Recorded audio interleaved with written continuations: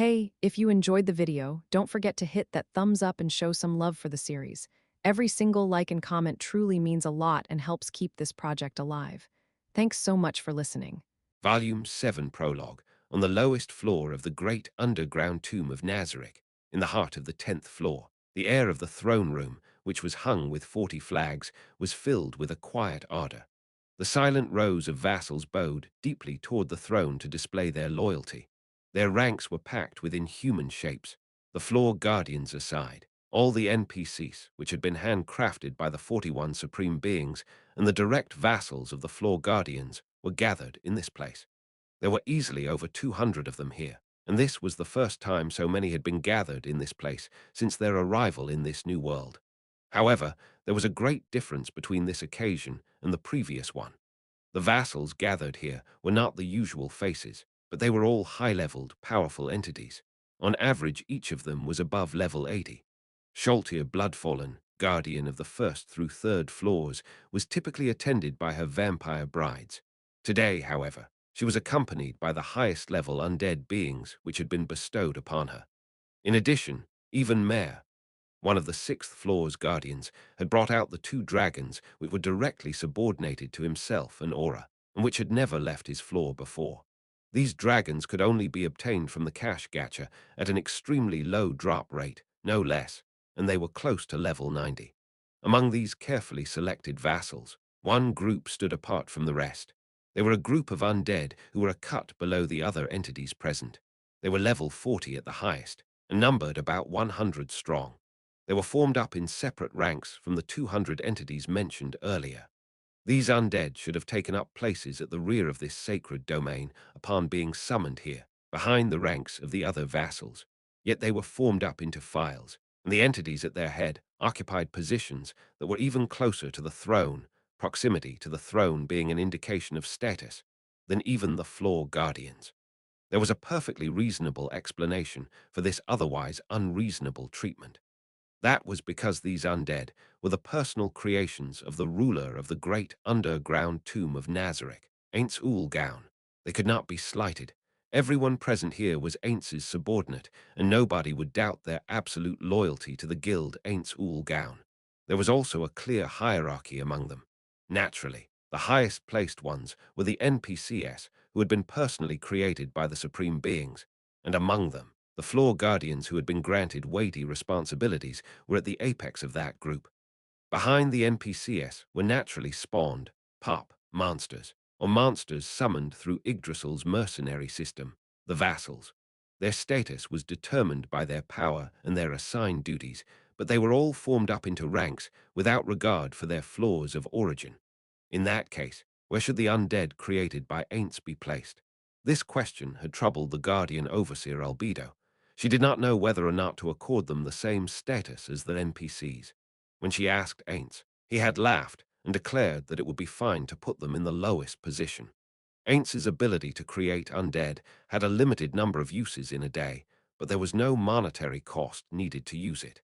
In comparison, the high-level vassals which the Guardians had brought along were beings created through Yggdrasil's mercenary system and required expenditures of in-game currency or real money. The former could be created again for free if they were destroyed, but the money spent on the latter would be wasted if they died. Therefore, to Ainz, the undead he created, being free of charge, even if they required corpses to be made, were cheaper than the beings that were born through the use of money. Of course, that was Ainz's point of view, not that of his loyal subordinates. Albedo was moved to tears after hearing her magnanimous master's decision, but she could not answer, "I understand." She agonized over the problem for half a day, and then finally decided to break with tradition by forming the undead into files, thus glossing over that problem. Seated upon the throne, the highest position within this room, Ainz looked down upon his vassals, which Albedo had spent so much effort on organizing, and spoke unto them as though he was bestowing a revelation. No, to those who swore fealty to him, Ainz's words were nothing less than the will of the gods made manifest. To begin with, thank you all for your long hours of information gathering. Seba's solution. You have done well. Ainz looked down upon the two people bowing before him and nodded in satisfaction. However, the problem was what came next. It was too difficult for a mere commoner to imitate the behavior of a ruler, and Ainz felt himself being crushed under the pressure. He saw his countless subordinates before him. Their eyes glowed with respect and adoration. His supposedly non-existent stomach ached with pain, and his heart, which should have been similarly absent, throbbed within his chest. However, that only lasted for a moment. The intense desire to flee this place with all his might was suppressed by the emotional override, which was a special feature of his body. Ainz finally felt like he could play the role of a proper ruler, and he ordered, "The two of you come before me." The summoned pair rose as one. They moved in perfect unison to the steps before the throne, as though they had rehearsed this before. Then they halted before Albedo, who stood in front of and to the side of Ainz. The two of them then knelt once more, with neatly coordinated motions. "Raise your heads. For your exemplary performance, I shall grant you a reward." Ainz looked to Sebas. "Sebas, while you pleaded for mercy on Suer's behalf, I extended her my protection in order to repay a debt. It has nothing to do with your job performance, so I will grant you whatever you desire. Come, tell me what you want." Praising one's subordinates before an audience would spur others to work harder. That was probably why department awards and the like were given before all the workers. When one's subordinates worked with passion in the hopes of being similarly praised, it would improve the organization's performance. Thus, Ainz had made use of his working experience and gathered many of his subordinates to the throne room for precisely this purpose. However, doing so also carried a great risk with it.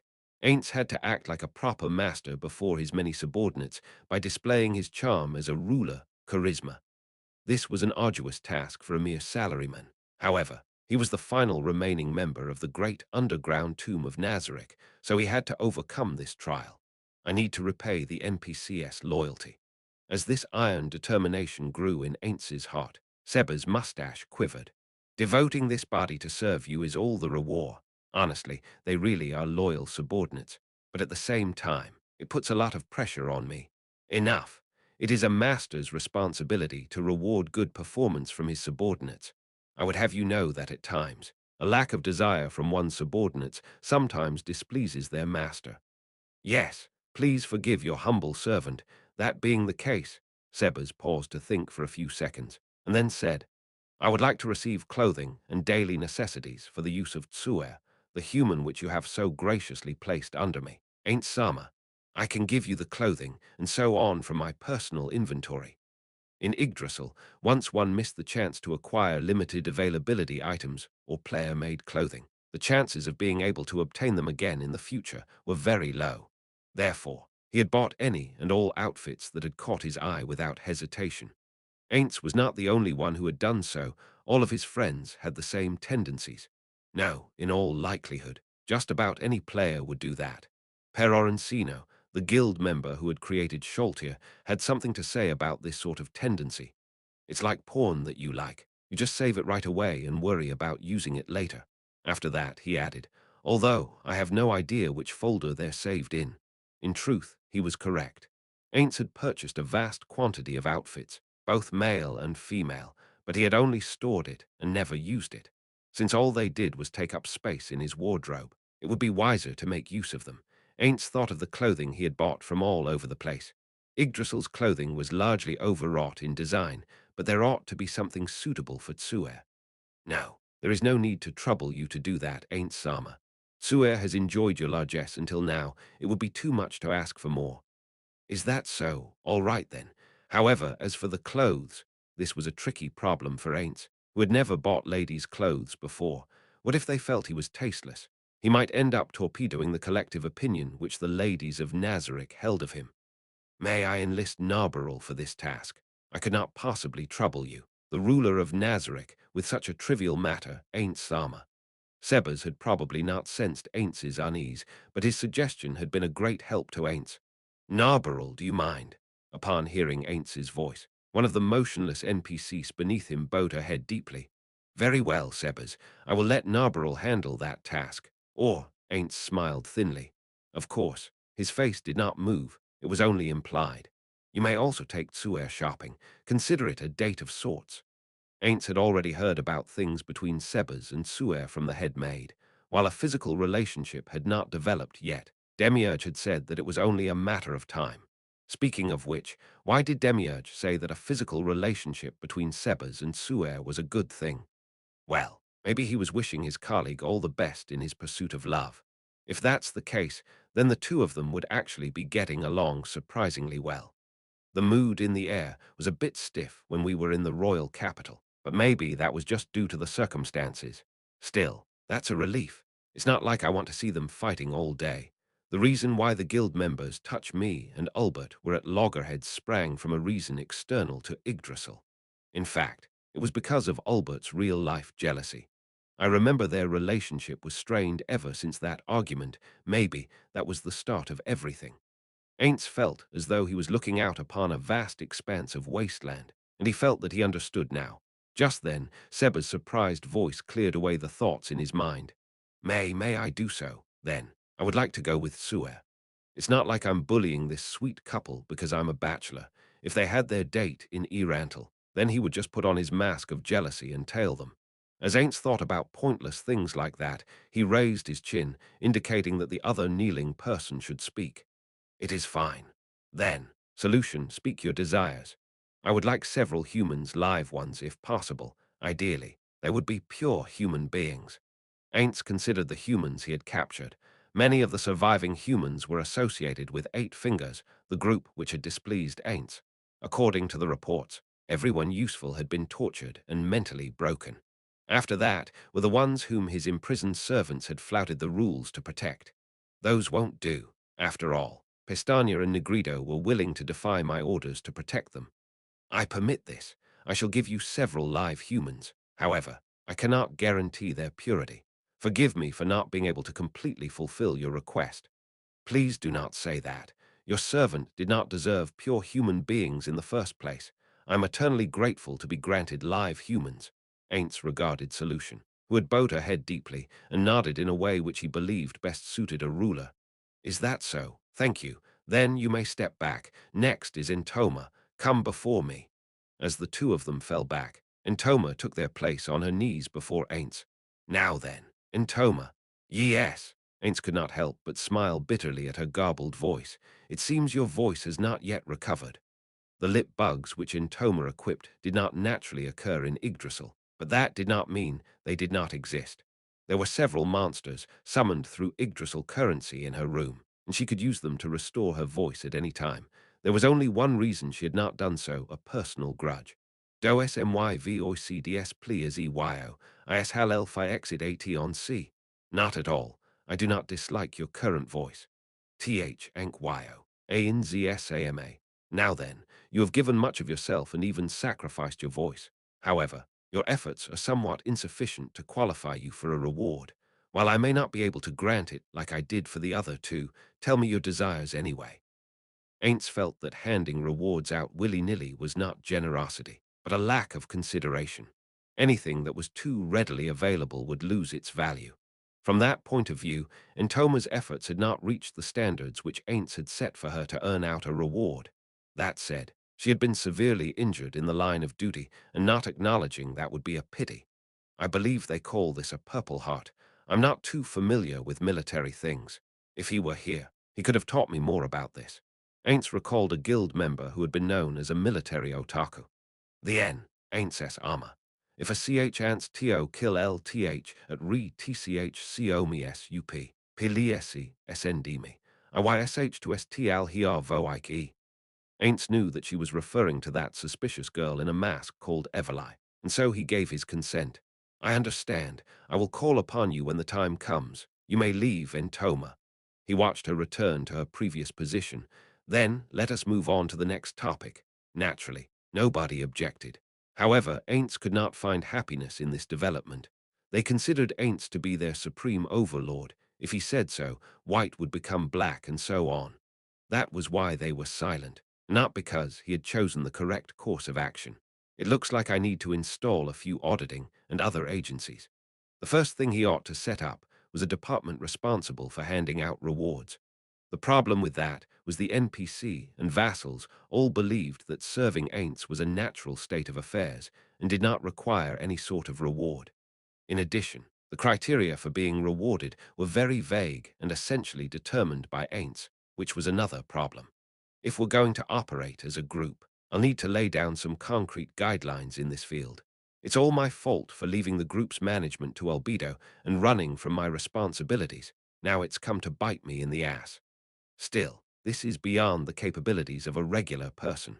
Almost none of my life experiences have been applicable so far. Ainz Suzuki Satoru had been a mere wage slave in the past, and the strain of leadership was giving him headaches. However, he struggled to rein it in.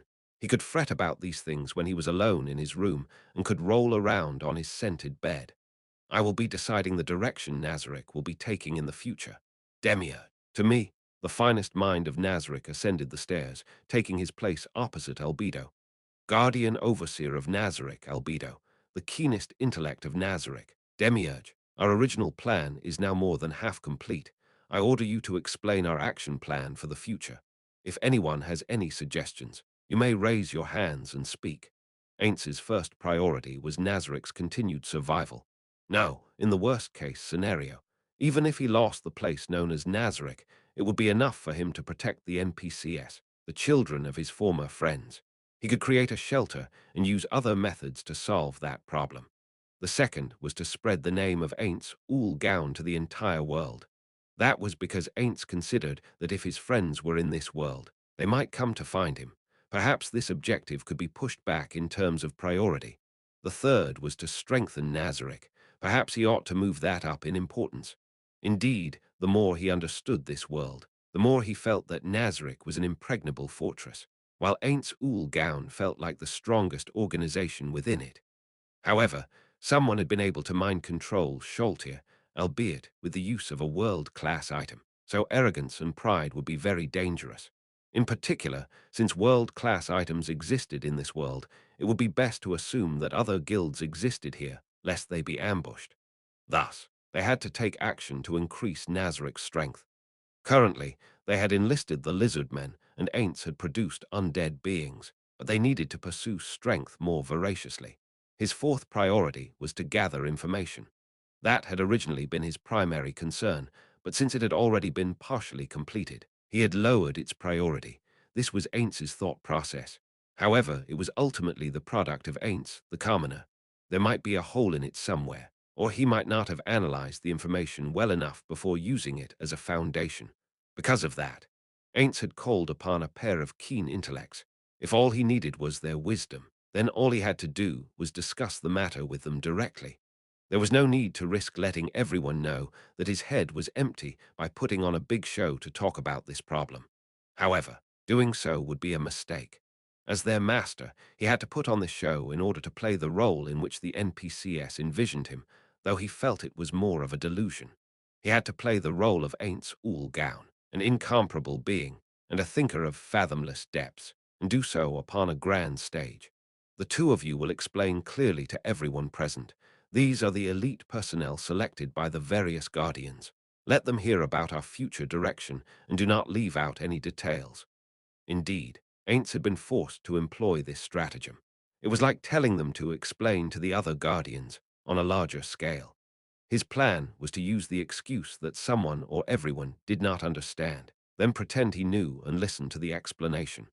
Then, Demiurge, you will clearly explain what we now know to those who do not understand the details. In any event, start by telling them the actions Nazarick has taken in the kingdom. Understood. Demiurge then began to address the NPCs beneath him. This was what Ainz had been waiting for. At that time, Ainz had agreed with it. He had felt the wise Demiurge could do no wrong, but after thinking further upon the matter, he felt that Demiurge had ended up doing unnecessary things. On the kingdom's side, we have successfully subdued the members of the criminal syndicate's top leadership with the aid of Mayor, Neuronist, and Kayuhiku. All we need to do from now on is slowly permeate into them until we are in a position to rule the kingdom's underworld. Ainz quietly made his doubts audible. Why did they have to take over the kingdom's crime syndicate? It seemed somewhat different from the simple explanation he had heard back then. A reasonable hypothesis for that would be in order to harvest money over the long term, or to easily obtain information. Just as Ainz was thinking, Demiurge closed his mouth and looked back, staring at him. While giving thanks that his body did not sweat, he asked, "What's wrong, Demiurge? Is something the matter?" "No, I simply thought I heard you say something, Ainz Sama," Oh, my apologies. I was simply indicating my agreement. It would seem you misunderstood me. All right, carry on. Then, tell everyone the significance of taking over the kingdom's criminal organization. Yes, then. Gentlemen, taking over the syndicate is the foundation for achieving Ain't Sama's objective, that is to say world domination. I trust nobody is stupid enough to not know that. Ainz glanced down at everyone's face. They all looked like they understood. Without exception, Ainz was the only one who did not understand. World domination. What the hell was that? When had things ended up like that? However, he could not ask about it. This was the greatest exercise of Ainz's intellect in his entire life. He spent several seconds reflecting and searching himself. It had been far too unexpected, too difficult to accept. How had it ended up like this? All he had wanted was to keep a low profile, avoid making enemies, improve his reputation, and then find a way to communicate with his friends from the past who might be in this world. Those cute little wishes were all he had wanted. However, right now, world conquest. How did things turn out this way? Ain't dearly wanted to reject those words, but he lacked the courage to do so. It was not just the NPCs, but every single vassal which had that look of understanding on their faces, as though the words, but of course, were written there.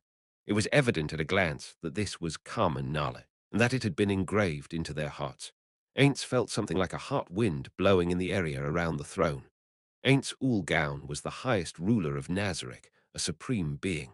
Now that he had become an object of worship, what would happen if he personally destroyed this image? For all he knew, he might end up like an idol caught in some scandal by the paparazzi. While it was sad for an idol to lose fans and for their sales figures to decline, Ainz had the feeling that a more tragic fate than that would be waiting for him. It seems too much has been invested in this scheme for me to call it off. Still, when he thought calmly about it, world domination was not a bad idea. Of course, it would not be as simple as it was in games. To a plebeian like Ainz, this large-scale plan was too vague for him to understand. However, he could understand that this was a perfect means for him to build his reputation, although it might end up being infamy instead. The problem now was what his friends would think if they knew about this. At that point, all he could do was apologize for his inability to manage Nazarick well. Besides, we might be able to deal with the unknown enemy who brainwashed Sholtir. That ought to work as an excuse. Right, they'll forgive me for that, right. Having steeled himself, Ainz magnanimously nodded to Demiurge, who seemed to be waiting for praise. So, you still remembered. Of course, I, Demiurge, have committed every word you have spoken to memory, Ainz Sama. Is that so? I did bring it up then, did I not? Indeed. From that time then, indeed. That time, I see. This pleases me, Demiurge. Thank you, Ainz Sama. However, world domination is quite difficult. It is as you say. Ain't Sama. Then, what do you think we should do? Ainz wanted to praise his voice for not trembling. I propose that Nazarick ought to take its place upon the global stage, as part of our overall direction for the future. Since the entities who controlled Sholtir are acting clandestinely, it may cause problems for us even if we remain hidden. Indeed. Was that really the case? Ainz felt it would be better to remain hidden. He had no idea how Demiurge had reached that conclusion. I concur. Ainz Sama. If we make ourselves known to the world, we can deal with problems in an above-board manner. We will not need to send small amounts of personnel to conduct secret investigations. Ah, I see. Enlightenment dawned suddenly on Ainz as he heard Albedo's explanation. The idea of not having to hunt for a needle in a haystack and being able to move as boldly as they pleased was very attractive. So that is why we are to rule the kingdom from the shadows and achieve legitimacy for Nazarick by various ways and means. Am I correct? However, I cannot agree with the idea of allowing the land which Ain't Sama rules to become part of any other country. Demia shook his head at Albedo's question. Of course, Albedo, I would not be able to tolerate it either. In addition, after perusing and contemplating our information on the kingdom, I have come to the conclusion that the kingdom, as it stands now, is not attractive to us in the least. One person aside, the same applies to all the other nations. I feel that having our organization work for any other country would be a foolish course of action. And why is that? When we must serve a nation, we will be limited in the actions that we can take. If the people who controlled Sholtir turn out to be an organization, and we are beholden to a certain country, We might be unable to respond promptly if problems arise. Therefore, Ainz Sama, Demiurge stared at Ainz and solemnly delivered his proposal. I propose we found a nation known as the Great Underground Tomb of Nazareth. Chapter 1 Invitation to Death 1 Arwinter, the imperial capital, lay in the western region of the Baharuth Empire. At its center was the imperial palace that was the residence of the man known as the Bloody Emperor, Jerkniv Rune Farlord Elnix. It was surrounded by universities, the Imperial Magical Academy, and all manner of government buildings which radiated out from it, and it could be considered the heart of the empire. While its population was lower than that of the royal capital of the Riestais kingdom, it was larger in scope than the royal capital. In addition, several years of reform meant that the empire was currently in the middle of its greatest boom in history, with non-stop innovation and a steady stream of resources and human talents coming in.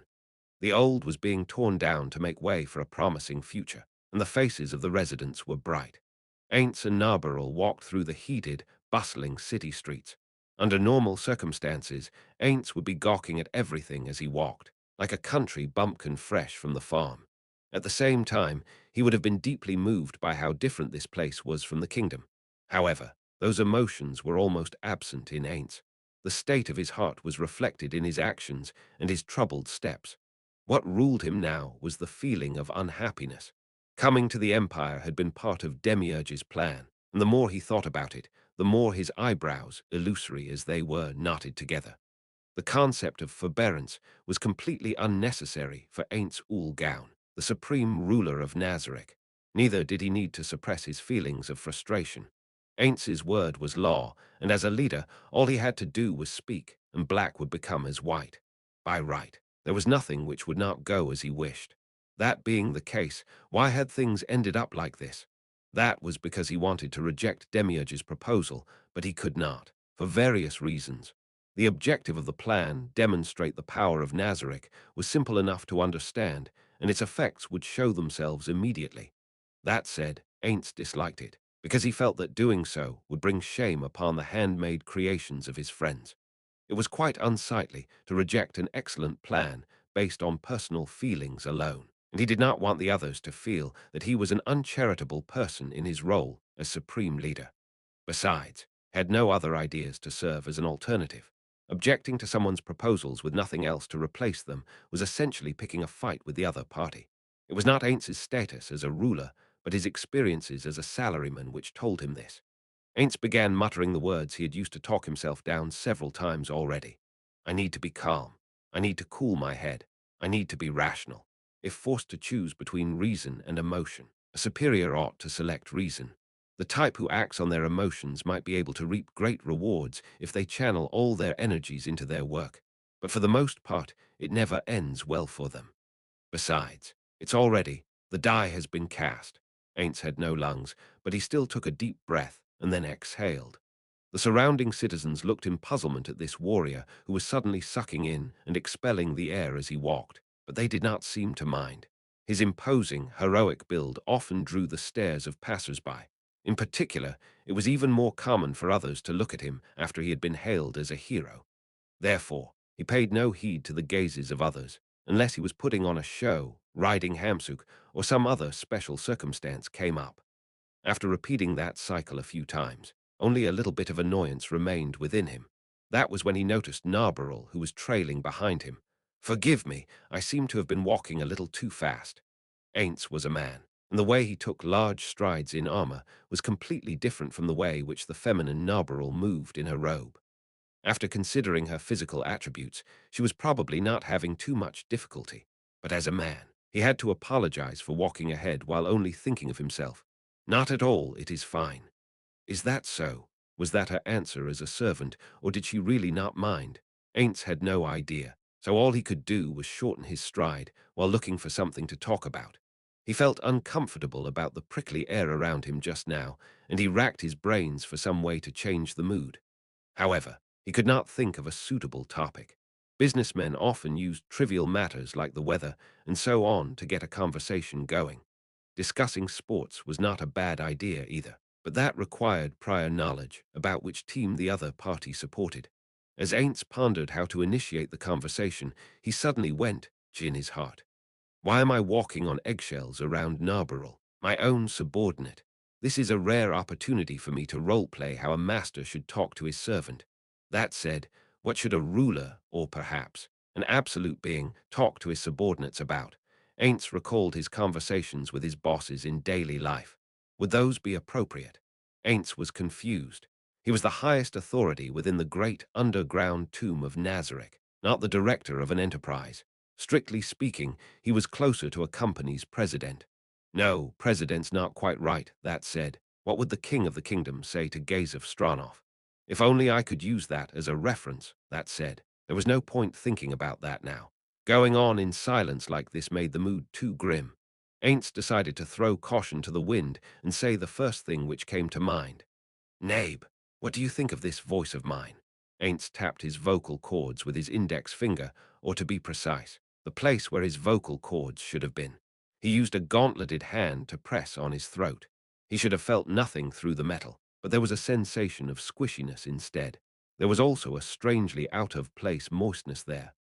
I pray you will forgive my frankness, but I do not quite like that voice. It is not because it sounds strange, but because I find your usual voice to be quite marvelous, Momonga. And I understand that you have reasons which prevent you from doing so, but I cannot help but wish you would resume using your normal voice. Maman-san, is that so? I think this voice has a magnetic quality to it and sounds quite good. Neuronists selected it from among those of 50 people, so I feel it has a certain charm which cannot be put into words. Ain't suddenly recalled what his own voice sounded like in a recording and groaned quietly. However, his mood immediately restabilized. Is that so? I prefer your normal voice, Marmonsen. Thank you, Nabe. However, now that I think about it, I did not expect that I could make use of this. There was no telling if Ainz was speaking from the heart or merely rattling off pleasantries. As he thought, he poked his throat once more. He could feel the life form stuck there, a lip bug shifting around.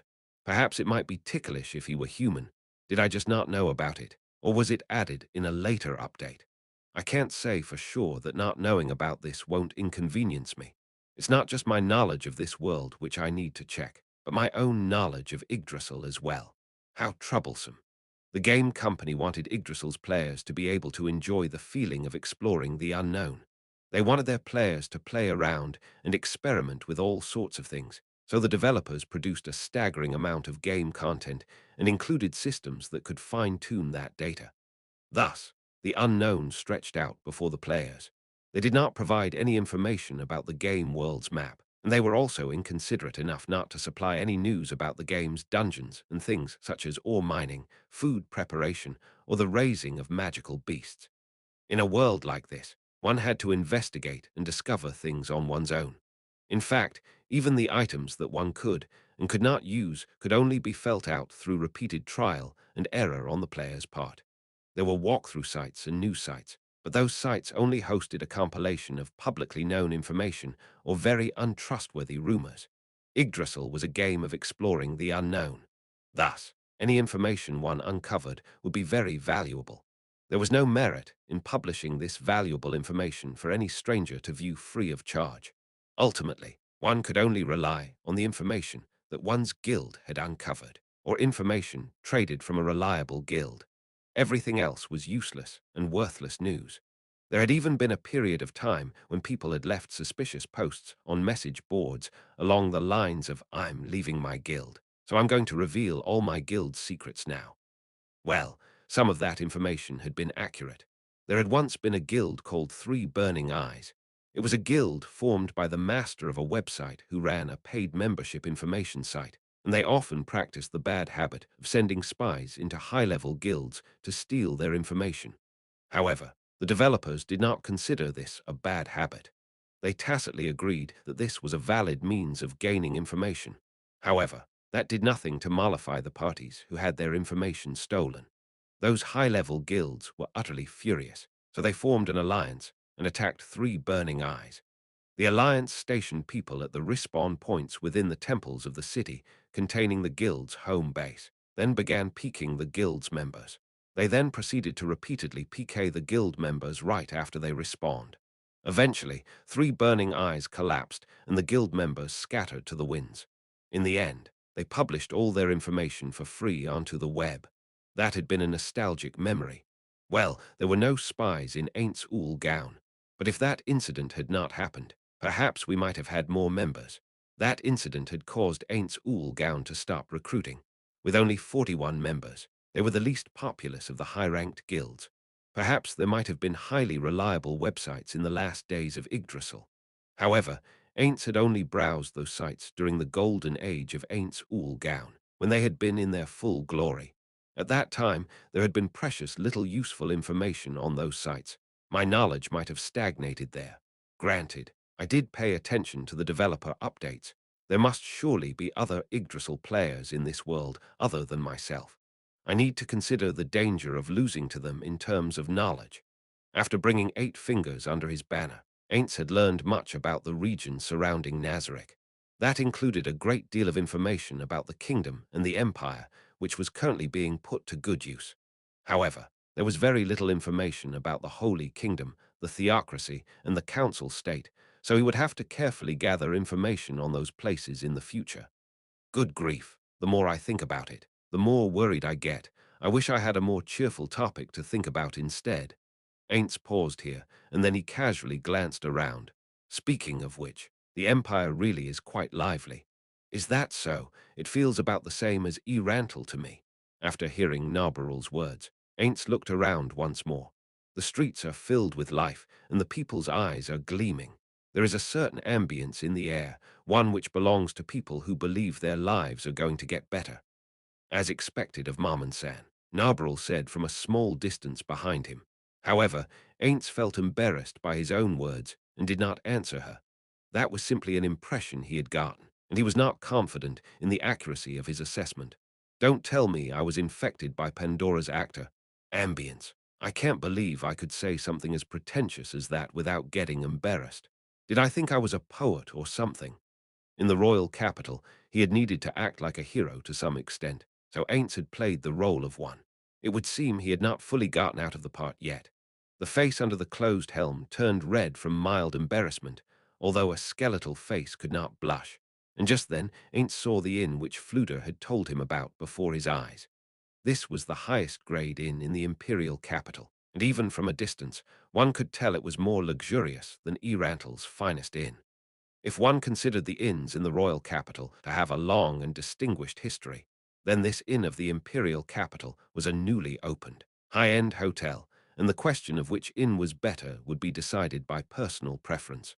All right, we can't be sure until we go in to take a look, but I think we've got the right place. Ainz briefly felt the adamantite rank plate dangling at his chest, and then headed for the inn's entrance. Much like in Yggdrasil, the entrance was flanked by muscular guards in leather armor. The men cast suspicious glances at Mammon and Nabe as they walked through the arch. Then, as they saw a certain item, their eyes suddenly went wide. Is that the real thing? It must be, given their gear. He could hear them whispering to each other.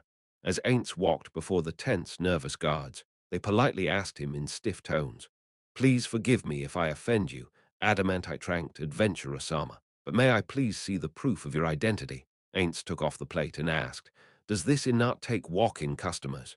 "Yes.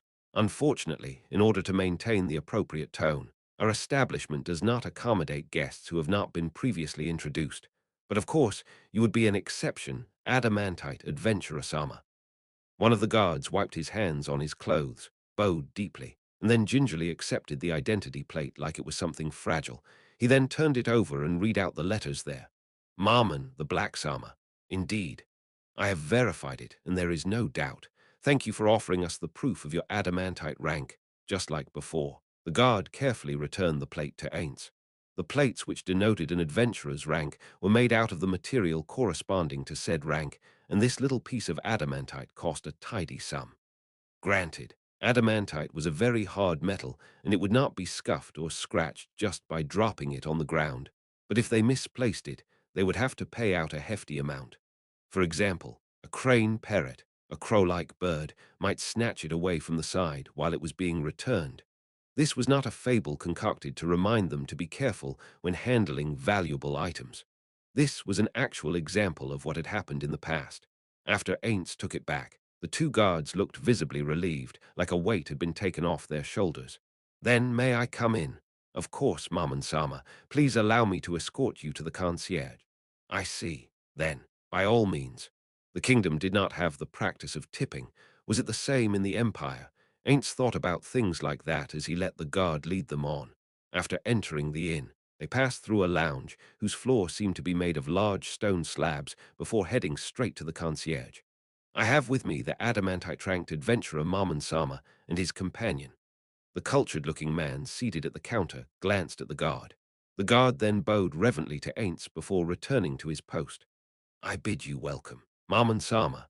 Please accept my sincerest thanks for choosing to reside at our humble establishment for the duration of your stay in the imperial capital." The man at the counter bowed deeply to Ainz. "No, it's fine. I'll be staying here for a night." "Very well. Then may I trouble you to sign our guest register?" Ainz smiled under his closed helmet, then picked up the pen and wrote. His signature read Marmon in the language of the kingdom. He had practiced writing it dozens of times. "Thank you very much. May I know what sort of room you would like?" Personally, Ainz did not mind a cheap room. However, as usual, he could not do that. "I can't eat, so a room without meals would be fine." Ainz recalled several dishes from this world.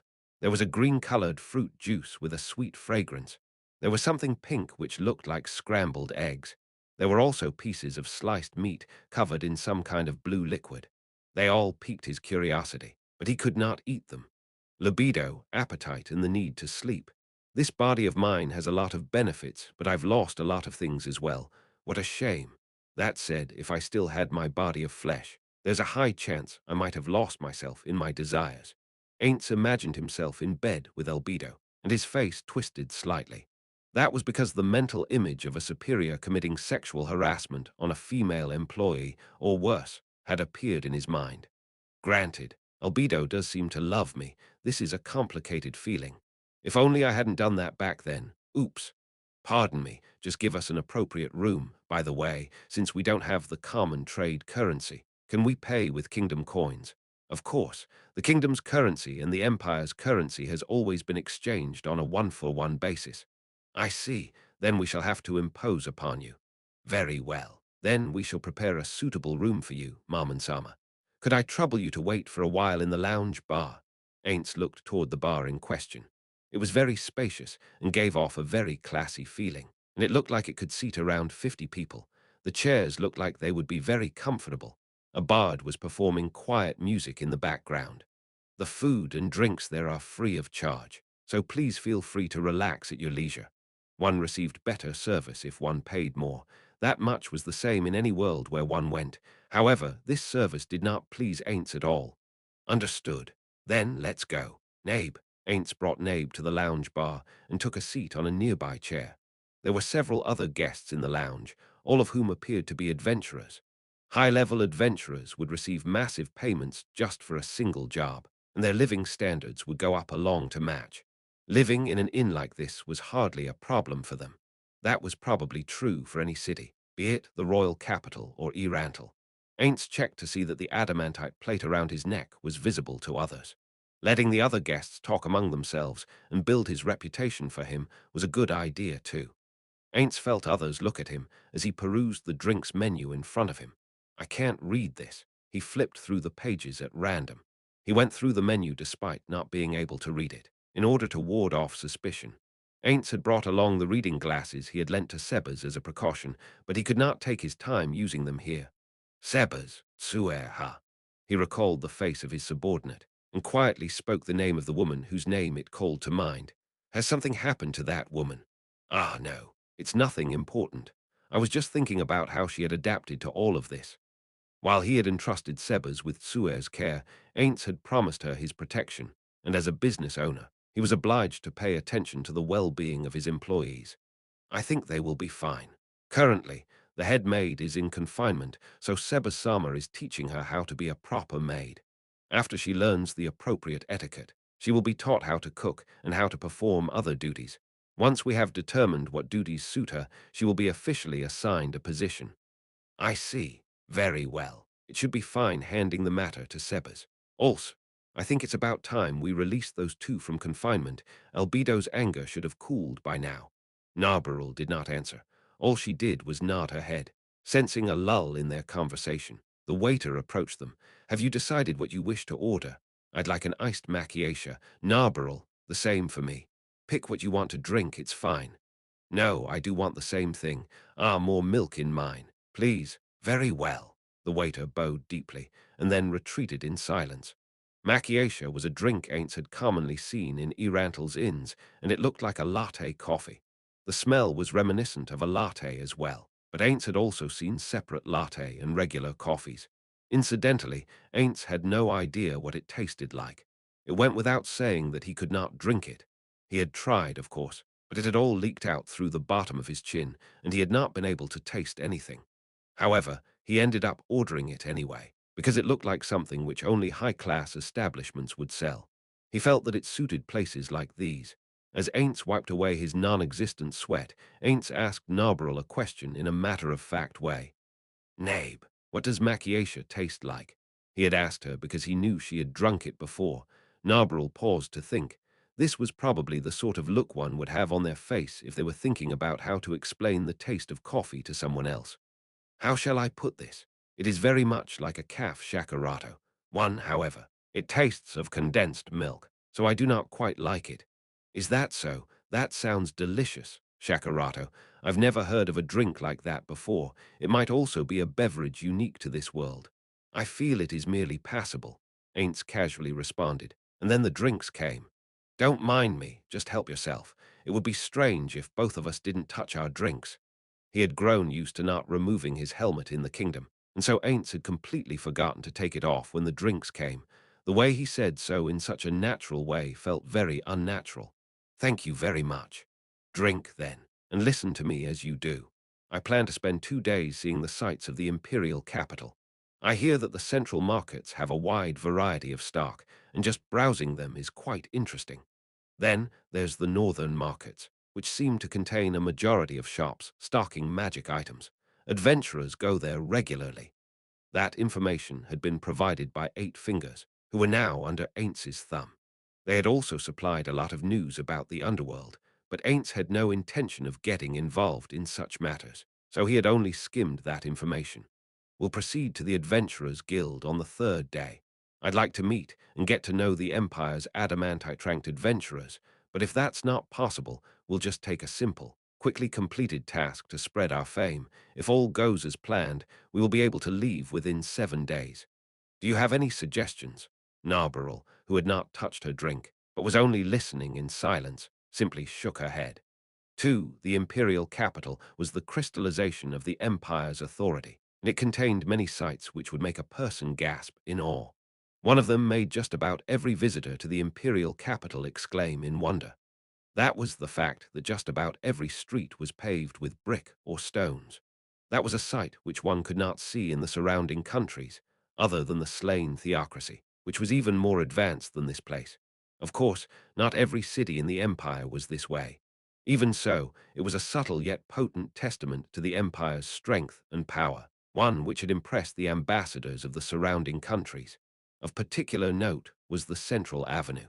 It was a major thoroughfare of the imperial capital, and much like other public streets, the center was for horses and carriages, while the sides were for human traffic. The difference was that there were safety fences set up along the dividing lines between the parts for people and the parts for horses and carriages, in order to ensure the safety of pedestrians. Street lights sprouted on either side of the road, and they glowed with magical light after nightfall. Speaking of which, many knights were on patrol, mindful of the safety of their surroundings. A smiling man strolled casually along this road, the safest in the empire, humming as he went. The man was roughly 175 cm tall, and he looked to be around the age of 20. His hair was blonde and his eyes were blue, while his skin had a healthy tan. His looks were hardly uncommon in the empire. One could not say he was particularly handsome, and his even features were the sort which would be easily lost in a crowd. However, he radiated a subtle charisma. The source of that charisma seemed to come from the faint, yet lively smile on his face, as well as his confident and open gestures. With every step he took, the sound of chain links clinking rang forth from beneath his spotless, high-grade clothing. A sharp individual would be able to tell that it was the sound of a chain shirt. He had a blade on either hip. Each was around the length of a short sword. They had round, fully enclosed knuckle guards, and while their sheaths were hardly exquisite in make, they were clearly not cheap stuff. Behind his waist was a mace for bludgeoning attacks and a mail piercer for piercing attacks. Carrying one or even two weapons was a perfectly reasonable thing in this world. But very few people would carry all the weapons needed to execute bludgeoning, piercing, and slashing attack methods. Anyone knowledgeable would recognize him for an adventurer. Anyone who was truly knowledgeable would notice that he lacked the plate which adventurers wore around their necks, and would thus conclude that he was a worker. Workers. They were those who had deviated from the path of the standard adventurer. The Adventurers Guild would take on, research, and assign requests to the appropriately ranked adventurers. In other words, the guild would thoroughly investigate the legitimacy of any job requests made of them. Therefore, the guild sometimes rejected dangerous work, things that would endanger civilians or which were illegal in nature. Depending on the circumstances, they might even consider the requester to be an enemy. For instance, the guild would oppose work like looking for raw ingredients for narcotics with all its might. The guild would also reject requests which threatened the balance of nature. For example, the guild would never accept requests to kill the apex predator of a forest. This was to avoid the disruption to the natural order which would result from killing such a creature, such as other monsters leaving the forest. Of course, if the apex monster left the forest of its own accord and invaded human lands, that would be a different matter entirely. In other words, adventurers were sort of like allies of justice. However, such high-sounding ideals were not the only thing which made the world go around. It was quite easy to imagine that some people were willing to do dangerous jobs for money.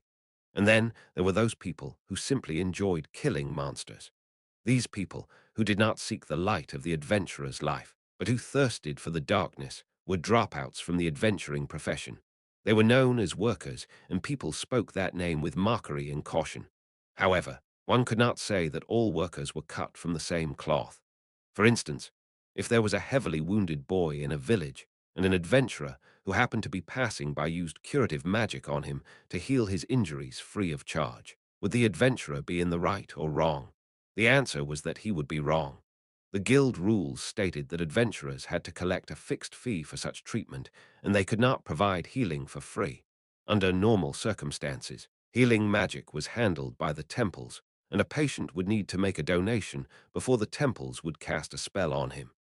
If an adventurer disregarded that point and provided free healing, he would be taking the temple's business. Therefore, the temples made a strongly worded request to the guild to curb such activities. If one could not accept these rules, then one would have to be a worker. This might sound like malice on the temple's part, but it was because they could profit from their spells that the temples could render service unto the people without having to worry about outside interference. In addition, it was these donations which paid for the raising and training of priests, the exorcism of the undead, the development of new healing spells, all in order for people to lead safer and happier lives. If adventurers cast healing spells for free, the temples might be forced to become more secular and slowly abandon their ideals. There were two sides to every coin, and workers were no exception. It was because they poached animals for money that cheap drugs could be made, which in turn improved people's lives. This man, Hecaran Termite, was a worker, and he was smiling. What should I buy? There were countless magic items that he wanted, but in the end his top priority was defensive gear. Then there was one more thing. It was an unrelated matter, but there was something else that he wanted. I'll set aside the money for that. The rest can go to magic items for adventuring. Isn't that the wrong way around? I ought to buy the magic items first and save whatever's left over for that. Hecaran scratched his head. In that case, as a frontliner, I ought to boost my magical resistances, so I guess it's time to draw on my savings. No, we might continue killing undead on the Katsi Plains for money, so in order to ward against corpse toxins, I should be buying magic items which boost my resistance to poison, paralysis, and disease. Magical equipment was very expensive, in particular the sort which adventurers used in combat. One-of-a-kind items could be so expensive that Hecarim could not afford them. In any case, the items Hecarim wanted were not that expensive, but they still cost as much as years of an average person's wages. Of course, he would carefully consider making such a costly purchase. As he looked forward to his shopping, his eyes met those of the knights standing by the roadside for an instant, and his easygoing expression immediately tightened up. A tag team of a heavily armored knight and a lightly armored knight stood at the street corner, surveying the surrounding conditions. Everyone knew that the temples to the four gods were in the vicinity, and so security was especially strict here. While he doubted that they would arrest people off the streets, Hecarim could sense their gazes resting on the weapons at his waist. It would be one thing if he was an adventurer, but as a worker without any form of backing, he did not wish to go up against the knights who enforced the Empire's safety. The guards seemed to have smiled on him because the knights compared his face to a wanted list, but did not stop him. Thus, he passed through the densely packed temple district. His guilty conscience at ease, Hecarim looked into the distance and saw a unique-looking building ahead. At the same time, the wind carried the sound of cheering to him. He could hear bloodthirsty voices and battle cries in the air. That unique building was the grand arena that could only be found in the imperial capital of the empire. It was a very popular tourist spot within the imperial capital. There was no need for him to go all the way there. He saw more than enough blood in the course of his work, and he had no interest in gambling, so one could say that that place did not interest him at all. However, it was still the biggest entertainment outlet for the common man in the imperial capital. The nobles preferred the theater. Given the cheers had reached all the way here, the arena must have been packed to the brim once more. The crowd sounds really excited. Is it a final? The worker team, which Hecarim led, had fought a series of battles against magical beasts in the arena for work purposes. Surrenders were useless against magical beasts, so defeat meant death. Of course, battles against human beings could be fatal, but it was very rare that the day's activities in the arena did not conclude without a single fatality. Or no, the more people who died, the more fired up the crowd became. The most heavily attended shows were the grand fighting tournaments, where many people died beautiful deaths. Hecarim shrugged. He had no interest in this. He did not feel like looking at a blood-soaked battlefield on a day off work. However, he did not fully chase the notion out of his mind, because the various events within the arena might make for excellent conversation topics. I don't want to step into the arena again, but it might be a good idea to ask others about the details of today's show when I get back. After making a mental note of that, he continued walking along a road lined with shops. Soon, he saw a familiar signboard with the words Singing Apple Pavilion written on it. Apparently, a group of bards who all used applewood instruments came together to found this tavern Cumin. It looked old, but the interior was surprisingly sturdy and clean. There were no gaps in the walls to let the wind in, and the floorboards were brightly polished. Naturally, staying here was not cheap, but it was not completely unaffordable either. To Hecarim and his crew, no, to all workers, this was arguably the highest grade in around. Granted, it could not measure up to the finest establishments of the imperial capital, but those places were best suited for above-board adventurers. They were not at all suited for workers. For starters, people who hired workers generally had dirty jobs to offer. Therefore, their clients would hesitate about having to walk into conspicuous locations. However, if they set their meeting point in a place with poor security because of that, it might wind up causing trouble for them. In addition, the fact that many other worker teams used this place as a home base made the Singing Apple Pavilion popular with the requesters. That was because, unlike with the Adventurers Guild, someone looking to hire workers had to find them with their own connections. Therefore, having the workers scattered all over the place was very troublesome for the requesters. Another reason for the workers to stay at this inn was because staying in the same place fostered a sense of closeness with each other, which would reduce the chances of requests where they might have to fight each other. Finally, and most importantly, the food here was delicious. Hecarim thought about dinner as he stepped through the door. He hoped that he would be able to have his favorite pork broth. While he pondered the topic, the first thing which greeted him was not his friends saying, "Oh, you're back," or "Thanks for your hard work."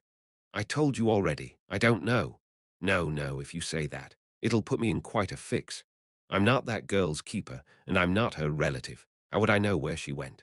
Aren't you companions? I can't just walk away meekly because you say you don't know. This is my job." A man and a woman were glaring at each other in the middle of the Barkum dining room's first floor. The woman's face was very familiar to him. Her face lacked the slightest trace of fat, and her eyes were vicious. The most eye-catching features of this woman were her ears, which were far longer than those of ordinary people. Still, they were only half as long as those of a forest elf's. Indeed, she was a half-elf. Forest elves were slimmer than a human being, and after seeing her body, it was clear that she had inherited that bloodline trait. She was slender from head to toe, and her bosom and buttocks lacked a woman's fullness. They looked like someone had welded iron slabs in place over them, and if one looked solely at her body, they might mistake her for a man. She wore a tight-fitting suit of leather armor. The bow and quiver she usually carried were not on her person. The only weapon she had was the short sword at her waist. Her name was Emina. She was one of Hecarin's companions. However, he did not recognize the man in front of Emina. The man appeared to be bowing and scraping, but there was no trace of apology in his eyes. In fact, there was a look in there which annoyed Hecarin. Still, at least he was being polite, so he had some brains. The man's arms and chest bulged with muscle, and he looked intimidating just standing there. People like him would probably not hesitate in using violence, but brute force was useless against Emina. That was because Emina looked frail, but she had first-rate skills, and she was capable of easily slaughtering a mook who thought he was something. "That's what I've been telling you all this while." As he heard that angry, high-pitched voice, Hecarin hurriedly interrupted. "What are you doing?" Emina. It was only when she heard Hecarin's voice that Emina noticed him and turned around. Then, a look of surprise appeared on her face. A ranger with keen senses like herself had gotten so lost in her words that she had failed to notice Hecarin's presence. That indicated just how worked up she was. "Hooray, you!" The man took Hecarin to be an unwanted interferer and questioned him in a threatening tone. The man's gaze was keen, and he radiated an aura which suggested that he might start hitting anyone at any time. However, Hecarin had frequently faced down vicious monsters and survived the encounter, so all it got out of him was a wry grin. "He's our leader." "Oh, wonderful. You must be Hecarin Termiteson then. I've heard of you." The man's expression changed immediately, becoming an ingratiating smile which filled Hecarin with mild revulsion. Hecarin did not know why this man had come here, but the fact that he had come to this inn, the base of operations for Hecarin's group, meant that it was unlikely that he did not know about what Hecarin did for a living. Perhaps his threatening tone from just now had been intended to gauge Hecarin. If Hecarin had flinched, the man would have continued speaking in overbearing tones. Among workers and adventurers, there were those people who could kill monsters without blinking an eye, but who would recoil from human beings. However, these people would only take a step back momentarily. If pressed, they would draw their weapons and they might end up killing the opposition. "We've just met, and he's already trying to scare me to show who's boss. This guy, I dislike his type." Hecarin understood that this was a negotiation technique. It was also a very obvious one. However, Hecarin disliked negotiations like these. He preferred to speak his mind and get straight to the point. "You're being noisy. This is an inn. There are other guests around. Do you really want to make a ruckus here?" That said, there were hardly any guests nearby, and even the inn staff were gone. It was not that they had hidden away, because squabbles like this were like appetizers for workers. It was simple coincidence that nobody was around. Hecarin stared at the man's face. The other man could not hold up against the glare of a mithril-ranked warrior. He immediately cowered as though he were facing a magical beast. "No, no, I'm sorry, but I have my reasons too." The man had lowered his voice somewhat, but he still wanted to continue speaking. Given the way he was still sticking to his guns in the face of Hecarin's glare, he must have been well versed in the application of force, particularly violence. Why did a man like this come here? It was true that Hecarin was involved in shady business, but he did not recognize this man, nor had he done anything to warrant such an attitude. Neither did he look like he was going to offer a job. Baffled, Hecarin decided to ease off on his glaring and directly asked him a question. "What's going on?" "It's nothing. I just wanted to meet with your friend Furt-san." Hecarin-san. There was only one person Hecarin could think of when the word Furt came up. Hecarin did not feel she would be connected to this man in any way, because she was a comrade who had been through countless life-or-death struggles at Hecarin's side. That being the case, she must be in some sort of trouble. Archie, what happened to her? Archie, right, yes. We know her as Furtsen, so I couldn't recall her name for a moment. It's Archie Yggdrasil Furtsen. So, what do you want with Archie? It's nothing, I just want to talk to her. It's a private matter, so I'd like to ask when she'll be coming back. As if I'd know. Hecaran rudely interrupted the other man. Such was his abruptness that the other man was close to rolling his eyes in annoyance. Now then, are you done yet? It can't be helped. I'll wait here for a while. Get lost. Hecaran jerked his chin at the door, and his attitude left the other man staring dumbly. Let me make this abundantly clear. Your face is pissing me off, and I can't bear to have you within my line of sight for a moment longer. This is a tavern. Oh yes, it is a tavern. It's also a place where drunkards often get into fights. Hecaran smiled evilly at the man. No need to be so tense, relax. Even if you get drawn into a fight and get badly hurt, we've got a priest who knows healing magic. All you have to do is pay. You better take more of his money, or the temples won't be happy. I don't want their assassins after me, Emina added from the side, with a wicked smile on her face. Well, we'll give you a special discount, so you'll be grateful, right? Got that? If you're threatening me, the man's words cut off halfway, because he saw the expression on Hecaran's face changing rapidly. Hecaran suddenly stepped forward, so close that the other man's face filled his line of sight.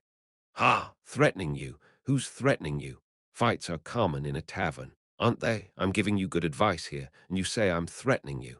Are you looking for trouble? Ha! The veins popped on Hecaran's forehead. His face was that of a man who had experienced numerous brushes with death. Cowed by his presence, the man took a step back, though he went, unwilling to concede defeat. Then, he ran for the door. He tried his best to pretend otherwise, but it was clear to everyone that he had been scared off. When he reached the exit, he turned around and spat one last reply at Hecaran and Emina. Tell the Furt girl, the deadline's here. Ah! Hecaran's low growl sent the man fleeing from the inn. After the shouting man vanished, Hecaran resumed his original expression. That change was so great that it was almost comical. In truth, Emina was applauding him quietly. So, what was that all about? No clue. He only told me what he told you. Good grief, if I'd known, I'd have asked him to explain in more detail. He grabbed his head in annoyance. We'll ask Archie when she gets back. Still, I'm not too eager to stick my nose into others' business. All right, I understand. Still, you're the leader, so do your best.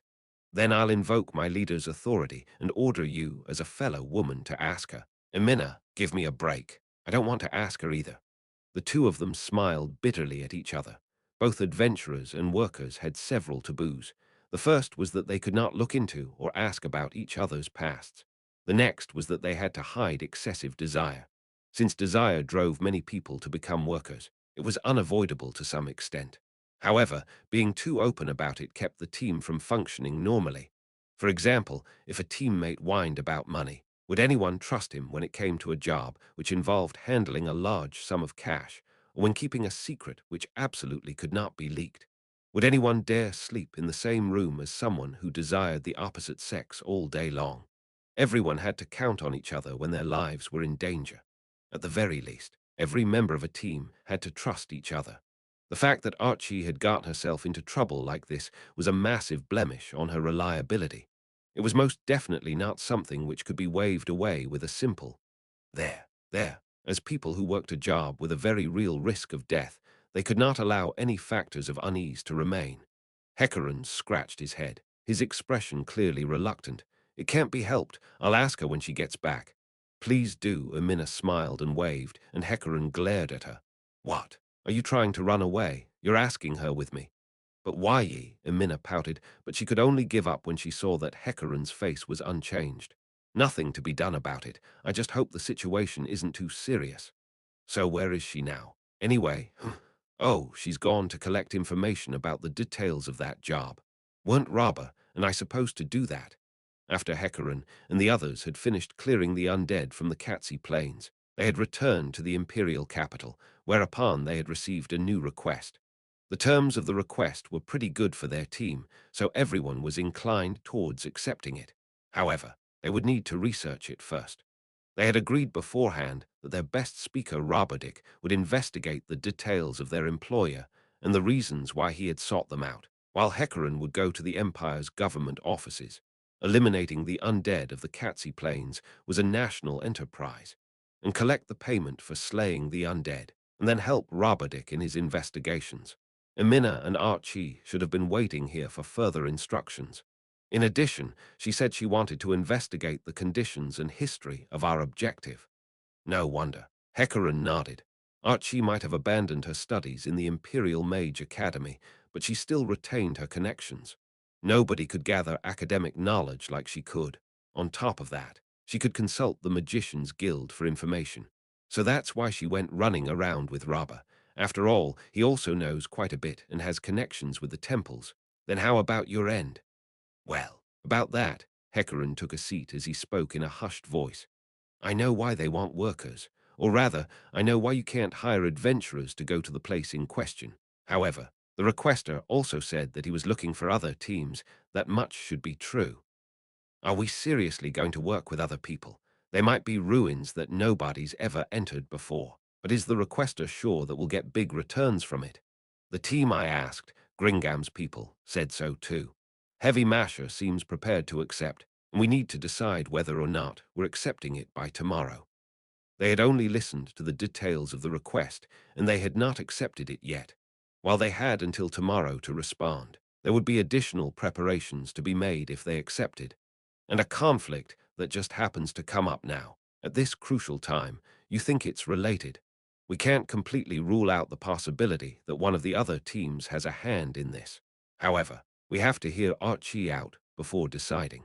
If it's another team up to their tricks behind our backs, it would be better not to accept, or perhaps we ought to accept while being fully prepared for a confrontation. Of course we should accept. If they have a bone to pick with us, then we'll beat them up until the only thing they're picking is their teeth from the floor. That'll teach them to mess with us. That's pretty extreme. Emina was far more intense than her looks suggested, but Hecarim felt that her proposition had merit. While others looking down on them was not the end of the world, it would definitely damage their reputation. Considering workers were 1 foot into the underworld, it was something they needed to avoid. A determined light filled his eyes as he nodded silently, and then the sound of wood scraping rang through the tavern. The forms of 2 people stepped in through the open door. Back, we've returned. The first voice belonged to a girl and sounded like a whisper. A beat later, it was followed by an elegant, proper male voice. In all likelihood, he had wanted to avoid drowning out the girl's quiet words. The first person to enter was a skinny woman, someone who could still be called a girl. She looked to be in her late teens. Her lustrous hair was neatly trimmed at her shoulder, while her eyes and nose were perfectly positioned. She was not so much beautiful as elegant. However, she had an inorganic, doll-like quality about her. In her hand was a metal staff that was about as tall as she was. Said staff was inscribed with countless inscriptions which looked like characters and symbols. She wore a loose, long robe, underneath that were various thick articles of clothing which provided her with a modicum of defense. One could tell at a glance that she was a magic caster. The man wore a suit of full-plate armor, albeit without a full-faced helm, and over it was a surcoat stitched with a holy symbol. He had a morning star at his waist, and a holy symbol which matched his tabard hung at his neck. His facial features were rough, and his hair was parted. His tiny mustache was neatly trimmed, and he gave others the impression of being relaxed. He looked to be around 30 years old. They were Hecarim's other friends, Archie Ooal Gown and Roberdick Goltron. Oh, you're back. Was this good or bad timing? Hecarim addressed the 2 of them in stiff tones. What happened to the 2 of you? Roberdick spoke in a tone which did not sound like a senior person addressing his 2 juniors. Part of that was because of his character, but it was also because he viewed them as fellow, equal workers. It's nothing. Yeah, that's right, it's nothing. The 2 of them looked suspiciously at Hecarim and Emina as they waved their hands. Anyway, let's not talk here. We'll speak over there. Hecarim's face turned serious and he stopped fooling around. Then he pointed to a round table deeper within the room. Before that, how about drinks? Oi, Emina, where's the boss? Emina looked at him with a face that seemed to say, why are you only asking that now? He went shopping. I'm minding the place for him. Seriously, then what should we drink? Anything we want. I'll pass. Ah, I can go without. Really now. Then we'll begin this meeting of foresight. Everyone's original expressions were gone now. They leaned slightly in, bringing their faces close to their colleagues. They could not help it even though there was nobody else around. One could say it was a professional habit. Let's verify the details of the request. After ensuring that everyone's eyes were on him, Hecarim continued speaking. His tone was vastly different from just now. He was serious when he had to be serious, just like how a team leader ought to be. Our client is Count Femel, and the request is to investigate a set of ruins within the kingdom's borders, a structure which seems to be some kind of underground tomb. Will be paid 200 up front and 150 after completion. Unusually enough, the down payment is higher than the rest of the fee, and the overall amount is very large. In addition, there might be a bonus in it for us depending on the results of the investigation. However, all magic items we find will go to the Count. According to them, they'll pay the discoverers half the market value for anything they find. Precious stones, works of art, and so on will be valued, and then split 50/50. In addition, the requester has also been negotiating with other workers' parties at the same time, and depending on the circumstances, there might be more than one team on this expedition, proving what I said earlier. Hecarim shared the news he had learned with Archie and Rabadik, and then went on to explain the details. The expedition will be 3 days long at the most, and our objective is to perform a thorough investigation of the ruins. The biggest problem is that these ruins are probably going to be filled with monsters, and we'll need to scout out their lairs and so on. In other words, a standard ruin delve. Abandoned cities and the like were usually nests for monsters, and so when workers investigated ruins, it was more like a reconnaissance in force. Still, the most important thing is that it looks like an undiscovered tomb. The mood in the air changed as that fact was mentioned. 200 years ago, several countries had been destroyed as the demon gods rampaged throughout the land. It was not just human kingdoms which had been devastated, but those of demi-humans and heteromorphs. These ruined kingdoms sometimes concealed priceless treasures, namely magic items. Discovering such things was arguably the dream of adventurers and workers. Therefore, adventurers and workers often longed to discover unexplored ruins. And now, one such ruin had appeared before their eyes. As he saw the gleam in his comrade's eyes, Hecarim yielded the speaker's role to his two friends who had returned after collecting information. Also, the Count will handle transportation to and from the tomb, as well as our rations. That's it. Now then, Archie, Rabadik, tell us what you've learned. First off, Count Femel's position in court is precarious. Apparently the bloody emperor has been treating him coldly. However, he is not in any financial difficulty. Regarding that ruin within the kingdom, Archie and I did some research, but we haven't heard of any ruins in the area or any cities in the past. Since it's a tomb, there ought to be some information about it left behind. Frankly speaking, I have no idea why there would be a tomb there. The only thing in the area is a small village. Perhaps we could learn something if we asked around. What do you think? Can't do that. We were asked to keep our movements secret. The requester said that we were to eliminate any witnesses, and he hoped we would not have to do so. Of course, that region is crown-controlled territory. If we act rashly, we'll be making enemies of the Vaself royal family of the kingdom. The fact that they were delving into a ruin in a foreign nation was practically a crime, which was why they had not hired adventurers, but workers. In other words, this is the usual dirty business, am I correct? Yes, however, there are some sensitive issues. Indeed, the Empire's workers causing trouble in the kingdom will lead to all sorts of problems. If things go badly, it might even affect the Count himself. In that case, there's only one more problem left. That is the origin of the information about the tomb, am I correct? Indeed, it smells fishy, no matter how you slice it. Does it? It's near the great forest of Tarb. Right, what if they found it while cutting down the forest? That would be strange. Look at this. Archie opened up a map and circled a certain location. The exact location is unclear, but it ought to be around this area. Her delicate finger slid over the map's surface and then tapped twice. And then this is the village, though it's so small that perhaps it might be better to call it a hamlet instead. I don't think a village like that could clear-cut a forest. Indeed, a small village ought to have a hard time clearing a dangerous forest. Perhaps the kingdom cleared it for some national enterprise, but there's nothing which would offer any national-scaled benefits nearby. And more to the point, No news about it has leaked out. The four of them were worried. They did not know if they should accept this assignment. Since they did not have an adventurers guild to back them up, they had to thoroughly investigate the job themselves, starting with their employer's background and the location of the job. After that, they had to check out the details of the job itself before they could accept it. Even after doing all that, they still ran into trouble time after time. Their jobs were a gamble with their lives as the stake. No worker could do the job without telling themselves that no amount of checking was enough. If they sniffed out a hint of danger which they could not handle, then they would have to refuse the job, no matter how good the terms. I've done some checking on the payment side, and as for the deposit, Hecaran put a metal plate on the table. If they rejected the job, they would have to return it to the client. Various tiny characters were inscribed on its surface.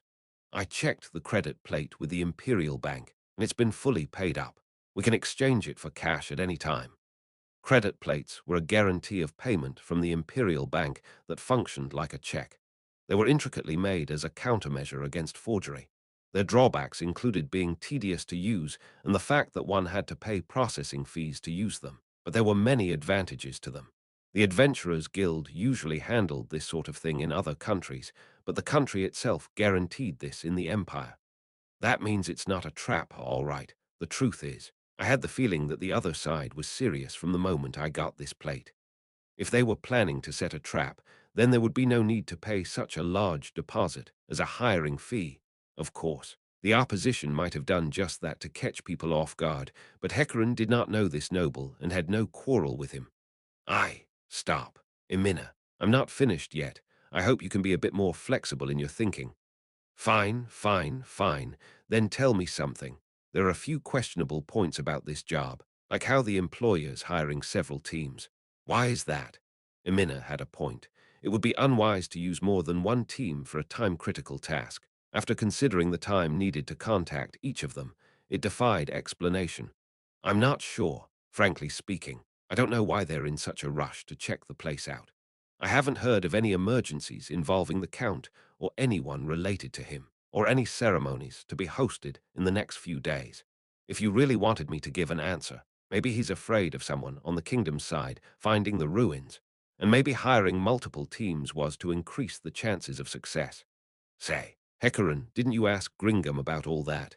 As if he'd tell me that much. Just asking him if our client hired him took a lot of effort, and I had to keep our own info from leaking out. Hecaran shrugged, indicating that he was out of ideas. There's another possibility, which is that someone is going up against the Count. That's possible. If that were the case, then the rushed investigation and hiring a lot of people would make sense. Right. Apparently, something big happened in the kingdom recently, but it doesn't seem to be directly connected to the ruins near Yggdrasil. Tell us about it too, Robber. I didn't learn too much about it, only some rumors, Robberdick said, and then he launched into a muddled explanation of the disturbance in the royal capital. Collecting more information would have taken time, but he lacked reliable information now. It doesn't seem related, yet it seems related too. In any case, what Archie said is most likely. Plus, Robber agrees too. Assuming that's the case, considering the client's planning to hire multiple worker teams and the fact that we're working in the kingdom's territory, are we going to end up competing with a lot of officially hired adventurers from the kingdom? If that's the case, then we're just wasting our time, no matter how much info we gather within the Empire's borders. We also need to be wary of teams hired by another client. In other words, traitors. I don't want to end up getting stabbed in the back by our own side just as we think we've completed our task. Traitors or adventurers, if I had to choose. Maybe adventurers might be better. At least you can reason with them and keep things from blowing up too much. After all, we might actually end up killing each other if it's between workers. What do you plan to do? Leader, everyone had said their piece. All that was left now was to try and figure things out and predict how they would go. Before I decide, I have something I want to say, or rather, something I want to ask. This is vital. Hecaran took a deep breath, and beside him, Emina sighed. Archie, a weird man was looking for you. Archie's face was initially blank like a mannequin's, but at that moment, her brows twitched. Judging by her reaction, Hecaran was sure that she knew that person. That guy said something at the end. What did he say? Hecarim turned to Amina, and she immediately shot back a look which said, "What are you playing at?" In the end, she realized that Hecarim really did not remember, and she replied in a tired tone, "Tell the furt girl the deadline's here," or something along those lines. Everyone's eyes focused on Archie. She paused a beat, and then spoke in leaden tones. "I owe him money." "You owe him," Hecarim exclaimed in surprise. Of course, it was not just Hecarim, but Amina and Roberdick who were shocked as well. The money they made as workers was evenly divided among them, so they knew exactly how much each of their colleagues earned. When they thought about the payment they had received, it was hard to imagine she would end up owing someone money. "How much do you owe?" 300 gold coins. After hearing Archie's reply, everyone looked at each other again. This was an astounding amount when one considered the amount of money a regular person made. Even workers of their caliber could not earn that much money in one go. The total payment for this job was 350 gold coins, but that was for the entire team. After deducting necessary expenses and turning them into a shared fund used to buy consumable items and other team resources, the remaining money would be divided among them. In the end, each person would only receive about 60 gold coins. Their team was quite highly ranked among the workers. If one went by the adventurer's ranking system, they would be around mithril rank. Yet even a group at their level could not make that much money in one payout. How had she come to owe so much money? Archie's expression turned gloomy. She had probably sensed everyone's doubtful gazes. It was only natural that she would not want to speak of it, but she had no choice but to do so. If she decided to break off the discussion here, being expelled from the party was a perfectly understandable outcome. Perhaps she was worried about that problem, but in the end, Archie finally spoke. "I've kept quiet about this all this time because it's a family shame. My family used to be nobles, but we were stripped of our status by the bloody emperor. The bloody emperor, Jerkniv Rune Farlord Elnix. Just like his nickname suggested, he was an emperor whose hands were stained with blood. His father, the previous emperor, had died and left his position empty. After that, he had broken ties with one of the 5 great nobles, in other words, the Empress Dowager's family, on suspicion of plotting to assassinate the emperor. After that, he killed his siblings one after the other. As though she had been caught up in the storm of death which swept the city, his mother had perished from an accident during this time as well. Of course, there had been opposition to him. However, the bloody emperor had taken control of the knights and their military prowess during his time as crown prince, so they were no match for him. Backed with overwhelming military might, he wiped out the influential nobles like he was scything down grain. In the end, all that remained were a group who pledged loyalty to the emperor on the surface, regardless of their true intentions, and thus he had consolidated all power into himself. However, the bloody emperor did not stop there. He stripped many nobles of their social position in the name of weeding out incompetence. In contrast, talented individuals could be elevated to lofty heights, even if they were commoners, and thus he built the basis of his power upon that policy. There were 2 points about all this which awed those who witnessed this. The first was the masterful way in which he had orchestrated his purge of the nobles in such a way as to not diminish the power of the empire, despite the purge's scope. The second was that the emperor who had accomplished such an incredible feat was not yet 15 years of age. Many nobles had fallen on hard times because of him. However, my parents are still living a noble lifestyle. Of course, we didn't have the money to support such a lifestyle, so they had to borrow money from shady places to make ends meet. Hecarim, Emina, and Roberdick looked at each other. Archie had hidden it well, but her voice was still flavored with a hint of annoyance, displeasure, and anger. "I'm confident in my magical abilities. Please let me join." That was what the tiny, skinny girl, who clutched a staff that was taller than she was, had said to them. Hecarim was not the only one who recalled the dumbfounded way in which they had stared at her when she said that, as well as the look of shock on their faces when they had seen the true power of Archie's magic. All these memories returned to their minds. Over 2 years had passed since that day, and they had gone through many adventures together. Yet, even after making a tidy sum of money from adventures fraught with the risk of death, Archie's equipment had not changed much. Now, they finally understood the reason for that. "Seriously, do you want us to go beat some sense into them?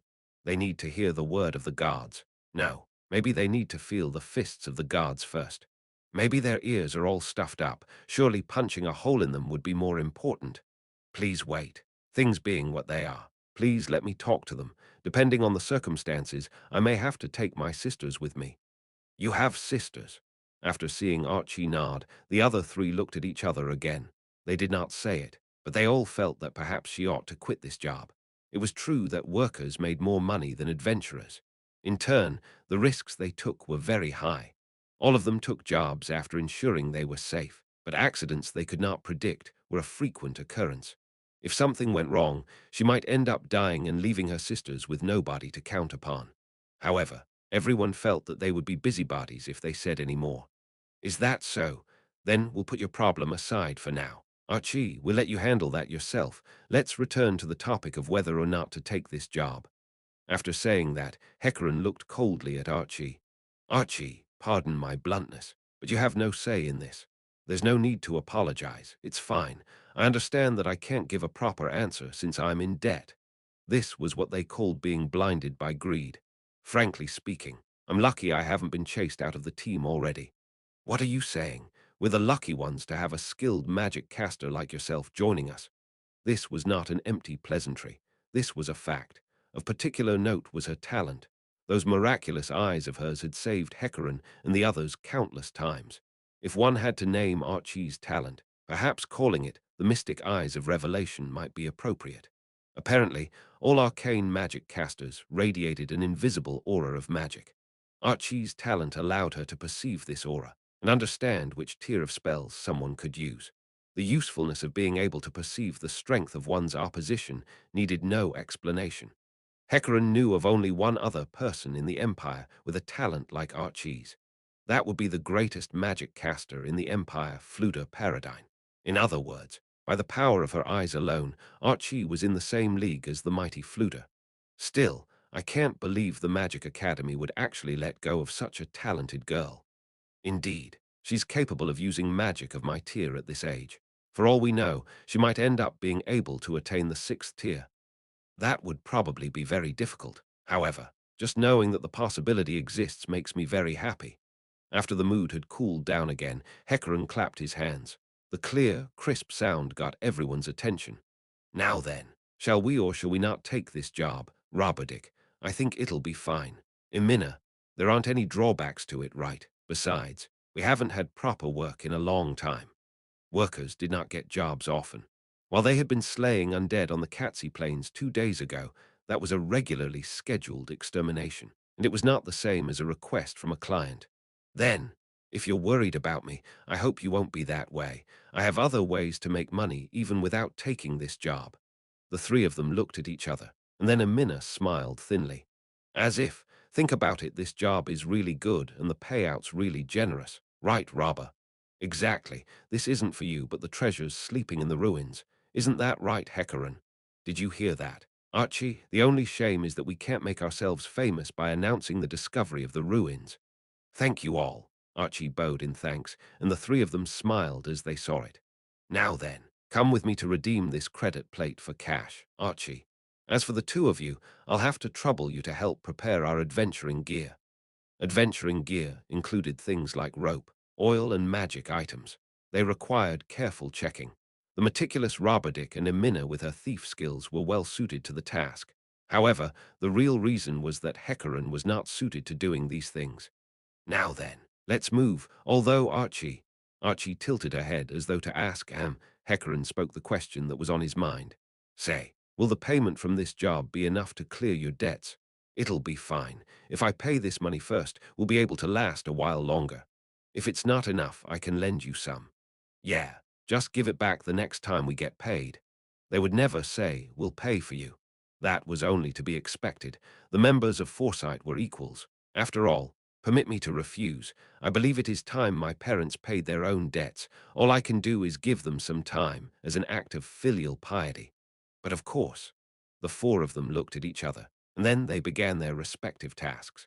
3. This was a certain high-end residential district in the imperial capital, whose sprawling grounds were covered with old yet sturdy and luxurious mansions. Most of the residents of these venerable, yet most certainly not decrepit homes were nobles. A noble's residence was a status symbol. Anyone who could not bear to spend the money to pretty up their home would become the laughingstock of noble society.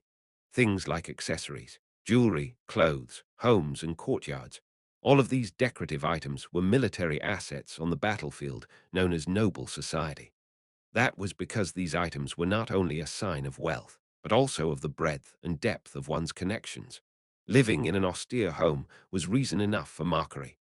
Therefore, unless they were of a military inclination and had no interest in political matters, the nobles fought tooth and nail to decorate themselves and their homes. In other words, it was like a military show of force. Only people with sufficient strength could do such a thing. If one looked around, one would notice a few things. This place was in a part of the imperial capital with excellent security, and it was very quiet. However, there was another reason for the silence of the surrounding region beyond the security. It was also because many of the homes here did not feel like they were inhabited. In truth, nobody lived in many of these mansions. They were empty houses, formerly owned by nobles who had been stripped of their titles by the bloody emperor and had to abandon them after they could not afford the upkeep on these dwellings. Amidst this sea of empty residences, one mansion was still inhabited. However, the outer walls had not been properly maintained, and it would seem someone had neglected to care for the vegetation in the courtyard. Archie's parents received her with stiff expressions in the reception lounge of this mansion. Their faces displayed the attitudes appropriate to a noble. They were dressed in superior clothing. "Oh, you're back, Archie. You've returned." Before Archie answered them, her eyes noticed the glass ornament on the table. It was an exquisitely carved wineglass, and it radiated an air of class and elegance. Archie's face twitched, because she had never seen that item before. "That is. Oh, this is from the renowned artisan Jean. That's not what I'm asking. We didn't have this in the house before. Why do we have it now?" "That's because I bought it this morning." As she heard her father's casual tone, like he was discussing today's weather, Archie's body wobbled. "How much was it?" "Oh, I believe it was 15 gold coins. Cheap." "No." Archie's head drooped in despair. Anyone would have done the same if the debt they had to pay had increased again after they had paid off part of it with the deposit for the job. "Why did you buy it?" "As nobles, people will laugh at us if we don't spend money on such things." Her father laughed proudly, and Archie could not help glaring at him with hostility in her eyes. "We aren't nobles anymore." Those words made her father's face stiffen and turn red. "No!" Her father pounded his fist on the table with a thump. Fortunately, the guest room's table was thick enough that the wineglass barely budged. While Archie would not have minded it breaking, her father would not have minded either. He would simply have thought that it was an expense of a mere 15 gold coins. As Archie tried to suppress her irritation, her father continued spewing curses and spittle. "Once that damn idiot dies, we'll be able to resume our noble status immediately. We're nobles who have served as the backbone of the empire for over 100 years. How can he just cast us out like that? This is an investment for when we regain our status. Besides, this show of strength will show everyone that we won't give in to that idiot." What a fool. That was Archie's opinion of her father as he snorted in agitation. That idiot probably referred to the bloody emperor, but surely he would not care about a family that was as insignificant as Archie's. More to the point, there had to be better ways to show defiance than this. He was like a frog in the bottom of a well, who could not see anything outside it. Archie shook her head tiredly. "That's enough out of the two of you." Her mother's relaxed tones brought about a temporary ceasefire between Archie and her father. She then rose to her feet and offered Archie a small bottle. "Archie, I bought you perfume. How much did it cost?" 3 gold coins. "Is that so? Thank you." A total of 18 gold coins, Archie calculated in her head as she thanked her mother, then carefully tucked the bottle and the small amount of fluid inside it into her pocket. It was very difficult for Archie to treat her mother coldly. That was because buying perfume or cosmetics was a very sensible purchase, from a certain point of view. Looking pretty, attending classy dinner parties, and catching the eye of wealthy nobles. A woman's joy was to be married, get pregnant, bear children and raise them. That was very proper from a noble's point of view. Investing in cosmetics for that objective was hardly a mistake. Even so, she felt that buying perfume was too much when the family was in such dire straits. More to the point, 3 gold coins was enough for a plebeian family to live on for a month. "I've told you several times. Don't spend recklessly. Only spend the minimum amount necessary to get by. That's what I'm trying to tell you. This is a necessary expense. Archie tiredly looked at her father, who was so mad that his face was covered in red spots. They had argued like this several times in the past, and it had ended inconclusively each time. It was partially Archie's fault that things had ended up like this. If she had put her foot down earlier, perhaps things might not have ended up like this, and she would not have given Forsyte trouble. I won't be bringing money back anymore. I'm taking my sisters and leaving this house. Her father began panting heavily upon hearing her calm voice. At least he's smart enough to know what'll happen to him if nobody brings home the bacon. Archie thought coldly. Who do you think brought you up so you could live the way you do now? I've more than repaid that kindness. Archie's pronouncement was simple and final.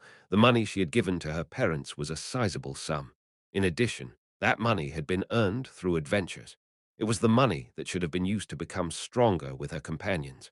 While it was true that everyone was free to spend their money as they saw fit, there was a tacit understanding that most of it would go towards strengthening themselves.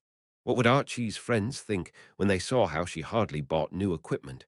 Not strengthening her battle gear meant that she would remain weak forever. However, the members of Foresight had not said anything to Archie. Archie had taken their kindness for granted. Archie turned a burning stare on her father. Under her unyielding gaze, her father shrank and turned away. That was only to be expected. Archie had walked the edge of death countless times. She could not possibly lose to a foolish nobleman. Archie glanced at her father once more, saw that he did not dare speak again, and left the room. She closed the door behind her and sighed. A voice called out to her as though it had been waiting for this moment. Young mistress. What is it, James? It was James, the butler who had served them faithfully over the years. His wrinkled face was stiff and nervous. Archie immediately realized the reason for that. That was because he often made that face in the years since her father had been stripped of his noble status. I apologize for having to tell you about this, young mistress, but Archie raised a hand to interrupt him. The two of them felt that this was not a matter that should be discussed in the corridor right outside the receiving room, and so they went some distance away. Archie took a leather purse from a hidden pocket and opened up. Several different colors gleamed there. The most numerous were glints of silver, followed by those of copper, and the least numerous were those of gold. Will this be enough to tide you over for now? James took the purse from her. His expression had softened a little after seeing the coins within. My wage and the money for the traders, I believe it will be enough. Young mistress. Good, Archie sighed in relief. While this was just financing a debt, it ought to last for a while. Couldn't you stop father from buying that thing? I could not. The seller came with a noble he knew. I tried to remind the master several times, but he still. I see. Both of them sighed. I wish to ask a question. If we terminate everyone we're employing now, how much will we need for severance pay? James' eyes went wide, and he smiled glumly. There was no shock in his facial expression, a sign that he had been prepared for this. I understand. I will calculate the amount and report it to you, young mistress. Please do. Just then, the pattering sound of quick footsteps reached her ears. She knew who had made it even without turning to look. The thin line of Archie's mouth softened, and when she turned around, she saw someone running over. The other party did not slow down, simply ran headfirst into Archie's arms. The person who had tackled Archie was a girl less than a meter tall, around 5 years old, and the shape of her eyes was very similar to Archie's. The girl puffed up her pink cheeks, seemingly very displeased. So hard that was not a criticism of her chest being too flat after throwing herself into Archie's embrace. Her adventurer's outfit used a lot of leather and provided excellent defensive strength. The cuirass in particular was made of hardened leather. Surely the girl must have felt like her face had been flattened when she charged head first into it. Does it hurt? Archie touched the girl's face and caressed her head. Not at all, one Sama. The little girl smiled happily, and Archie smiled to her sister as well. I shall take my leave then. The butler departed, not wanting to disturb the two of them, and as Archie watched him go, she patted her sister's head. Oole, running around in the hallway isn't. Archie swallowed her words halfway. She wanted to say that running around in the hallways was not befitting of a noble daughter, but Archie had already told her father that they were not nobles anymore.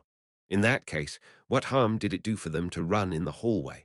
Archie's hand did not stop as she thought, and the girl whose hair had been ruffled into a mess laughed innocently. Archie looked around and saw that the other one had not come with her. "Where's Cood?" "In her room." "I see. There's something I'd like to tell you. Let's go to your room together." Her little sister smiled happily. Protecting that smile was her job. Archie squeezed her little sister's petite hand as that powerful emotion gripped her heart. Archie could feel the warmth through the hand that was even smaller than hers. "One Sama, your hand's so hard." Archie looked at her other, empty hand. It had been cut several times during her adventures, and it was rough and hard, no longer a noblewoman's hand. But she did not regret it. Her hands were the proof that she had lived with her friends with foresight. "But I like them lots." Her little sister's hands closed around her own, and Archie smiled. "Thank you." The North Market of the imperial capital was as lively and bustling as always. However, very few of the average citizenry came here to buy things, so unlike the packed central market, one could browse the stalls as one walked and not bump into anyone. Hecarim and Rabadik let the tension out of their shoulders as they saw the familiar sight, and they began window shopping. They were relaxed and carefree, as though the word caution did not exist in their minds. This was because there were no pickpockets or thieves in the North Market. It might well be the safest place in the entire imperial capital. In any case, what are we buying? Hecarim, healing items first. I hope we can get wands of cure light wounds for the sake of our budget. Judging by the circumstances, wands of cure middle wounds are fine too, but buy the ones that are less than half charged. I hear we're going to a tomb, so we might be able to use them on the undead. After that comes the basic anti-undead essentials, items to resist poison and disease. Ideally, we'd be able to find some way to deal with negative energy or incorporeal undead. Permanent items are too expensive, though, so scrolls scribed with the relevant spells are fine too. However, wands were magic items infused with multiple castings of the same kind of spell, and they were cheaper than scrolls on a per-cast basis. Therefore, buying wands of frequently used spells, such as curative magic, was more economical than scrolls. "I see. I thought you were planning to buy a gift, and that you asked me to accompany you to hear my opinion." "A gift? It's nothing." Hecarim put some effort into finding something good. Almost everything sold in this market was junk. For the most part, the displays were simply a bunch of items on a thin board. Few of them were new goods, too. All of them looked like old or beat-up second-hand goods. Almost all the traders here looked like they could fight, complete with bulging biceps. That, or they were dressed like magic casters who looked better suited for battle than bargaining. At a glance, they looked like bodyguards, but the truth was that they were the bosses of their stalls. However, they were only bosses for today. They made their living as adventurers or workers. In other words, they were in the same business as Hecarim and Rabadik. What they sold here were items they had used before, or items they had discovered during their adventures, but which their party members could not use.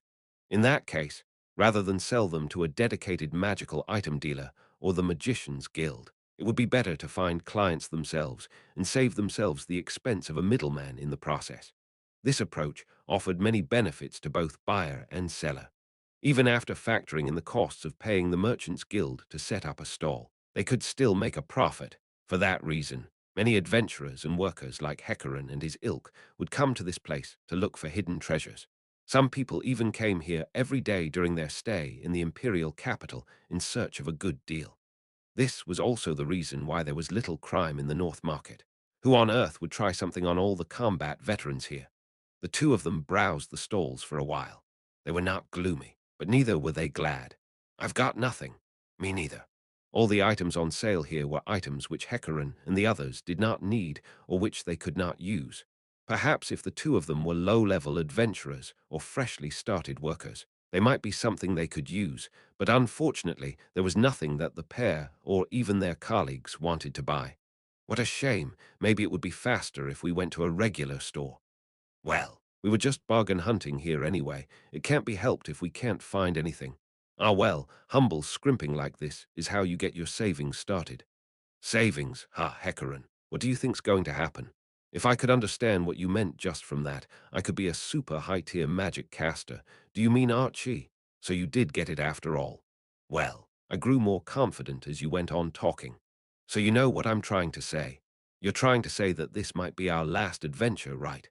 Please don't phrase it in such an inauspicious way. Robadick smiled bitterly. Still, it's not too far off the mark. Archie said she was taking her sisters away to raise them on her own. That being the case, coming out to adventure again will be difficult. Yeah, she'll make good use of her talents or find some job where she can make money without adventuring. Finding work won't be hard. She's a third-tier magic caster. While I don't know how many people there are in her family, how many sisters she has, rather, she ought to be able to support 3 or 4 people. I think so too. That's why she could come out and say that she could raise them on her own. In that case, we're the ones who'll have the problem. Once Archie-sen, the wizard, leaves our team, who should we get to fill the hole in the group? Perhaps we'll be lucky and stumble across a third-tier arcane magic caster somebody left by the roadside. Dear dreaming on the bed, please. If we were adventurers, we could ask the guild to put out feelers for us, but if we're looking for one on our own, it's all down to luck. The two of them looked at each other and then sighed in unison. There were times when one lost a friend, when a friend could not keep up with the group, or when one's strength exceeded that of the other members of the group. In these situations, an adventurer or a worker would leave their team. It was hardly a rare situation. Rather, actually staying with the same team throughout one's career was the rarity. For the most part, everyone would change teams 2 or 3 times. Hecaran, Robadick, and Amina were the same way. However, even if that was the case, that did not mean they could easily find an arcane magic caster, and one capable of casting third-tier spells, who was also a worker without a team. How about letting a second-tier caster join and then training him up? That ought to be the last resort. I'd rather avoid that if at all possible. Headhunting will be hard too. People who become workers usually have some sort of personality defect, and just grabbing someone off the road to join us will be bad if it leads to problems down the road. Like, say, if they're battle maniacs or something. From that point of view, we're practically a miracle. Ultimately, our team simply does it for money, which is a rarity. Well, Archie joined after hearing the rumors about us, so she's kind of an exception. When Archie-sen came, we were thinking about who to get as our last member. Robadick gazed off into the distance. Hecaran felt that he probably had a similar expression on his own face. I still remember what I was drinking back then. Archie-sen came at just the right time. It even made me feel like the guards were telling us to form the team. Oh, that's amazing my memory isn't that clear. So what were you drinking back then, Rabba? Water. Isn't that the same as what you always drink? You really are a teetotaler. Still, it would be troublesome if you drank as much as Emina did. It can't be helped, I just don't drink alcohol. Of course, Emina-sen's bad taste in alcohol is a problem of its own. Ah, well, you're the sort who changes color from red to blue and then white the moment you down a cup of wine.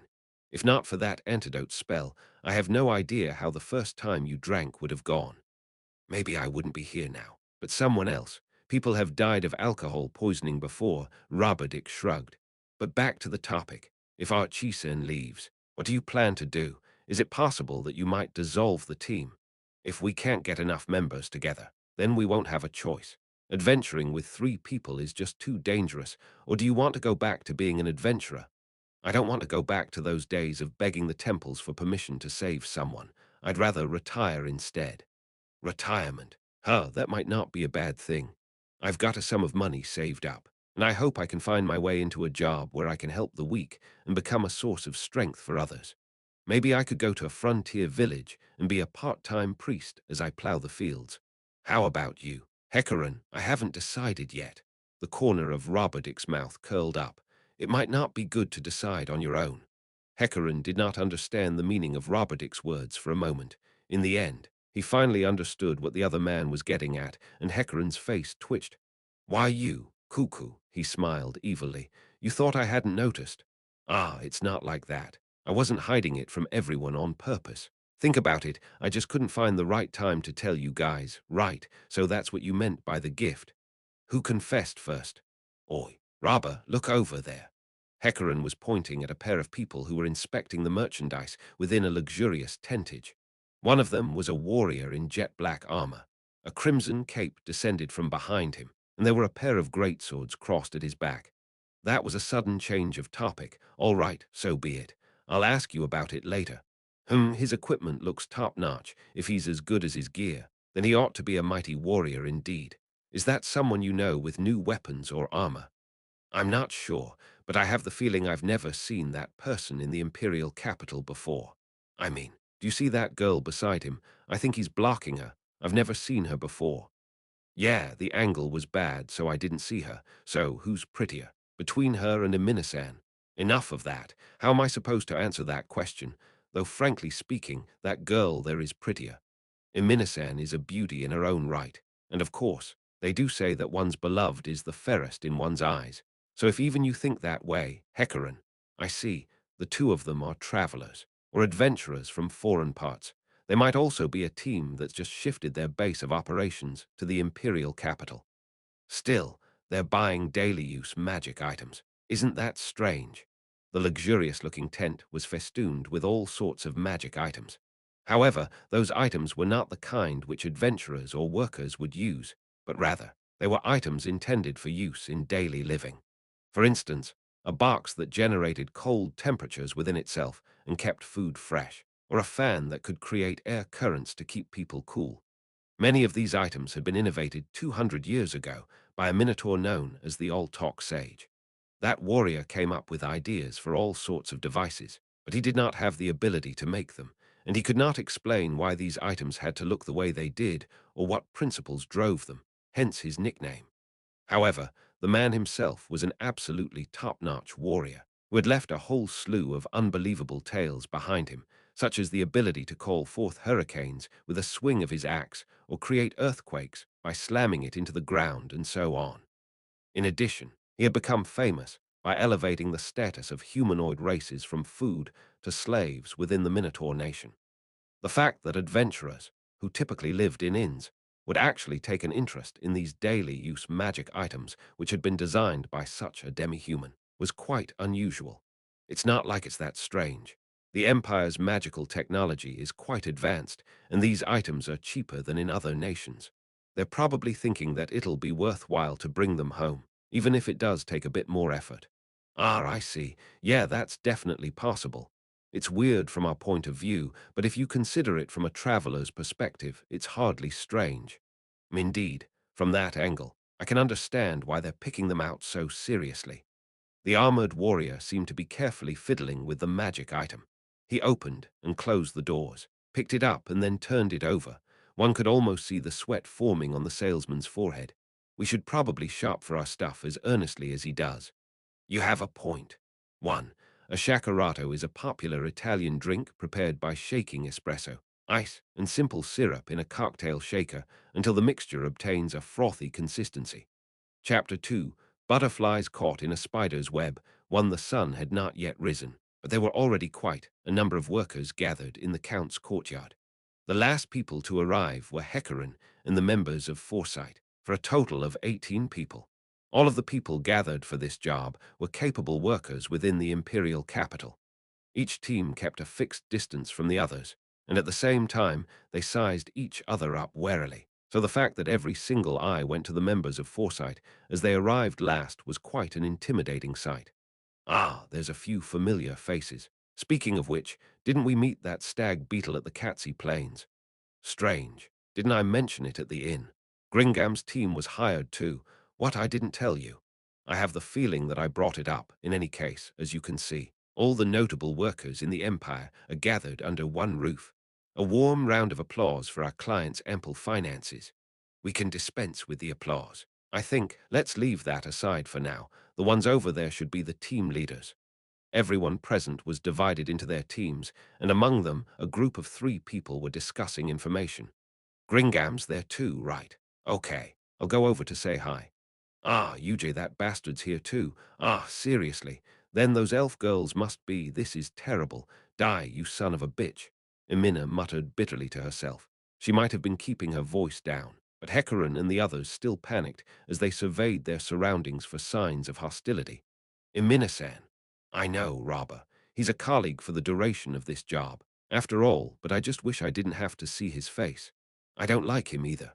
Ah, if you want to talk about whether or not we like him, then I hate him too, but you need to mind your attitude. A look of "you're really annoying" came over Amina's face. Hecarim came between her and Robberdick, then smiled mischievously as he shrugged. Hey, I'm going over to greet him. don't say annoying things like that. What if I end up showing it on my face? Work hard, leader. After hearing Rabadik cheer him on, Hecarim deliberately scrunched up his face and grumbled. Those two talk like it doesn't concern them, and then went over to the group of 3 people. The first to greet Hecarim as he walked over was a worker in a suit of steel-colored full-plate armor. Due to the strange, rounded structure of the plates and the curiously oversized pauldrons, he did not look like a human being so much as a beetle standing on 2 legs. A large horn stuck straight out of his helmet, a sign that he was deliberately cultivating that image. However, the part after that was not intentional.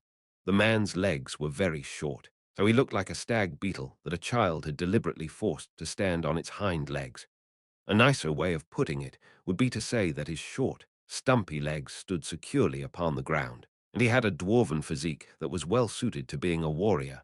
As I expected, thou cam'st too, Hecarim. Yes, Gringam, I thought the terms this time round weren't too bad. Hecarim waved to the other 2 people. His attitude was hardly dignified, but neither of them looked unhappy. This was because the 4 of them might have been of different ages and had different experiences, but they were equally skilled as workers. So, your guys, Hecarim glanced at Gringam's team and counted them before replying. There's only 5 of you. What happened to the other members? They are taking their rest and alleviating their fatigue. In addition, they worked the same assignment as myself, and now they must repair or replace their damaged or destroyed panoply. This man, Gringam, led the team called Heavy Masher, a large worker team with 14 members. There were merits in having numbers on one side. One of them was the ability to approach a job from many different angles, which gave one many ways to handle a job. In particular, the ability to recombine into a team that could take on any request was a great boon. However, that approach also contained demerits. One of them was the fact that payment was divided among the number of people, and so each individual would be paid less. The second flaw was that deciding something would take a very long time, which led to slow movements. After adding up the pros and cons, the fact that this man could group up workers and their tendency to break apart based on personality conflicts, and then go one step further to perfectly control them was a sign of his great skill as a manager. Oh, that's tough. Although, why don't you act as our support, so the friends you left behind won't end up hating you for earning too much? Utter foolery. As a leader in mine own right, the task falls to me to assuage the underlings once the task is concluded. Regretfully, our band must seek the best possible outcome for ourselves. Oi, oi, don't be like that. I'm just saying that it'll be fine if you speak normally around us. Gringam smiled thinly. Hecarim saw that he did not agree, and so he shrugged and turned to the other man. This is the first time I've spoken face to face with you. He extended a hand to the other man as a show of respect, and that man took it. His was a sturdy and strong hand. His narrowed eyes flickered, then focused on Hecarim. Foresight, I've heard of you. His voice was as clear as a bell. One could say it fit his appearance very well. You too, Tenbu. There was nobody who did not know of this genius swordsman who was undefeated in the arena. This man's team, Tenbu, was essentially a team composed of one man, to some extent. However, that was also why Amina's face contorted with disgust. I'm glad to be able to team up with a sword genius who can rival the mightiest warrior of the kingdom, the great Gaze of Stranov. Thank you, however. Shouldn't you say that he can rival me, Aruya Azruth? Oh, bold words, Aruya smiled coldly, an arrogant look on his face. After seeing his expression, Hecarim blinked several times to hide the emotion he had nearly revealed. Well then, I look forward to seeing your swordsmanship on full display in the ruins. Yes, you can leave that to me. I hope there'll be a monster in those ruins who can give me a challenge. Iruya patted the weapon at his side. We don't know what kind of monster may emerge. For all we know, we might even encounter a dragon. Now that would be a frightening sight. Perhaps a powerful monster like a dragon might challenge me. However, I'll win in the end. Really now, Hecarim smiled, albeit on the surface. He glanced to see the reaction of the last person and worked to suppress his own feelings. He recalled a rumor going around that in swordsmanship alone, Iruya was more than a match even for an orichalcum-ranked adventurer, so perhaps that answer of his was no idle boast. In addition, confidence in his own abilities was a good thing. Bragging was very important for workers. Of course, that was as long as he did not take it too far. Dragons were the mightiest species on the world. They soared through the sky and expelled ruinous breath from their maws. Their scales were sturdy, and their physical attributes were extraordinary. Old dragons could even use magic. They possessed a lifespan incomparable to those of human beings, and even a sage would have to admit defeat to their accumulated wisdom. Due to their power, stories frequently depicted them as wicked foes, or beings who lent a hand to heroes. The objective of the 13 heroes' last adventure was the dragon known as the Divine Dragon. In much the same way, the final adversary of a hero was often one of the draconic race. It was quite startling how he could compare himself to such a powerful being and act so cockily, even if it was idle banter. His swaggering tone sounded like he was joking, but unfortunately, Aruya's eyes were serious. How full of himself was he? Nobody knew what sort of monsters lay within the ruins they would soon be visiting. He predicted that Aruya's mental state was very dangerous and might end up dragging down everybody else as well. That ought to be the case. I'd better stay away from him. It was his own business if he wanted to die, but it would be troublesome if he came over to beg for help. Hecaran smiled to him, and having made that decision, he amended his approach to Aruya. Now he would be used and then discarded. And the people over there should be the members of Foresight. Or a look of disdain and scorn filled Aruya's eyes the moment he saw Amina. Apparently, Aruya had been born in the religious nation that revered humanity as the greatest of all races, the slain theocracy. The citizens of that country often viewed people with non-human ancestry as second-class citizens. From that man's point of view, having a half-elf like Amina working on an even basis with him must be very upsetting. That part of him lends truth to the rumors, however. If he really was born in the theocracy, then he ought to have a baptismal name. There's also a rumor that he abandoned his baptismal name. Hecaran grumbled in his heart, and just to be sure, he muttered, "Oi, oi, hands off my buddies. Okay, of course. For the duration of this job, we are all comrades. I will work together with you." I would very much like to believe those words. This man Iruya was like a strong kid who had directly become an adult. He unnerved others, or rather, he was mentally unbalanced to some extent. The mood around him was distasteful to others, and even after reminding him, Hecaran could not find it in himself to relax. "Oh yes, please believe me. Now then, let's return to the previous topic. In any event, I'd like to turn overall command of the expeditions to someone else. Provided it's not too troubling, I will obey the instructions of all the other members. Feel free to use me as a vanguard during battle. I will cut down all the foes before us with this blade." "All right, understood. In that case, I'll be returning to my team. Let me know if there's anything." Iruya bowed, and then left. As he saw the women waiting for Aruya, Hecaran's face twisted for a moment. However, he could not let his feelings be written on his face. Allowing others to know how he felt might occasionally prove disadvantageous, and someone like that was not fit to lead a team. He quelled his emotions and hid his expression. He turned away like he had seen something filthy and greeted the last person. "Greetings, honored elder, you're as healthy as ever." "Hoy, Hecaran, you seem well." He wheezed whenever he spoke, because almost all his front teeth had fallen out. He was Palpatra, Green Leaf, Agrian. The source of his nickname was the suit of armor he wore, which resembled green leaves glistening with morning dew. That armor was not made of metal, but the scales of a green dragon. Palpatra and his team had once succeeded in a dragon hunt. Of course, it was not a very big dragon, but even a small dragon was not a foe which an average worker or adventurer could handle. Palpatra was an old man who was in his 80th year of life. Usually, people in this line of work retired after the age of 45. There were also some who would retire in their early 40s. Very few people remained as adventurers after the age of 50. The people who worked such a cruel job, where death was a very real danger, could not ignore the effects of age withering their bodies. In truth, Palpatra was an exception, but his strength had deteriorated greatly from when he was in his prime, apparently, when he had reached the level of the Orichalcum ranked. Even so, Palpatra refused to step down from the front lines. Palpatra, and the way he continued adventuring despite his advanced age, was an object of admiration for many people in the field. Still, he seems a little dangerous.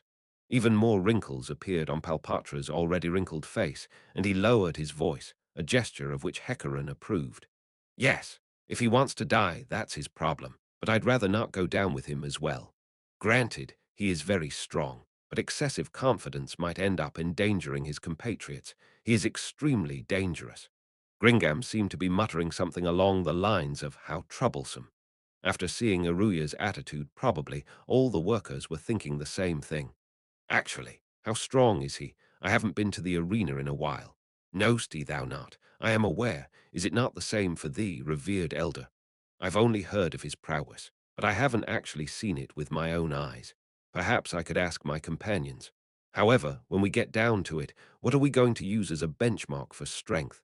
For instance, if we used Gaze of Stranoff as an upper limit, then where would something we were more familiar with, like, say, the Empire's 4 knights stand on that scale?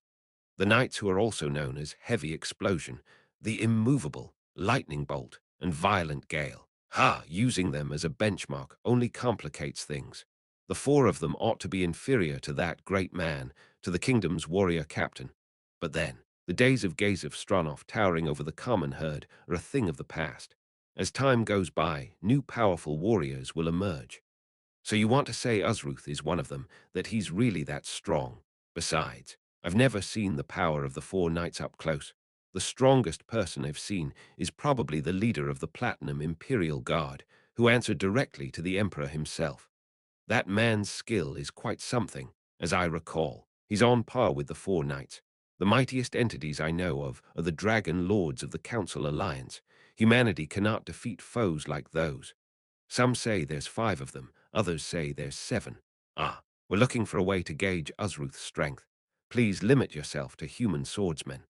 That said, the Argland Council Alliance's swordsmen are almost all demi-humans, so we'll have to count them out as well. The Martial Lord of the Arena is the same way. Then I'll cite the Lady Paladin of the Rabble Holy Kingdom, who wields a holy sword. That said, she does seem somewhat inadequate in terms of pure swordsmanship. Collecting information on mighty individuals was very important for a worker when it came to handling jobs. That was because the presence or absence of such information often determined victory or defeat. And of course, that aside, they were all warriors, and they could not help but want to know more about people who inhabited the world of martial arts with them. It was the same now.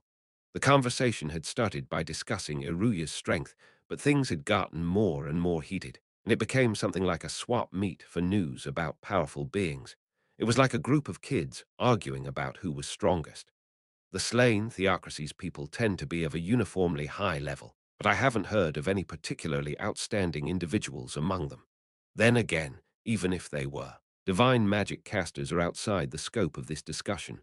I heard there's a female warrior in the kingdom's highest-ranked adventurer team. What of her? The no breasts, just pecs one, am I right? She's very strong. Although, I heard that she lost a duel with the warrior captain. I heard an adventurer addressed her with that made-up nickname and got beaten half to death. Ha ha ha, what a frightening young lady.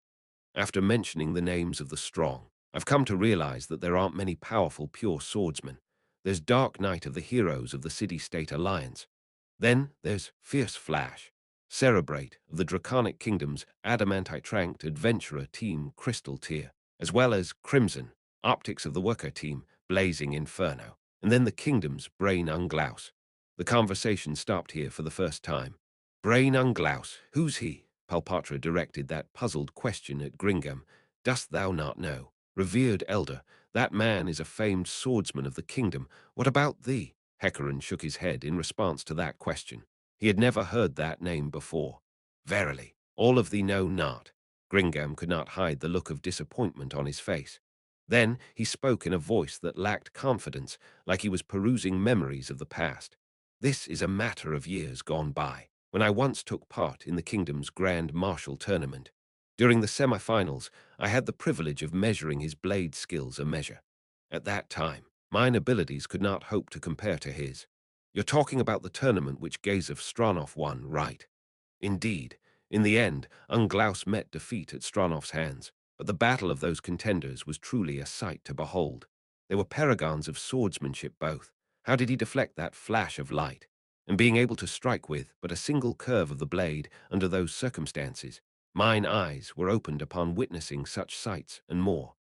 Given the way Gringham was gushing with praise for him, and the fact that he could fight evenly with Gazef Stranov, the mightiest warrior of the surrounding nations. It was clear that his strength must have been top-rate, so it was just that he did not know that the world contained such skilled exponents. Hecarim was filled with awe. MHM, then, who do you think is stronger, between that ungloused chap and Uzruth? Uzruth, Gringam answered without any delay. If he had to battle Unglaus from the Grand Martial Tournament, it would definitely be him.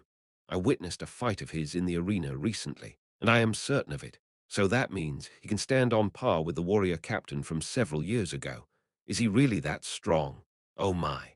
Hecarim had exclaimed in a moment of excitement, and he hurriedly lowered his volume. I see, Unglaus, is it? Looks like I'll have to pay attention to news from the kingdom. All right. Have you too heard of it, that there's a third adamantite-ranked adventurer team in the kingdom? Of course I have.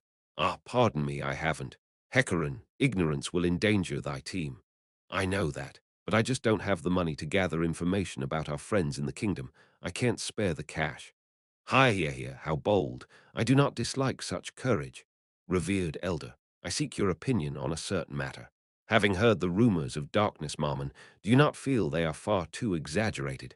They say the two of them slew a gigant basilisk without the aid of a healer.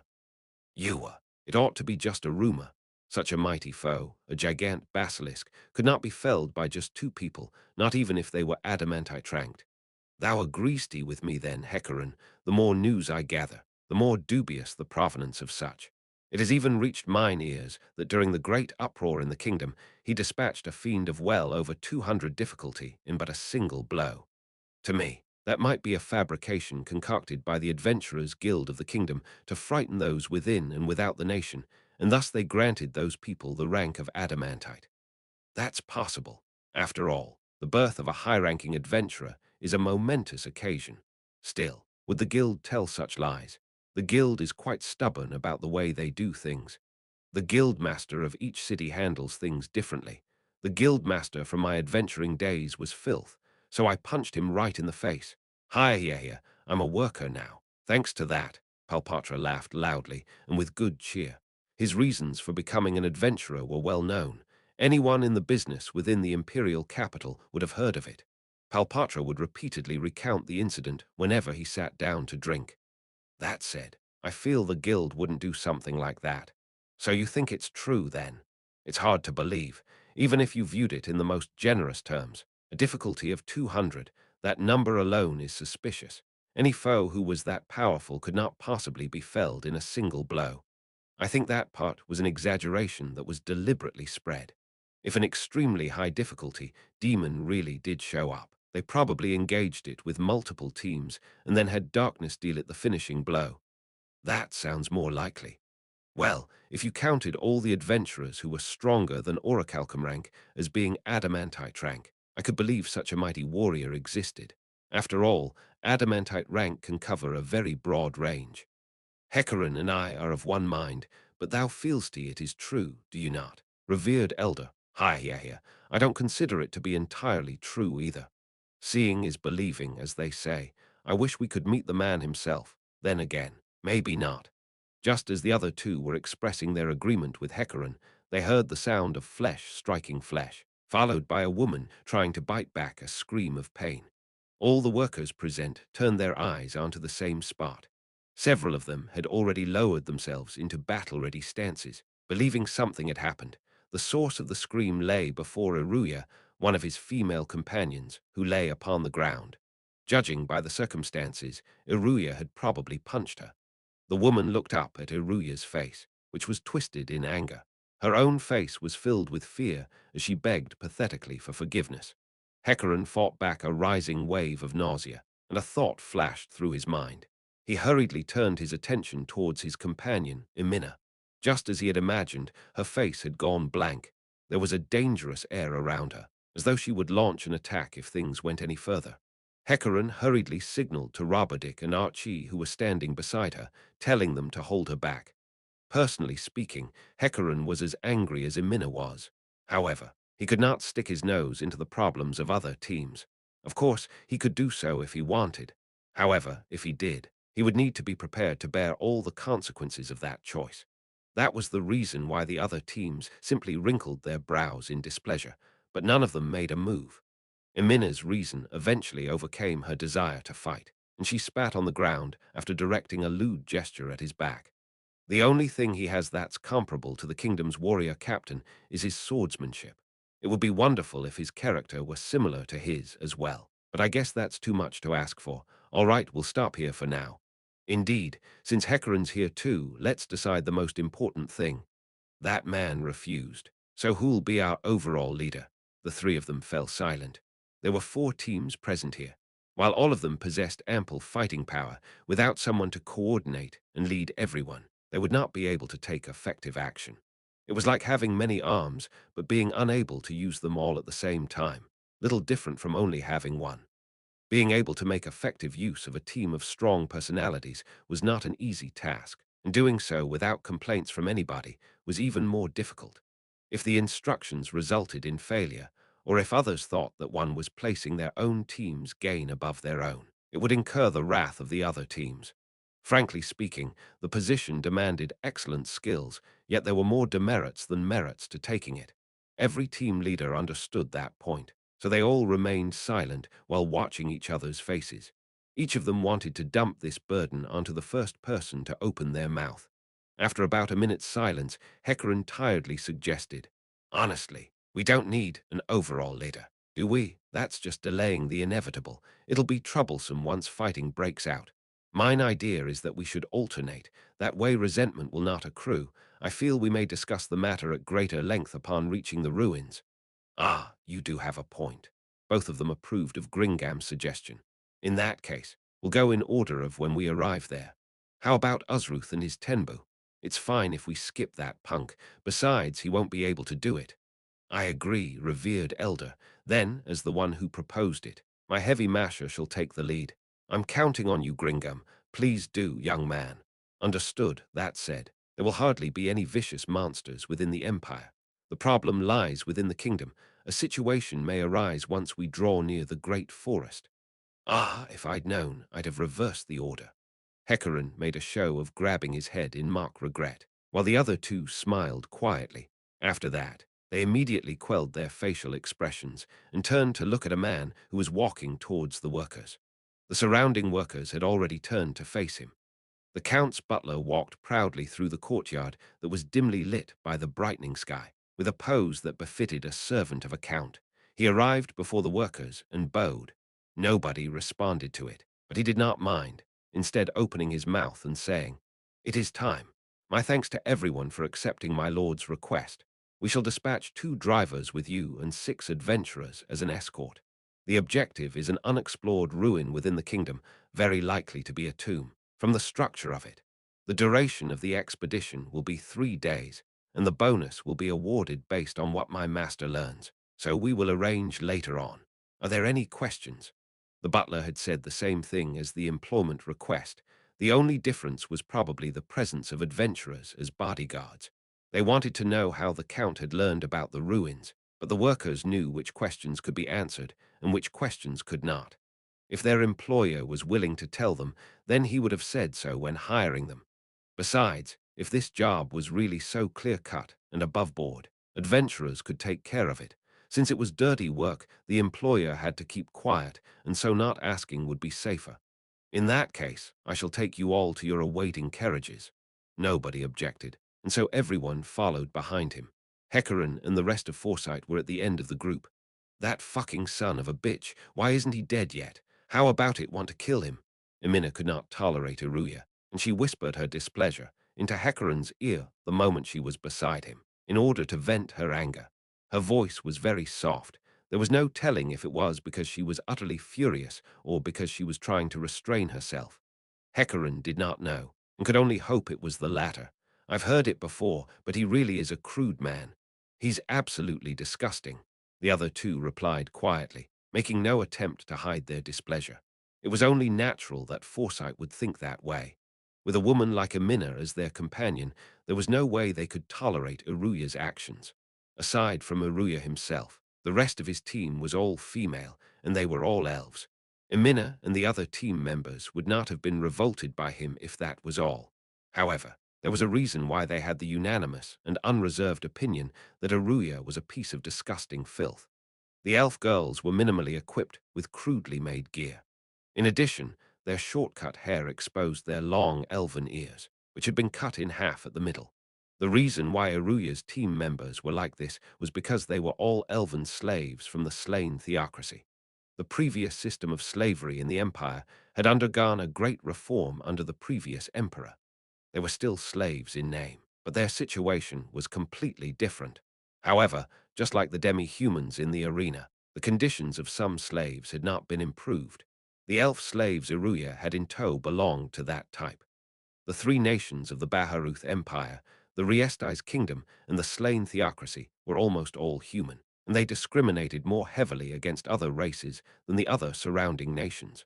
Thus, even humanoid species, like half-elves and elves, had a hard time living in these countries. Only the dwarves were an exception. The Azerlisian mountain range that stood between the kingdom and the empire contained a dwarven kingdom, and due to the trading relationship the empire had with the dwarves, they were assured of protection under the law. I feel sorry for the elves. However, we should not try to save them now. Emina sighed heavily. She understood that fact in her head. Her heart was simply taking longer to catch up. Let's go. Emina moved to the head of the group after that quiet reply, and the others quickened their pace so as not to fall behind. Then their eyes all went wide in surprise. There were two large, covered carriages waiting at the place where the butler had taken them, which would be heading for the ruins. There was also a group of people helping to load their luggage onto the carriages. Those ought to be the adventurers that the butler mentioned, because the metal plates around their necks glinted with a golden light. However, what surprised them was not the adventurers, but the horses pulling the carriages. Sleipnirs, someone exclaimed in surprise. The eight-legged Sleipnirs were larger than an average horse and possessed excellent physical strength, stamina, and mobility. Some people considered them to be the ideal creature for land travel. Naturally, they commanded a startling price as well. Most nobles could not afford a mount that cost 5 times as much as a warhorse. Yet there were two-horse carriages before them, for a total of 4 Sleipnirs. Their employer must have considered the risk of losing them during adventuring, and so his determination was very admirable. Or could it be he felt that they would unearth so much treasure that only Sleipnirs would be able to move them? Everyone was probably thinking the same thing. The sound of swallowing came from somewhere. Please use these carriages. Your rations and other supplies are inside the vehicle compartment. In addition, we have hired adventurers to protect the carriage and your campsite. According to their contract, they cannot enter the ruins, so please keep that in mind. Hecaran realized that there was something which needed to be resolved right away, and so he left his companions and ran to Gringam. Pardon me, Gringam, I need to discuss something with you. What troubles thee that thou seekst my counsel? When it comes to allocating carriages, could you put us separately from Tenbu? I see. Thy concerns are known to me. Thou fearst thee for that young lady. In that case, we shall travel with Tenbu. Sorry, and thanks, you're a big help. Pay it no heed. In this endeavor, we are comrades. A quarrel even before reaching the ruins would be a thorny matter, and I too am. Are you sure we'll be fine with these puny gold-ranked adventurers? I don't want to come back to erect camp or wake up to find myself sharing it with monsters. A great shout came with all the force of a fireball. 2 people stared at each other, and tensions were running high. Iruya expressed his dissatisfaction to the butler, but he did not make any attempt to lower his volume. The adventurers stopped moving their luggage as though time had stopped. When one looked up, one could see higher realms ahead. Whether or not one could reach those heights remained to be seen. Yet, some people continued marching toward their goal, one step at a time, and Aruya's statement was very displeasing to those people. They were engaged in a struggle to prove their strength, and once their competency was called into question, especially if their client doubted their ability, it would affect future tasks that they were assigned. In that case, they had to prove their worth in a simple and quick fashion. This man, whose words could not be tolerated by either the adventurers or the workers, did not know how to consider things from the perspective of others. Therefore, he was virtually unaffected by the foul mood in the air and continued babbling to himself. No, I do understand that they're fit to handle our luggage. I'm simply concerned that they won't be able to help us get rid of threats. Give me a break. What good does it do to ruin the mood? Granted, they're here for work, so they should be able to bear with it a little, but still level-wise. All the worker teams here were on par with mithril-ranked adventurers, which meant that they were better than these adventurers. However, some things ought not to be said out loud. Someone, anyone, punch him to shut him up. Several of the workers had evil glints in their eyes, and they were exchanging glances. Hecaran hurriedly ran over to Amina. No matter what happened, he could not let her draw her blade. However, the person who came to stop this was not a worker. You must be Uzruth Sarmaham. I assure you that there will be no problems. Are you saying that on the assumption that we're helping too? I could understand it. In that case, no, that is because there will be a stronger individual traveling with you, Marmonsan. A warrior in full plate armor poked his helmeted head out from one of the carriages, as though in response to the butler's icy tones. He had probably been in the middle of moving luggage onto the carriage. Allow me to introduce you to the adamantite-tranked adventurer team of two, Marmonsan of Darkness and his teammate Nabe. The two of them will travel with you and defend your campsite. I trust you will be able to accept that. The air changed again. The pinnacle of adventurers and workers, those who handled this sort of work, now stood before them. None of the workers could speak in the face of this proof of absolute strength. The adventurers regained their good spirits as they saw the workers' naked reaction to the most highly placed of all adventurers, and they went back to their work. A man who looked like the gold-ranked adventurer team's leader smiled and then spoke to the dark warrior. We'll handle the rest. Marmonsan, would you mind interacting with the workers? Being that you're our leader, I hope that you will discuss our security posture with the workers. All right.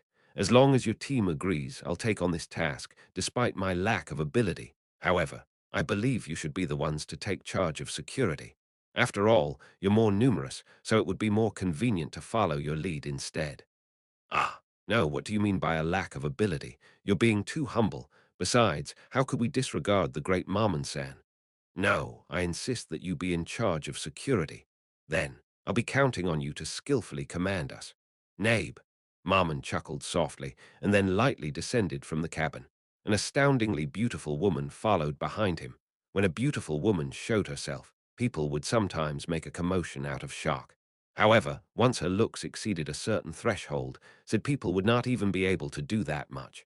In the face of true beauty, all people could do was allow their gazes to be stolen away. Hecaran, he's... Rabba, I'm thinking the same thing too. We saw him before at the North Market. That man is Marmon of Darkness, and his sole companion.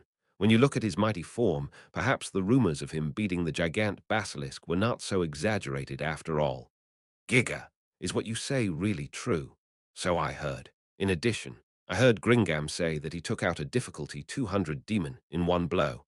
That can't possibly be real. A difficulty of 200 isn't in the realm of possibility for a human being. Could it be that you misheard 100 as 200? Even 100 would be quite amazing. But how shall I put this? After seeing his words and actions, I feel like it's the truth. He had grasped Marmon's character from his brief interaction with the leader of the gold-ranked adventurers. He felt that the man exuded the dignity and charisma befitting an adamantite-ranked adventurer, which naturally endeared others to him. Before we mingle, I have a question to ask you. His voice was soft, yet its rich tones allowed everyone to feel his heroic spirit through his armor. Why are you going to the ruins? I know you've been hired, but you're not like adventurers, who find it difficult to refuse a strongly worded request. Why would you, whose actions are not bound, choose to accept this assignment? What drives you to do such a thing? The workers looked at each other. They hesitated over who should answer, and in the end, it was someone from Palpatra's team who spoke up. For money, of course. It was a perfect answer. There was no better reason than that. The workers had not hesitated over what answer they should have given, and Marmon should have expected such a matter-of-fact reply from them. The fact that he had still asked the question anyway left them at a loss as to his true intentions. After seeing the workers murmur their agreement, Marmon continued asking, "That is to say, if your client pays you a great deal of money, it's worth paying with your lives." Indeed, our client offered us recompense that satisfied us. In addition, there might be a further prize depending on what we find within the ruins. It is my contention that such largesse warrants the risk of our lives. That answer came from Gringam. I see. So this is what you have all decided. Then I understand. Please forgive me for asking such a worthless question. Such a trifling matter requires no apology. Do not allow it to weigh upon thy heart. Hi, here. Well, if you've finished asking, might I ask a question in turn? Please do, old sir. I wish to verify a rumor I've heard. They say your strength is extraordinary. May I see if those rumors are factual? I see, seeing is believing. After all, of course you may. I shall show you my might if it means you will accept our protection. Then how shall I demonstrate my power? The best way is to spar with someone else. Of course, all eyes gathered on, and of course, I will be the one to do the sparring, that's right, me. What, you old sir? My apologies, but I am not accustomed to holding back. I do not wish to harm you, yet I have no confidence in restraining myself. Do you mind? Hi, here. That's adamantite for you, not a thought given to the fact that I might hurt you instead. A quiet chuckle came from under the helmet. But of course, old sir, this is the difference in our respective strengths. I am strong, stronger than any of you. That is why I can bear the name of adamantite. Despite his extraordinary arrogance and sense of superiority, it did not displease those who saw it.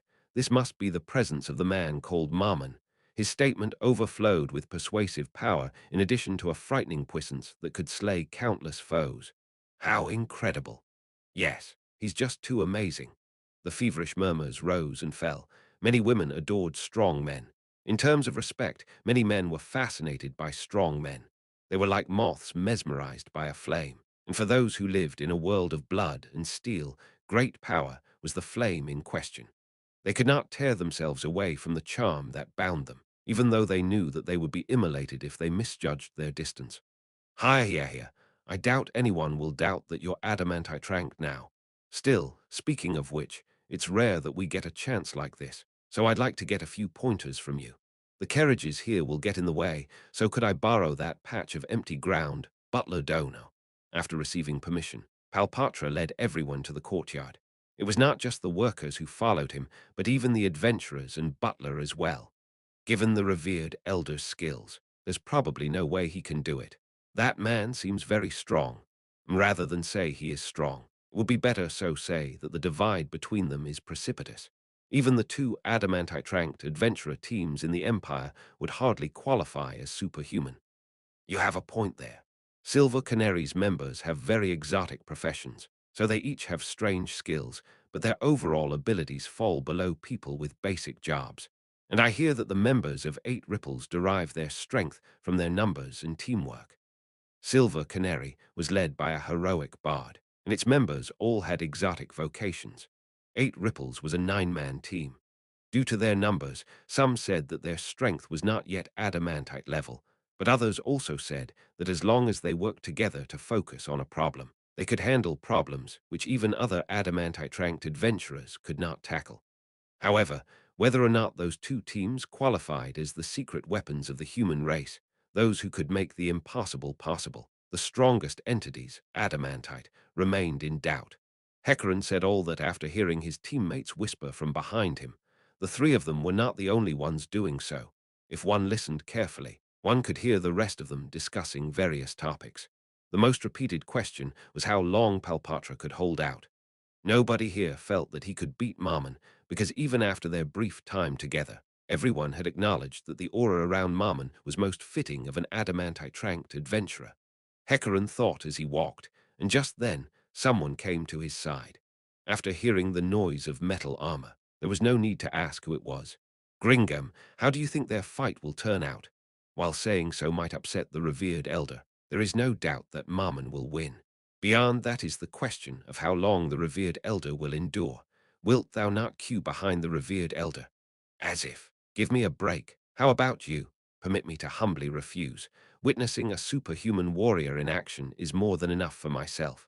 Although, I would not object to a few lessons on swordsmanship from him during the course of our journey. Same here. Mammon and Palpatra stood before the two of them in the courtyard, maintaining a distance between and looking at each other. Palpatra's eyes were not those of an ordinary old man.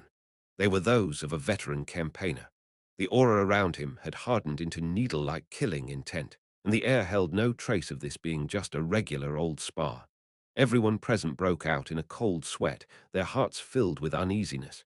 Hey, this is pretty bad, right? The old man's serious. Beside him, Gringam had reverted to his original way of speaking. Well, his opponent's an adamantite-tranked adventurer, so he's got no choice but to be serious.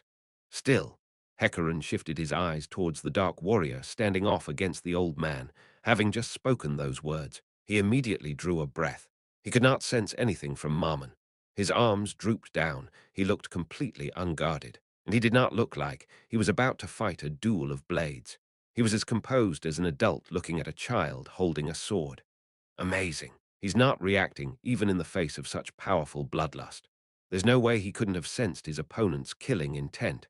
So this is what the supreme perfection of warriorhood looks like. In other words, the supreme perfection of emptiness. Is this what they call no heart? 2, or the realm of clouds and water? 3, he's so calm despite the difference in their weapons. He must be extremely confident in his skills. Ah, I want to throw myself down before him in awe. Palpatra was holding a magic item whose point was made from a whittled-down dragon's fang. In contrast, Marmon held a staff he had borrowed from one of the adventurers. It did not look magical in any way. Magic weapons had all sorts of special effects, from improved sharpness, improving their wielder's abilities to doing additional damage, and so on. Right now, Palpatra had an overwhelming advantage in terms of armament. No, that's probably not it. It's true when it comes to weapons, but the enchantments on Marmonsen's armor ought to be stronger than the old man's. His other magic items ought to be of a higher standard too. Overall, I'd say they're either pretty close or Marmonsen has the advantage. Art thou not too hasty in thine judgment? Hast thou not heard that the magic items the revered elder carries are worth more than an adamantite-tranked adventurer's panoply? The revered elder has completed countless jobs over the years. One could say he was the best-paid man in the empire. No. Wait. Thou shouldst calm thyself. As the two of them argued, the ever-rising urge battle-lust led to the beginning of the duel. Then shall I go first? There's more pressing work to be done after this. Don't push yourself too hard. Come at me in a more relaxed way, old sir. Without letting Marmon finish, Palpatra instantly stepped in with a smoothness, speed, and power that an 80-year-old man should not have possessed. In contrast, Marmon had not even raised the staff in his hand. Dragon Fang Thrust. Hecaran's eyes went wide as he saw Palpatra open with a martial art without the slightest bit of hesitation. The technique made his spear's shaft curve, allowing him to stab twice, like a dragon's fang. In addition, it could deal elemental damage on top of that. This was a development of the martial art thrust, being a technique which Palpatra had apparently developed over 40 years ago, and it had become widely known due to its excellent balance. Many other warriors had learned that move up till this date, and among the Dragon Fang thrusts, Palpatra had chosen the Blue Dragon Fang thrust, with the additional effect of dealing electrical damage. What's that old coot thinking? We might have healing magic on hand, but nobody would use a move like that under normal circumstances. A move like that, which could inflict electrical damage on the merest graze, was ideal for use against an armored opponent. Palpatra's use of that technique was a sign of how deadly serious he was. However, Marmon easily avoided that strike, which would have otherwise been the bane of someone in armor. Even in his jet-black, full-plate armor, his movements were as graceful as a feather. More astounding was the fact that he had not leapt away, but remained in place and dodged it while hardly moving at all. That's impossible. What kind of dexterity and motion-tracking vision is that? Gale acceleration. Palpatra continued using his martial arts. You've gone too far. Old man, has your brain gone senile too? Dragon Fang Thrust. He used the same move from before upon Marmon again. Snow-white freezing vapors shrouded the spear's tip. It was the White Dragon Fang Thrust. That lightning-fast series of 4 attacks, a great commotion rose from the onlookers. That was only to be expected. After all, not a single one of those 4 attacks had managed to so much as touch Marmon's armor. Palpatra leapt back. His forehead was beaded with sweat. He was not exhausted from attacking, but the mental strain of wielding his spear on deadly ground had been too much for him. He's incredible. He's stronger than Hecaran. But of course, Archie, don't compare me to him. He's what they call the highest-level adventurer, the peak of everything. That's the power of an adamantite-tranked adventurer. Now then, I believe it is my turn next.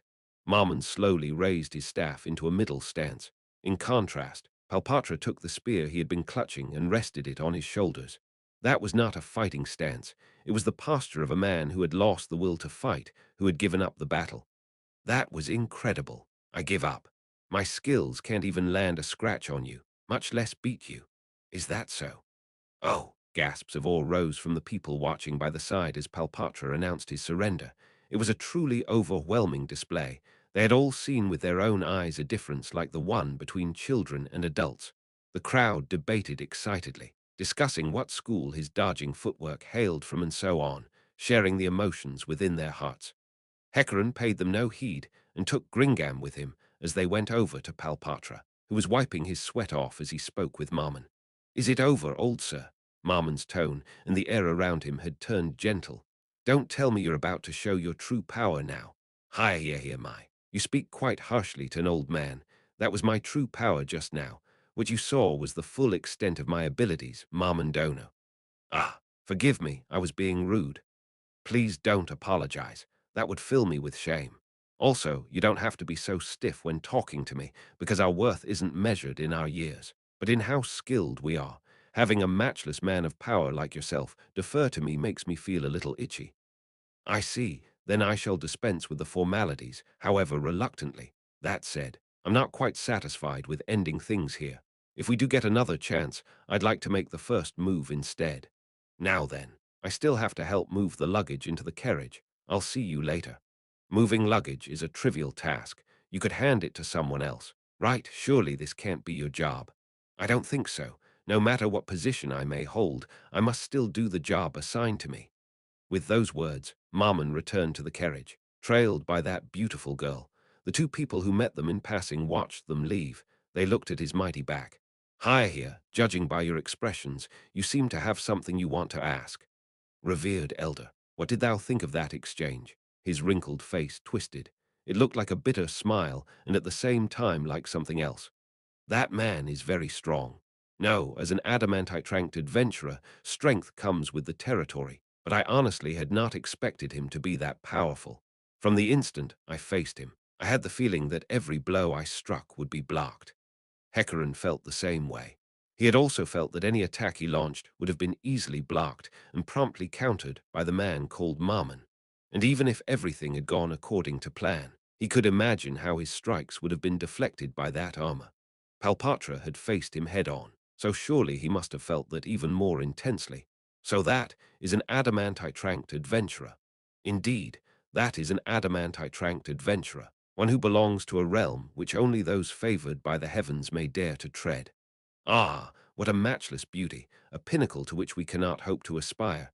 Say, you must have been happy just to glimpse that peak. No, indeed, watching from the sidelines, I could see thy movements clearly. If I was facing him in person, surely I would not have been able to observe his skills so calmly.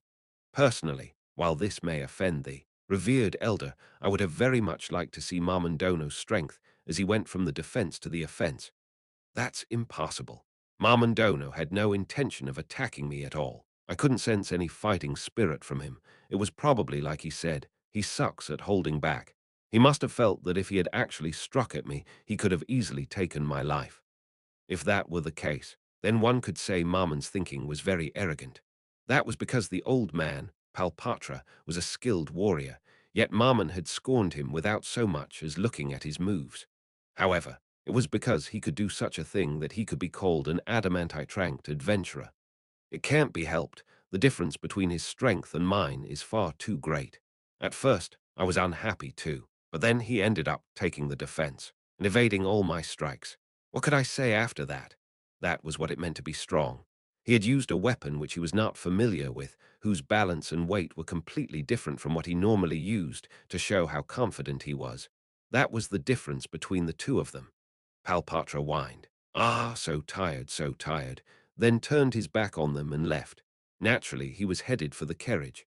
As he watched Palpatra leave, Hecaran heard a quiet grumble. "Even when I was young, I could not step into that domain. So that's adamantite. What an unattainable peak." Palpatra's back shrunk in his eyes. In contrast, Marmon's back seemed massive and oppressive. "That is the highest rank, that of adamantite. Yes, it's truly amazing." Nobody around them could dispute their odd words. Too, a carriage ran like the wind over the paved roads of the imperial capital Arwinter. The magical beast that pulled the luxurious carriage had 8 legs. It was a Sleipnir. A pair of skilled-looking warriors occupied the driver's seat, while above the carriage's cabin, in a place modified from a cargo rack, were 4 magic casters and bow-wielding warriors, vigilantly watching their surroundings.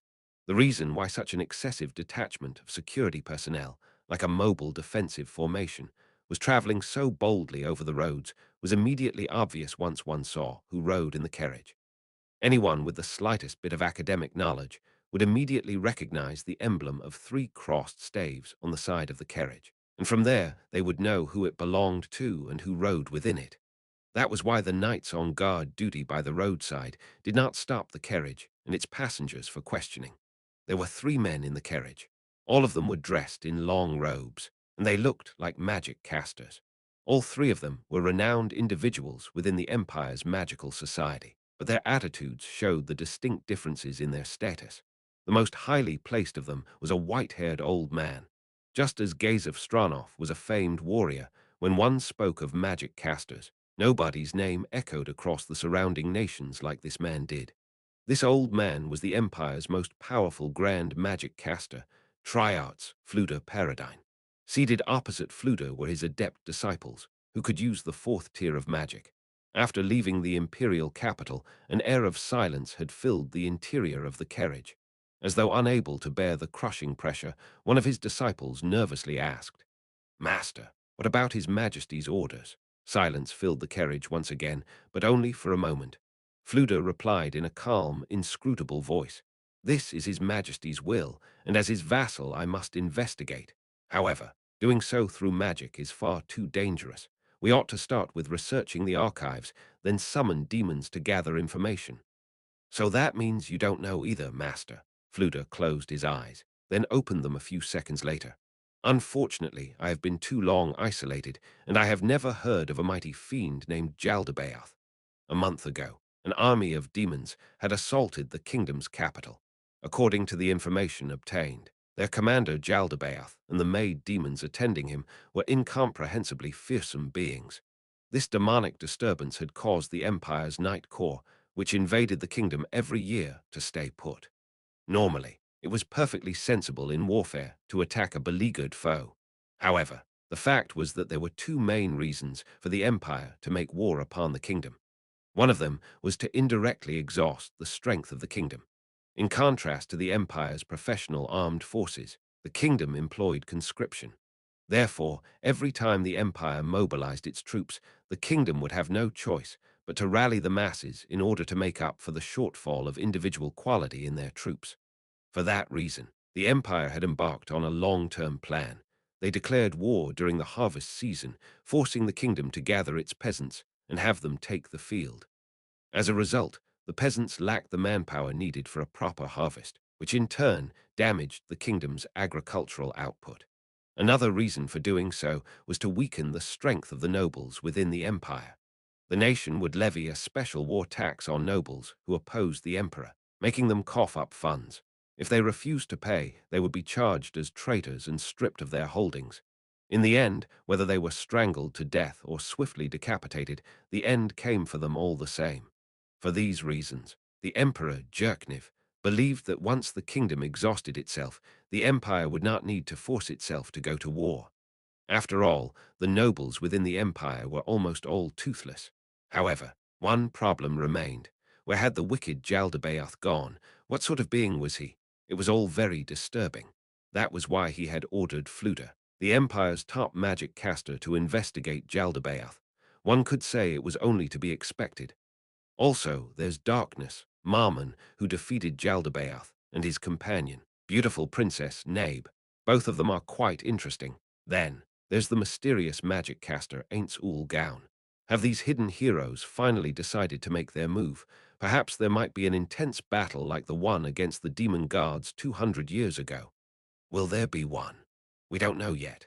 However, only a fool would start preparing for it after it happened. The wise are always on watch against the future. Eventually, the carriage reached its destination. The sprawling grounds were encircled with thick, imposing walls, with watchtowers to keep an eye on both the inside and outside. Hand-picked knights from the First Legion, the most elite of the 8 Imperial Knight Legions, were mixed with a number of magic casters into several security teams, which were in charge of surveillance. When one looked to the sky, one could even see members of the Emperor's own bodyguard, the Royal Air Guard, mounted on flying beasts, as well as high-tier magic casters using flight magic as they stood on watch. This place was the symbol of the Empire's power, into which the previous emperor had channeled the greater part of his efforts and energies, the Imperial Ministry of Magic. The production of magical equipment for the knights, the development of new spells, research into raising the standard of living through magical experiments, and so on. All of these could be said to be the essence of the Empire's magic, and they took place here. And the overall person in charge of this place, although the Ministry of Magic had no commanding officer, was Fluda. The carriage passed through the grounds, and finally stopped at a tower in the heart of the grounds. They had passed many strangely shaped buildings on the way here, and many people had come and gone from each building, but there was hardly any movement of people in and out of this tower. However, in contrast, the security around this tower was much stiffer than that around the other buildings. For starters, the knights here were dressed differently. They were not the same as the First Legion knights in other places. They were sheathed in suits of enchanted full-plate armor, carrying magic shields, and with magic weapons at their waists. Their crimson capes, which were embroidered with the emblem of the Empire, were also magic items, of course. While the enchantments on their gear were somewhat weak, ordinary knights could not wear such equipment, not even in the Empire. The most important thing was that ordinary knights would never be assigned to such a vital state institution. These ultra-elite knights were part of the Emperor's bodyguard, the Royal Earth Guard. The magic casters lined up here were no less impressive than the knights themselves. These experienced, valorous magic casters had the air of grizzled veterans around them. In addition, there were 4 stone golems, each over 2.5 meters tall, guarding the entrance. They did not sleep, and they did not rest, and they did not eat, eternally focused on their duty as guardians. The security around this facility was as heavy as that defending the Emperor's own body, and only elite magic casters, whose levels were in the upper reaches of the 3rd tier, or a very few research-oriented magic casters, were permitted entry. Naturally, Fluda and his 2 disciples were permitted entry into this tower. The 3 of them raised their hands to acknowledge the knights and magic casters presenting arms to them, and then they entered the building. After walking through a straight passage, the 3 of them came to the upper level of a room shaped like a crucible. Many magic casters worked here. The highest ranked of them hurriedly ran up to Fluda. "Has there been any progress?" "Not at all, Master." The disciples gulped, and his Adam's apple shifted. The usual answer had 2 meanings, good and bad. Fluda simply nodded with a complex expression on his face, and then turned to the 30 disciples he had personally tutored. They were particularly famous disciples, known as the Chosen 30, and faced one of them, who was the assistant supervisor of this building. "Is that so? You still haven't been able to induce a natural genesis, then?" "Indeed, not even a skeleton, the least of all undead, has appeared so far. Currently, we are placing corpses beside it in the hope of inducing the creation of zombies." "MHM." Fluda stroked his long beard and then looked down at the site beneath him. There were 10-odd skeletons there, and they were tilling a field. Each skeleton raised their hoe, then swung them down in an identical manner to the one on either side of it. If one were to look at them from the side, their overlapping forms would seem like just a single skeleton. This highly coordinated spectacle, which vaguely resembled a form of group exercise, was the true identity of the large-scale project which the Empire had been conducting. In other words, it was undead labor. The undead did not need to eat, drink, or sleep, and they did not tire. In other words, they were the perfect workers. Granted, low-tier undead were unintelligent, they could only listen to orders, and they could not perform complex tasks. However, that problem could be solved by having someone stand by to supervise them every step of the way. The merits of ordering the undead to carry out tasks in a crop field had exceeded their expectations. The reduction of manpower costs had reduced the prices of crops, expanded the farms and fields, eliminated the risk of human-related damage, and so on. It was truly a dream plan. There were other, similar plans, using summoned monsters and golems instead, but after taking all factors into consideration, the undead was still the most cost-effective choice. However, There was still a reason why such a seemingly perfect plan could not be put into practice on a large scale. That was because people opposed it, in particular, the factions led by the priests. They believed that creating undead, creatures of death which hated life, was an act which stained the soul. There were also problems from a religious perspective. They used the corpses of criminals to make undead, but the religious point of view was that a criminal's sin was paid off with the execution of their sentence. Going any further would be a form of blasphemy, and convincing them otherwise was a very difficult task. Perhaps they might be able to talk them round if the nation was facing a desperate food shortage and many people were starving to death. However, the empire's food stocks were ample, and they had no problems with manpower. For these reasons, the clergy opposed this plan. Ultimately, the true reason for this plan was to increase their military power. With the undead to handle production, they could divert their human resources elsewhere, potentially increasing the amount of talent for the Night Corps and other fields. In addition, once undead labor became widespread, there were people who were worried that human laborers would be made redundant. In addition, the undead would not listen to humanity forever, and large amounts of undead might upset the balance of life and death and lead to the spontaneous genesis of more powerful undead. It was not just the priests, but anyone who heard of the plan that was unsettled by it. The reason for this facility's existence was to address each of these concerns and find a solution to them. You haven't found the underlying reason yet.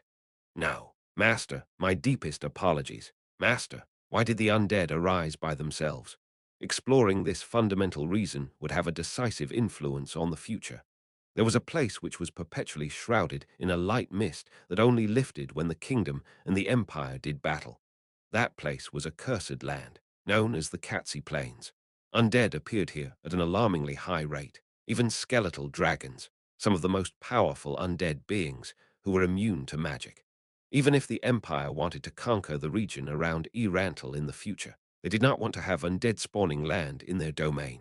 Thus, discovering the process by which the undead arose would definitely be an aid to rulership. Perhaps they might even find a way to keep the undead from spawning ever again. Is that so? I understand. The assistant supervisor bowed, grateful to have been spared a rebuke. Fluto walked past him, going in one big circle around the crucible-shaped room. By the time Fluto reached the door on the other side, there were more disciples behind him.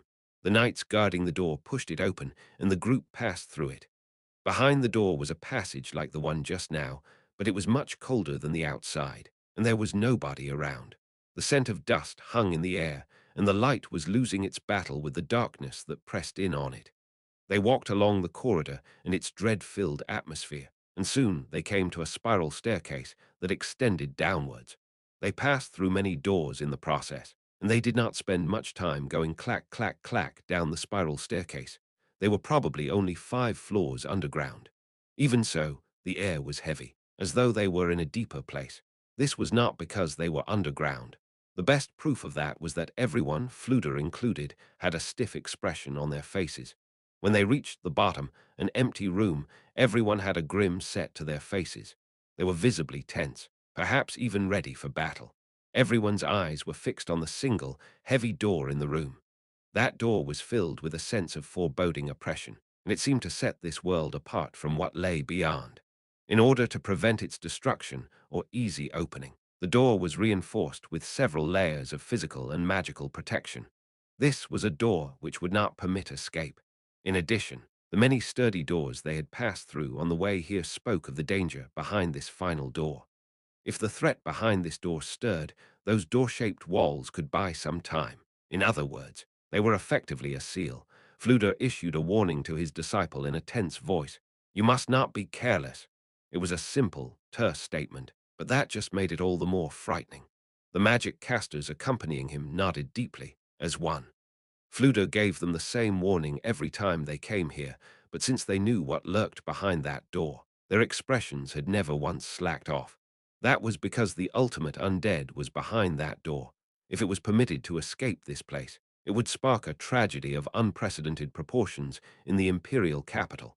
Several people began casting protective spells.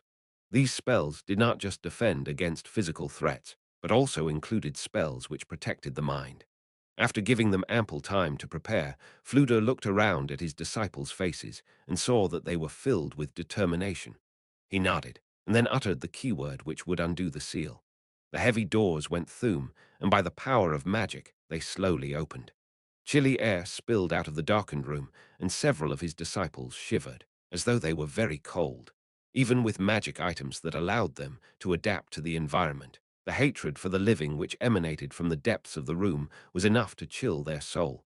The sound of someone swallowing seemed particularly resonant here. "Let's go." After hearing Fluter's words, his disciples created several magical lights to disperse the darkness of the room.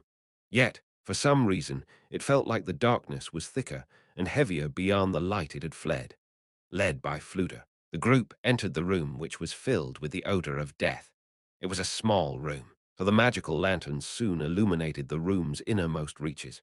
There stood a gigantic pillar which reached the ceiling. This tombstone-like pillar certainly attracted attention, but what truly held the eye was the entity that was crucified to it with thick and heavy chains. Each link of the chains which bound it was much thicker than a grown man's thumb, rendering it completely immobile.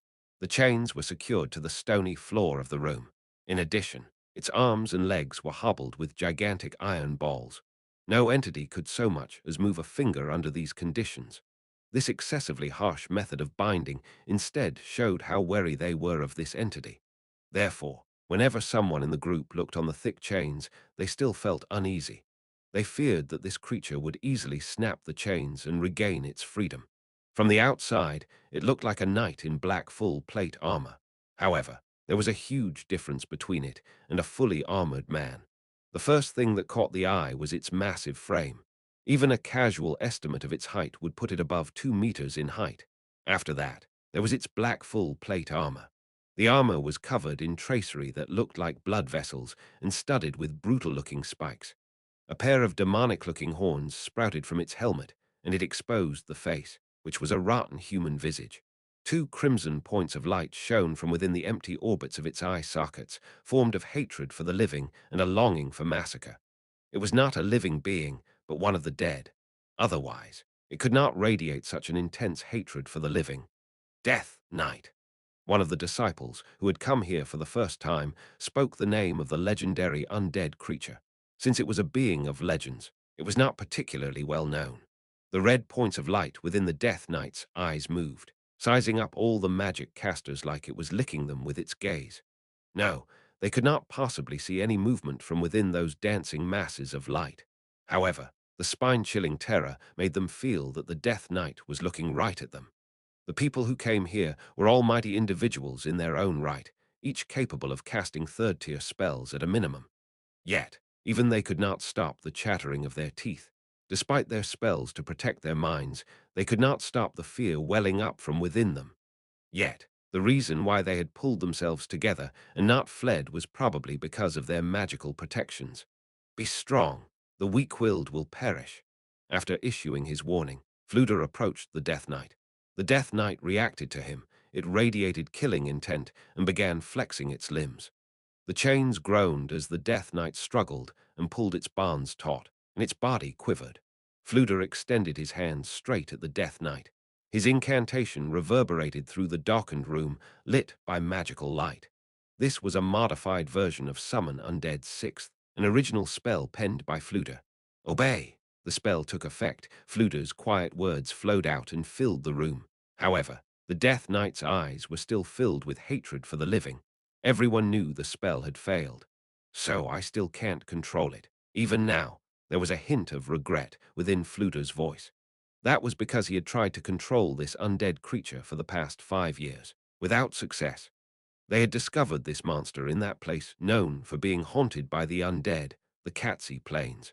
The squad of Imperial Knights who had first encountered this monster had never seen it before, but they were under orders, so they attacked it as per standard procedure. Several seconds later, they realized how rash and foolish they had been. The faces of those Imperial Knights, known by all for their skill and bravery, were filled with fear and despair. They had been utterly and one-sidedly overwhelmed. Their opposition was far too strong. After their foe mowed down countless knights like the passing of a violent gale, they finally realized that there was nothing they could do against it. and began to retreat. Of course, they could not just leave such a monster be, especially after personally witnessing the murdered knights become undead beings, serving the monster as its minions. Clearly, the more time they gave their opponent, the worse the situation would become. After intensive debate among the Empire's leadership, they decided to open with their trump card, the most powerful fighting force in the Empire, which was to say they would mobilize Fluda and his adept disciples. And so, the Death Knight had been captured and imprisoned here, which was to say that the battle had ended with Fluda and company victorious. However, the reason why Fluda and the others had won was simply because the Death Knight had no way to fly. They launched a sustained area attack on it that was no different from carpet bombing, a repeated barrage of fireballs from the air, which slowed the Death Knight's movements, and in the end Fluda, who had been mesmerized by its overwhelming power, had captured it intact. Currently, Fluda had imprisoned it here and gone through countless spells, countless magic items, and countless means, searching through all the means which could control an undead being in order to control the Death Knight. What a shame. If only I could control this monster, I'd be able to surpass that magic caster and become the greatest magic caster. If he succeeded, he would be far superior to the necromancer of the 13 heroes, Rigrit Koro. In truth, Fluda was not particularly interested in strength. His true ambition lay in peering into the abyss. This was just a step along that road. His disciples did not understand that, and so they began spouting misplaced consolation instead. Master, you've long since exceeded that hero. Exactly. The 13 heroes are beings from the past. There's no way they can beat our master, who stands at the pinnacle of modern magic. I also feel that Master has long since surpassed the 13 heroes. However, if Master could take control of the Death Knight, the Empire would possess a source of incredible power. It's often said that an individual can't defeat a group, but that's just because the individual's too weak. That Death Knight is the most powerful individual around. Fluda was standing at the head of the group, so none of them saw him smile bitterly to himself. Only the hate-filled eyes of the Death Knight saw it. Still, if even Master cannot take control of it, then how powerful is that Death Knight anyway? That, who knows? Theoretically speaking, it should be controllable. What are we missing? Does anyone have any ideas? The group's answer to that was silence. The undead could be controlled through magic, and one of the 13 heroes had done just that. Fluda's power was such that he could control undead beings of quite a high level. Perhaps he could even take control of the Death Knight before his eyes. However, that was simply theoretical. Actually controlling an undead being with magic involved more complex mechanisms. Fundamentally speaking, controlling or destroying the undead was the domain of the priests, who borrowed the power of the gods. Magic casters used arcane power to emulate divine might, so various discrepancies were only to be expected. It's not my intention to insult you, Master. But one of his disciples began cautiously with that, and Fluda bade him continue speaking. Could it be you're simply not strong enough, Master? If magic of the 7th tier exists, then perhaps the Death Knight might require undead summoning magic of that level in order to command it. That is a good observation. I've heard that the Adventurers Guild often summarizes the data of various monsters and converts them into a difficulty rating. Perhaps that line of thought is worth pursuing. I've heard those values are very crude and are essentially meaningless due to changes in body and age. Another disciple said, still, other than unknown monsters, there's no metric which is easier to understand. After all, those values are based on combat feedback from adventurers and other forms of data. It can't be completely inaccurate. Going by what you said, you still can't use it on a legendary class monster like the Death Knight. Ah, yes. Master, does that secret tome which records all manner of monsters mention that particular monster? No, Fluda said, while stroking his beard. Perhaps the complete version of the Aruantiu might, but the only copies circulating in the outside world are not complete. One of his disciples seemed to have a question, which he addressed to a disciple next to him. While his voice was very soft, the room was the very embodiment of silence, and so his words seemed surprisingly loud. What's the Aruantiu? Isn't it the name of a city? I know that, but it sounds really weird. I looked it up once. I think it's a word from an ancient language which means the great tree at the heart of the world. Fluda rapped the floor with his staff, as a warning to his chatting disciples. This was a dangerous place which incarcerated a legendary class monster. Carelessness was strictly forbidden. His disciples heeded the warning, and the master of the chamber, Silence, ruled it once more, aside from the sounds of the Death Knights struggling against its chains in an attempt to break them. What a shame. There's no need for us to stay here any longer. Let's go. Yes. After hearing the chorus of relieved replies, Fluda strode away from the Death Knight with big steps. Even someone like Fluda could not maintain the same pace leaving the room as he had when entering it. His steps quickened as he felt the Death Knight's vicious glare burning into his back. In that respect, his disciples were the same as him. As Fluda walked through the darkness, he recalled the word his disciples had mentioned just now, Ariuentu. It was the capital of the kingdom founded by the 8 Greed Kings, and also its sole surviving city. At the same time, it was also a city defended by 30 city guardians, equipped with magical arms and armor that surpassed conventional reason. It was said that there were magic items left behind by the 8 Greed Kings there, and with them, he would surely be able to vastly improve his own magical skills. Fluda thought. These incredible items had never fallen into anyone's hands, and only the 13 heroes had been allowed to take several pieces away. A black flame flickered in Fluda's heart. The 13 heroes, heroes of the past. Fluda's might ought to have been the equivalent of theirs, but only they had been granted that permission, while he had not. In what way did he not measure up to them? Fluda tried to put out the wavering fire in his heart, thinking of other things to reassure himself. His present position and all the things he had built were no less than what the 13 heroes had done. No, among the Empire's magic casters, Fluda's status was greater even than the 13 heroes.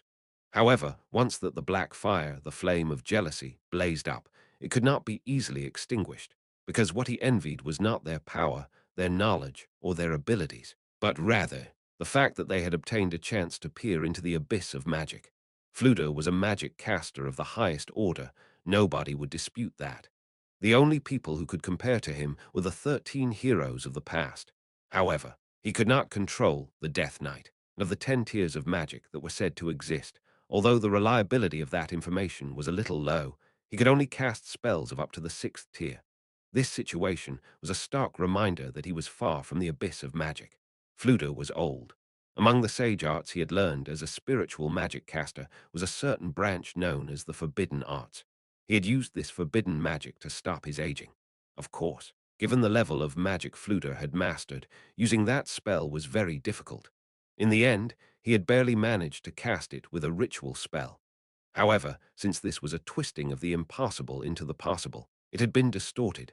The spell which should have granted immortality if perfectly cast instead allowed Fluda to experience, ever so slightly, the passage of time. He could still handle it now. However, the distortion would grow larger, and eventually there would be a weakness in it. Indeed, Fluda would die before he could gaze into the abyss of magic. Perhaps if a skilled predecessor had guided him, he might have been able to reach his current position sooner. However, there had been nobody ahead of him, so all he could do was blaze his own trail. Fluda nonchalantly looked at the disciples around him. He looked around at the people who walked along the trail Fluda had blazed. It was fuel to the fire of his jealousy, which blazed even more fiercely. He, as the most knowledgeable person present, how old had he been when he had been at his disciples' level? No, there was no need to think about it. He would surely have been older than his disciples were. That was how great the difference was without anybody to guide him, without anybody to show him the way. Why did he not have a master of his own? Fluda tried to think in a different direction to mask the complaints he often had. It was fine. Right, he would go down in history as a forerunner. Every single magic caster would give thanks to Fluda for the results he had left behind, which were derived from the trail he had blazed. These pupils are my treasure. So long as any of them reaches a greater height than myself, it will be a part of my accomplishments too. Black Circle Fluda thought of one of his disciples while consoling himself. That disciple had long since departed his side. What tier could that girl have reached? Ainz Ooal Gown. She was an excellent girl. She had mastered the 2nd tier of magic at a young age, and even begun her first steps upon the 3rd. So long as she continued training, she might well have been able to reach Fluda's domain, but regretfully at the end. She had abandoned her studies for some reason. Fluter had been utterly disappointed back then. All he could think of was that she had been terribly foolish. What a shame. Perhaps she had been the one that got away. Where was that girl now? Fluter thought. Perhaps I could try and find her. If she can use magic of the third tier, perhaps I could give her a good position.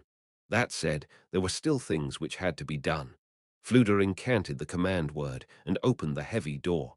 After that, he exited the room and took several deep breaths with his disciples. That was because the air in the Death Knight's room was heavy with the stench of its presence, and it felt like the air would not enter their lungs. "Master," a low, coarse voice called out to him. There stood one of his adept disciples, who was also a famous male adventurer. Due to the breadth of his experience, he was the second in command of the Ministry of Magic's security forces. "What happened? Is there an emergency?" "No, not an emergency. Two adamantite-tranked adventurers desire an audience with you, Master." Fluter looked upon the man with suspicion. He had not arranged for a meeting with anyone. Fluter was the highest-ranked magic caster in the Empire. He had a lot of work to do, and then he needed to conduct his own magical research on top of that.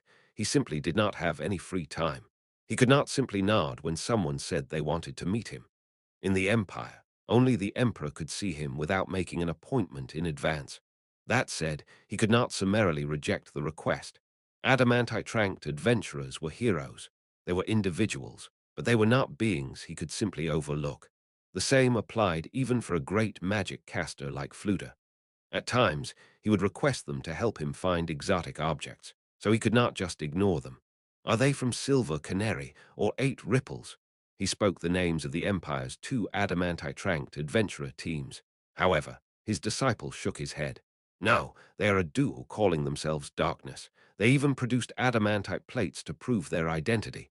"What did you say?" The adventurer Team Darkness name was well known throughout the kingdom, even with just two members. They had accomplished many heroic deeds. Apparently, they had recently challenged Jaldabaoth, who had caused havoc in the royal capital, and fought him off.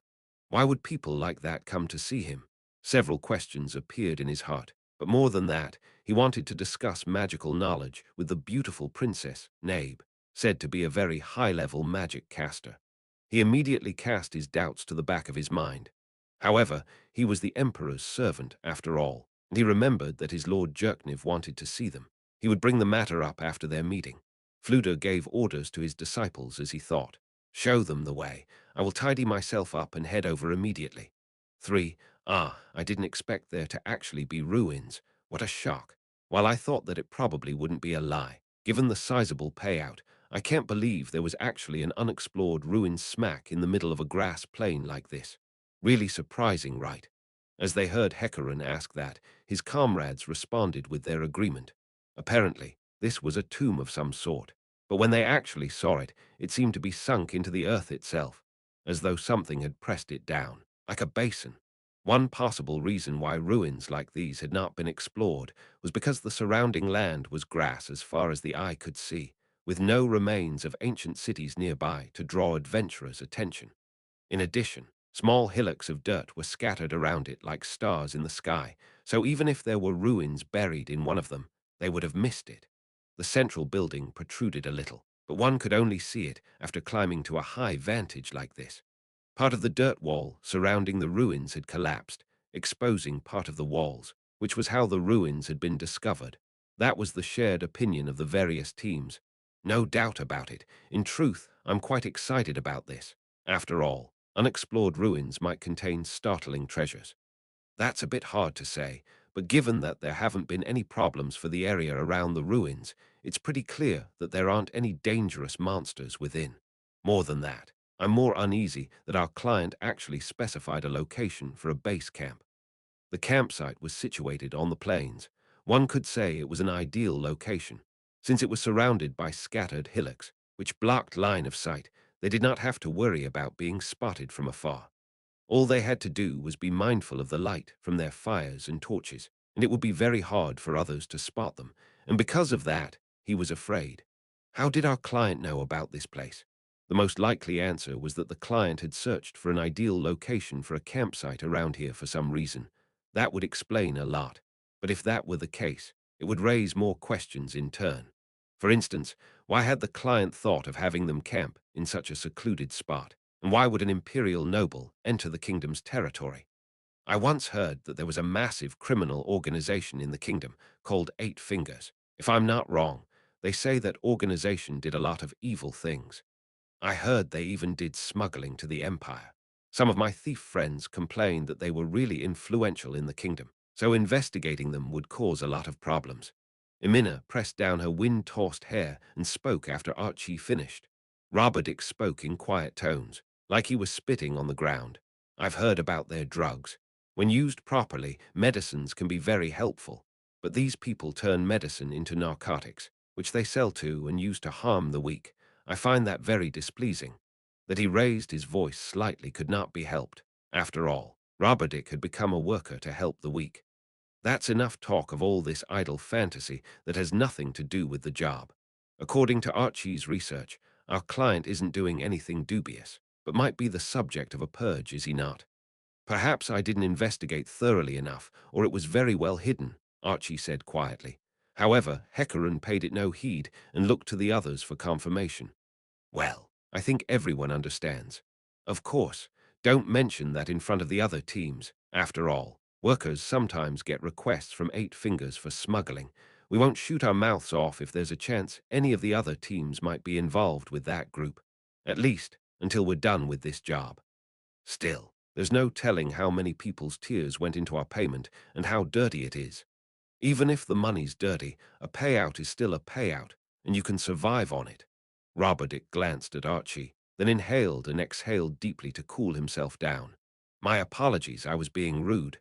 It's fine, I almost said something rude myself. Please forgive me. Please don't worry about it, because you didn't actually say anything.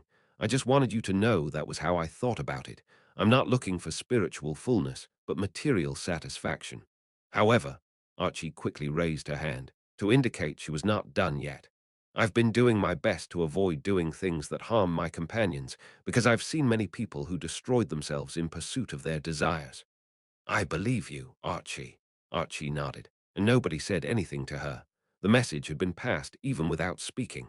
They had all argued with each other several times in the past, and they had long since built up a relationship of mutual trust. So, what do you guys think? I feel that the tomb might be ruled by some kind of entity. Hecaran's eyes carefully studied the cut grass. That aside, the angel and goddess statues positioned all over the place were very intricately carved, making onlookers gasp in awe. It was evident at a glance that they had been regularly maintained. In contrast, the trees standing everywhere around the graveyard were twisted and drooping, creating a gloomy atmosphere.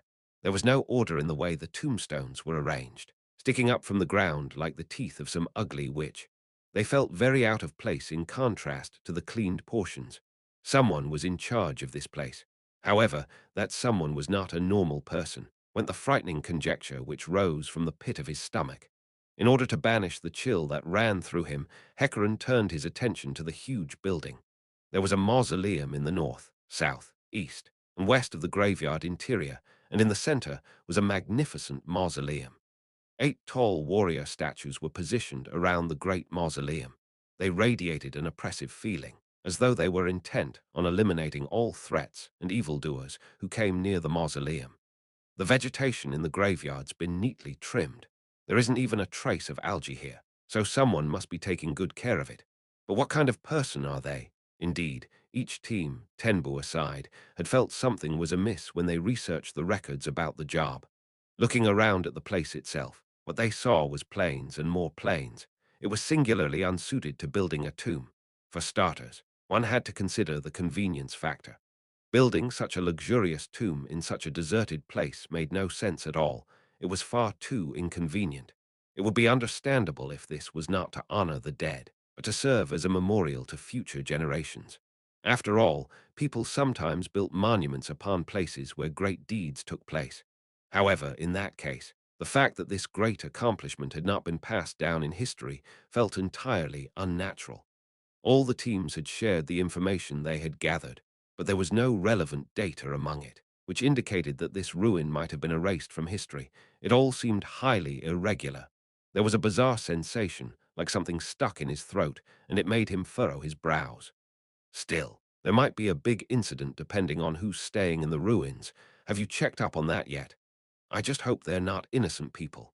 The brains of the various teams put their heads together just now, and they said that the guild doesn't know anything about ruins in this area. It's also far from the nearby villages, so it's not likely that there'll be commoners around. If there's anyone here, then there'll be illegal squatters, the kind who can't show their faces in public, or monsters.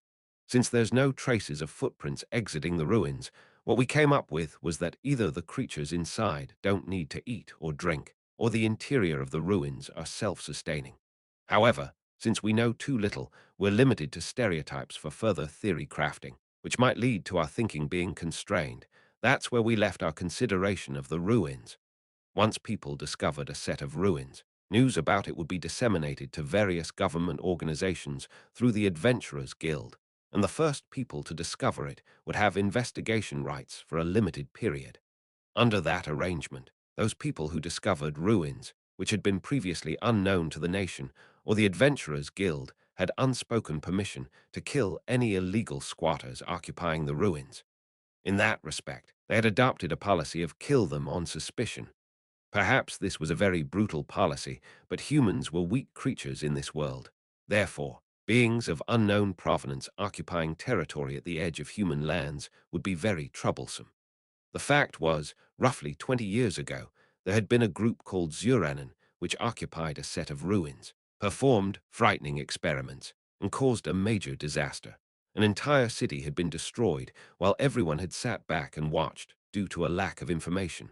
The guild made that rule in order to prevent the same kind of mistakes from happening again. Under normal circumstances, it'd probably be the undead. If the undead really have taken over these ruins, then we'll need to clear them out and consecrate the place to disperse the negative energy, else it'll be bad. Right, like you said, it would be very bad. Leaving the undead, we will only lead to the appearance of more powerful undead. That's why powerful undead often appear in places like ruins and so on. It would save a lot of trouble if they were just golems tidying up the ruins on orders from their previous masters. Then, what do you plan to do after this? I think Hecarim should attend the meeting in my place. Don't worry about it. The other team leaders didn't take part either, right? This is called making full use of one's resources. Hecarim winked at Archie, and she sighed with deliberate loudness. In any case, all the teams will move in after dark. We'll enter from 4 directions at once and meet up at the central mausoleum. I see, because we'll be spotted more easily when entering in the day. Correct. The surrounding terrain was open, and there were no signs of observers or travelers. Thus, entering directly was also a valid option, but they had to be on watch against unexpected situations. It was somewhat safer to move around in the dark. Besides, they might still be able to learn something if they continued observing the ruins, though they only had until nightfall. This job was under time constraints, but it would not hurt to spend some time here. That was probably what the smart people thought. Perhaps they really wanted to continue observing the place for several more days. Still, can't we scout safely with invisibility? I'd thought of that as well. However, since a troublesome situation might arise, it would be better to go in all at once, so at least we'd be able to learn something. Invisibility spells were not perfect. There were many ways to see through them. If the workers approached with magic, and they were spotted by someone, by the tomb's sentries, it would raise their alertness level, and they might not be able to enter at all for the next few days. In order to avoid that, they opted for a plan where everyone would go in together. Hecarim understood that point and nodded. While there were still some holes in the plan, this was the best balance they could strike between risk and effectiveness. In that case, we'll be resting for now. Yes, Darkness and Screaming Whip will be in charge of security, but for safety's sake and to keep everyone on their toes, the various teams will be assigning sentries to keep an eye on things. We're going in order of arrival at the Count's estate and rotating every 2 hours. I see, so we're the last then. Yes, it'll be a while before it's our turn. Saying so, Archie cricked her neck and worked her shoulders. Thanks for your hard work, Archie nodded to Roberdick. I'm so tired. We spent so much time because that idiot wanted to just barge into the ruins. It took us a lot of time to talk him down. That man doesn't know the meaning of teamwork at all. That sword genius guy. Just call him goddamn son of a bitch. Hecarim smiled to Amina, whose murderous intent was steaming off her, and tried to change the topic. In that case, I'll be heading back to the campsite to slowly await our turn. I approve. I don't think it'll rain for a while, but we best prepare just in case. Amina-san, it's your turn, so please try not to look so scary. Fine. It just pisses me off. I want to stab him to death. I'm pitching my tent away from them. As long as you stay within the designated campgrounds. It was not actually a good thing, but it was much better than pitching a tent nearby and then getting into a fight. The four of them turned their backs on the ruins and left the plains. Still, the more I think about it, the stranger it seems. No wonder the Count put out a request like this. The group turned around as they heard Archie's voice and saw her staring at the ruins. I can't tell the age or the background of these ruins at all. It's as though they just suddenly appeared in this era. It feels out of place. Those carvings look just like the carvings in the region before the demon guards rampaged through this area. But those carvings had an Eastern flavor to them. And then there's these cross-shaped tombstones. No, I still don't get it. As he listened to Archie's scholarly dissertation, Hecarim had to suppress the wicked smile on his face, and he barely managed to hide the excitement in his heart. So you're saying that we might find some very interesting treasure there, then? Yeah, I'm sure there'll be some amazing treasure in there. Either that, or some very frightening undead. How scary. That's a horrible imitation, Hecarim. It doesn't look like me at all. And you're trying to copy my voice, too. That's just gross. Yes, sorry about that. Still, I'm kind of looking forward to it. Oh yes, why does this tomb exist? And who was buried here? It piques my curiosity. That's right, exploring the unknown always gets me a little jumpy. And money, I hope there's a lot of treasure. Hecarim looked at the smiling faces of his companions, and satisfaction filled his heart. While everyone here had done dirty jobs for money, it was not of their own free will. In truth, everyone here preferred adventurer work. There was no telling if Archie would be able to continue adventuring with them once she had to start supporting her sisters. Once Archie left the team, it might take a while to find their next member, and even if they found one, they would have to take on easier jobs before they blended into the team. Perhaps this job, as the last one with their current members, was the best choice. In the future, maybe we can take adventuring jobs like adventurers. No, it would be good if we could go explore the unknown together. Hecarim looked to the heavens at the sprawling, boundless sky. As sunset slowly shrouded the world, the workers filed out of their cleverly concealed low tents. As the ones charged with carrying out clandestine operations, it was time for them to work. The adventurers had already prepared a meal for them. They started by lighting several white bricks of solid fuel, then added charcoal to it. Since they had cast darkness on the fire beforehand, there was no illumination which would otherwise have lit up the surroundings. Darkness only eliminated light. It did not extinguish flames. Then they boiled the water from a pouch of infinite water over the lightless, yet vigorous blaze. They poured the boiled water into wooden bowls, and the travel rations within lost their shape, and a fragrant smell of soup steamed forth. That, along with hard bread, was what everyone ate. After that, it was up to personal preference. The bowls were filled with yellowish soup, the type which workers liked, made to provide nutrition and to be stored for a long time. Some people would add thin slices of jerky to the soup, some sprinkled spices onto it, and others would simply consume it straight. Dinner was over with that bowl of soup. When one considered the amount of activity they would soon be performing, it seemed like a pitiful amount. However, eating too much would affect their upcoming work. At the same time, not eating enough was also dangerous, because there was no telling when they would be able to eat again. Their supply of emergency ration bars was also limited, because carrying too many would hinder movement. A compromise had to be made in this area. They handed the empty bowls to the adventurers, and then the workers shouldered their pre-packed bags. Under the watchful eyes of the adventurers, the workers set off in unison. The adventurers would be guarding this campsite, and they would not follow them to the ruins. To begin with, they circled around the base of the hill, and then dispersed around the ruins. They had already arranged to launch a flare into the sky if they were attacked at this stage. Many people wore full plate armor, whose cumbersome bulk and noise did not seem quite suitable for stealth operations, but that was only within the constraints of normal thinking. For those who could use magic to violate common sense, it was a trivial matter. First, they cast silence. This spell smothered all sounds within a certain distance, be it the clanking of armor plates or that of running across the ground. After that was invisibility. That spell made it difficult for observers to detect them with the naked eye. For safety's sake, they had a ranger in the air, with invisibility. Fly and Hawkeye cast on him to keep an eye on their surroundings. He was equipped with special arrows, imbued with a paralysis effect to deal with any sudden situation that might develop. The group reached their destination under this double layer of protection. It was time for the main event. Their plan was to ascend the slope, then drop down onto the ruins several meters below. Then they would search the surface portion and then meet up at the central mausoleum. All this had to be done while the invisibility spells were still in effect. That said, everyone had to move in sync in order to keep people from going off script. However, it was late at night, and everyone was invisible, so it would be very difficult to verify each other's location. However, they had already taken that problem into consideration. Strange sticks, each about 30 centimeters long, suddenly appeared on the ground. The sticks floated into the air like someone was holding them, and after they were bent, they glowed dimly.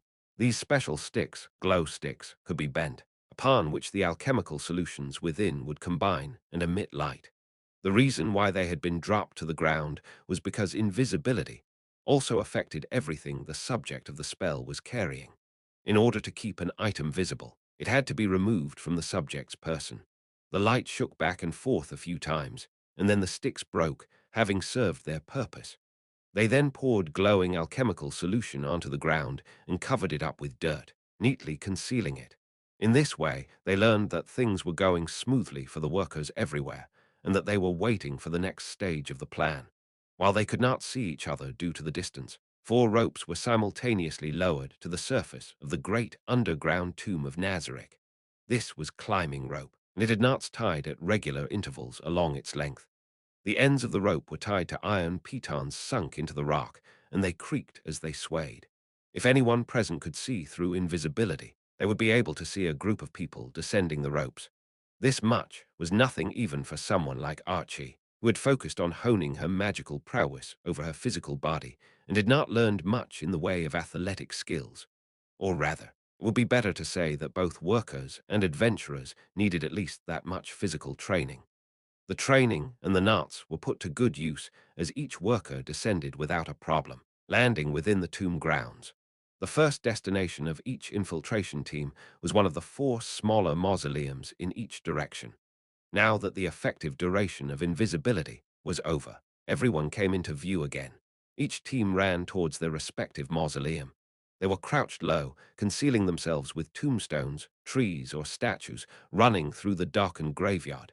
During this time, the silence spell was still in effect, so they did not make any noise, and even the warriors in full plate ran with all their might while seeking cover. Their movements were swift and fluid, like shadows racing across the land. Heavy Masher's leader Gringam slowly approached the mausoleum, and his eyes went wide. That was because the mausoleum was grander than he had imagined. While it was one of the smaller directional mausoleums, that was only in comparison to the huge central mausoleum. At a closer look, the structure was so impressive that its incredible grandeur made the breath catch in his throat. The white stone walls gleamed like they had been planed flat. Many years should have passed since it had been built, yet there was no trace of weathering or stains from the wind and the rain. A massive steel door stood atop a flight of 3 steps made from single slabs of rock. The door itself was polished and free of rust, and glinted with a dark, metallic light. Just seeing this structure was enough to tell them how well it had been maintained. In other words, the tomb was definitely occupied. As Gringam reached that conclusion, the thief among his companions stepped forward and began inspecting the steps. Gringam saw the thief gesture to him because of the silence spell to move away from him, and so he slowly backed off. This was to avoid being caught in an area of effect trap. The thief checked very carefully. It was somewhat frustrating, but it could not be helped. Apparently, people's souls resided in their bodies, and when the body started to decay, the soul would be summoned to the side of the gods. That was why the dead were essentially buried in graveyards right away in the embrace of the earth. But this was different for certain nobles and those in power. If one buried the body right away, verifying the decay of the body would require an exhumation of the grave. Therefore, in order to personally verify the decay of the deceased, these powerful people would not be buried immediately after death, but left in state for a while. However, nobody would choose to put their corpses in their own homes. Instead, they would choose to have their bodies stored in the mausoleums of the graveyards. The corpse would be placed there for a period of time, and once the decay began, the priests would bear witness to the fact that the soul had, in fact, departed the body to be with the gods. The bodies in question would be placed within a communal space within the mausoleum. There would be several stone slabs within a wide-open space, and the corpses would be laid out on the slabs. The sight of rotting cadavers laid out in a row ought to have been a gruesome sight, but within this world's frame of reference, it was an exceedingly normal sight.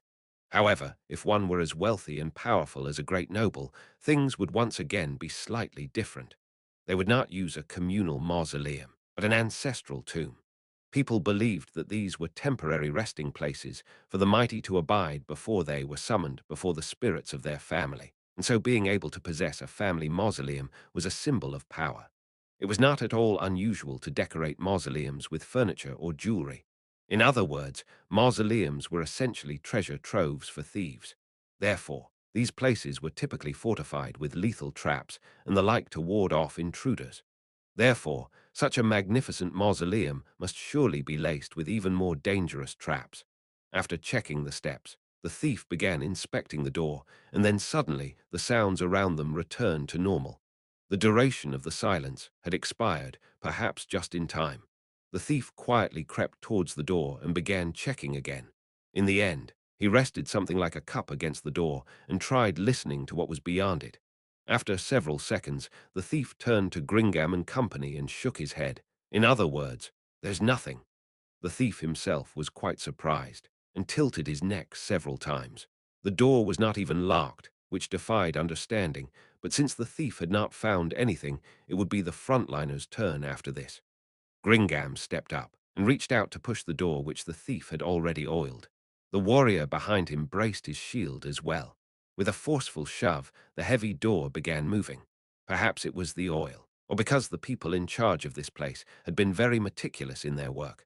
But the door slid open smoothly despite its massive weight. The warrior standing by moved between the freshly opened door and Gringam, bracing his shield forward so Gringam would not be hit by an attack or trap. No arrows or the like flew at him. The metal door was now completely open, and a vacuous darkness appeared before the members of Heavy Masher. Continual light. The staff which the arcane magic caster was holding glowed with magical light. Through its variable, controllable illumination, they had a clear view of the mausoleum's interior. The magic caster incanted another spell, and the warrior's weapon glowed as well. The twin sources of light illuminated what looked like a chamber belonging to a member of royalty. In the middle of the room was what looked like a religious altar, upon which was placed a white stone sarcophagus. Said sarcophagus was over 5 meters long, and it was inscribed with delicate patterns. In the four corners of the room were white statues of warriors in armor and carrying swords and shields. And also, does anyone know anything about that emblem? No, I've never seen anything like that before. A flag hung from the wall. It had a strange crest stitched on it in thread of gold. The thief and the magic caster knew most of the heraldry used by the surrounding nations, so if they did not recall this particular crest, then it probably did not belong to the kingdom's royalty. Could it be an emblem from nobles before the kingdom was founded? Thou meanst this is a relic from over 2 centuries ago.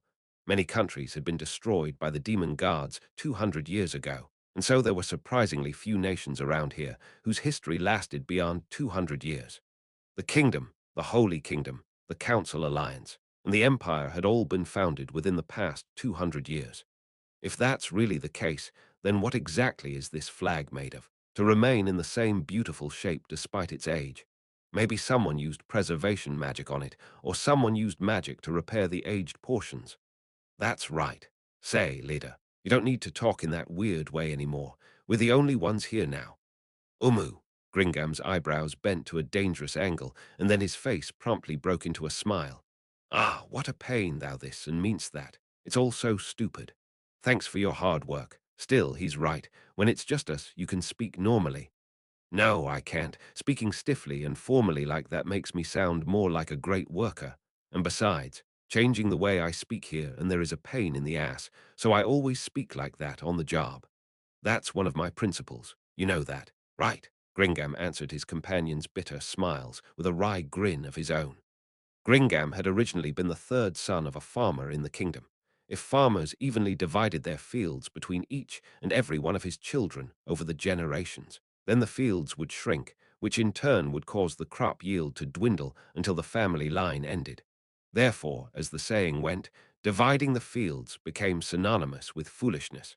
Because of that, the fields of a farming family typically went to the eldest son, while the second son could choose to help with the housework and the fields, but the third son would be nothing but a waste of space. Therefore, they typically chose to leave their homes and eke out a living in the city. It was true that Gringam was blessed with exceptional physical abilities and friends, with which he had made a name for himself. However, he had originally been a farmer, and he was a second-rate piece of insurance to ensure the family line continued at that, so he had no education. He could neither read nor write, and he did not understand etiquette. It was true that workers needed the strength to complete their jobs and not education. However, there would be problems if he, as their leader, was ignorant. He did his best to study, but his mind was not as capable as his body, and he messed everything up. Even so, the reason why he had not been removed from his position as leader was because his comrades approved of his performance, academic abilities aside. In order not to disgrace these friends of his, Gringam had chosen to speak in a weird way. This would let their clients feel he's advertising for his team, so there's nothing strange about him talking in a funny way. The fact was that people laughed at him for speaking in that way. However, it was far better than letting others say, "A team led by a clueless farm boy won't amount to much." "Very well, we have tarried sufficiently. Let us be off, gentlemen." Nobody objected to Gringam's declaration, and so they continued onward. At their head was the thief, who carefully entered the mausoleum and searched the interior.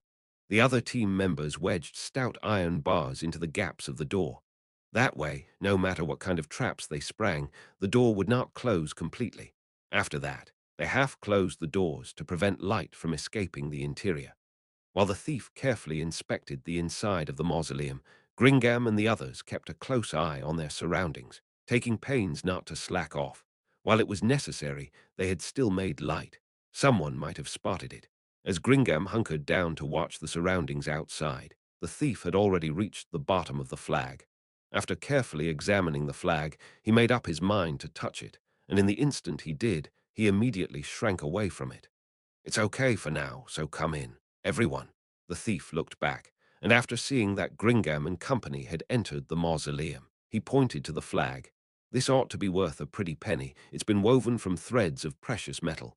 "W.H. Harrat, threads of precious metal. Are they mad to hang such a thing here?" everyone exclaimed in surprise. Then they rushed to the base of the flag and took turns to feel it up. The cold sensation was undoubtedly that of metal. From the way it gleamed, the thief was probably correct. A flag of that size ought to be very heavy, and after factoring its artistic worth, it must be worth a fortune. It would seem our client's bet paid off. While he has not yet made back the payment to us, no, to our 4 teams, there must surely be much treasure in a place like this. "Are we going to take it with us?" Gringam replied to the thief. "Tea would be too bulky and most weighty. We shall collect it later. Does anyone disagree?" "Nope. Carrying this around really would weigh us down. Also, I've searched this place. There's no traps here or secret doors." "Then I shall leave it to thee." Gringam nodded to the arcane magic caster, the wizard, and his colleague cast a spell in response. "Detect magic. I can't sense any magical mechanisms around, unless they're hidden by concealing spells. Then there is nothing else to inspect. Let us continue with our prime directive." Everyone's eyes went to the sarcophagus in the center of the room. The thief spent a long time inspecting it and judged that there were no traps. Gringam and the warrior nodded to each other, and then they pushed open the lid of the sarcophagus. The lid was massive, and they thought that it would be equally heavy, but it was much lighter than they expected. The two of them put their backs into pushing it and nearly lost their balance. After pushing open the sarcophagus lid, the contents reflected the light and emitted a blinding, sparkling radiance. There were ornaments and jewelry of gold and silver and various gemstones. There were over 100 gold coins within the sarcophagus at a glance. While he had expected something like this when they saw the flag, Gringam could not help but break into a smile as he saw all this. The thief carefully examined the interior, then reached into the sarcophagus and took out a piece of gleaming treasure, a gold necklace. It was a breathtakingly beautiful marvel of craftsmanship. At a glance, the gold necklace looked like an ordinary necklace, but the chains were each carved with exquisite inscriptions. It's worth at least 100 gold coins. You'd be able to get 150 for it no problem, no matter where you sold it. Everyone reacted differently when they heard the results of the thief's appraisal. Some of them whistled, some smiled so widely they could not close their mouths. What they all had in common was that their eyes were filled with the flames of delight and desire. We already arranged to get half of this, so at the very least, we've already made 50 coins, 10 per person. What a score! Looks like these ruins might end up being a treasure trove after all. Marvelous, this is just amazing. Exactly, but leaving all that treasure here is too much of a waste.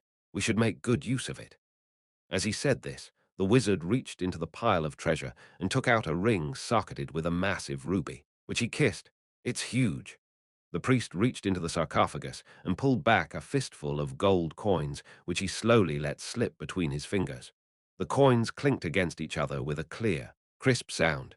I've never seen gold coins like these before. Which era and which country did they come from? The thief nicked one of the coins with a knife and said in a voice filled with emotion, "These gold coins are really high quality. They're twice the weight of the standard trading coin, and you could probably get even more just from their artistic value alone. This really is cuckoo.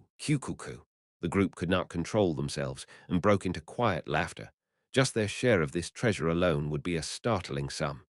You lot, thank the gods for your good fortune later. Let us take this treasure with us and discover the true trove. If we tarry, we shall not have a share of it. All right. Gringam's words were met with boisterous approval. Their voices were filled with excitement and passion, for they were at the central mausoleum. It was surrounded by statues of gigantic warriors and knights which looked like they were protecting their liege lord. They were so realistic that they looked like they might move at any moment. Hecarim was hidden by the foot of one of the warrior statues, keeping a close eye on one of the four smaller mausoleums. After some time, Hecarim noticed 5 people running over at top speed from one of the mausoleums. He continued hiding, inspecting the running people for any abnormalities, and also whether anyone was observing them. After that, once he had confirmed that the running people were fine, Hecarim finally breathed a quiet sigh of relief. He leaned out from behind the statue and flashed a signal. Gringam, who was running at the head of his group, noticed it and ran toward Hecarim. Gringam, what took you so long? My sincerest apologies. It seems I have kept thee waiting. Well, it's not like we arranged a meeting time, so it's fine. That aside, let's move to a different place and decide what we'll do next. Hecarim lowered his stance, leading the way even as he kept an eye on his surroundings. Shortly after they began moving, Gringam asked, "A question, if I might. Has thy team discovered treasure?"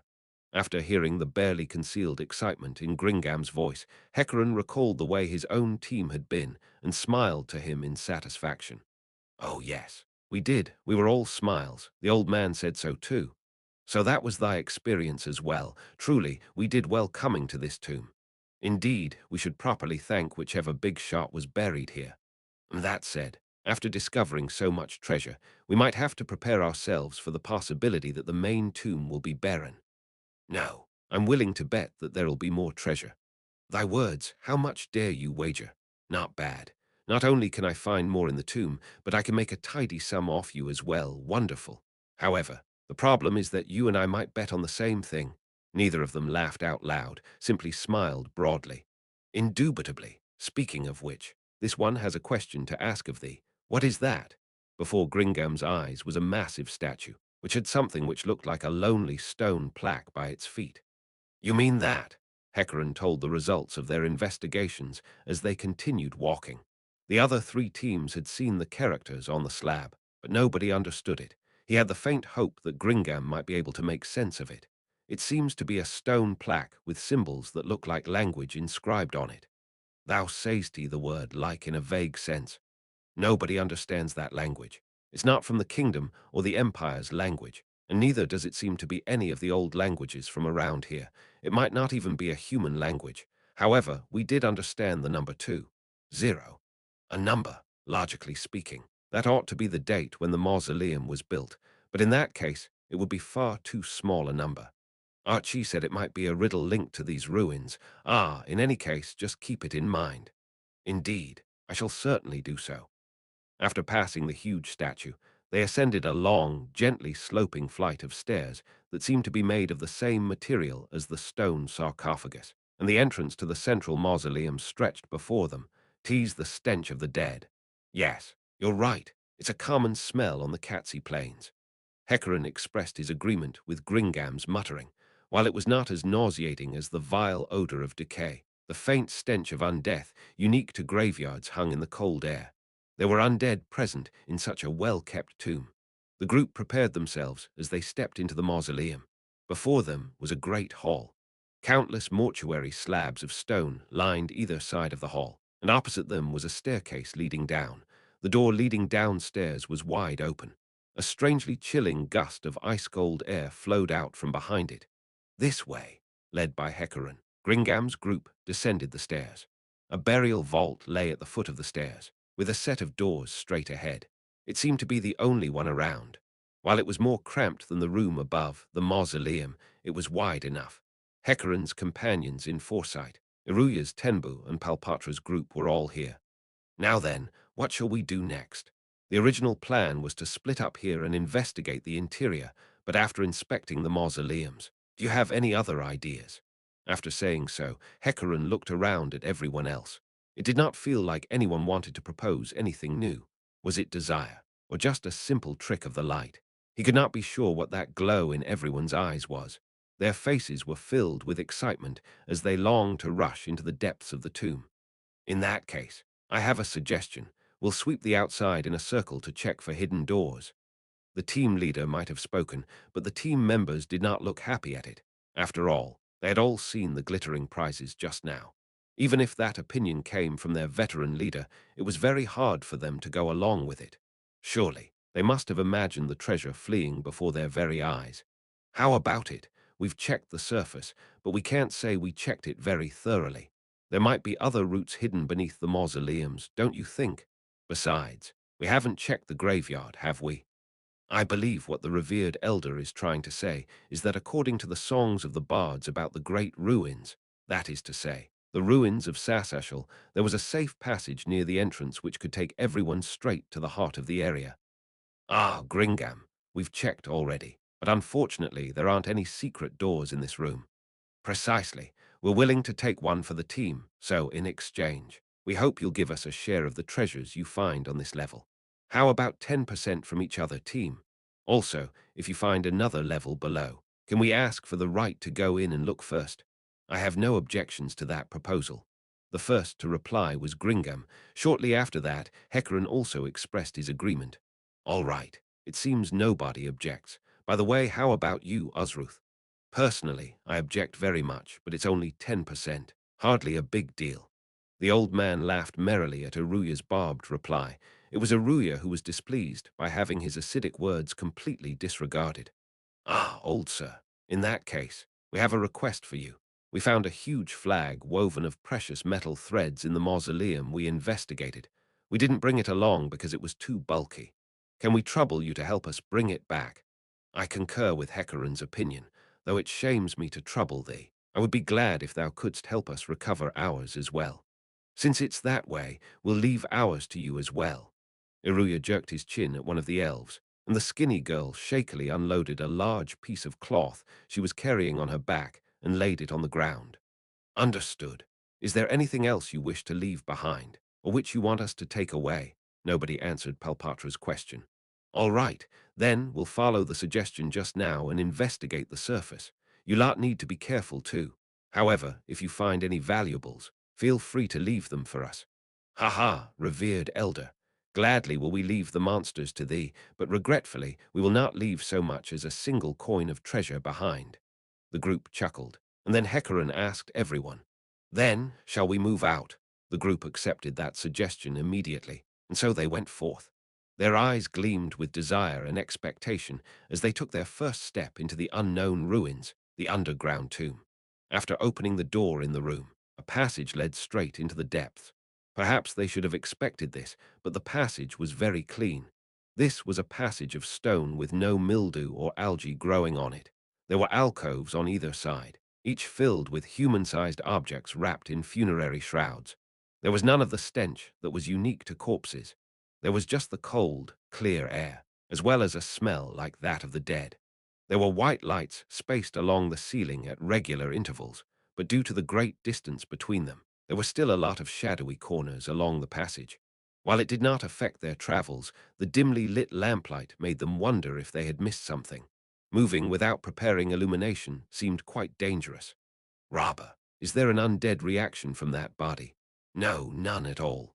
Really, Archie replied, and then walked over to a wrapped corpse, slicing the shroud open with a dagger.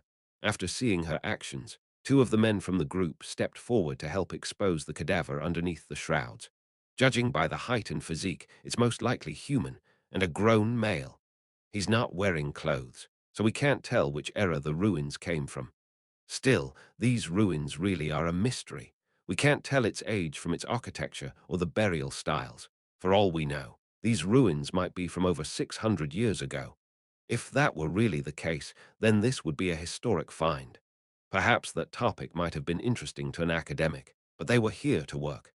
As Hecaran and Gringam stared icily at them, the three quickly added, "These ruins' date of construction and background are still a mystery. After all, understood. Can we move on now? I want to kill monsters."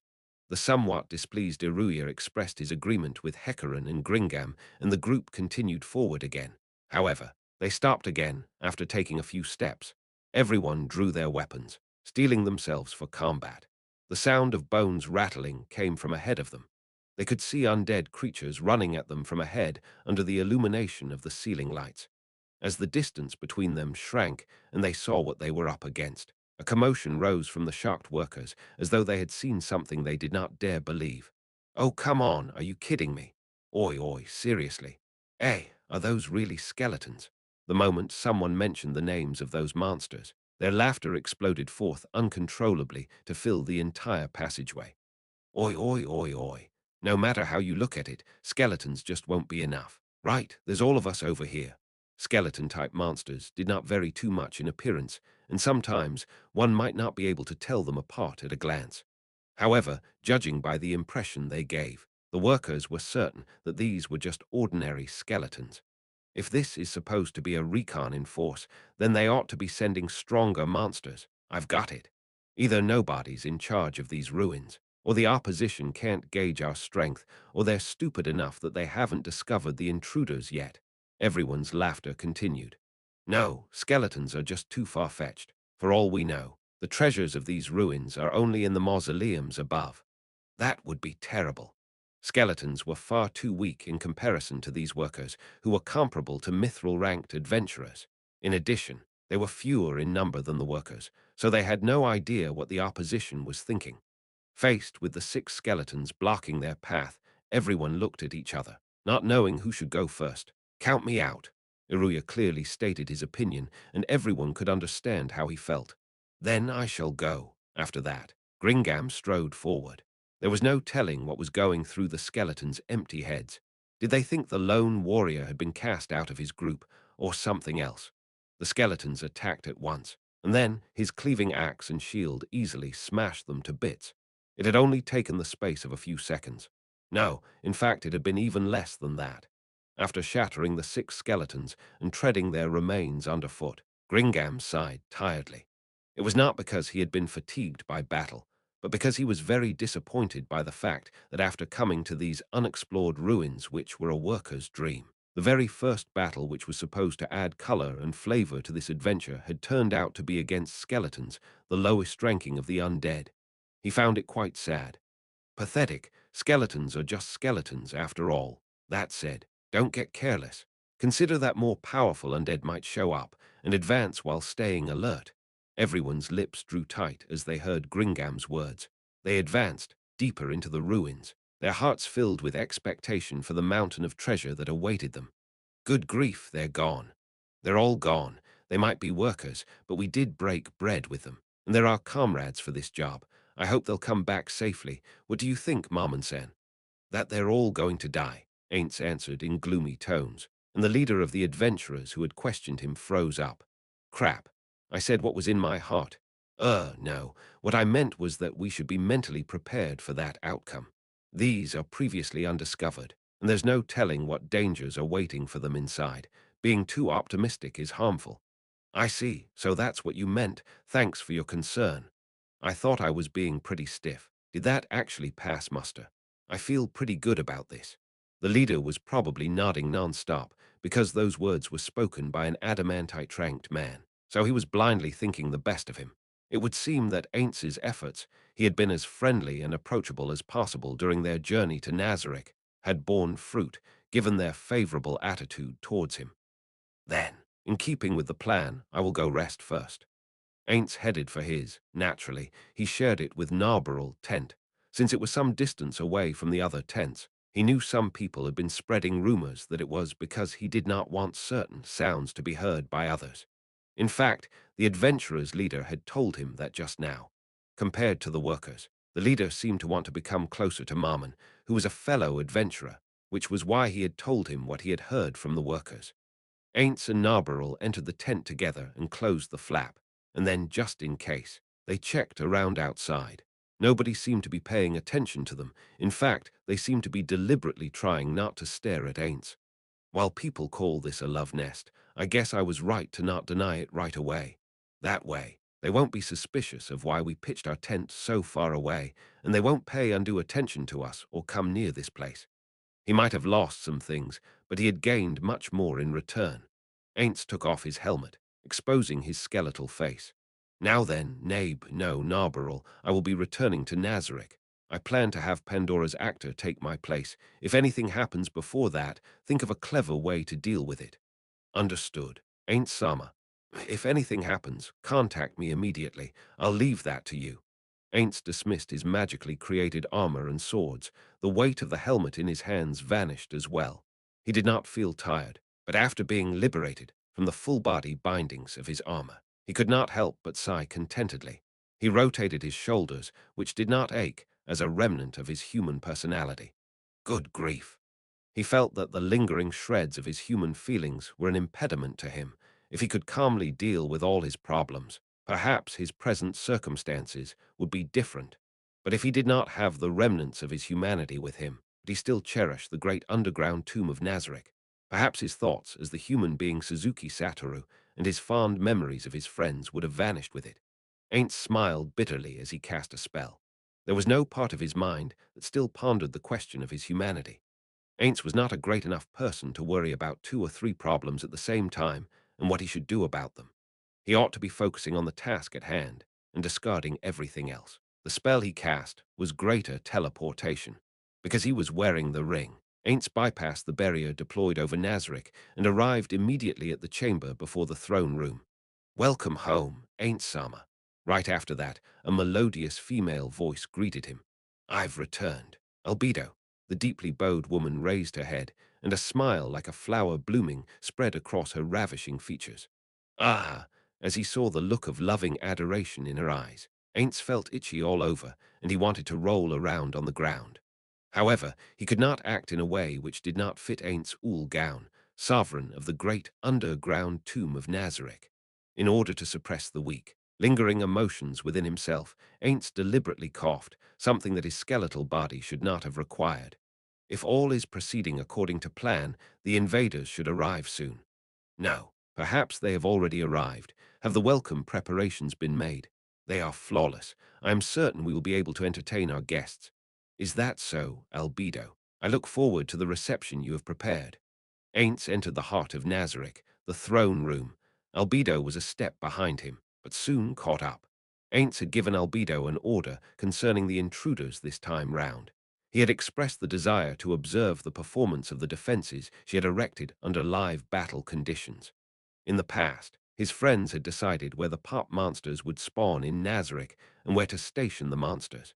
His friends' arrangements were flawless, but now that the situation had changed, there was no guarantee that there might not be a better way. In that case, one could say that re-evaluating the security arrangements was a pressing necessity. Therefore, he wanted to take this opportunity to observe it for himself. The intruders are very weak, so obviously it will be impossible to use them to verify all the systems. Still, I hope we will learn something from this operation.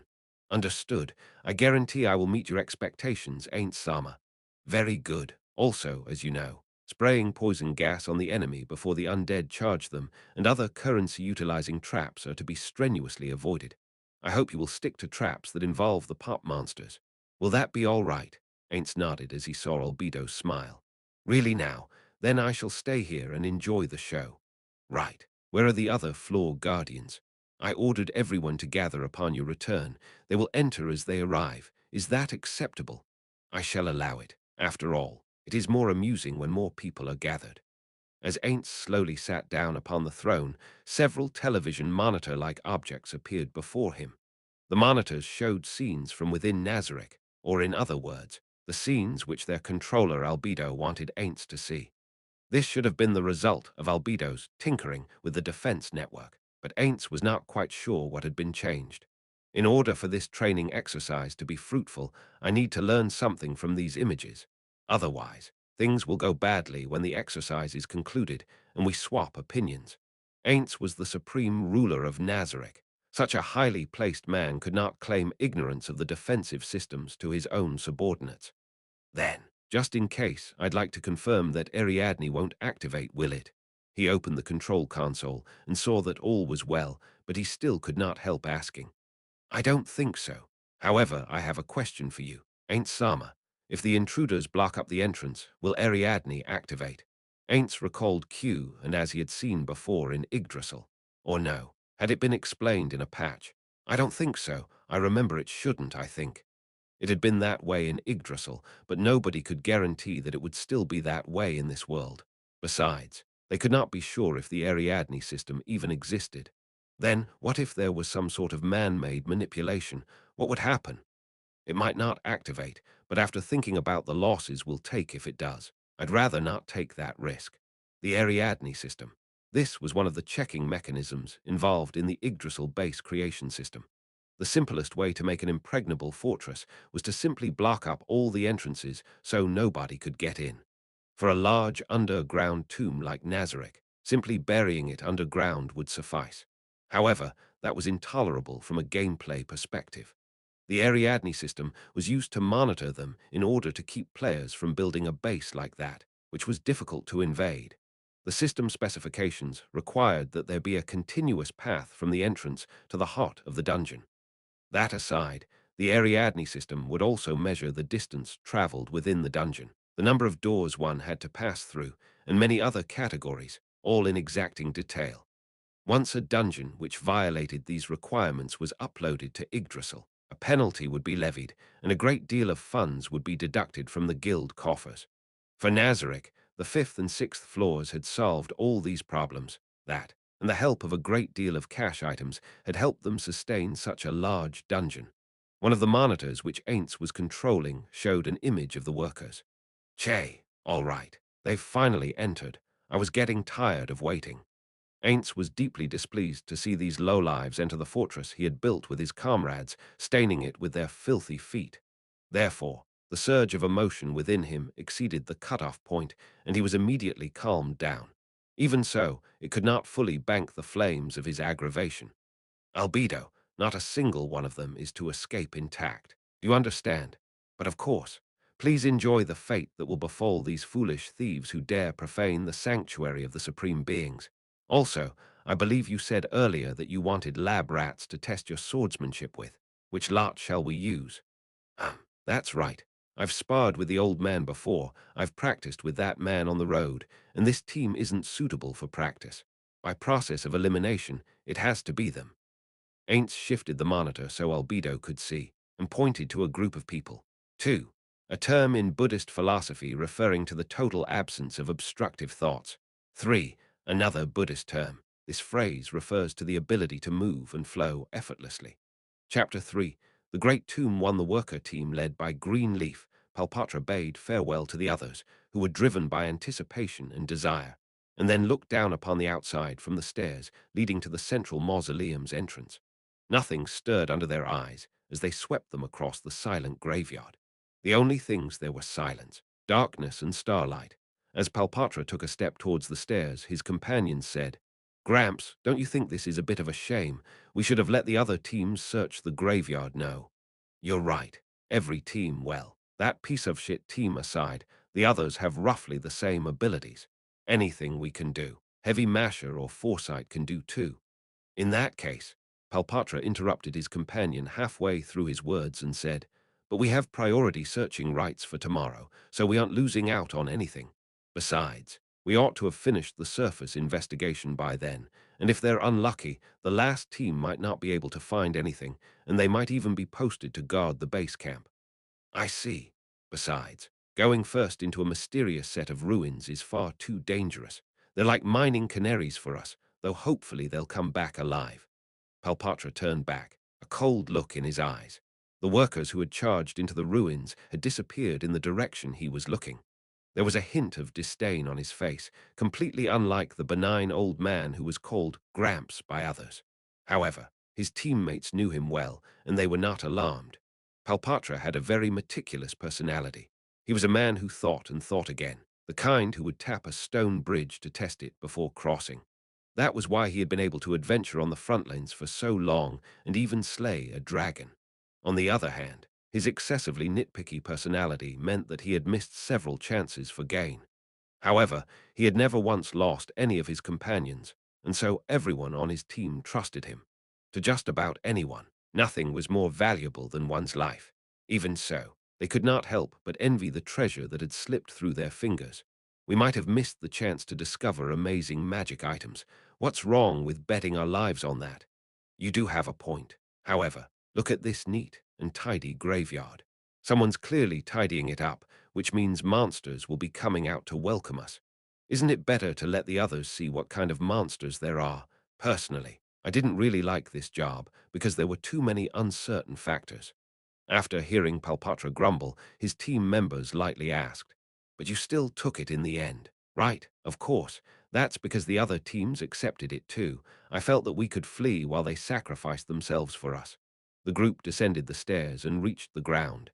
"Is that why you chose to search the surface? So you could run once you heard them scream?" "That's one of the reasons. And the fact is my way of thinking was a bit of a gamble. Just like you said just now, we might end up losing out because of this. We'll be safer if we can gather more information. But the fact is that I don't know if that's really so great an advantage. If I'm wrong, then I'll apologize to you all for it." "Don't worry about it, Gramps. We've always trusted you because for the most part, your choices were always right. Besides, even if we end up losing out here, all we need to do is knuckle down and find another job with a big payout. You've said it before, haven't you, Gramps? As long as you live, there's always a chance, so there's no need to force yourself to take risks." "Man, those were the days. We were all young back then. Aren't you still young now?" "Ha, it's not very convincing when you say I'm young. Gramps." The group flashed wry grins to each other as they headed towards the small mausoleum. "That said, I should have discussed this with you all first, but I ended up making the decision on your behalf. Sorry about that."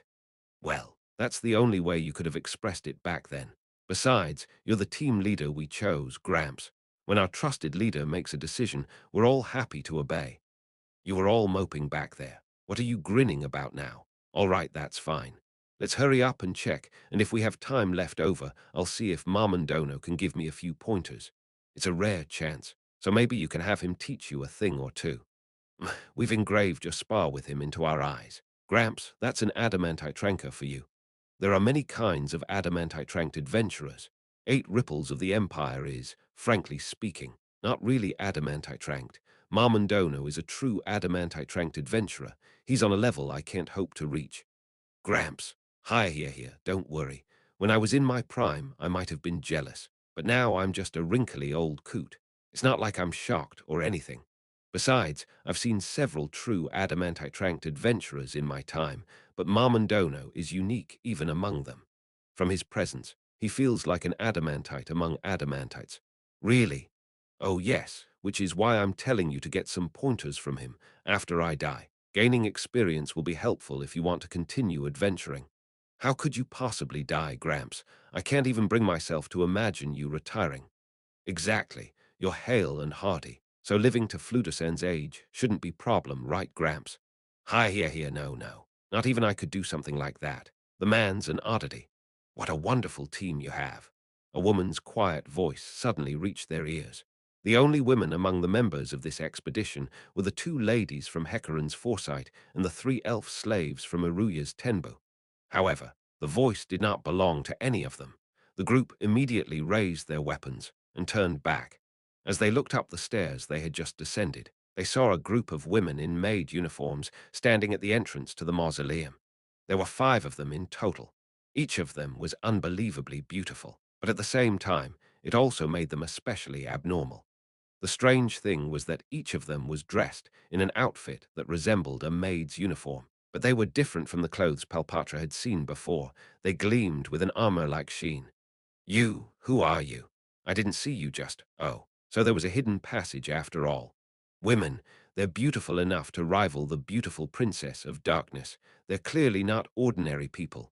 They don't seem hostile, but they can't possibly be people who were hired in addition to ourselves.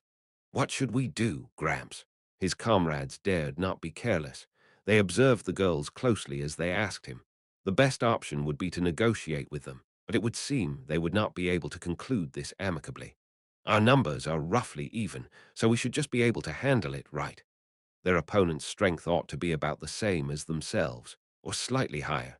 They had not attacked while the workers were gathered together in order to get them all in one fell swoop. That implied they lacked the fighting power or traps to deal with so many people at once. At the same time, they had chosen to show up and show themselves off and initiate the conversation. That implied they were confident of defeating Palpatra's group. While his aged body hardly sweated anymore at this moment, Palpatra felt the hand gripping his spear turn cold and clammy.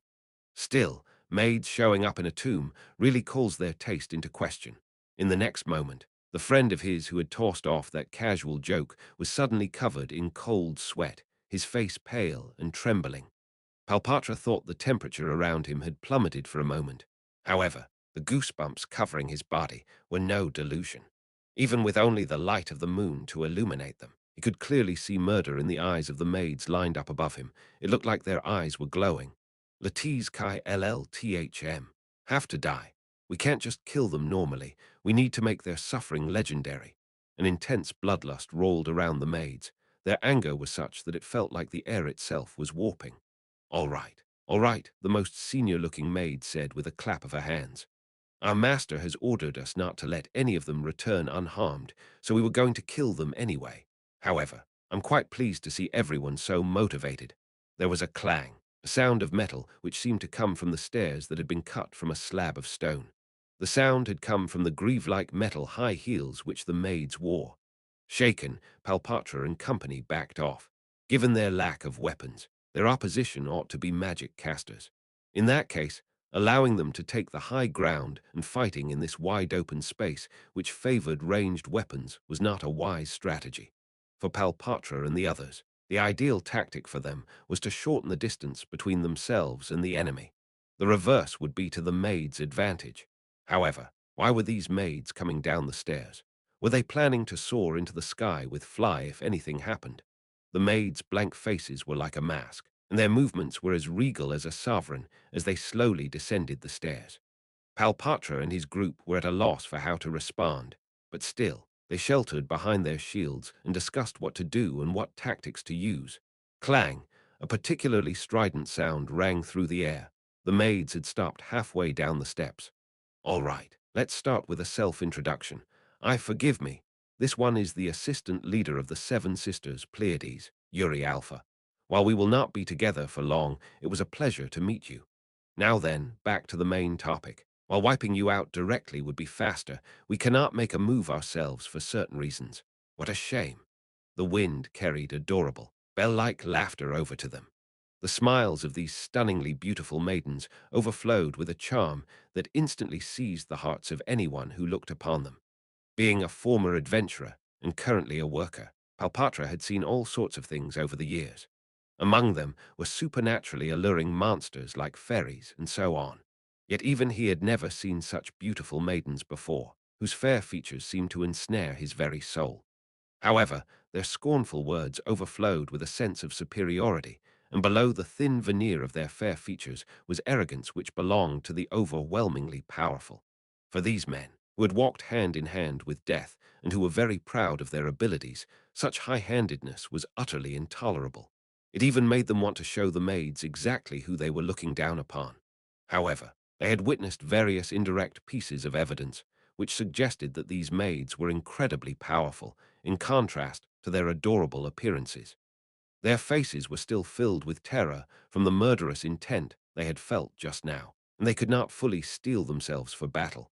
The best option might be to run and let the adventurers, especially Marmon, join the fight. Then, allow me to introduce your opponents. Yuri clapped, and the graveyard trembled, as though in response to the echoing sound. Come forth, Nazarick old guarders.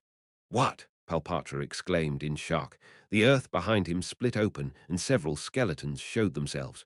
A pincer attack? No, looking up. He saw that the maids were still hostile, but they had no desire to fight. Perhaps they were in a spectator mode. While they could not be careless, it seemed to be as the maids had just said. They did not wish to attack right away. Palpatra came to the conclusion that the only enemies in their way were the skeletons behind them, and so he began assessing the new batch of enemies. Skeletons were hardly powerful opponents. Given the strength of Palpatra and his group, they could take on a few hundred of them with no problems. That being the case, the skeletons that had emerged from the earth, 8 of them in total, were no match for them whatsoever. However, there was a problem. Palpatra's companions gulped in unison and unconsciously backed up one step. These skeletons felt different from regular skeletons, and their equipment was different too. They were dressed in grand breastplates, like the sort a country's royal guard would use. Their shields were emblazoned with a griffon motif, and they wielded all manner of weapons, in addition to composite longbows on their backs. In addition, all this equipment glowed with the light of magical power. Skeletons outfitted with magical gear could not be ordinary skeletons. What are those? You don't know either. Gramps, I'm not too sure, but I think they might be an offshoot species of skeleton warriors. An offshoot, huh? They don't look like red skeleton warriors either. Opponents one had never encountered before were always unsettling, especially foes outfitted with magic items that possessed special effects.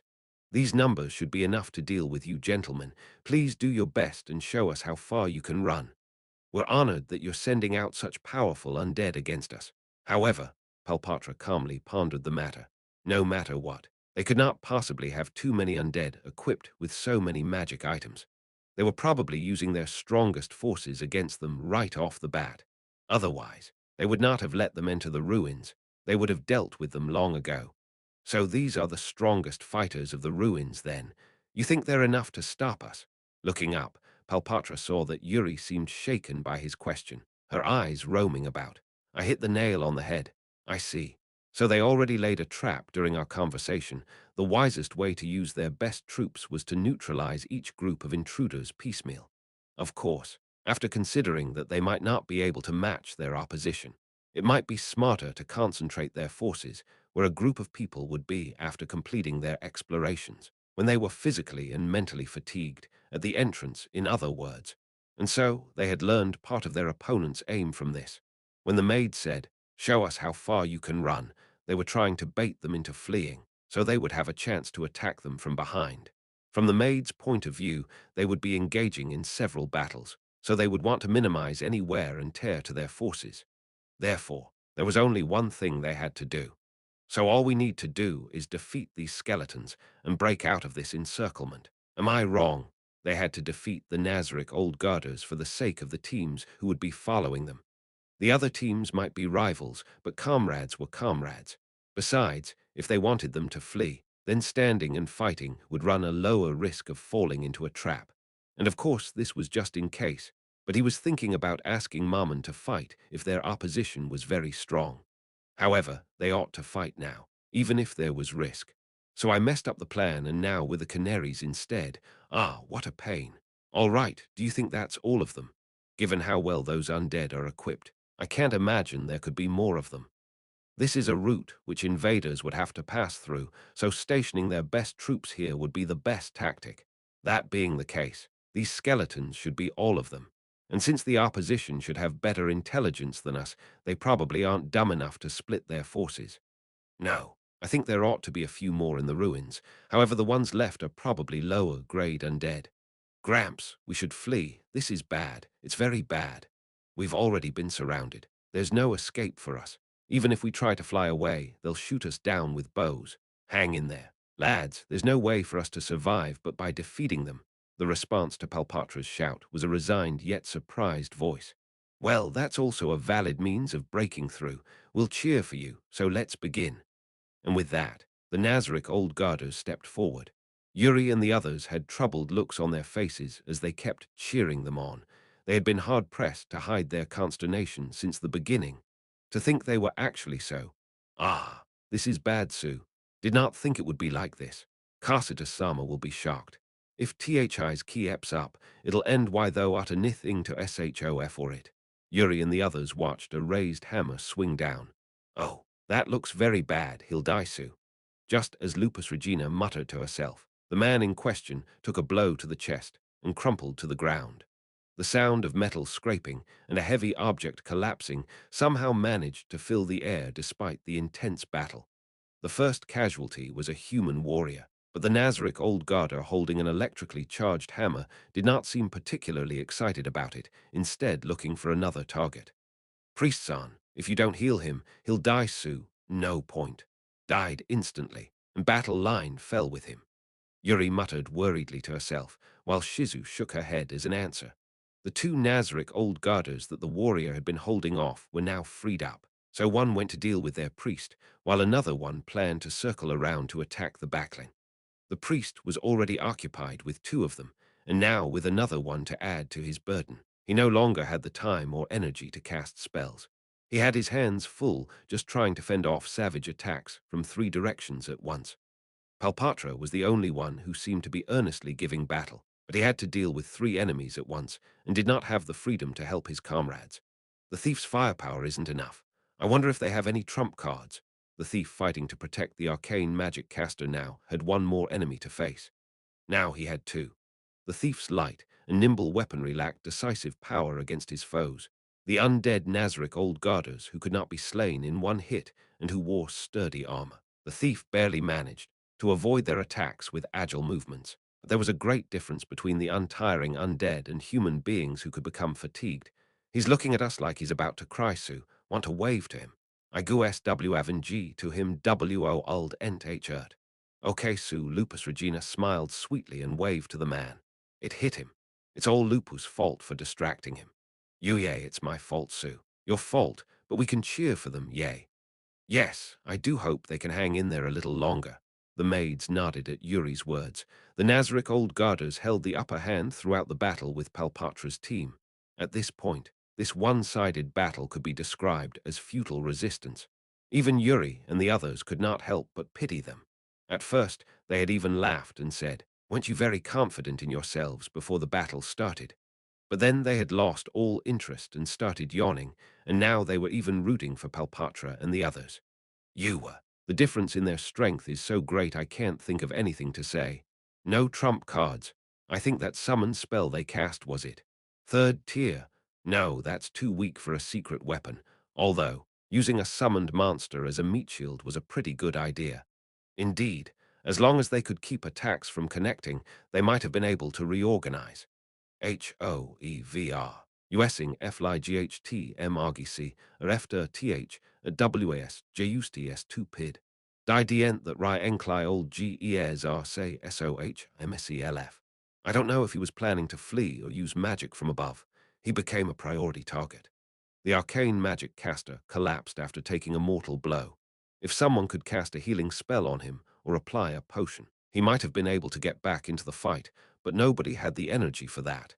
In the end, all they could do was have the thief cover him and prevent the enemy from finishing him off. But why did they think there were only this many old guarders? That was truly a mystery. Had they unconsciously imagined the scenario going in their favor? That did not mean they were stupid. Perhaps humans thought like that when they did not want to look despair right in the eye. Their survival instincts flared to their limits in order to build up their courage. Besides, it was hopeless anyway. Yes, no matter how you look at it. W hat if T went on, FULLDF, NSETO, buy TME, RNDFO, RTHE, RTHIVTO, Kami Biak. Everyone glared at Intoma, as if they'd come back. Goes without saying. There's no way. Right, it's impossible for them to come back safely from the great underground tomb of Nazarick. There was a scream of unbearable pain, followed by the sound of something collapsing. The battle maids turned to look at the source of the sound, and then spoke sadly. Ah, TETHIEF, we and TD own too. The outcome of the battle's been decided. Like I said, maybe we should have listened to them beg for mercy on the steps. But they were so confident back then. Of course I was wondering if they had some plan in mind. The thick scent of fresh blood wafted over to the maids from the thief's body. Esmiel else tasty why. You can't do that. Yuri chided Entoma. Their master had issued an order to recover everyone who was incapacitated, whether they were alive or dead. Naturally, they could not present an insect-chewed body to their master. It would be terribly rude. FRESHMET will ask Ainz Sama if you can eat it later. Bear with it for now. But this isn't good. Right, the original plan was to see if we could deal with fleeing people. Right, seems like it. That's why they posted pretty strong and dead near the walls. Kosaitasar MUSDH of a PR edicited Tihat, we'd cartich UPTOTH, ME's Wiley. BUT, didn't expect them to fight head-on. Well, this is what happens when you don't understand your opponent's strength. All right, we'll heal the ones who are still breathing and send them to the torture room. As for the dead, we'll report them to Ain't Sama.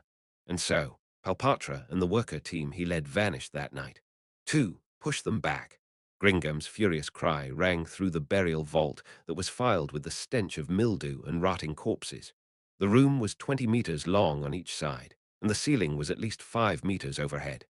This room, illuminated by the light spell of the magic caster and torches dropped on the floor, was packed full of people. Gringham and the members of Heavy Masher had been forced into the corner of the room. The rest of the burial vault was flooded with massive quantities of low-end undead such as zombies and skeletons. There were so many that counting them would be an exercise in pointlessness. Gringham and the shield-carrying warrior stemmed the flood of death head-on, forming a defense to keep the undead from reaching the backliners. A zombie pounded on Gringham's full plate armor with both its hands. While zombies were stronger than regular human beings, they were still not enough to put so much as a scratch on the steel plate armor. The rotted, fragile hands splattered on contact, leaving putrid chunks of rotting flesh stuck to the full plate armor. The same went for the skeletons.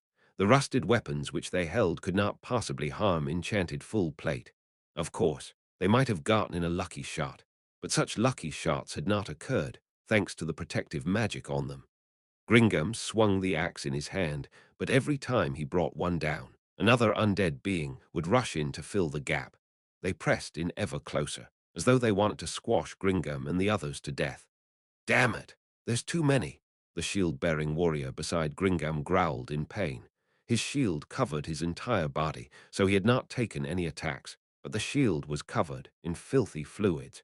He smashed the skulls of zombies and skeletons with his mace, but he could not hold out against the enemy's pressure, and he was slowly forced back. Where did all these enemies come from? The warrior's question was very reasonable. After Gringham's group separated from the others at the crossroads, they had searched several rooms. Sadly, none of the rooms they searched contained wealth like in the mausoleums, but they had found several valuable treasures. They continued slowly exploring in this manner. Then they entered the room and began searching it, whereupon the door had suddenly opened, and a huge horde of undead flooded into the room from nowhere. Zombies and skeletons were hardly strong foes. However, their numbers were a threat of their own. Once they were dragged down or pressed down, they would not be able to move even if they did not die. At that point, the undead horde would assault the backliners. The backliners would probably not go down easily either, but the sheer numbers they faced left them uneasy. If things went on like this, a stroke of bad luck might lead to their battle lines crumbling. Having reached this conclusion, Gringham decided to use the power he had wanted to conserve. We need to finish this right away. I place my trust in thee. The backliners, who had only been casting stones until now, made their move. Normally, undead like this were not a problem for Gringham and the rest of Heavy Masher. However, that was also the reason why the backliners chose to wait and conserve their strength. Once the backline made a move, eliminating undead like these would be as easy as falling off a log.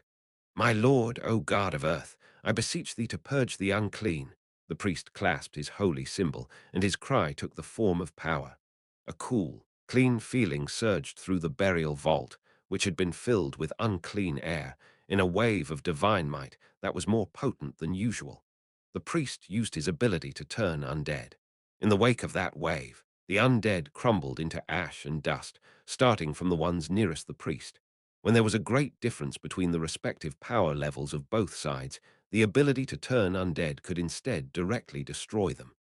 However, destroying many undead at once was extremely difficult, and the user needed a certain degree of power. In the end, that single move disintegrated over 20 undead beings. "I'll blow you away. Fireball." The arcane magic caster cast his fireball, which flew to the back of the undead horde where it detonated. In a single, ferocious instant of flame, the false lives of all the zombies and skeletons within the spell's area of effect were consumed and burned away, leaving nothing but ash and smoke. "I'm not done yet. Fireball." "My lord, O god of earth, I beseech thee to purge the unclean." The backliners launched another round of area of effect attacks, and the number of undead sharply decreased. "At them."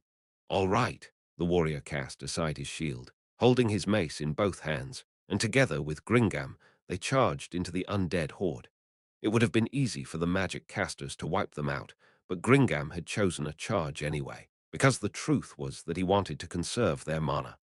In particular, the priest's ability to turn undead had a limited number of uses.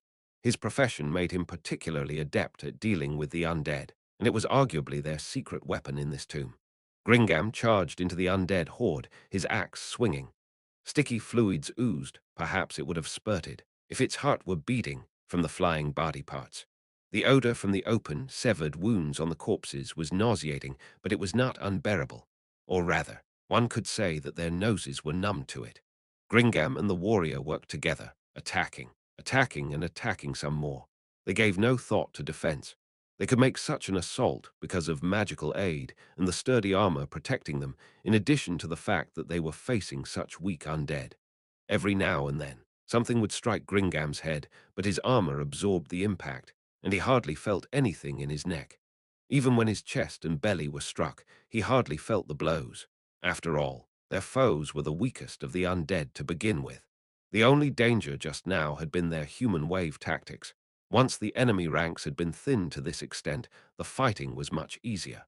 The warrior kept swinging his weapon and shouted, "All the undead we've met are piddly little creatures, but there's a lot of them in this tomb.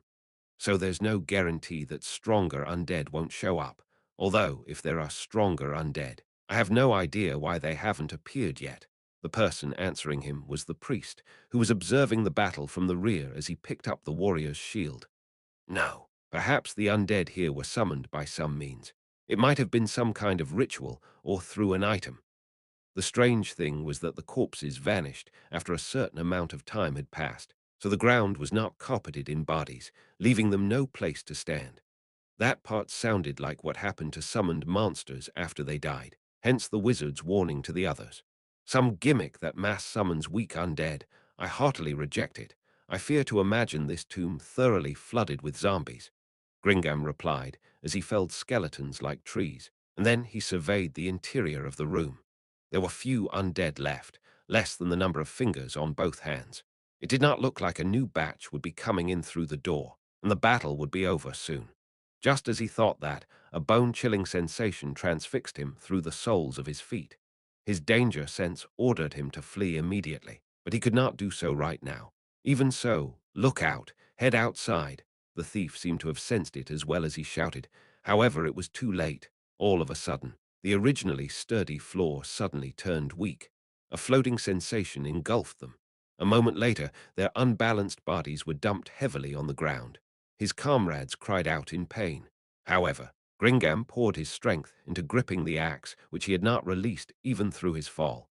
As he smashed the skeletons that had fallen with him, he stood up. "Destroy the enemy." The undead had also been damaged from the fall in particular. The skeletons were weak against bludgeoning attacks and had thus taken a great deal of damage.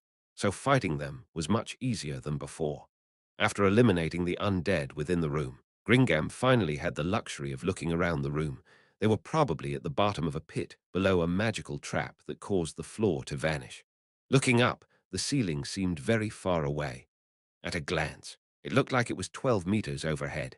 3 meters above the floor was a closed door. 3 meters above, a total of 6 meters above the ground, was an open door, the one through which Gringam and the others had originally entered the room. One could say they had fallen a distance of roughly 2 floors. The overall shape of this room was like a square pyramid. The floor of the room sloped down toward a point, and due to the steep incline, one might end up rolling to the bottom of the room, the center, if one were not careful. In fact, one of his comrades had actually rolled down there and gotten stuck at the bottom. He had almost been buried alive by the falling zombies. It was hard to believe they had barely been hurt by falling into a place like this. The strange thing was that there were 4 tunnel-like structures on each wall at the 3-meter mark, on the same level as the closed door, for a total of 16. It looks like a room used for drowning. I'll bet they'll pour in water from those tunnel-like things up there. I'll pass on that. If you don't mind, it's worse if they're slimes or the like instead. I agree. Let's check out that door and get out through there if it's okay. Climbing 2 floors of a wall with no handholds was quite difficult. At most, only the thief could do it. People like Gringam in their full plate armor would have a very hard time. In contrast, that unknown door might not be safe, but reaching it seemed much easier. Just as they were discussing how to climb up, heads emerged almost simultaneously from the 16 tunnels. There were corpses swollen so badly they looked like they were about to explode, plague bombers.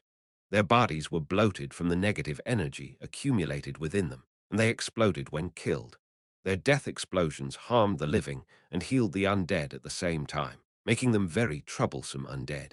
The meat lump-like undead leapt through the air. The plague bombers' bodies hit the floor and made a nauseating sound. The problem was what happened after that. Their round bodies did not stay still on the slopes, but rolled down like boulders, towards Gringam and the others. Look out, get clear. I'm the intellectual of the group, don't tell me what to do. Everyone, the wizard who was almost in tears included, barely managed to avoid the attack, and so the undead rolled into the center of the inverted pyramid. The next wave of plague bombers had already showed their ugly faces, which let Gringam and the others know that just now was just the first wave. At the same time, they also guessed what would happen after this. Run! This room is going to be flooded with them. If they were knocked into the center of the room by the intense impacts from the rolling undead, they would assuredly be squashed to death. Even if they were not crushed, they would be immobilized, and then they would die from the repeated negative energy explosions of the other undead being flattened by their fellows. What a despicable trap. Someone, please give me a boost. As if I could. You fall in there and you're done for. Even if someone managed to evade one attack, the moment they lost their balance, they would not be able to avoid the next attack. Nobody dared boost anyone else under those circumstances. Then I'll use magic. Don't use fly. You're not strong enough to pull us all. No. You were, that was close. I'm going to use web ladder. That'll do. Please anchor it to the nearest door. Gringam. Cover him. No. Halt. We must flee through the second-story door through which we entered. The door below is perilous. His companion did not question the basis for those words, but they trusted Gringam. Web ladder. The magic took effect, and a spiderweb climbed up the wall until it reached the second floor. This magically created spiderweb had a unique stickiness to it. When one did not want to let go, it would be adhesive, but when one wanted to move, it would not be, making it very suitable as a ladder. Gringam and the others were worried, but in the end, they managed to climb up the ladder in single file. Gringam finally reached the door that had been open all this while, and carefully studied the passage through it. If they were hit and knocked down now, they would surely meet with a hideous fate. He sighed in relief. It would seem what he feared, undead above the tunnels, had not taken place. After he was sure of it, he jumped on top of the tunnels and then pulled everyone up. We're saved. Being crushed to death by undead is one of the most horrible ways to die. These ruins are really maliciously designed. I sprained my ankle when we fell. Hope you can heal me. I think the negative energy explosion grazed my toes. That was scary as hell. I barely managed to avoid it by luck. It's too much to ask a wizard to dodge attacks. His companions panted. swapping complaints and curses between breaths. Say, Gringam, why did you want us to avoid that door? I thought that door would have been the right choice. Don't they always put the right route in the most dangerous place?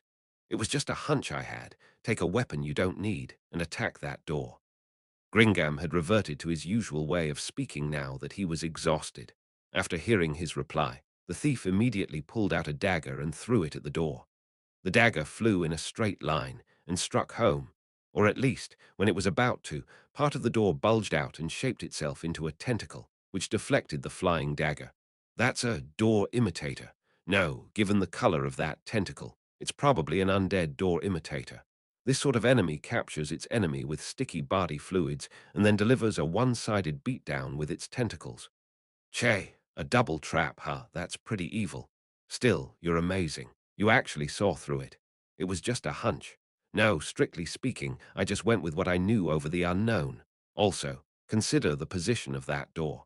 It would be taking repeated negative energy explosions.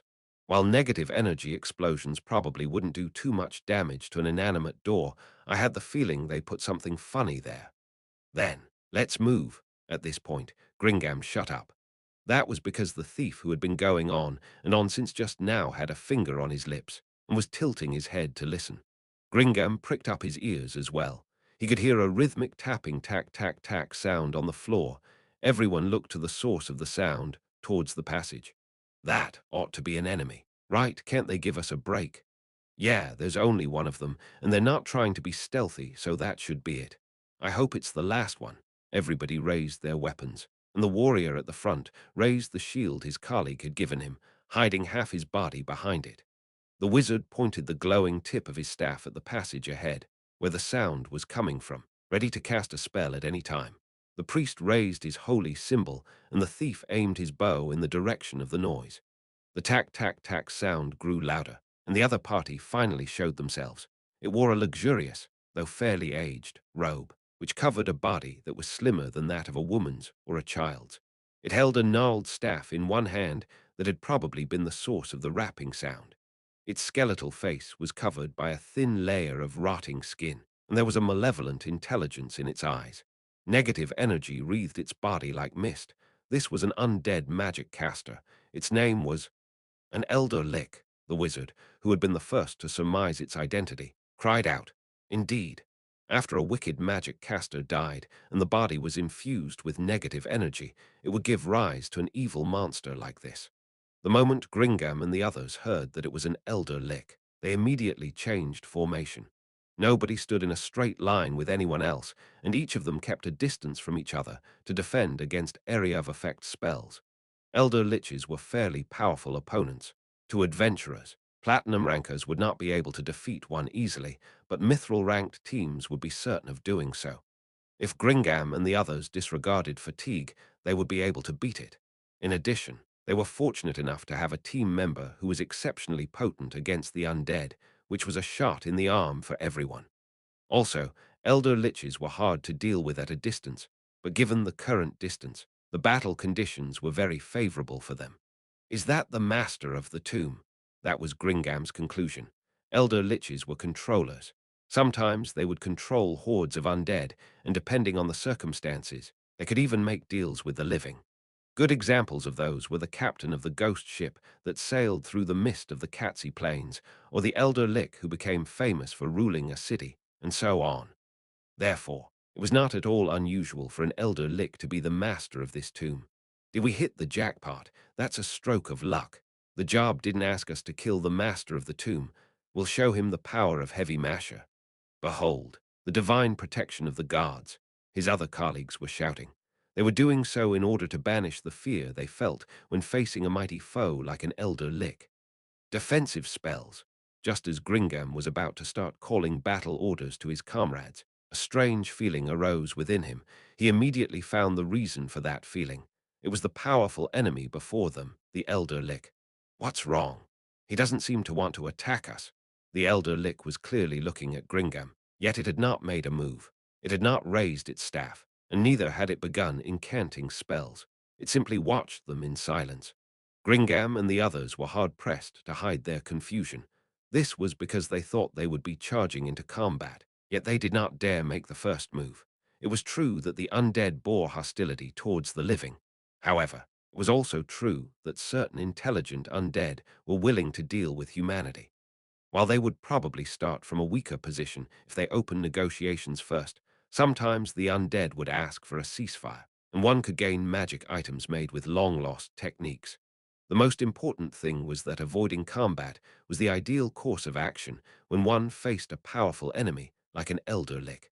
Perhaps it had shown up because it was tired of not being able to eliminate the group with its traps, but it might also be because it knew their strength and wanted to peacefully negotiate. After considering these possibilities, striking first would be far too rash. That would essentially be abandoning all possibility of negotiation. This was the heart of the enemy's power. It would be too risky to plunge into battle without ensuring that there was a way for them to retreat. Gringam and the rest of his group looked at each other's faces and verified that everyone was thinking the same thing. It was his job as their leader to speak for the rest of them. Forgive my disrespect, but thou seemst to be the master of this tomb. We, the elder lich turned its horrific face to Gringam, and then rested a slender finger on its lips. In other words, quiet. While such a gesture was very unfitting for an elder lich, they were not brave, no. They were not suicidal enough to tell this powerful entity such a thing. Gringam obediently shut up. Then he heard a sound again from the silent passage, and he immediately doubted his ears. He had heard this sound before, that of something going tack, tack, tack as it rapped against the ground, and there were a lot of them. Gringam and his group exchanged glances again. They did not want to believe the answer the sound was telling them, and then everyone screamed at once. Who was it? Who said the elder lich was the master of this tomb? I'm sorry, it was me. Are you fucking kidding me? This is ridiculous. Oi, oi, oi, oi, oi. We can't possibly win this. Even divine protection has its limits. More elder liches appeared behind the original one, 6 of them in fact. There were now 7 of these powerful magic casters. Granted, since they were the same sort of entity, they would attack in the same way. In other words, once they had a way to negate all the attacks the enemy could muster, beating 7 of them would not be a problem. The problem now was that they did not have such a way, and they could not possibly do so.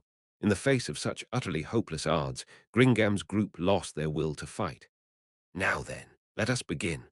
As the elder lich spoke in its voice that did not sound like it wanted to negotiate at all, 7 staves rose into the air. At the same time, Gringam bellowed, "Retreat!" Everyone in the team ran with all their might, as though they were waiting for that word. They ran in the opposite direction from the elder liches. Of course, they hardly had the luxury of contemplating what lay ahead of them. All they could think of was fleeing the excessive firepower of the elder lich cabal and buy themselves some chance of survival. At their head was the thief. After that was Gringam, the wizard, the priest, and the warrior. They ran non-stop, without hesitating. They reached a corner. These were places where they ought to have been on guard against traps or monsters, but as the footsteps pressed in from behind, they did not have the free time to check carefully. Everything was up to the heavens. All they could do was run. There were 2 stone-carved doors on either side of the passage, but after considering that they might be dead ends, nobody was brave enough to rush in. The armored people made a cacophonous sound of metal clashing as they ran, which echoed along the passage. While the sound might attract monsters, nobody had the time or energy to cast silence. They ran, and ran, and ran some more. They moved their legs, heedless to everything else. Turning corners and sprinting madly made them lose their sense of direction, and they no longer had any idea of where they were right now. If possible, they would have liked to return to the entrance, but nobody had the energy to consider that. Are they still behind us? Gringham shouted as he ran. The warrior at the end of the group replied, They're still there. They're running after us. Damn it. Why the hell are they running? Why aren't they flying? If they flew, we'd be eating spells one after the other, moron. Let's hide in a small room and parley, the mage panted. He was the physically weakest member of the group, and he looked like he would collapse at any time. Gringham decided that this was not going to work. The mage's stamina was going to give out. Undead monsters like elder liches would not get tired. If this kept up, they would be forced into a corner, and once their endurance was gone, all that awaited them was to be slowly picked off. How can there be so many elder liches? Such a thing was impossible if one went by common sense. Don't tell me the master of this tomb is more powerful than an elder lich. That was the only answer they could think of. However, was there really such a powerful undead being? Gringam was at a loss for an answer. Damn it, this goddamn tomb! The warrior running at the end of the pack cursed between panting breaths. A glowing magic circle floated off the ground at that very moment. The magic circle was very large, big enough to encompass Gringam and his team within its bounds. What? There was no telling who it belonged to, but he heard something that sounded like a scream. Black circle. There was a floating sensation, different from when they had fallen down just now. Gringam's vision was filled with blackness. The sounds of crunching and squishing came from under his feet, and he felt his body slowly sinking. It was just like falling into a swamp. He panicked for a moment, but this swamp-like place was not very deep, and he stopped sinking after it reached his waist. In this silent world of darkness, Gringam called out uneasily, like a child who had lost his parents. Is anyone there? I'm here. Gringam. He immediately received a response from a comrade, the thief. In addition, he was not far away. It was probably around the same distance that had separated them while they had been running. Are the others here? There was no answer. He had guessed it. There was no light here. So the wizard and the warrior were not present. He had been lucky enough that the thief was here at all. It seems we're the only two around. Indeed, it is as Che. Yeah, you're right. He stood in place, studying the mood in the air around him. The blackness extended infinitely around him, filling him with the fear of not knowing where the darkness ended and where he began. Nothing seemed to be moving. Need a light. Might as well. Would doing so break the silence? Would it trigger a trap, despite the countless doubts filling his heart? It was a regrettable fact that human eyes could not see through darkness. Light was indispensable. Right then, hang on a bit. The thief's voice seemed to be moving around in the darkness. And then, there was a source of light. The first thing he saw was the thief holding a glow stick high in his hand. Then, he saw the light reflected of countless smaller surfaces. It made him think of the glittering treasure he had seen in the mausoleum. However, it was not. Gringam fought the desire to scream, while the thief's face seized up as well. They saw countless reflections. The reflections were of the insects which filled every inch of the room, what humans called cockroaches. The smallest were only the size of his little finger's tip, while the biggest were over a meter long. The room was filled with cockroaches of all shapes and sizes, and they crawled on top of each other. So the crunching sensation under his feet was caused by squashing cockroaches. The thought of being submerged up to his waist in cockroaches was that much more abhorrent. The room was very wide, so the light of the glow stick did not reach the walls. Given the glow stick's effective radius of illumination was around 15 meters, one could estimate the size of the room from there. He looked to the ceiling and saw countless cockroaches reflected in the glow. What is this place? The thief spoke like he was out of breath, and Gringam could understand how he felt. He must have had the feeling that if he made a sound, all these cockroaches would start moving. What on earth happened? This is a pit, right? As the thief looked around in fear, Gringam thought of the last thing he had seen before his world was swallowed by darkness. The magic circle that had floated up under his feet, and then he told the thief, "It can't be. I don't think this is an ordinary pit. We must have been hit by some kind of spell. To think there'd be a teleporting trap, or was it a spell from the Elder Lick? Teleportation spells existed. For instance, the third-tier spell Dimensional Move. However, that spell only worked on the caster themselves. The ability to teleport others and multiple people at once was a spell of the I think it was a fifth or sixth tier spell that could teleport multiple people at once. Right. I remember it should have been something like that. Could it be that our opposition is really so? They knew very few people who could use magic of the fifth tier. However, Gringam could accept that hypothesis. If a mighty being like that existed, then the peaceful coexistence of multiple elder liches was easy to explain. That was because it would surely be child's play for such a powerful entity to rule over or command elder liches. A chill settled over Gringam's heart as he keenly realized the danger of the tomb. At the same time, he felt an intense resentment towards the Count who had offered him this job. Of course, it had been Gringam and the others who had accepted the job, and they had known there would be risks, and they had still laid their lives out as chips on the card table. Perhaps it could not be helped that he was looking for a scapegoat. However, the Count should have known something about this place.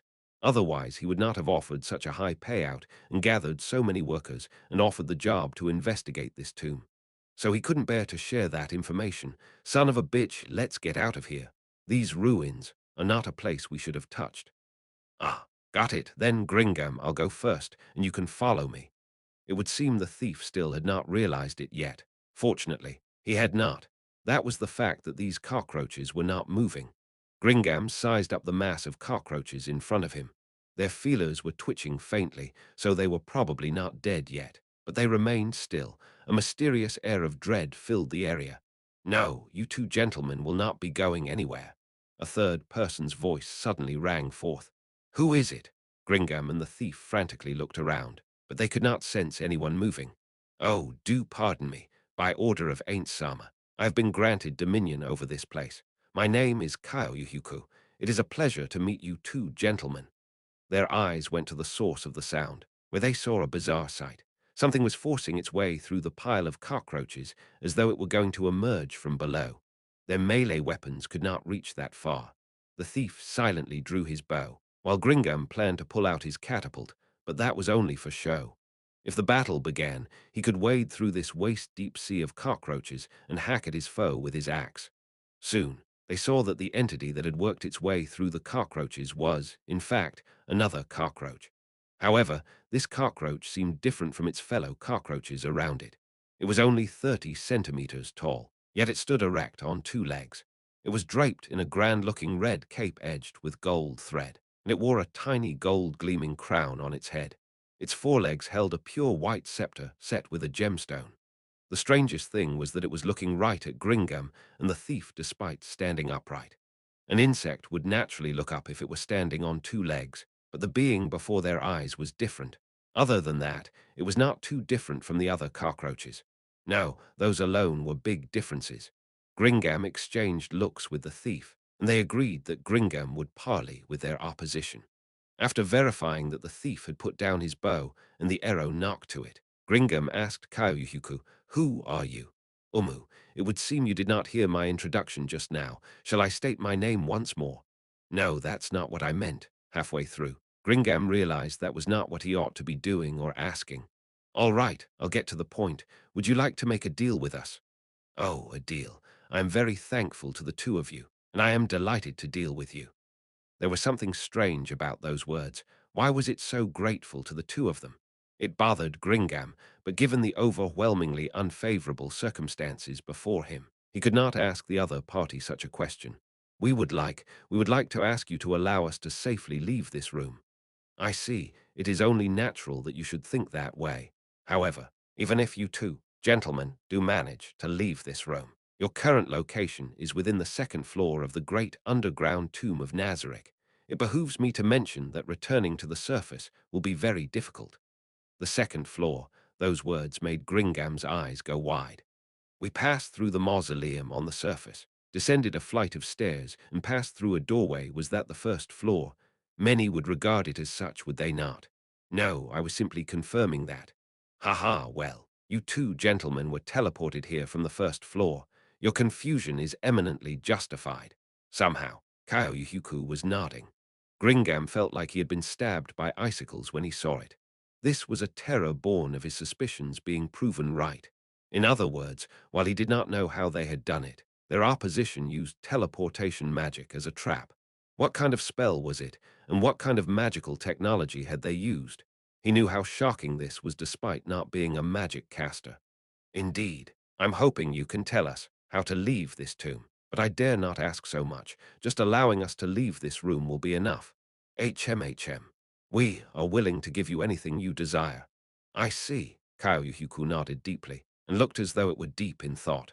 For a short while, the interior of the room was deathly silent. In the end, Kyoyuhuku seemed to have made up its mind. It nodded and said, "What I desire is already within my grasp.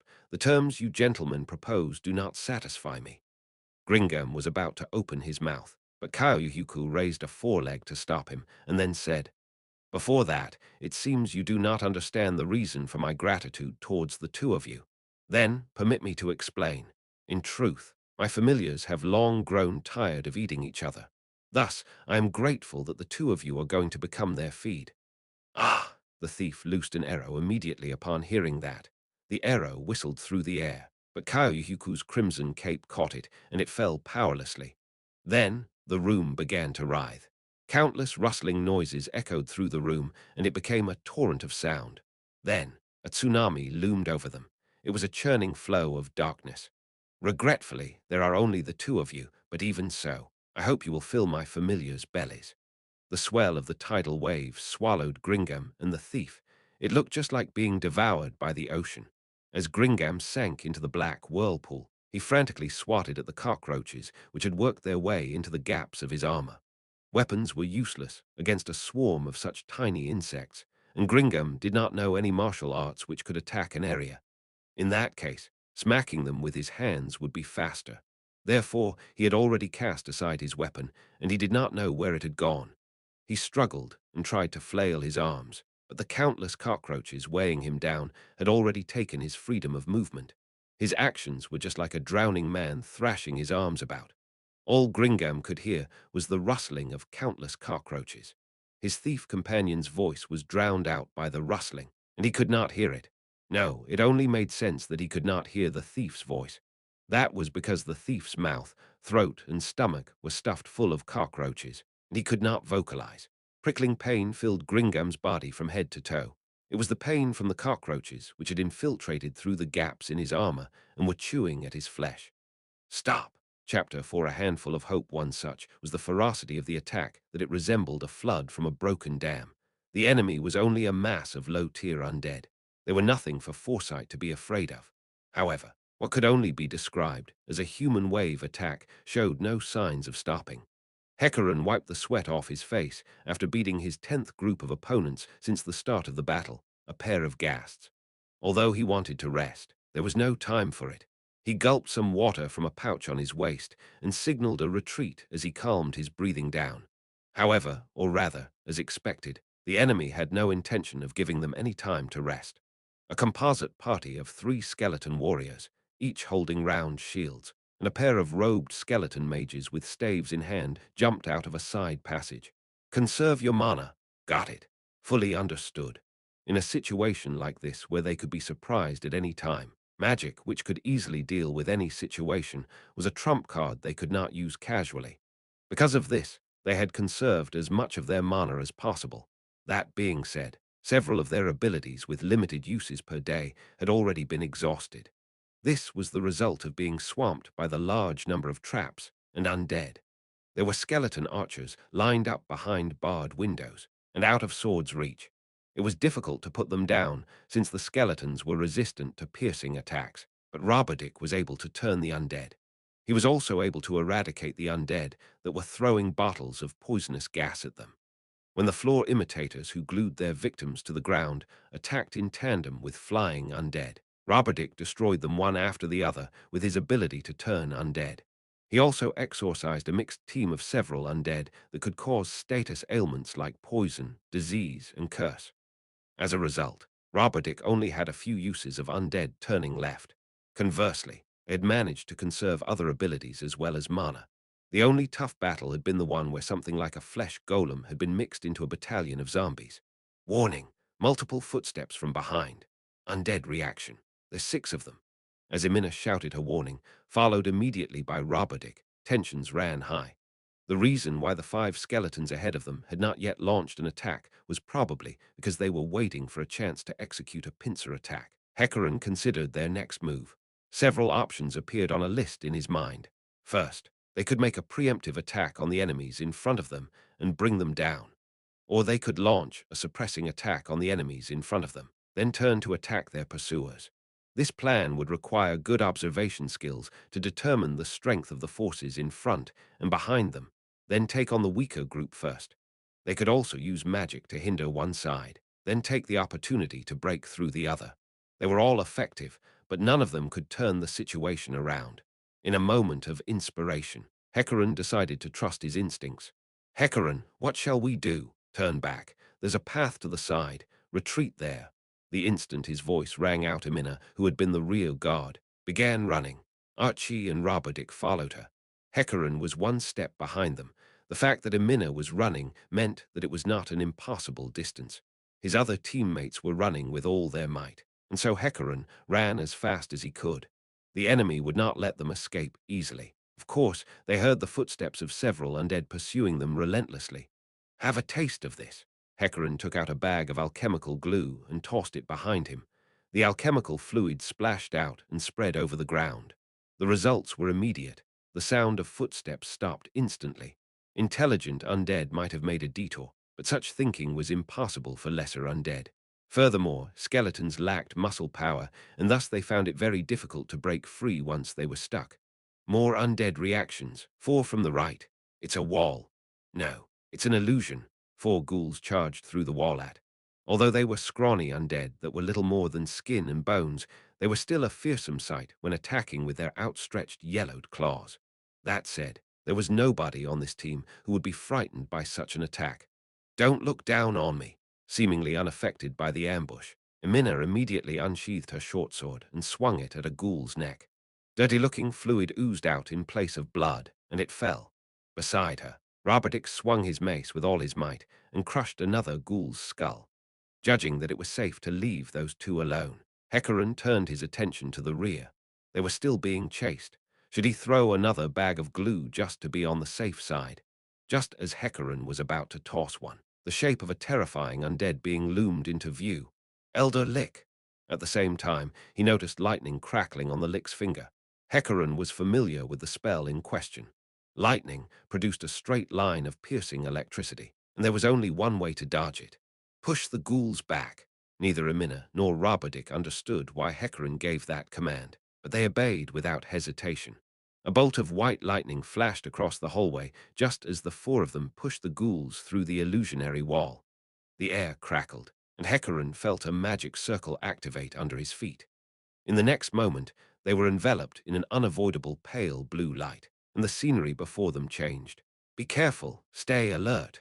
Although the ghouls had vanished and the surroundings were different, they were still on edge from the battle. Even so, after such an unexpected occurrence, it was no surprise that they were dumbfounded for a few moments. Hecaran shook his head, regaining his focus. The most basic thing he had to do, although learning about their current situation was also important, was to ensure the safety of his comrades. Emina, Archie, and Roberdick. All the other members of Foresight had maintained their formation as the magic circle activated, and nobody was missing.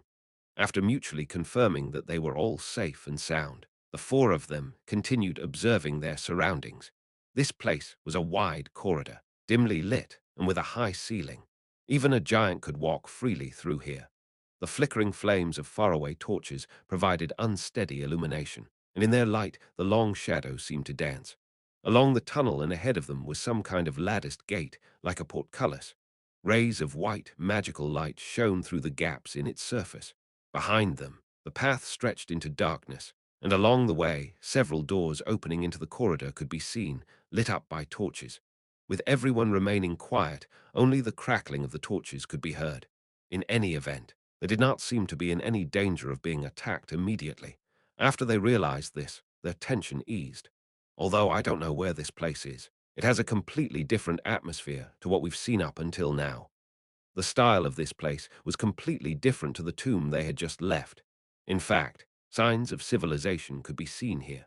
The members of Foresight surveyed their surroundings, and whilst they were trying to grasp where this place was, only Archie's attitude was different from the rest.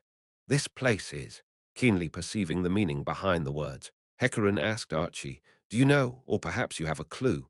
I know of a similar place, the Empire's Grand Arena. Ah, indeed, you are right. Roberdick grunted in agreement. Although Hecaran and Emina did not say anything, they also shared Roberdick's opinion. When Foresight had made their debut at the arena, they had passed through a place similar to this one when they were making their way from the waiting room to the arena. That means the arena should be behind that. Roberdick pointed towards the lattice gate. That should be the case. Then being teleported to this place means that, is that what it is? They were to fight in an arena. Although, they had no idea who or what might be waiting for them. It's dangerous. Long-distance teleportation is reckoned to be 5th-tier magic. Being able to use that kind of magic as a trap has only been heard of in stories. This site must have been constructed by someone with unimaginable skill in magic. It's not favorable for us to accept the opponent's invitation. I suggest we proceed in the opposite direction. But if we accepted the opponent's invitation, don't you think there might be a path to survival? Wouldn't rejecting the invitation antagonize the other side? Both sides seem dangerous. Raba, what do you think? There's a case to be made for both arguments. But I have some doubts about what Archie-san has said. Is this really a trap laid by the person who currently lives here? Could it be that they're just using something created by an unknown third party? They looked at each other and exhaled in unison. There was no point in staying here and discussing the matter further. They did not have enough information, and their opinions did not match. But they had to make a decision right now. What Raba said makes sense. Who know? Maybe it was made 500 years ago.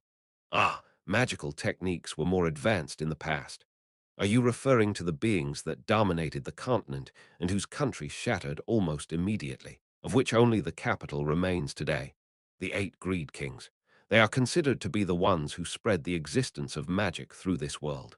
If this is a relic of that era, then perhaps, I see, then I'm in favor of heading out to the arena. In any case, since we were brought here by a trap, they would not allow us to escape. In response to Roberdic's statement, everyone nodded, gathered up their determination, and began moving. When they approached the gate, it rose upward with impressive speed, as though it had been waiting for them all this time. The first thing they saw as they entered the arena were rows upon rows of audience seats around the arena. The arena was no less impressive than the one in the Empire. In fact, it might have been even more so, given that it was covered in lanterns enchanted with continual light, which lit the grounds up as brightly as if it were the day. Everyone in Foresight was astonished, especially when they glimpsed the audience above them. This was because sitting, there were innumerable clay figures, the dolls known as golems. Golems were inorganic creatures created through magical means, who would obediently carry out their master's commands once they received them. Without the need for food or sleep, and immune to fatigue and even the ravages of time, they were treasured as guardians and laborers. Furthermore, because their production took considerable time, effort, and cost, even the weakest ones commanded a formidable price. Even Hecarim and the others, who were paid well, would find it hard to purchase a golem. They were valuable constructs, and this arena seemed to be overflowing with them. To Hecarim, it spoke of how wealthy the person who owned this arena was, as well as how lonely he felt. They looked briefly at each other's faces, as though they had already come here many times before, and then they walked silently towards the center of the arena. Outside, in response to Amina's voice, they looked up and saw the night sky. The surrounding illumination was strong and eclipsed the light of the stars, but even so, there was no doubt that this arena was open to the night sky. Were we teleported outside? Then, we could use flight magic to escape. Tooh. A figure jumped from the balcony of the VIP box, in time with the voice that had interrupted Archie's words. The figure somersaulted in midair as it descended from a height that seemed roughly equivalent to a 6-story building, making people wonder if it might have wings as it gracefully landed upon the ground. There was no magic at work there, only pure physical ability. Even the rogue Amina had her breath taken away by the perfection of the movement. The figure who had absorbed the impact with a mere flexing of its knees smiled brightly. Before them stood a young dark elf boy. The long ears which emerged from amongst the golden, silky strands of his hair twitched slightly, and he smiled as brightly as the sun. He was fully dressed in a suit of tight-fitting, light leather armor made from jet black and deep crimson dragon scales, over which he wore a white vest embroidered with golden threads. There was an emblem sewn onto the breast of the jacket. Seeing his heterochromic eyes, Emina let out a gasp of surprise. Ah, the challengers have arrived. The boy spoke into the rod-like object he was holding in his hand, and his amplified words resounded throughout the arena. The arena trembled and shuddered in time with the boy's bright and cheerful voice. Looking around, it seemed that the golems which had remained motionless so far were stomping on the ground to make noise. The challengers are 4 reckless fools who have invaded the great underground tomb of Nazarick, and facing them is the master of the great underground tomb of Nazarick, the supreme king of death, Ainz Ooal Gown. The portcullis on the opposite side of the arena rose upwards at the same time as the dark elf's voice rang out. From the darkness of the path beyond, a being stepped into the light. In a word, it was skeletal. Crimson radiance flickered within the eye sockets of the white skull. It was dressed in a gown-like vestment, and because there were no muscles where the robe was cinched about the waist, it appeared unbelievably skinny. Judging by the fact that it held no weapons, it was probably a magic caster of some kind. Ooh, and walking in behind him is our guardian overseer. Albedo, the members of Foresight held their breath as they saw the woman who followed behind like a servant. She was a peerless vision that surpassed even the beautiful princess of darkness, Nabe. Hers was a beauty that could never be reached by human beings, and two horns curved out gently from both sides of her forehead. At her waist were a pair of black wings. They looked so realistic that they could not possibly have been artificially created. The arena quaked with stomping, as if to welcome the debut of these two new entrants, before turning into thunderous applause. It was a reception befitting the arrival of a king. The two people approached Foresight amidst the thunderous applause from the surrounding golems. "I'm so sorry," Archie muttered. "We ended up like this because of me." What would follow was probably going to be the most grueling battle Foresight would ever have faced. In all likelihood, one or more of them might die. Archie probably felt that they had been plunged into such a dire circumstance was because of herself. Without her debt, perhaps they might not have accepted this task to go investigate a tomb they so obviously did not know enough about. However, oi oi, what nonsense is this girl babbling? Indeed, it was everyone's decision to go on this job. It had nothing to do with you. Don't you think we'd have done it anyway, even if you hadn't said anything? That's how it is. So there's no need to be worried. Hecarim and Robadick smiled as they spoke, and Amina patted Archie's head. Well then, although there's no point planning now, we should still have a discussion. Archie, can you identify that undead creature? Seeing that it seems intelligent, perhaps it's an upper-class skeleton type. The skeleton in question, Ainz, waved his hand before them. The movement looked as if he was wiping something away. The sounds disappeared. In an instant, the golem's movement stopped, and the almost painful silence returned. Hecarim bowed politely to Ainz, who was slowly turning to face them. Firstly, I would like to apologize, Ainz Ooal Dono. That's Ainz Ooal Gown. My apologies, Ainz Ooal Gown Dono. Ainz stopped and raised his chin, as if he were waiting for an inferior to continue. We wish to apologize for entering your tomb without permission. If you can find it in your heart to forgive us, we will gladly pay the appropriate compensation to atone for our transgressions. Time passed in silence. Then Ainz sighed. Of course, as one of the undead, Ainz had no need to breathe. However, he did so in order to get his message across. Is that how you do things where you come from? After someone else eats in your home and leaves waste behind which sprouts maggots, would you actually show him more mercy than a swift death? Humans are not maggots. They are the same. At least they are to me. Or not, perhaps humans are even lower than them. If a maggot is born, the fault lies with the fly. You, however, are different. You were not dragged along against your will, nor do you have any particularly compelling reason to come here. But you attacked a tomb which might have had people living in it, with the intention of plundering its treasures, purely for the sake of satisfying your worthless greed. Ainz laughed. Ah, do not take it to heart. I am not blaming you. It is only natural for the strong to take from the weak. I have done it myself, and I do not consider myself an exception from this rule. It was precisely because there might be someone stronger than me that I was on guard. Now then, the time for idle banter is over. In accordance with the principle of the strong feeding upon the weak, I shall claim one thing from you. No, actually, there's a good rear. Silence, Ainz declared in a voice which allowed no interruption. Do not upset me with your lies. Now then, you shall pay for your foolish mistake with your life. What if we had permission? Ainz froze. Apparently, that had gotten through to him. Hecarim was surprised that a single sentence could have had such a great effect, but of course he did not let it show on his face. Just when all seemed lost, a ray of hope had shone through the darkness. Clearly, he had to seize it. Nonsense. It was a still, small voice, almost on the verge of fading away. Utter nonsense, it's nothing but a bluff. What do you gain from angering me? His unease was spreading, and even the dark elf boy beside him was starting to look uncomfortable. When he turned to look at the last person, goosebumps broke out all over Hecarim's body. The beauty behind them was still smiling, but she radiated a murderous intent that beaded Hecarim's brow with sweat. And what if it was true? No, no, it must be a bluff. Absolutely impossible. You should all be offerings dancing in the palm of my hand. Ainz shook his head and fixed Hecarim with a gaze that seemed to bore right through him. But however, yes. That's right, just in case. I will hear you out. Who gave you this permission? Don't you know him? Him? He didn't leave his name, but he was a pretty big monster. Hecarim desperately thought on where the goal line was, where he could evade danger. It was a question that only a person paralyzed by indecision would ask, because only by asking could a person know what was true or false. It's as though he's human. Hecarim thought. This was not the reaction of a monster, but of a coward. This was a good chance. Tell me what he looked like.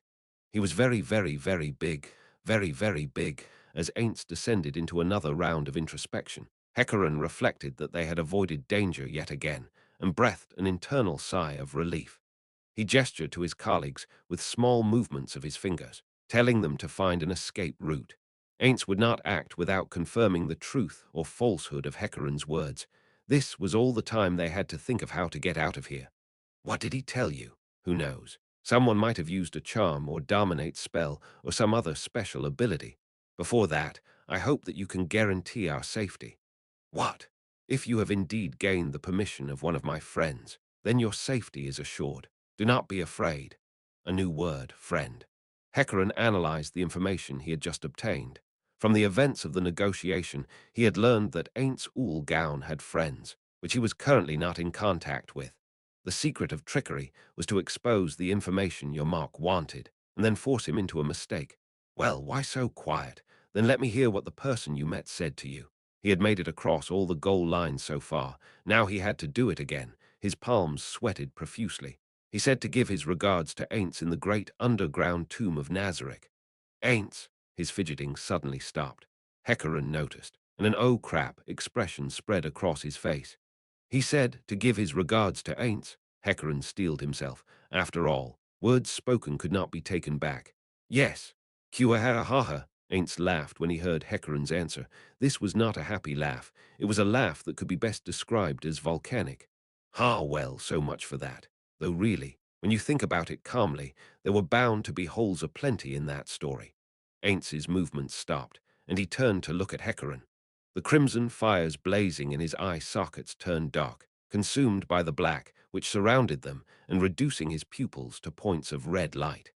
Hecarim and the others took a step back, as though Ainz's mere line of sight was exerting physical pressure on them. Within that glare was the purest rage. You tiare, you dare. You dare to tread your filthyyyy, your filthy boots into the nazarick that we, and my friends and I created. So intense was his fury that Ainz was struck speechless. His shoulder blades moved as though he were breathing deeply, and he continued. And you dare use the name of me, of my treasured friends. You dare use IT to trick me, you shits. Do you think that can ever be forgiven? Ainz was screaming furiously. It would not have been a surprise if his anger had gone on forever. However, his rancor suddenly vanished, and he returned to his usual calm. It was a sudden change, as though the emotion had simply been switched off. The abrupt change was enough to make Hecarim and his team, who were facing off against Ainz, think that something was amiss. Although it made me angry, the fault does not lie with you.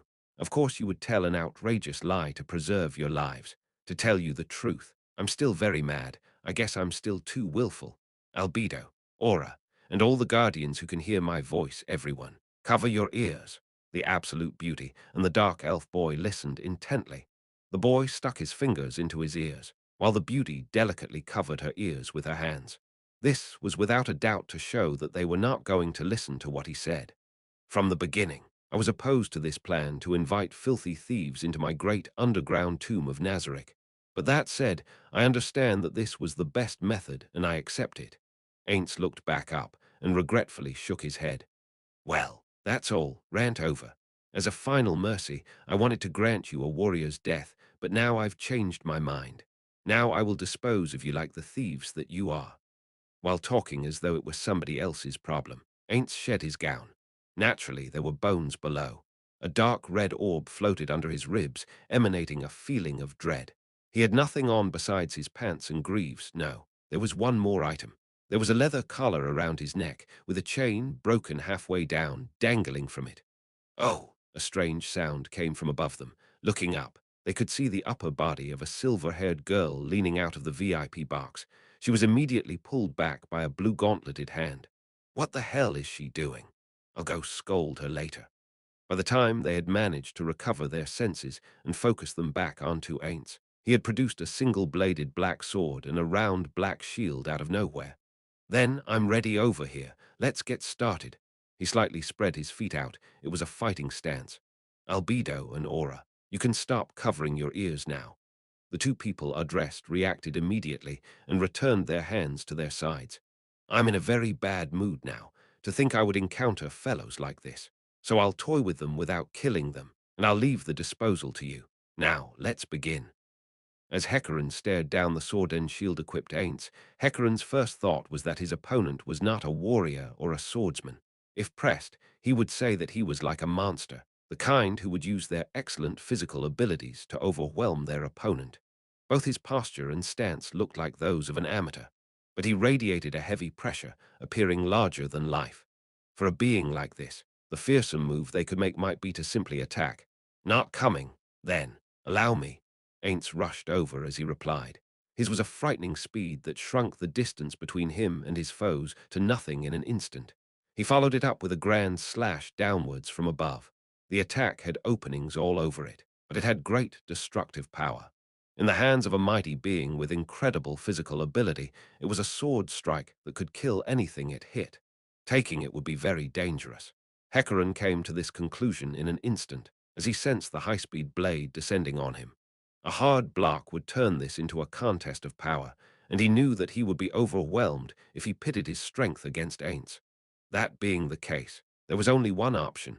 Ainz's sword struck down into the ground, the lingering echo and vibration of steel against steel fading into the air. Parry the blow and guide it away from his body. Normally, an attacker would be thrown off balance after being parried, and this would be a prime chance for a counterattack. But Ainz had not even moved. It was as though he knew that particular sequence of events was going to take place, and he had reset his stance to its original position. Hecarim realized that he had made a big mistake. No good, I underestimated him. But the only thing I can do is fight on. He aimed at Ainz's head. He used a martial art, twin blade strike. The two swords inscribed gleaming arcs in the air as they scissored toward Ainz's head. Normally, bludgeoning weapons would be more effective against a skeleton-type enemy like Ainz, but Hecarim was more adept with slashing weapons, and not nearly as proficient with blunt weapons. His main objective was to try to inflict some damage on Ainz. He flurried as many attacks as he could against Ainz, not caring if they hit or missed, in the hope that at least one of them would get through and strike him. The twin swords sped toward his opponent's head. An average person would have taken it full on. A first-rate opponent might have only been scratched. Then what about an absolutely top-class opponent? HNH. Ainz interposed his shield in the path of the swords. Normal people would not have been able to accomplish it, but with overwhelming physical strength and speed, it was possible. Magic arrow. Lesser dexterity.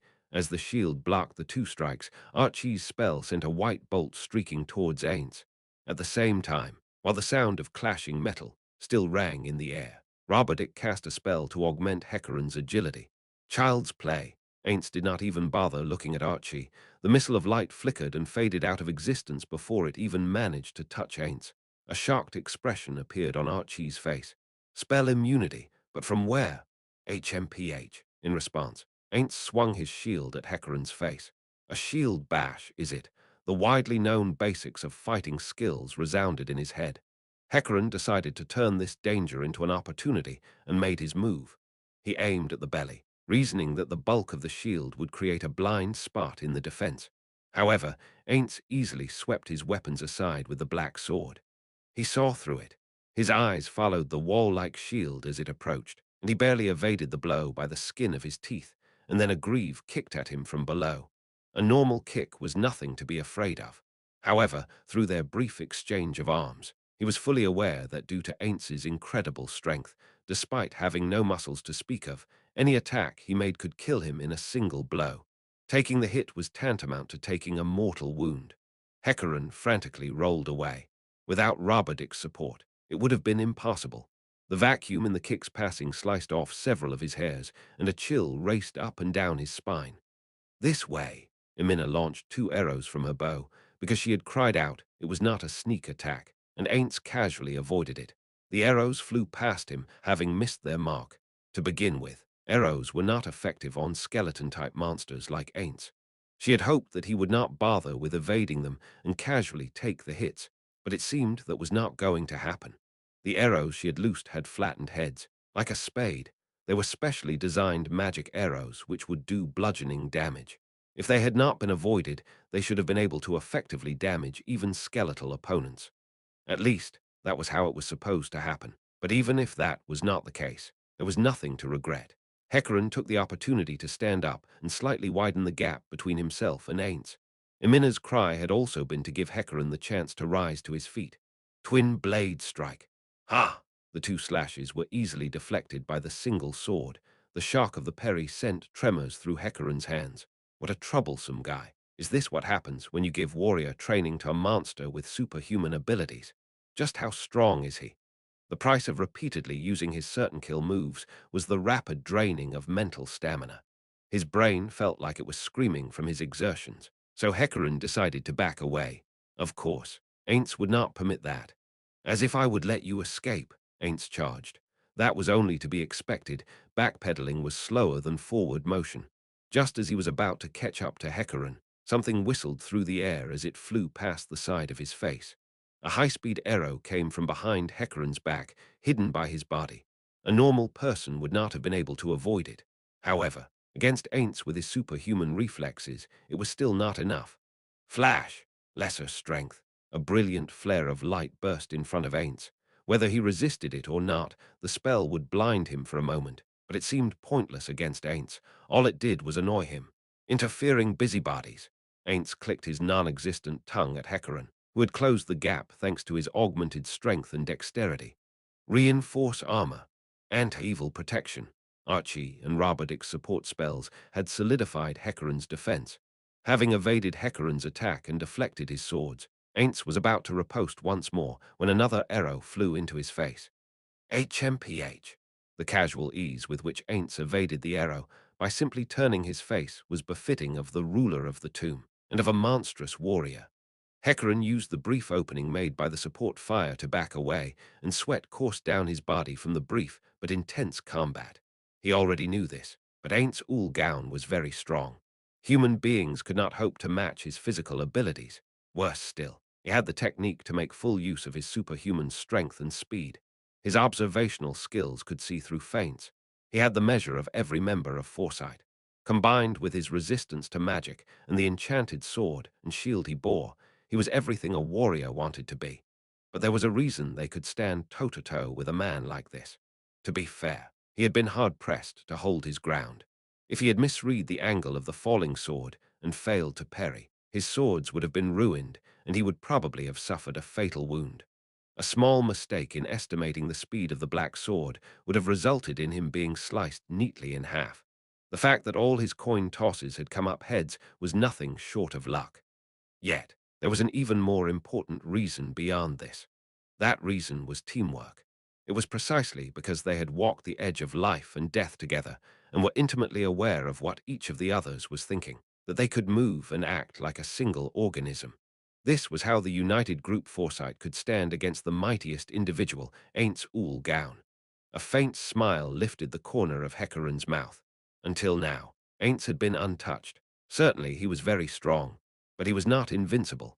With this conviction in his heart, he swung his twin swords. Hecarim's sword strike, the fastest his augmented body could produce, was deflected by the round black shield. The arrow flying in was interdicted by the black sword. Archie and Roberdic made use of this opening to enhance Hecarim even further. Ever since Ainz had clicked his tongue, his hostility toward them had been rapidly weakening. After considering whether or not to press the attack, Hecarim decided to back down and calm his frenzied breathing. The undead Ainz would not get tired, no matter how long or how hard he fought, but humans like Hecarim and the others would become exhausted. Dragging the battle out was a bad idea. He had to rest whenever he got the chance. So, as I thought, I still couldn't deal a decisive blow. I thought I had the advantage in strength, skills, and knowing what you could do. But when I'm actually engaged in battle, I'm still having difficulty. For instance, why haven't I taken any of you down yet? Ainz shrugged his shoulders in annoyance. Hecaran, who was watching from opposite Ainz, did not feel particularly irritated by his patronizing tone. Truthfully speaking, this was the power of teamwork. Hecaran smiled as though he had been praised. In the midst of all this, the beauty who had been silent up till now finally spoke. Ainz Sama, perhaps you should end this charade here. What? Forgive my rudeness, but I find it hard to believe that you would permit continued freedom to these base knaves. These thieves who dared use the name of the supreme beings to deceive you. Perhaps it is time for the mercy you have granted them to come to an end. Hey, Albedo, if you talk to Ain't Sama like that. No, Aura, that is a good point. Ain't shook his head. And that is enough. I have gained sufficient experience from this battle. Truly marvelous. I expected nothing less of the Supreme One who rules me. Ha, is that so? Well, this is certainly cause for celebration. Although I know you're humoring me, praise from a warrior whose skills far exceed my own is still pleasing to me. I would not dream of deceiving you with false praise. Those words came from the bottom of my heart. Is that so? Then thank you. Carcitus can evaluate me later, and I still need to hear your opinions on future training sessions like this. Ainz nodded several times, looking very satisfied with himself, and then he turned back to Foresight.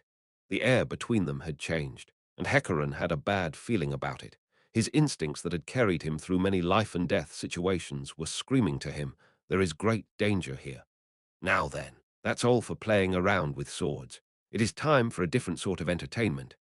Ainz cast aside the sword and shield he was holding, and they vanished before they hit the ground. What? Discarding one's arms was the universal sign of giving up the fight. However, Aintz's attitude did not betray even the slightest hint of defeat, that he was in a situation where he was going to surrender. This was not a gesture of capitulation. Unable to figure out what Ainz was thinking, Hecaran was filled with confusion. What? At this, Ainz smiled. Or rather, he seemed to smile. He slowly spread his arms. It was an action that resembled an angel reaching out to the faithful, or a mother welcoming her child into her embrace, a loving acceptance of what lay before him. You don't get it? Then let me put it in terms you might be able to understand. Ainz laughed. I'll play with you, so give me your best shot. Humans, the mood had changed. He had forsaken his weapon and his shield. That should have meant he had been weakened. But Hecaran had the feeling that the Ainz before him now was more powerful than before. Indeed, it seemed as though his body had physically grown in size before their eyes, so oppressive was his presence. A being that grew stronger when abandoning the sword. When one thought about it, only two answers remained. One would be that he was one of those warrior monks who honed their bodies into living weapons. But if that were the case, his fighting style from earlier, the way he evaded attacks, did not seem polished enough for him to be one of their number. Then, the alternative. He's a magic caster. That cry came from Archie, who had reached the same conclusion Hecaran had. That was it. This was the question at hand, the being before them. Ainz Ooal Gown. Was he a magic caster? It was understandable that they had not considered that earlier. Who could have imagined that any magic caster could have fought on even terms with Hecaran, the party's strongest fighter and a veteran warrior? Magic casters, especially arcane magic casters, had weaker bodies than warriors. After all, if one had time to train one's body, one could easily spend that time on learning magic. As such, magic casters who could fight on par with warriors were non-existent. That was simple common sense. Yet there were beings who could turn that wisdom on its head. Who could have imagined such a being would be standing in front of them? For that reason, Archie's voice carried the hope that it was untrue and the desire that her hypothesis would be rejected. Because if it were true, that would mean that Ainz was far more confident in his skills as a magic caster than he was as a warrior. What that meant, nobody needed to say out loud. Even casting a few spells could greatly improve battle performance. As Hecaran had been demonstrating, several enhancement spells made a dramatic difference. But if that was the case, did you finally realize it? How foolish you lot are. Well, it's only natural to expect this level of intelligence from you miserable vermin, who track your filth into my friends Nazarick. However, as long as Archie was around, Hecaran and the others could deny it. Archie, is this guy a magic caster? No, I'm sure of it, at least. He's not an arcane magic caster. Huh, and what is that supposed to mean? I can't sense any magical power from your body. Ah, so you were using divination magic. Then, how rude! Ainz showed Hecarim and the others his hands. As one might expect of an undead, there was nothing of them but bones. He spread his fingers to show that each of them, on both hands, was wearing a ring. Once I remove this ring, you will understand. I also lent it to my subordinates. Saying that, Ainz removed a ring on his right hand. And then, Yuji, it was the sound of vomiting.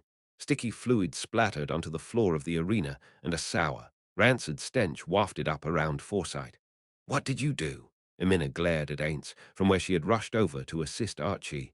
Ainz seemed a little uncomfortable, but still answered in a displeased tone.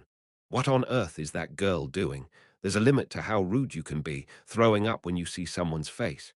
Everyone, run, Archie was shouting, and tears were leaking from the corner of her eyes. This guy is a moan, Yuye. Unable to endure it, Archie threw up again. In that moment, Hecarim understood why she had vomited. Ainz had done nothing to her. Rather, she had been unable to withstand the combination of terror and stress, caused by seeing the enormous magical power surrounding Ainz, and so she had vomited. And that meant, we can't beat him. His strength is on a totally different level. Even the word monster can't describe him. Archie began wailing as the tears rolled down her cheeks. No way, no way, no way. Emina tightly hugged Archie to her chest. The girl was violently shaking her head as though she had gone mad. Calm down, Roberdick. Got it, Lion's Heart. Under the influence of Roberdick's magic, Archie managed to recover from the panic which had gripped her. Like a newborn deer, she rose unsteadily on shaky legs, using her staff as a crutch. Everyone, we have to flee now. That's not a being humans can beat. It's an unbelievable monster. Understood, Archie. Yeah, I get it. When he removed the ring, the entire world seemed to change. I felt it raise goosebumps all over me. Yes, powerful wouldn't nearly be enough to describe this monster. The alertness level of the three of them had gone through the roof. They stared at Ainz with nerves wound even tighter than before. Theirs was an expression that understood that even an instant's loss of watchfulness would spell their deaths. It looks like they won't let us run. The moment we show them our backs, we die, although I have the feeling that just averting our eyes would be enough. We need to buy time or we won't make it. Not coming. Of course, Hecarim would not be baited by Ainz, who was lazily scratching his skull with one long finger. The enemy's fighting power vastly exceeded that of any being which had ever existed. That meant they could only count on one thing. That was the instant when Ainz began casting a spell. A magic caster was most vulnerable when reciting an incantation. If he could cast a spell without incanting it, then it was over for them, but even so, that was a tiny possibility which existed for them. As though drawing a bow taut, Hecarim gathered his strength within himself. Then I will go, touch of undeath. What kind of magic is it, Archie? I don't know. I've never heard of it before. The black fog which covered Ainz's right hand was an unknown magic which put them all on their guard. Hecarim tensed his legs, ready to dodge at any time. His companions behind him were also wary for an area of effect attack and began spacing themselves out. Suddenly, Ainz began walking towards them. Hecarim's eyes went wide. He had openings all over his amateurish advance. These were not the movements of a skilled warrior. Hecarim knew Ainz was trying to bait them into a trap, but he could not read Ainz's intentions. Is he trying to use magic for something, or was that spell a close-range type? Or was it a defensive type? Hecarim was familiar with the more famous spells, but Hecarim was not a mage by profession, and he could not understand Ainz's intentions. Stay away! Emina's angry cry pierced the air, as did the arrows she launched at Ainz. Using a special technique, she had launched 3 arrows at once, but Ainz deftly knocked them from the sky with a bony hand. You're in the way. It was a small but cold voice. The red blaze in the empty eye sockets flickered, but it was only Hecarim, who was up front studying Ainz's every move, who noticed it. Just as the bad feeling struck, Ainz's form vanished. Hecarim turned, trusting his instincts. In his eyes, he saw his companions' shocked faces. However, there was no time to explain, especially to Emina. Ainz was standing behind Emina, slowly reaching his right hand out to her. Emina, she didn't notice. I need to shout no. Useless things like that won't help. As he used a martial art to move at top speed toward Emina, a twinge of confusion ran through Hecarim.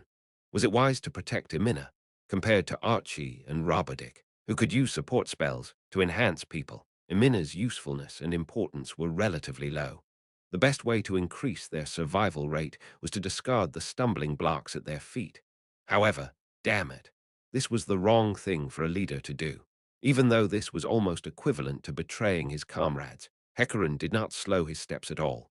Emotion overruled reason in this matter. He wanted to save Amina. That was all.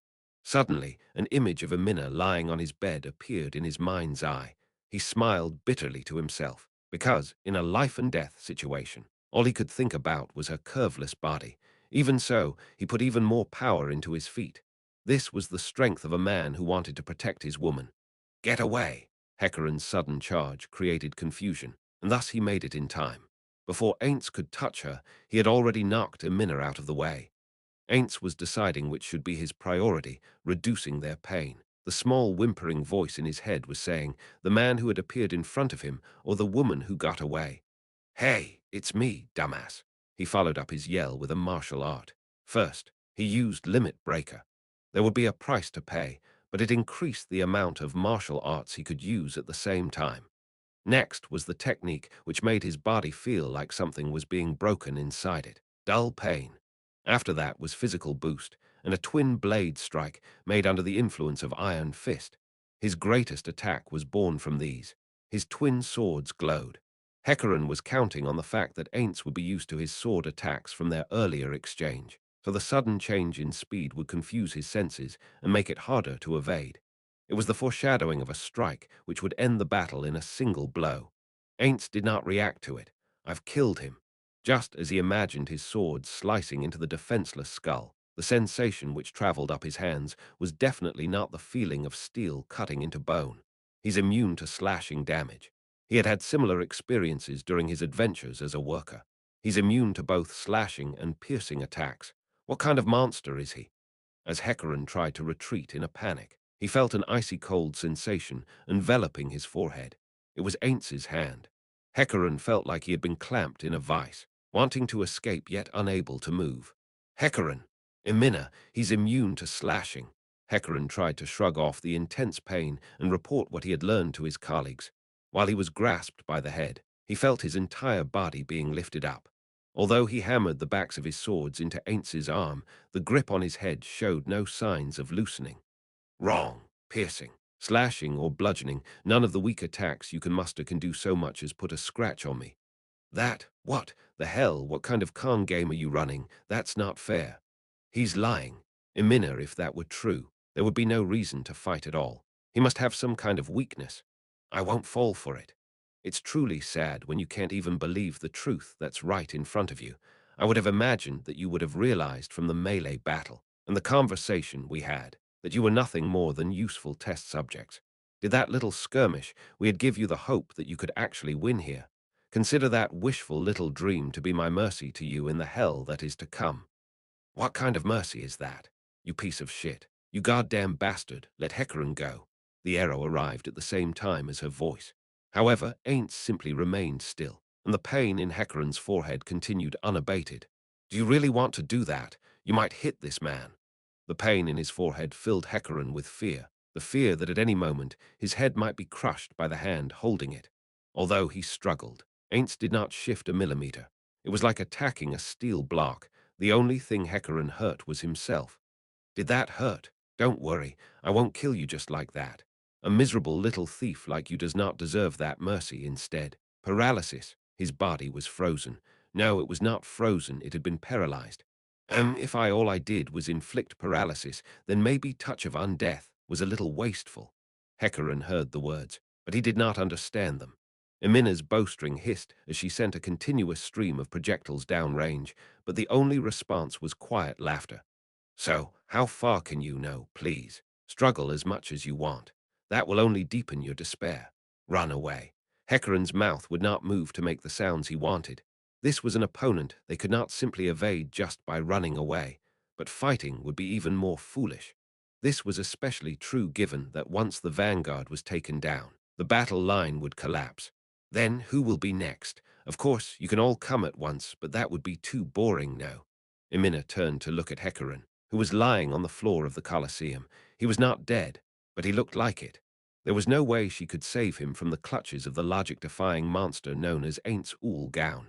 But even so, you idiot, just by common sense. You should have abandoned me, you dummy. She was angry. Idiot, idiot, idiot, stupid idiot, you moron. Directing abuse to a man who so gallantly risked himself to protect his comrades is only going to upset me. You know, it was a statement that showed a complete lack of understanding for Amina's feelings. Then again, their opponent was a monster. Trying to make him understand human emotions would be impossible. I already know that. I don't deserve such a great leader. She took a breath. But still, you're still an idiot, running on your emotions like that. What? Don't be confused, Amina thought to herself. She was trying to suppress the feelings of a woman who wanted to save her man. She had to abandon Hecarim and bring this information back. She had to tell the outside world about these ruins, about the fearsome monster which inhabited it, and depending on how things went, they might even need to assemble a punitive force to deal with it. Demon guards. 200 years ago, the demon king that laid waste to the continent must have been a creature like this. It felt as though the world she was living in had been touched by myths and legends.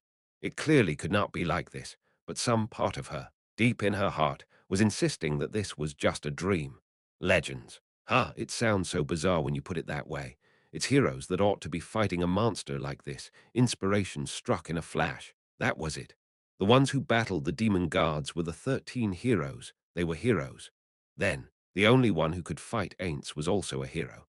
Give Hecarim back. If we don't return by the stipulated time, the strongest people in the world will force their way into this tomb. If we can return unharmed, you can use us to negotiate.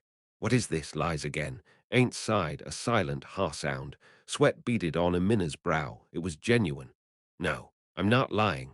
Albedo, is there anyone who could be considered strong on the surface? There are none. I believe she is just spouting meaningless lies. It's not a lie, the girl behind Amina was shouting. The adamantite-tranked adventurer Marmon from Darkness is there. He's the greatest warrior of them all. He's stronger than you. For the first time, Albedo appeared perturbed. She looked to Ainz, panic written on her face, and lowered her head to him. My apologies. There is such a being. Please forgive me. Yes, I didn't even notice. Albedo, Marmon of Darkness. By the way, he's forget it. It's not important. He cannot defeat me. He had been acting like a demon king until now, but the way he was slumping his shoulders suggested that he was hiding something. Exactly what he was hiding, nobody could tell. Marmon is strong, stronger than you. No, those are hardly grounds for negotiation. Give it up. Ainz waved his hand lazily to dismiss the topic. Now then, shall we begin? The time for idle chatter was over. Archie, run, Robert shouted, and Amina agreed. Yes, run, look up. This is probably the outside. If you fly, there's a chance you can escape. Run, even if it's only you. We'll try to buy you some time, a minute, no, 10 seconds. Now that is an interesting idea. Aura, open the exit. I will humor them. Understood. Ainz pointed at the direction Rabardic and the others had entered from. Aura leapt up, the bottoms of her shoes glowed, and her body disappeared. Now then, Aura has gone to open the gate. Go ahead and flee. Abandon your comrades. Who was the one who wanted to run again? Ainz extended his hand. His skeletal face could not display any expressions, but from his gesture, it was clear enough. If he had flesh, it would have been twisted into an evil smile. It would have been a smile that eagerly anticipated these comrades to fall into infighting. It was true that workers were different from adventurers. They formed parties based on the power of money and useful relationships, and in a situation like this, the odds of them fleeing would be quite high. However, foresight was different. Archie, run now. Yes, run, Emina smiled. You still have your sisters. Right, then leave us and go. That's what you should be doing. How could I? This is obviously all my fault. Seeing that Ainz had no intent to press the attack right away, Rabardic walked over to Archie, and then withdrew a small leather pouch from somewhere close to his heart for her to hold on to. It'll be fine. We'll beat that monster Ainz and then come right after you. That's right. When that happens, you're buying the drinks. Emina also drew forth a small pouch for her to hold. Then go. Use the money I left at the inn as you wish. Mine too. I'll hold you to that. Then I'll be going first. Of course, none of the three actually believed it. Defeating the being called Ainz, whose power was far beyond their imagining, was something they could not even hope to do. Archie knew that this was their final farewell, and she was choking back her tears as she cast her spell. There are monsters in the sky that might still catch you even if you run. Fly! Ignoring Ainz's warning, Archie's spell took effect. She looked to her comrades one last time, and then took to the air without another word. Ah, is that how it is? Well, it's faster and less tiring than running, Ainz said in a casual way. However, it's quite remarkable that you decided it without fighting with each other. I thought I would see your disgusting true selves on display here. You would never understand. It's because we're comrades. That's true. Dying to protect a comrade is not a bad thing. A flash of insight struck Amina. Were your comrades the friends you spoke of? Moo. Your comrades must have been exceptional individuals. No, then our relationship is as close as theirs and yours. That's right. The evil atmosphere vanished as though it had never been, and Ainz continued in a quiet tone. Greater love hath no one than this, to lay down one's life for one's friends, so it was written in the Gospel of Marco. 4. It's all right if we die. However, for the sake of the bond that we share, that you yourself and your exceptional comrades shared, please let her go. Ainz hesitated for several seconds, and then shook his head. There will be no mercy for thieves like you. All that awaits you is suffering upon suffering upon suffering, followed by death. But for the sake of the lives that you are willing to throw away for your comrade, I will make an exception for that girl, Sholtir. Ainz carelessly showed his back to them and called out to the VIP box. There was no chance he would be hurt, and it showed in his attitude. No, that was the reality of it. There was no attack they could use which would work. This was mere fantasy after understanding the truth of things. The two of them had no method which could wound the monster called Ainz. Because of this, they could calmly turn their heads back. At the very least, they had to buy Archie the time to flee. Although they had no cards to play, they still had to do it. Emina and Roberdick exchanged looks and nodded. On the other hand, a girl's voice came from the VIP box in response to Ainz's voice. She was a human girl with hair that gleamed like platinum. Although the two of them were filled with anger, they could not help but be captivated by that beauty, their eyes drawn to the girl who possessed it. Suddenly, the beautiful girl shifted her line of sight to look at the two of them. Her eyes were an entrancing crimson. Emina felt as though they were squeezing her heart. Similarly for Roberdick, he was having trouble breathing with the crushing pressure on his chest. Even after the girl's eyes left them, Emina and Roberdick still felt a little hampered. Sholtir, teach that child the meaning of terror. Teach her the gulf between the sliver of hope for escape that she clings to and the inescapable reality that awaits all who dare invade the great underground tomb of Nazareth. After that, do not cause her any pain, but slay her with the deepest and sincerest mercy. Understood, Ain't Sama. The girl, Sholtir, smiled to Ainz. However, when Emina saw that smile from the side, a chill ran down her spine. Her instinct told her that this was a monster draped in a very beautiful skin.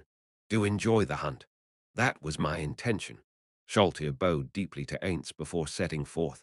Every step she took was one closer to ending Archie's life, but even if Emina knew it in her mind, there was nothing they could do about it. Emina and Roberdick were both unable to move.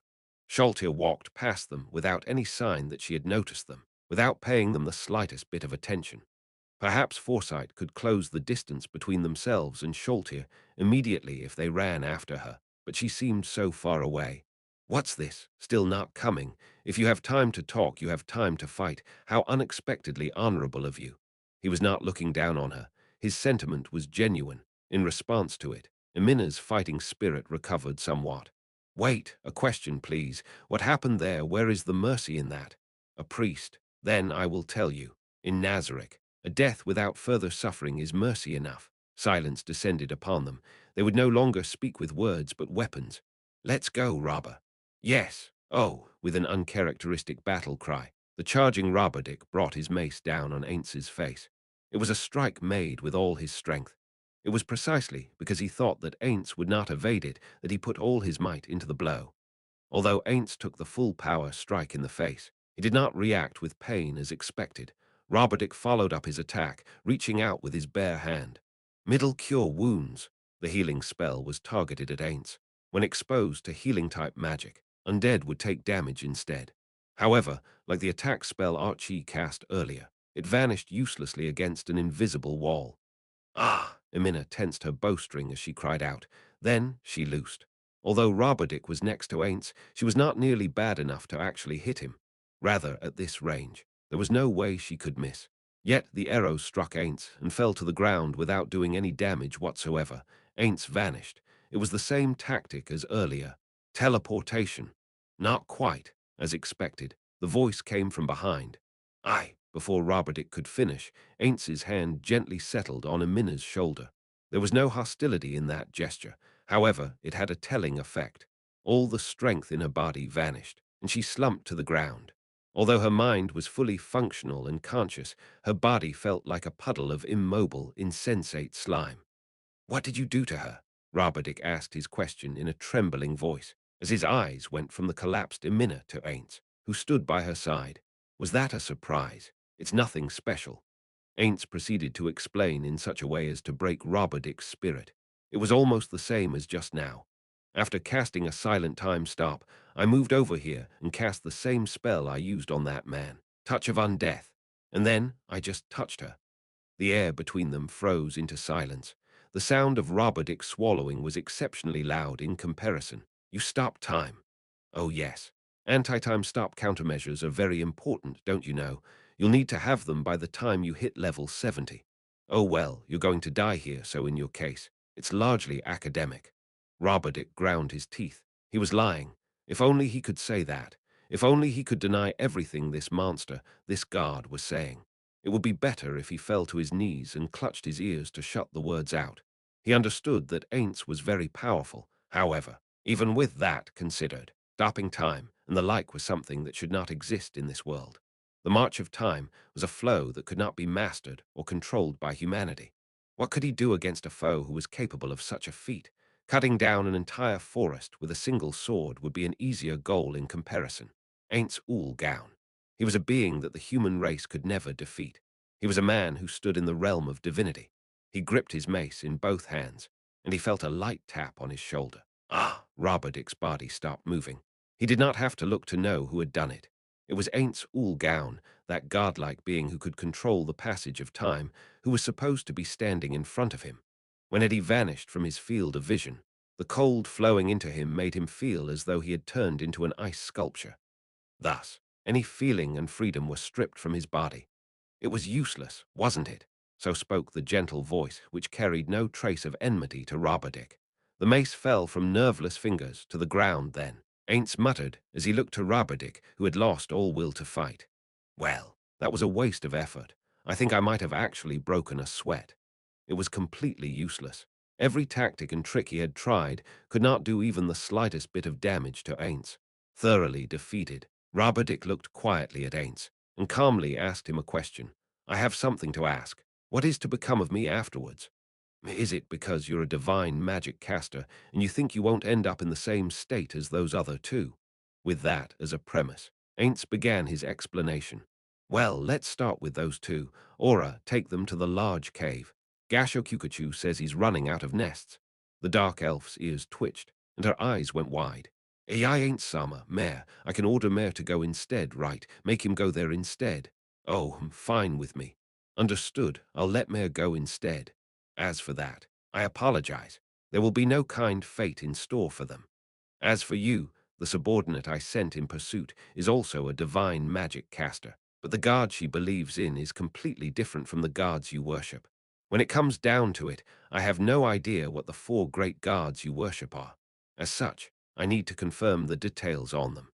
As their subordinates, you have names for them, but whether they're the four gods or the six gods, these names are little more than job titles, like the fire god, earth god, is that it?" I don't know about that." "I see. So they're not superior beings who possess a mysterious power. They're nothing more than great men of the past who have been deified." "Impossible." "Well, do listen. That's just my theory. But if that were the case, if you do borrow the power of the gods to work your magic, could dead people provide it to you? Or rather, what are the gods? Do they even exist? Are you really using the power of the gods? What are you trying to say? Have you ever seen the gods? The gods are always by my side." "That is to say, you've never actually seen them directly then?" "No. When we use our spells, we feel the presence of a mighty being. That is our god." "And who declared that presence to be a god? The god himself? Or someone else drawing on that power? Rabardic recalled the theological debates he had taken part in. There was no clear answer to Ainz's questions. Until today, the priests still debated hotly over whether that was the proof of the god's existence. Just as Rabardic was about to speak, Ainz interrupted him. Well, supposing these superdimensional beings, which we shall generously term gods for our purposes, do exist, I wonder if that means they were originally colorless entities. Simply put, they are masses of power, because drawing on their power dyes them in a different color and changes the thing. Well, they do exist in a world with magical laws. I just wanted someone to chat with someone about this. It wouldn't be funny if there really were gods. My apologies. That was off topic. The power of the god you believe in. I think we won't be able to learn it. So do you want to take part in a human experiment? A human experiment? That's right. For instance, when we alter your memories so the god you believe in is someone else, what will happen after that? He's insane. That was Roberdic's deepest and most honest thought about the situation. No, he's undead. It wouldn't be strange no matter what he did. Ainz took a step back, looking with deep interest at Roberdick. That look was the way a scholar would examine a laboratory animal, and it made Roberdick want to throw up. Why? Why do you want to do that? To prove that God exists. I'm not going to bother going on with that joke. Truthfully, I want to become stronger by understanding the nature of that power. And if those beings you call gods really exist, I want to know if they have emotions or thoughts. I want to confirm that. As for me, I have never thought of myself as a chosen being. In truth, there are many others like that. Roberdick had no idea what Ainz was talking about. Therefore, expanding military preparations is essential. Of course, it may be that no enemies exist, or if they do exist, none of them are as strong as we are. However, don't you think that the leader of an organization shouldn't be negligent? After all, if we rest on our laurels, we're likely to have our feet cut out from under us when we least expect it. Confirming the existence of gods is part of that. Ainz shrugged as he finished speaking. Archie panted heavily. Her body trembled every time the grass rustled in the wind, like a small animal. She looked fearfully in every direction. She was surrounded by forest, and there were few places here where the light could reach. The spreading canopies of the densely packed vegetation blocked out any illumination from the sky, and so there was almost none on the surface. Although this environment would normally be difficult for a human being to navigate, in lieu of illumination, Archie used the dark vision spell, which made her surroundings seem as bright as day. However, even with this spell, she still needed a lot of concentration to pick out grass patches which people could be hiding in, tree trunks that might conceal enemies behind them, and listen to the branches creaking as they swayed in the wind. As an arcane magic caster, Archie could not count on her own physical strength to shake off any monsters if they leaped onto her and pinned her down. Normally, she would have help from her friends, but now there was nobody to support her, nobody to cover her, and nobody to heal her. In other words, all she could do was remain alert for foes who were trying to advance into close quarters, keep her distance, and flee. She was on edge because she was keenly aware of this fact, and it sapped her mental strength even more than normal. Her original plan was to use a fly spell to make her getaway, since she was outside. But once she flew above the trees, she saw a huge black shape in the sky which seemed to be searching for something, so she abandoned that plan. Once she detected the presence of the giant bat, she could not find it in herself to try and turn it into a contest of speed. That was because even though invisibility could fool visual senses, it could not deceive the special sensory organs of a bat. After verifying that her surroundings were safe, Archie took flight once more, at a snail's pace. She was proceeding as slowly as possible with her fly spell because she wanted to observe her surroundings. If she went at full speed, she would not be able to react quickly enough even if she were on alert and spotted a threat, and that would mean she would be leaping into the mouth of any monsters which pursued her. In order to avoid this, she deliberately lowered her speed. Finally, Archie felt the layer of magic energy surrounding her growing thin. Her fly spell's duration was about to run out. She slowly descended to the ground. The question now was, what should she do? Casting fly again would not be a problem. She could feel that she had enough mana for it. However, dark vision was also a crucial spell, and she also had to reserve enough mana for defensive spells in case of combat. The third-tier spell Fly was one of the highest-ranked spells Archie knew how to use. This also meant that it was one of the most draining spells she had. If possible, she wanted to avoid using it. Ignoring the present circumstances, even she did not know how long it would take to get out of this forest without the use of spells that would stave off her fatigue. And without the ability to fly, she could not even confirm her current location. On the way here, Archie had occasionally risen above the forest canopy and used the big tree beside the Colosseum as a landmark. When she used fly to travel, she lost her sense of direction. If she stayed in the forest, she could not spot the big tree, and she was not able to climb trees either. Where can I rest? Archie mumbled to herself. Certainly, if she restored her mana through sleep, she could use fly more often, and movement under the sun would be safer. This was particularly true for the forest, where the monsters tended to be nocturnal. It might be better for her to curl up somewhere and wait for daybreak, rather than force herself to carry on in the dark forest. However, Archie had no idea where the safe places were. If Amina were here, she would probably know. And if Roberdick or Hecarim were around, she could rest easy even in dangerous areas. However, her reliable companions were not with her. Emina, Roberdick. Archie curled up beside a huge tree and thought of her comrades. Liars. There had been no word from them after so long. As expected, they had not been able to escape. No, that was something she had known from the beginning. There was no way they could beat the ridiculous entity known as Ainz. Even so, was she a fool for holding on to the faint hope of seeing them again? Archie sat on the ground, leaned her back on the great tree, and closed her eyes. She knew it was dangerous. Still, she wanted to close her eyes. As the memory of the three of them came to mind, she squeezed her eyelids shut. The icy cool sensation of the bark against her head was very comfortable. It was only after she had rested for a while that she realized just how tired she had been. Her stress turned into emotional exhaustion, and it rose without stopping. Ha! She let her head rest against the tree, and then she opened her eyes wide. Dark vision painted the world of night in fresh, bright colors, but she had no explanation for what she saw in her field of vision. Someone was watching Archie. It was like nothing Archie had ever seen before, and her eyes seemed transfixed on the sight of the beautiful girl. She was dressed in a velvet-soft ball gown dyed in the darkest shade of black, a garment that seemed thoroughly unsuited for her present environment. Her skin was as pale as wax. A single hand stroked her long, platinum hair, which seemed about to brush across Archie's face. Though she was a noble daughter, Archie had never seen a girl this beautiful before. If she were to show up at a formal dance, men would flock to her like moths to a flame, purely out of desire for her beauty. Her crimson pupils radiated an irresistible charm that seemed to draw Archie's soul into them. But Archie immediately returned to her senses.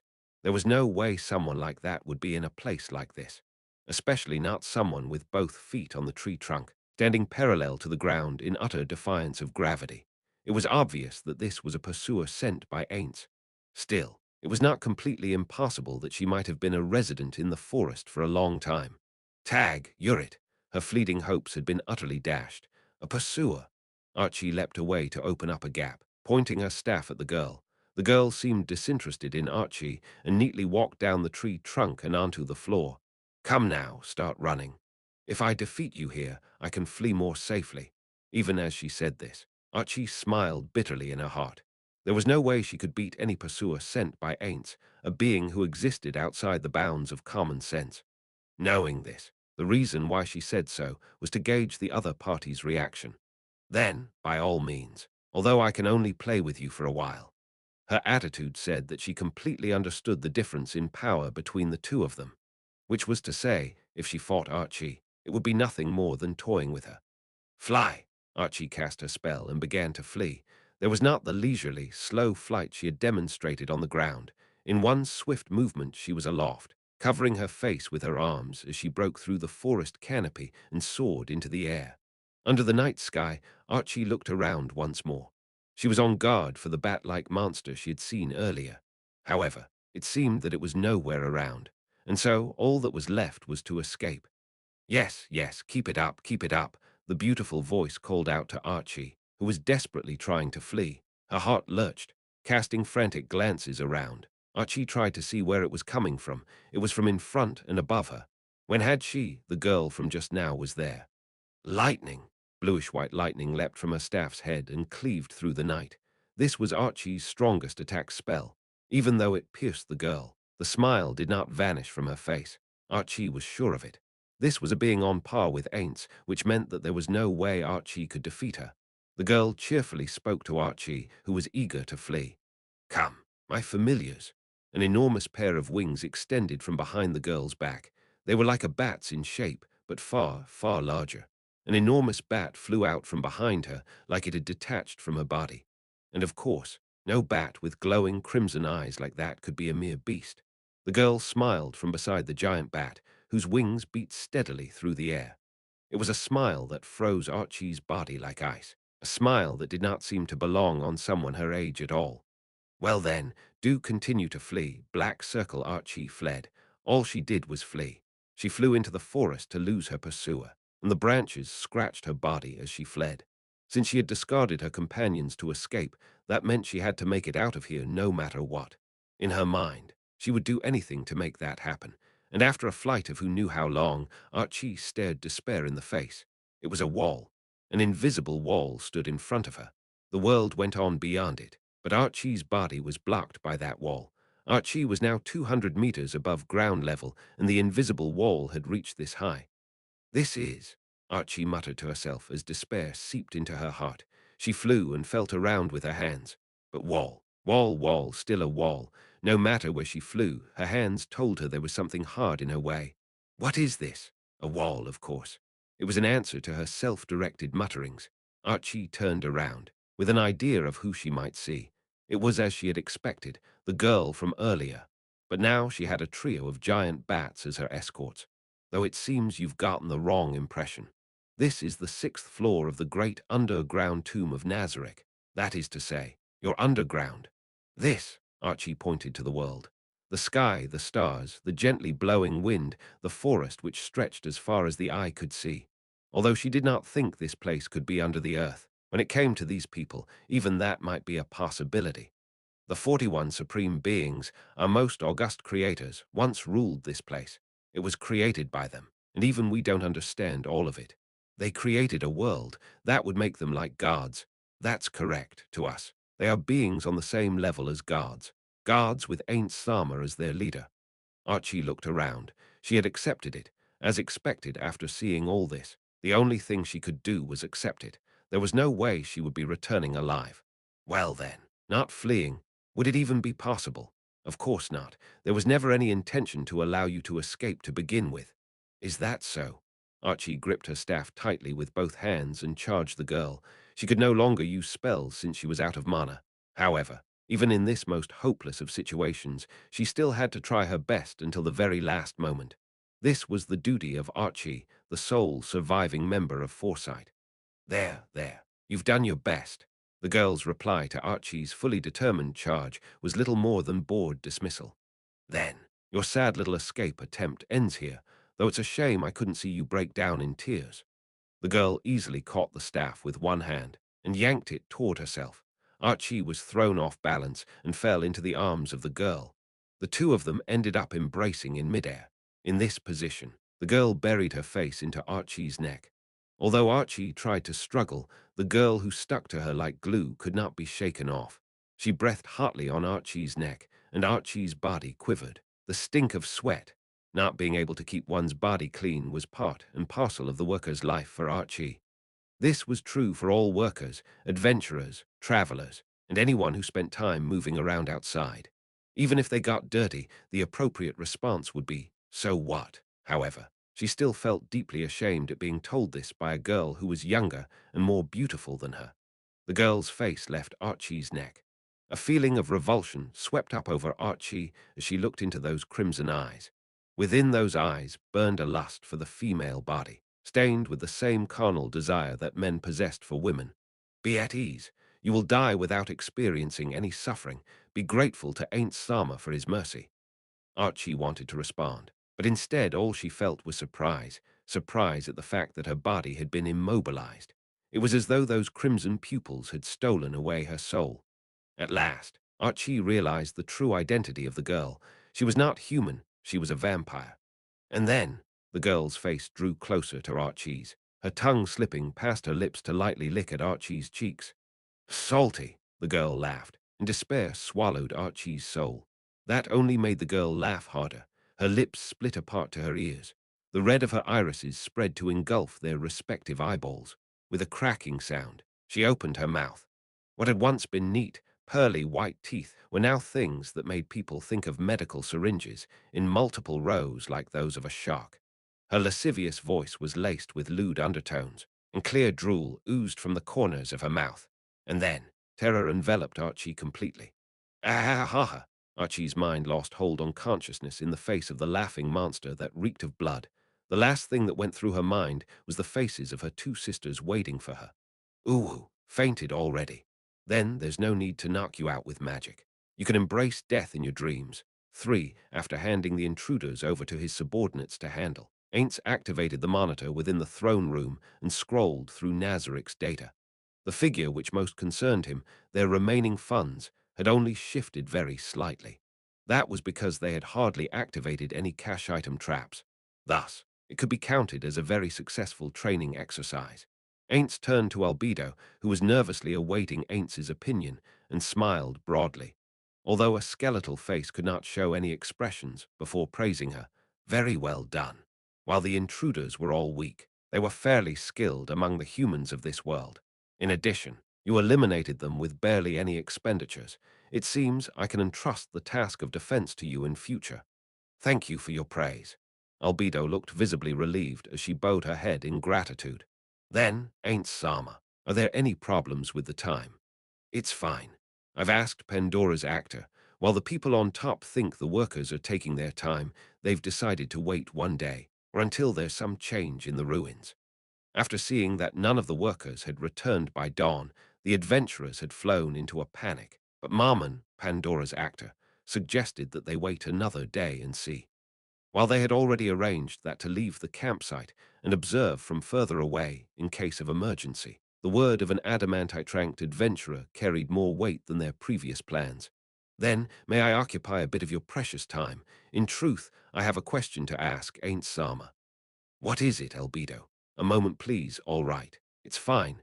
Ainz turned around after making a final check on Hamsuk and the lizard men through the monitor. What is this question? Yes. She looked around before speaking. This concerns what those fools said just now. How high is searching for the supreme beings on your list of priorities? Ain't Sama, at the top. So long as it does not place the great underground tomb of Nazareth in danger, it will be our topmost priority, Ainz answered without delay. I see, I understand. Then I have a proposal, that you will allow me to put together a unit under me that will search for the supreme beings. What do you mean? Ainz's tone had unconsciously grown stiff, because he realized the dark side lurking within his heart. Until this date, he had several opportunities to actively search for his friends. However, he had kept pushing those plans back because he lacked manpower or had insufficient information. This was because he was afraid of scouring every corner of the world and finding nothing, so he could not make that decision. Rather than work hard just to confirm that he was alone, becoming a famous monster held more hope. Yes, the lies those fools told just now were of a very low grade and were instantly seen through. However, we might encounter information in future whose veracity cannot be easily determined. Therefore, I would like to form a team to verify the reliability of this information, and at the same time investigate the whereabouts of the supreme beings.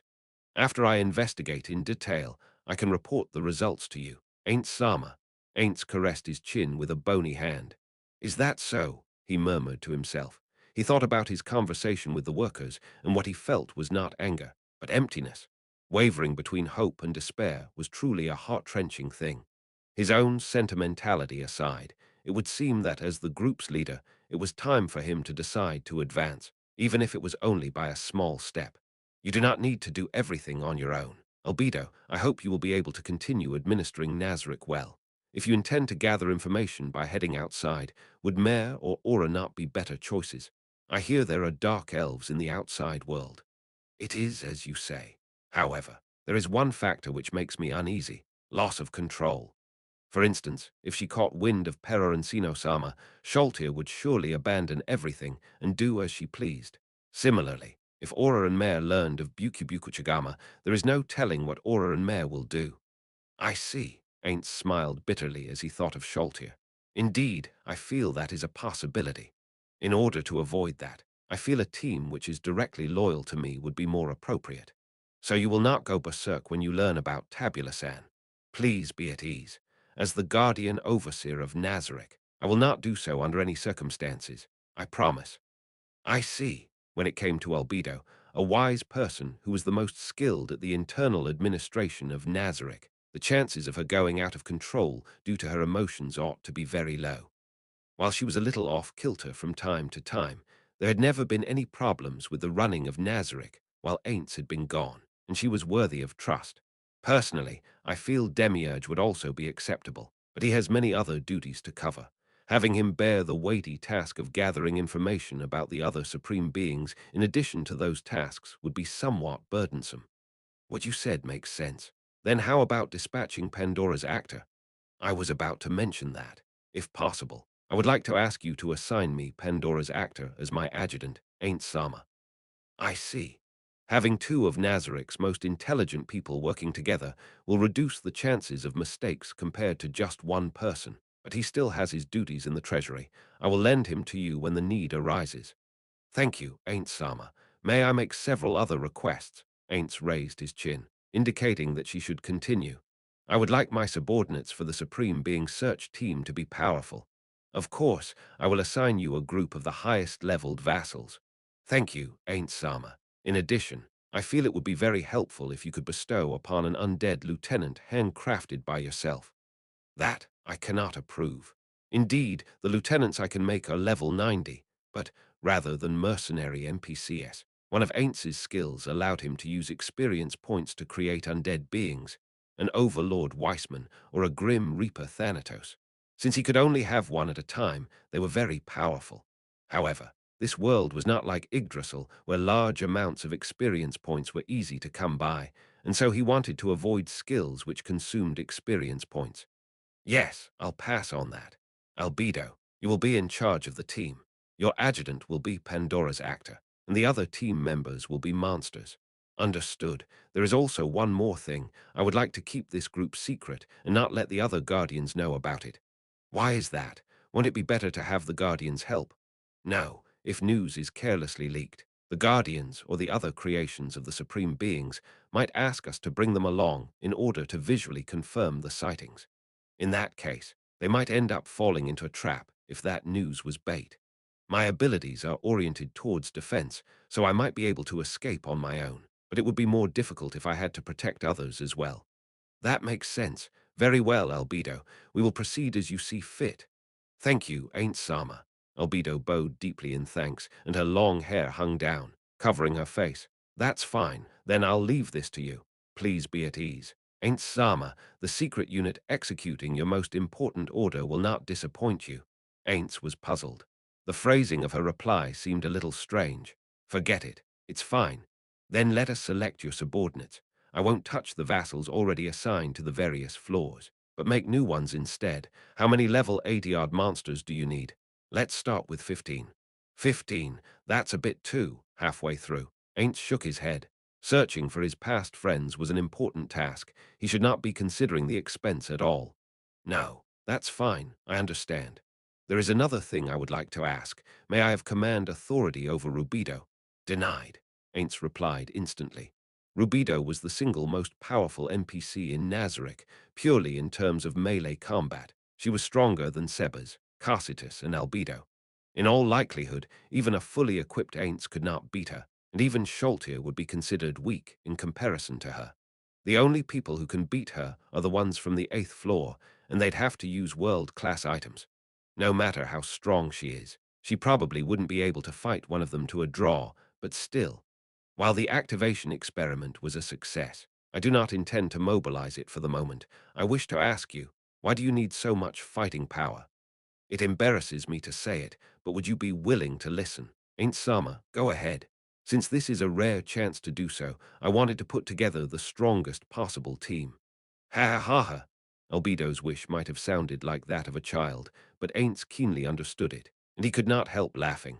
The emotion was promptly suppressed, but ripples of mirth remained in its wake. Ain't Sama, upon seeing the distressed look on Albedo's face, Ainz smiled congenially to her, although his face did not move, and replied, "Sorry, sorry. No, that is quite interesting. So that's it. In that case, since she's your sister, I shall turn command authority over to you. Will you really permit that? Of course, go assemble your dream team. For all we know, we might need to use that team's power in the future. Thank you very much. Ain't Sama." Albedo bowed deeply, and so he could not see her face, but Ain't imagined she would be smiling benignly as always, and so he turned his attention to the monitors once more. Just then, someone entered the throne room. It was Intoma. She walked up to the throne, then genuflected before him and bowed her head. "My apologies. What is it?" Intoma. Albedo's voice sounded very stiff. Intoma replied with a yes, and continued answering from her kneeling position. "Orasama and Mare Sama are due to set out, and so I have come to report it to you." "Is that so? Raise your head." Intoma replied with a clipped yes once more and then looked up. "There's still time, so I will go send them off. Communicating with magic is far too boring. Intoma, pardon me, but go inform the two of them." "Understood." Intoma rose and made to leave. Albedo watched her back as she went, then leaned over to Ainz and asked, "Ainz Sama, are you not displeased? They should have sent a maid other than Intoma. I will scold them later." "Why do you say that?" "No, I simply felt that they should not have let you hear that rude girl's voice, Ainz Sama." "Oh, I don't mind. In fact, it was my suggestion that Intoma take her weight. Intoma." "Yes, is something the matter?" Intoma was just about to rush back when Ainz held out his hand to stop her, indicating that she should answer him from her current location. "What happened to the other parts? Were they well utilized?" "Yes, the head went to a silk hat. The arms were shared between the deadman's struggles. Demiurge Sama took the skin. The other parts were fodder for Grant's children. I believe there was no wastage." "Really now, very good. A hunter's duty is to make good use of every bit of his kill. If all hunters did that, it would be called provision." "You really are too kind. As expected of the Supreme One, you show kindness even to such filthy little thieves. Surely everyone in Nazareth would shed a tear if they heard what you just said. Ain't Sama?" Albedo's voice trembled with emotion as she spoke. Entoma's eyes were filled with a respect that transcended the norm. "Umu. It's fine. That's just my personal opinion. It's not meant to force you to be like me. Although I still feel that making full use of it is just common courtesy." "Understood. I'm certain the others will make good use of theirs too." As he saw the two of them bowing deeply before him, Ainz had a feeling like he had missed something somewhere, and all he could reply with was "Umu." For the Ministry of Magic had several meeting rooms and guest rooms. Fluda was headed to the most lavishly furnished guest room of them all. It was a room which was only used for visits from the Emperor or other highly placed people. Fluda stood by the door of the room and checked his grooming. His robe was exquisite and fit to be worn to the evening galas organized by the Emperor, while the splash of cologne on his collar and sleeves radiated a heartening fragrance. Fluda had no interest in politics or social interactions. Rather, he hoped to be able to focus all his efforts on magical research, so he found all other matters annoying. However, he knew that he could not completely ignore such problems. He did not want to wound the Empire's dignity by appearing unkempt. "Very good. All's well." After assuring himself that his clothes were in an immaculate state, he knocked on the door and then entered. There were two adventurers in the luxurious room. One was a warrior, dressed in jet black plate armor like the Death Knight from just now. And then, the other one was a beautiful woman who was so fair that she even managed to mesmerize Fluda for a moment. "So they are Mammon of Darkness and the beautiful Princess Nabe. Then forgive me for keeping the two of you waiting." As Fluda quietly closed the door, he suddenly had a strange feeling. "Odd." He remained at the door, staring at the jaw-dropping beauty.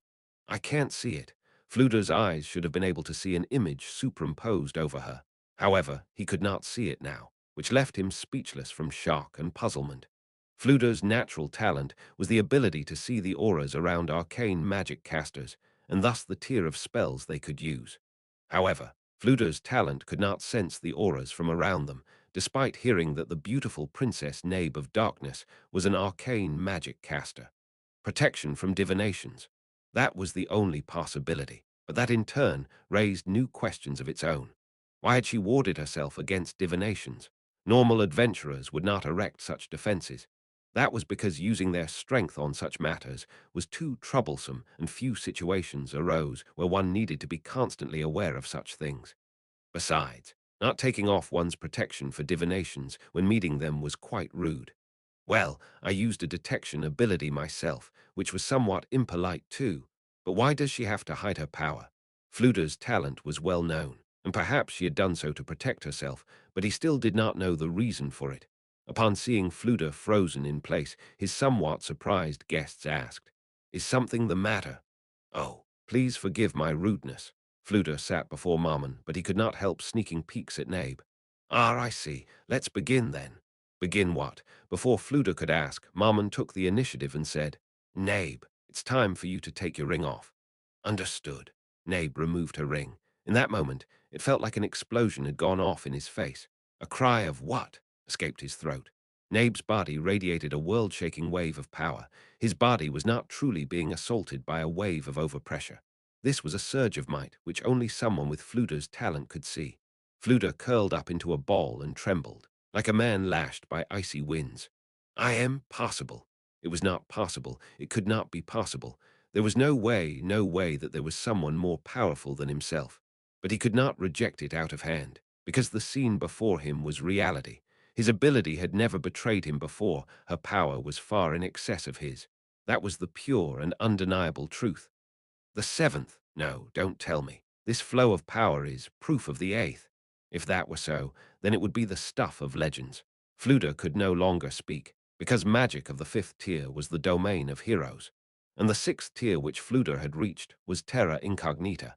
And now, someone who had easily gone a tier beyond had suddenly appeared before his eyes. And she was such a young and beautiful woman too. Could it be that her appearance doesn't correspond to her age? As Fluda trembled in shock, he noticed Marmon removing one of his black gauntlets, and then he removed one of the rings he wore. In that instant, the world was subsumed into light, and Fluda felt his consciousness flee him. He could not understand what had just taken place before his eyes. Even Fluda, who had lived over 200 years, even this man who could use the highest tiers of magic humanity could reach, could not comprehend this reality. This is too unbelievable. Hot fluid coursed down Fluda's cheeks. However, he did not have the presence of mind or the composure to wipe it away. The immense shock had overwhelmed his mind. Who could have imagined this? That the dark warrior of song and story was actually an arcane magic caster, and one who occupied a height so great that Fluda could not hope to reach the soles of his feet. If that is the eighth tier, then this is the ninth. No, this really is. Oh, gods! The overwhelming might emanating from the dark warrior Marmon far exceeded that of Nabe, who sat by his side.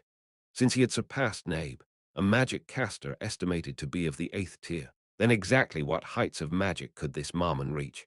Fluda's soul answered the question that had appeared in the corner of his mind. The 10th tier. It was an absolute zenith whose existence was known, but which had never been verified. And now, a man who came from that exalted domain had appeared before his eyes. Fluda rose to his feet, then knelt before Marmon, tears streaming from his eyes. In the past, I believed in a lesser deity who governed magic. However, if you are not that god, then I shall promptly renounce my faith. That is because the true god has deigned to appear before me. Fluda kowtowed with all his might, plastering his head to the ground. There was pain, but the uncontrollable joy in his heart meant that the pain lost all meaning to him. "I know this is extremely rude, but I beg a favor of you upon my hands and knees. Please, bestow your teachings upon me. I wish to glimpse the abyss of magic. I beg you, I beg you." "And what sort of price are you willing to pay for that?" That voice was as cold as an iceberg. Fully 100 out of 100 would describe it that way, yet to Fluda's ears, it was a sweet and pleasant voice that set his heart aflutter. Of course, he knew of the venom concealed within those words. Still, what of it? Fluda did not hesitate for even a moment. He was willing to pay the price. He was willing to hand over his soul. Everything. Yes, I will pledge everything I have to you, O Lord of the Abyss, O unfathomable one. Very well. If you are willing to give me everything, then my knowledge shall be yours. I shall grant your wish. Oh, oh. Fluda ground his forehead into the floor as he shed tears of joy. His heart, frozen and stiff from jealousy, had melted. After waiting over 200 years, He had finally obtained a chance to fulfill the wish he had held for so long. The utterly excited Fluder kept his forehead touched to the floor as he crawled over to Marmon's feet and kissed his boots. He had originally planned to lick them clean. However, the calm portion of his mind worried that his master and guard would be revolted by him, and so he settled for politeness instead. "That's enough. I understand your loyalty." "Oh, thank you, my master. Now then, your first order. Deliver live sacrifices to my fortress." Black circle Gramps. "Gramps, what's wrong, Gramps?" Lost in thought, Fluder came round when he heard someone calling out to him. Fluder blinked a few times. Then he remembered where he was and nodded to the person who had called out to him. "Forgive me, Your Majesty, I was thinking about something." Before Fluder was the only person who could call him Gramps. That person was the Emperor of the Baharuth Empire, Jerkniv Rune Farlord Elnix. Normally, there would only be a few people in this room, but right now there were many people gathered here. There was Emperor Jerkniv and 4 bodyguards. There was Fluder Paradine, the highest-ranking magic caster in the Empire. Then there were 10 loyal and capable ministers, whose abilities could effectively support their outstandingly intelligent emperor. In addition, one of the people hailed as the strongest in the Empire, Lightning Bolt, Baziwood Peshmal of the Empire's 4 knights, was present. All of them sat where they pleased, and they had been discussing the direction that the Empire would take since just now. The sheets of paper scattered all around bore witness to the intensity of their debate. One of them had even shouted himself hoarse. The young emperor with the title of Bloody spoke something to Fluder that he would never have said to anyone else. "No, don't worry about it. After all, I've made you worry about a lot of things. You're getting on in years, so I'd like to let you enjoy them. Unfortunately, there are many things which I must bother you about, so please forgive me. I thank your Majesty for his concern. However, I'm a faithful servant of your Majesty. Please, order me around as you see fit." After being thanked for his service, Fluder nodded his head slightly. "I've raised a good boy." Those thoughts went through Fluder's mind as he looked upon the handsome young man. Fluder had begun working for the Empire about 6 generations ago. His relationship with the Emperor at that time, the 6th Emperor before Jerkniv, had been quite bad. However, Fluder was a skilled magic caster who could cast spells of a high tier, so after entering public service, he soon reached the middle to upper ranks of the court wizards.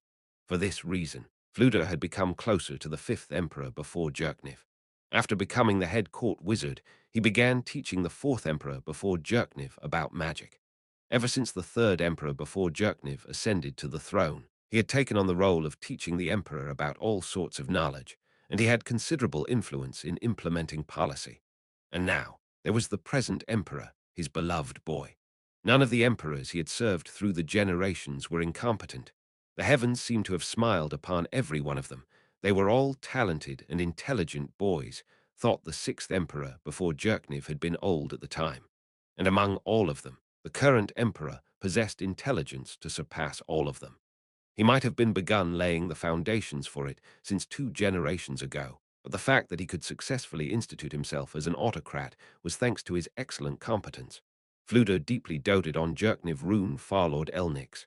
Fluder had taught him like he was his own son. He was certain that the Emperor too loved and respected him like a second father. Even so, Fluder could discard a man he loved like his own son. "I want to see the abyss of magic.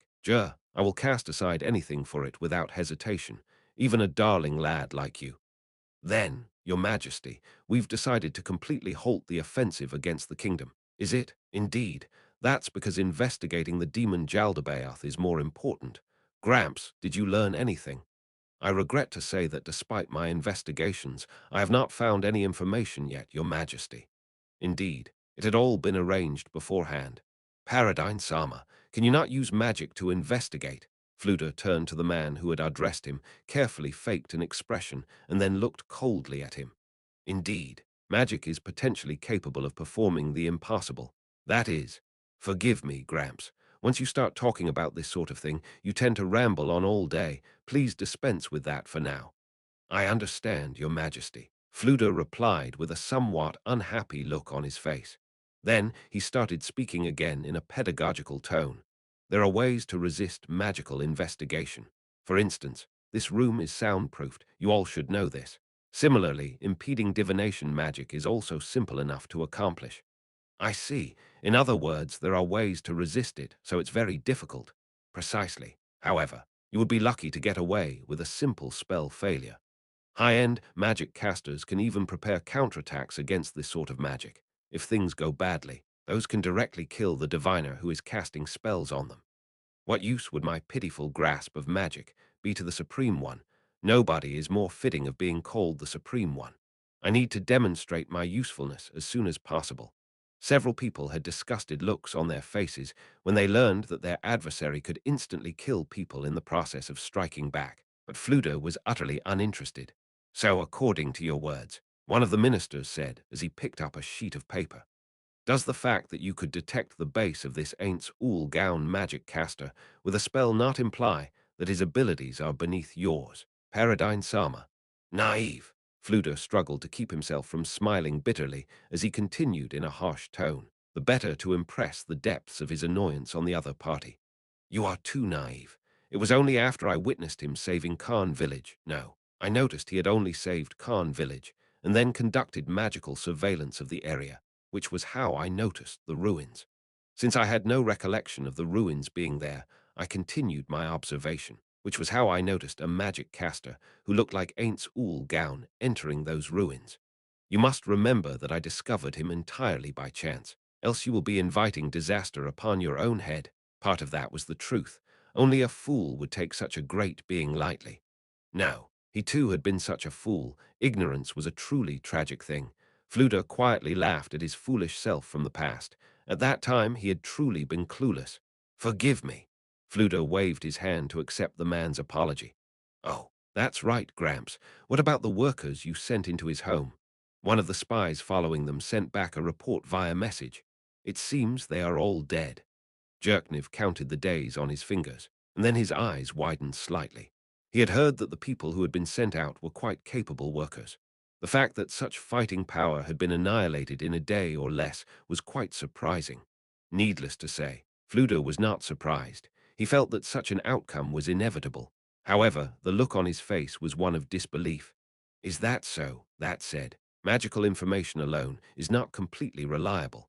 How long until the adventurers return? They decided to fall back immediately since nobody came back alive, but it seems it will take them 4 days to come back.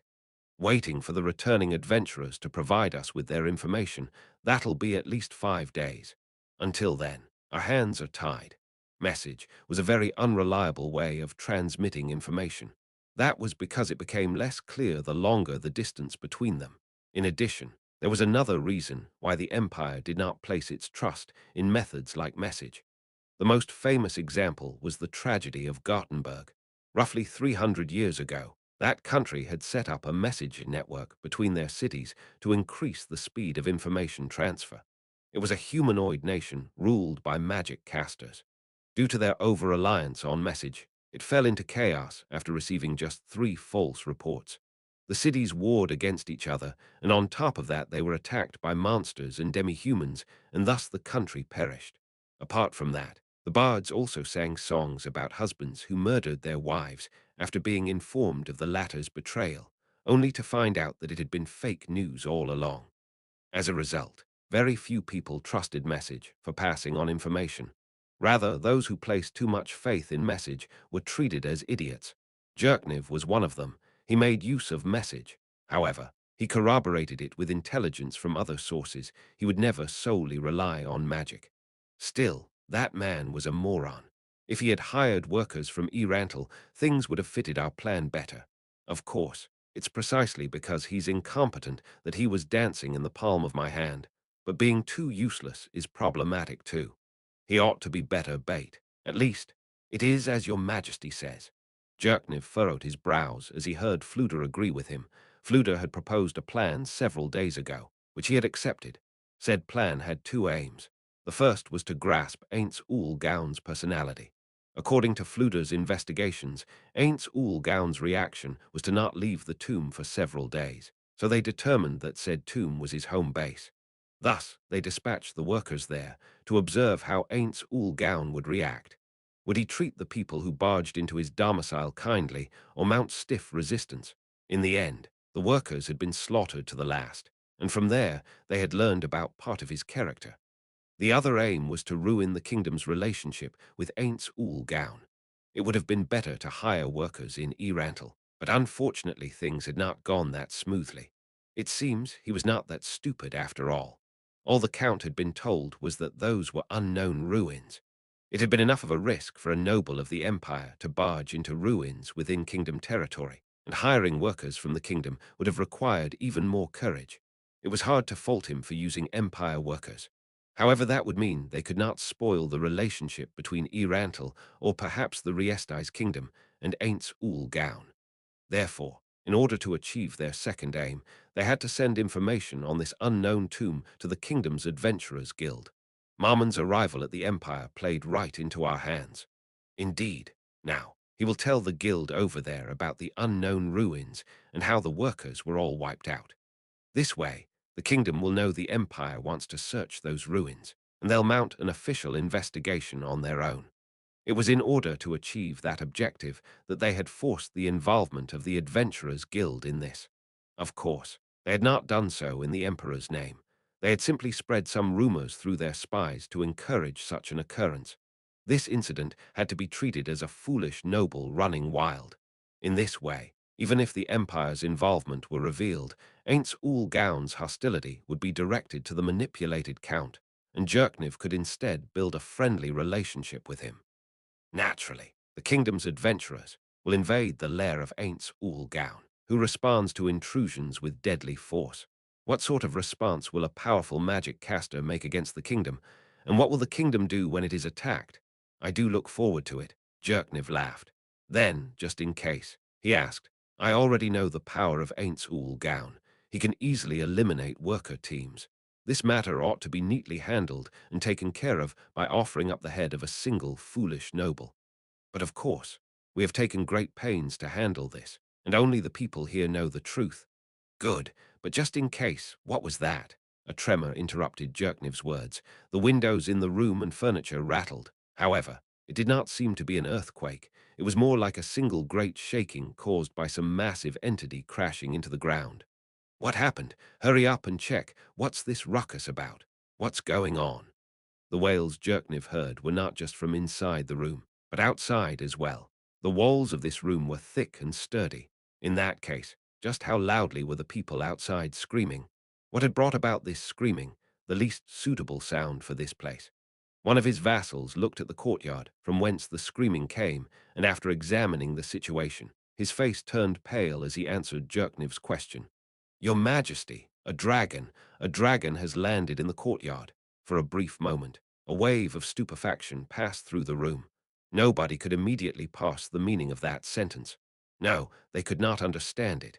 Everyone knew that he could not be lying, yet they all ran to the window to witness it with their own eyes. They practically tore open the heavy curtains.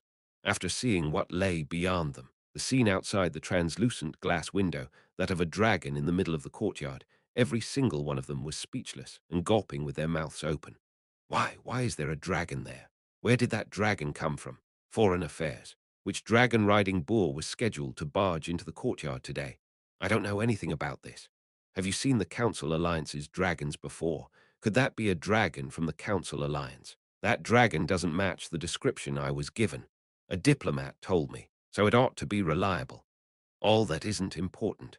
Surely the biggest problem is letting the opposition force their way into the imperial palace. Right, His Majesty is here. What are the royal air guards doing? Dragons possessed powerful bodies sheathed in thick scales. Their lifespans vastly exceeded those of mankind. They had all manner of special abilities and magic, and they were the mightiest beings in the world. Of course, dragons' strength varied between individuals, and there were occasional stories of an adventurer defeating a dragon.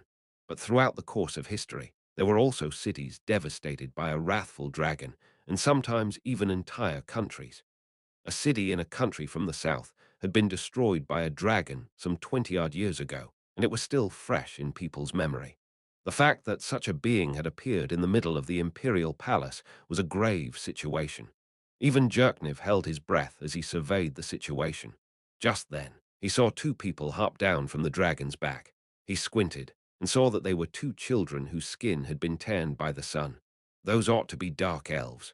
Fluda calmly stated the species of those two. Paradine Sama, where did that dragon come from, and who are those two people? Well, I don't recognize that dragon. The dragon in the courtyard was surrounded by knights, to say nothing of the two people who had just alighted from it. Those knights were the pride of empire, yet he could not bring himself to put his faith in them when they stood before a dragon. That was the strongest living being for you. A man strode forth from among the knights, a man who carried a shield in each hand. Oi, oi, is he going out there? While it can't be helped, losing him like this would be a shame. The person who had stepped forth was one of the Empire's 4 knights, the immovable Nazami Enek. He was one of the topmost warriors in the kingdom, the most adept of the 4 knights at defensive battles. This warrior might be able to resist many energy attacks, but he seemed awfully insignificant when compared to a dragon. Everyone could only nod in agreement at Lightning Bolt, Baziwood Peshmal's prediction of his colleague's fate. Your Majesty, please take shelter. Where can we run? Tell me, where can we find safety? Jerkniv snorted at the suggestion from the minister who had come to his senses. But, I understand what you want to say, but if we abandon the imperial palace and run, we will become the butt of jokes. The same applies even if our adversary is a dragon. While it does not look like a dragon of the Council Alliance, if our foe did this while knowing I would not flee, they say dragons are very intelligent. It seems it knows the Empire's political situation very well. Jerkniv could apply pressure to the nobles because he had the military power of the knights as backing. If the Emperor and his knights quit the imperial palace and fled because a dragon appeared there, they would certainly make light of the Emperor's military power and revolt. He did not think he would lose to whatever ragtag bunch of misfits they could scrape together, but it would severely weaken the Empire. Whether we fight or flee, we still lose. What a troublesome move. Where did that dragon come from? Soon, more and more people gathered in the courtyard. There were 40 Imperial Guardsmen surrounding the dragon and the two people, as well as 60 knights. In addition to that, there were arcane and divine magic casters scattered throughout their number. 120 people will not be enough to deal with them. I think I should go over too. Your Majesty. Jerkniv furrowed his brow slightly. Fluda was the trump card of the Empire. He was not sure whether playing that card against a mighty being like the dragon would do any good. However, he was confident that Fluda could escape, even after being pressed into dire straits, and that trust cut through his hesitation. Jerkniv did not know the truth. He did not know that Fluda's offer to go forth was to avoid Jerkniv asking him to retreat with teleportation magic. I'll leave it to you, Gramps. Also, could you ask the immovable to stand down? Understood. However, those people are unfathomable. I feel they are incredibly strong. Please prepare yourself to flee, Your Majesty. With that, Fluda opened the window. He jumped straight out and flew into the sky with a flight spell. Can everyone hear me? I'm a subordinate of Ainz Ooal Gown Sama, and my name's Bella Fiora. Just then, an incredibly loud voice echoed through the surroundings. The emperor of this nation sent a bunch of rude chaps to the great underground tomb of Nazarick, where Ain't Sama stays.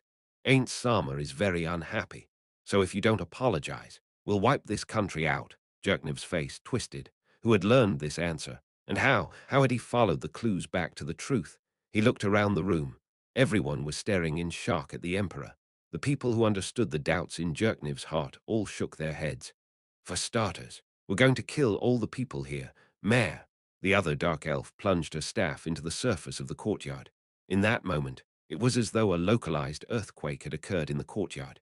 It was as though, because Jerkniv did not feel the earth move at all. However, the ground still split open around the dragon and the dark elves, crevasses yawning open in patterns more complex than a spider's web.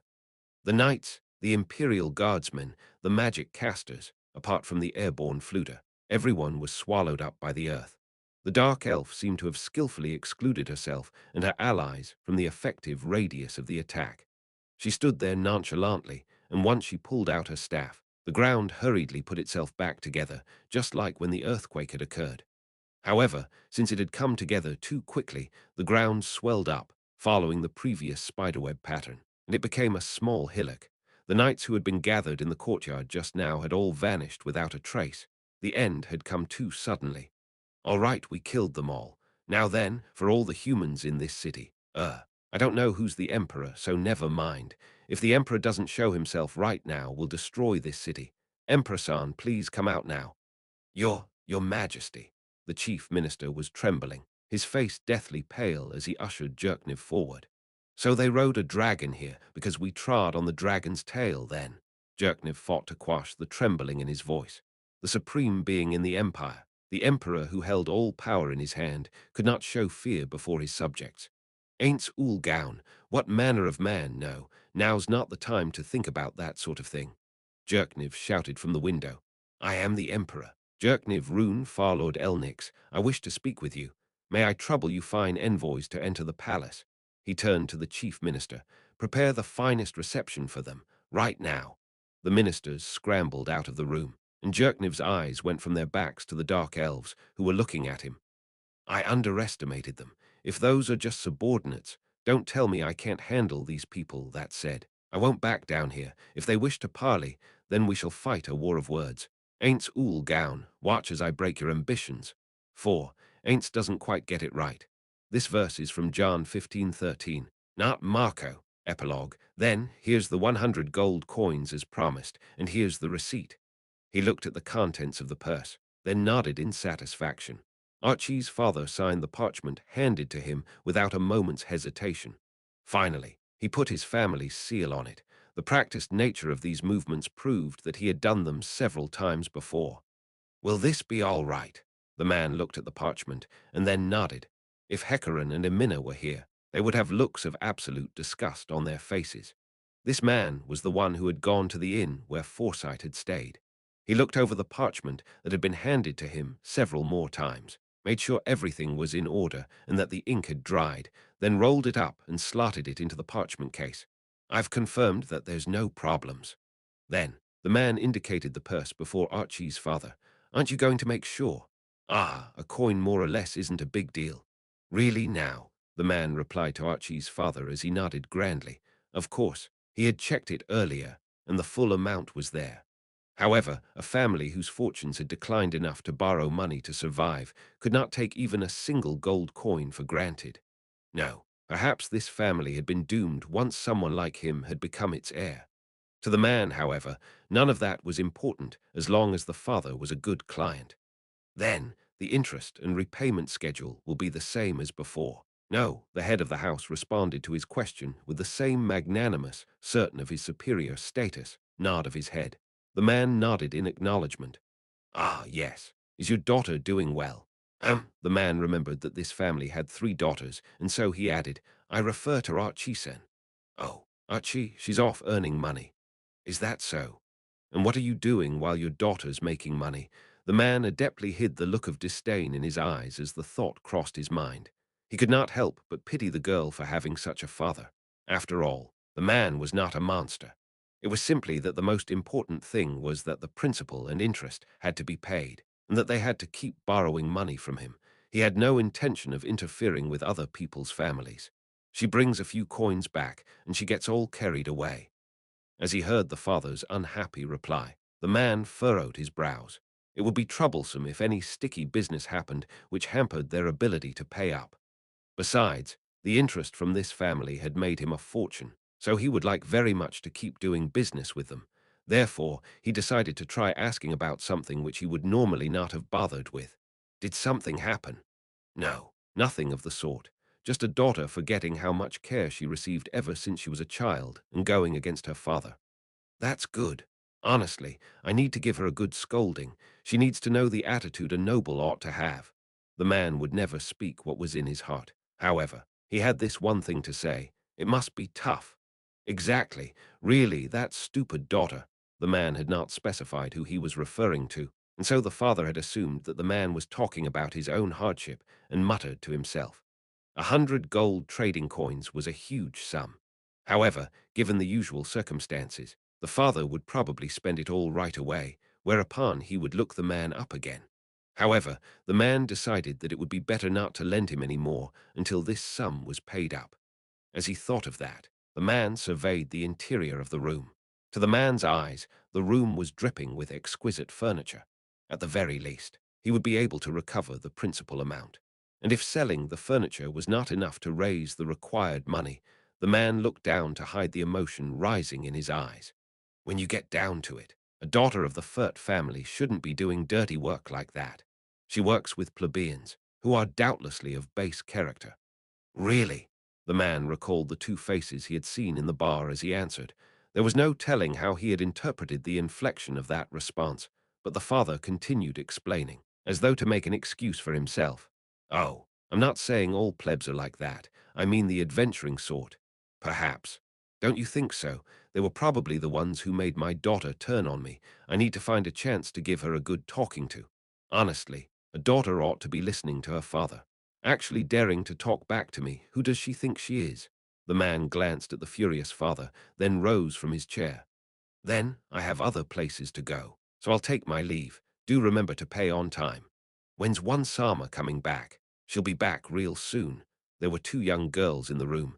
They sat on the bed like it was a chair, and the two girls who sat side by side looked the same. The pale faces were flushed, slightly pink, calling to mind the image of angels. Given that they looked very similar to their elder sister, it was very easy to imagine how they would look once they grew up.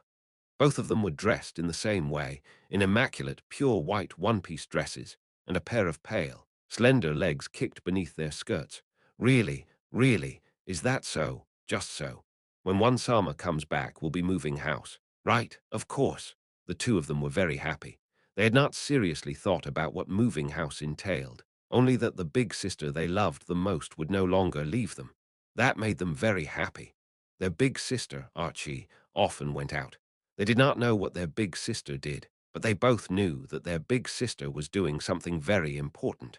Therefore, they decided not to be naughty, but they could not help wanting to play with their gentle sister. Indeed, the two of them liked Archie more than anything else. They liked their gentle, yet knowledgeable sister who treated them nicely.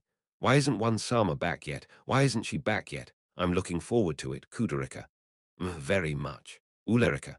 I want one Chan to read me a story. I want one Chan to sleep with me. Kudurika, you're so cunning. Ulrika, you're cunning too. After that, the two of them looked at each other, and then smiled in the same happy way, before laughing in an adorable fashion, like the tinkling of silver bells. Then, Kudurika can come sleep with one Sama too. Ulrika can sleep with one Chan too. Then, the two of them laughed. They imagined the happy times that would soon be upon them. Intermission, there was a slight change in the movement in the air before its nose, which woke the dragon whose alias was the Platinum Dragon Lord, Ainz Ooal, from his light slumber. What filled its waking consciousness was the emotion of surprise.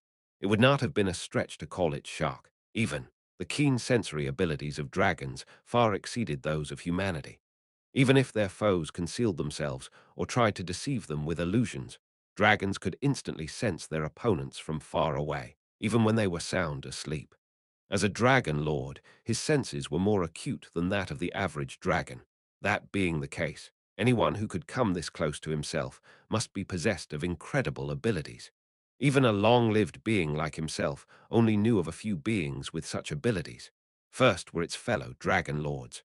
Then, one of the 13 heroes who was no longer in this world, the assassin Izanir. And then there was, as he sensed the person his mind was sketching, Ainz Ooal Sa, for short, quirked up the corner of its mouth and slowly opened its eyes. To the eyes of a dragon, the darkest night was as the brightest day. In front of the presence which he had sensed was an old human woman standing proudly, with a stylish by her waist. She had evaded his keen senses and come all the way here. A prankster's smile spread over her age-wrinkled face. It's been a while. Sa did not answer, simply regarded the old lady. Her head of white hair showed how long she had lived. However, her face overflowed with a childish vibrancy on her face which did not match her years. Age might have made her skinny and weak, but it had not changed her heart. Sa compared how she was now to how she had been in his memories. The old lady's brows stood up at a dangerous angle. What's this? Can't even spare a greeting for an old friend. Oh my, to think even dragons could go senile. Sa bared his fangs and laughed amiably. Forgive me, seeing an old friend moved me so much that I shuddered, so I was unable to speak for a moment.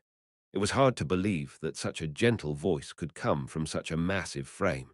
In contrast, the old lady's reply was exactly as Tsar had expected, full of sarcasm. Old friend, my old friend is that empty suit of armor over there, beaten up though it might be. In the past, Tsar had traveled with the old lady and her group by controlling an empty suit of armor as a substitute for himself. Therefore, when his true identity had come out, his companions had been furious about being tricked. The resentment from back then still had not died out, and she was still making digs at him until now. On the one hand, he hoped that she would give him a break. On the other, he felt that being able to banter with an old friend like this was a joyous thing. Their usual conversation brought a smile to Tsar's face, and then it noticed the old lady's finger. The ring seems to have vanished. Where did you put it? I recall nobody should be able to take anything from you, but that is a powerful magic item beyond the domain of humanity. I hope it hasn't reached the hands of dangerous elements, particularly the black scripture of the slain theocracy. Trying to change the topic. Are we still? Your eyes are sharp. Is that the draconic treasure sense at work? Oh well, that's fine. I gave it to a young man. Don't worry about it. That item was not something that could be simply given away. It was a magic item made through the use of wild magic. The power of magic today was polluted and distorted, so making another such item was very difficult. As one of the rare few practitioners of wild magic, it wanted very much to ask her where exactly the ring had gone. However, it trusted its friends implicitly. Really now? Well, since you decided to give it away, I doubt you'd have gone wrong. Right, I heard that you were an adventurer once, am I correct? Are you here on business? Of course not. I came to look up a friend to have fun. I've already retired, and I'm no longer an adventurer. Don't ask a little old lady like me to work so hard. I've turned my duties over to that crybaby. That crybaby? Tsar thought for a while, and then a flash of inspiration struck. You mean her? Yes, little Miss Inbarun. Ah, Tsar sounded dumbfounded. You're probably the only one who can call her little. Oh, really? You're even more qualified to call her little. I'm about the same age as that girl, but you ought to be older. Right, that is true. Still, I can't believe that girl would be willing to be an adventurer. What kind of scheme did you use? HMPH. That crybaby went on and wouldn't stop, so I said, if I can beat you, then you'll have to listen to me. And then I smacked the crap out of her. The old lady went, kakaka. Her laughter seemed to come from the bottom of her heart. I think you're the only human who could beat that girl. Tsar sounded like it had broken out in a cold sweat and shook its head. At the same time, it recalled another one of its old friends, one who had fought the demon guards by its side, who had performed great deeds in the battle against the vermin demon guard. Well, I had friends helping me out. Besides, if you know the undead, you know how to beat the undead. If you can't defeat the power of the earth, you can still exploit elemental affinities and compatibilities to turn the tables in your favor. Crybaby is very strong, but others are stronger than her. For instance, you could easily beat that girl. If you didn't limit yourself, you would be the most powerful being in this world. The old lady's gaze shifted to the suit of platinum armor. The old lady imagined she would have received a casual answer, but Tsar's voice was grave. I don't know about that. The power that pollutes the world might have started moving once more. There was a hole on the armor's right pauldron, like it had been pierced by a lance. Have the 100-year aftershocks arrived? They aren't on the side of the world like Leader was. It might have just been an unfortunate encounter, but I feel that vampire was of an evil nature. Speaking of which, while I guessed that it would be about time, I don't know if it's good luck or bad that actually brought me into contact with someone who could verify the other side. Pick whichever side of the coin you like. Oh yes, I've mentioned this before, but why not ask the other dragon lords for help? The answer is still the same. It's very difficult. After all, they're all people who didn't fight in the war with the 8 greed kings.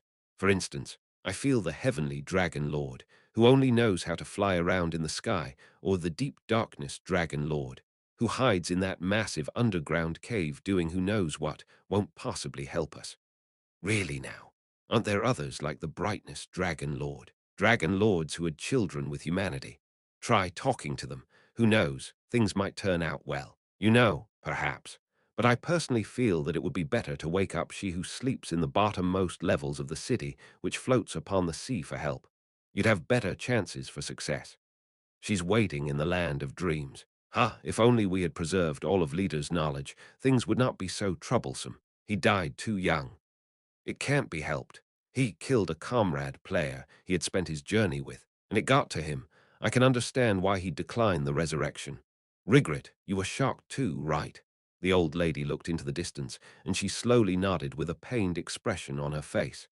Aye, yes, it's true, you're right.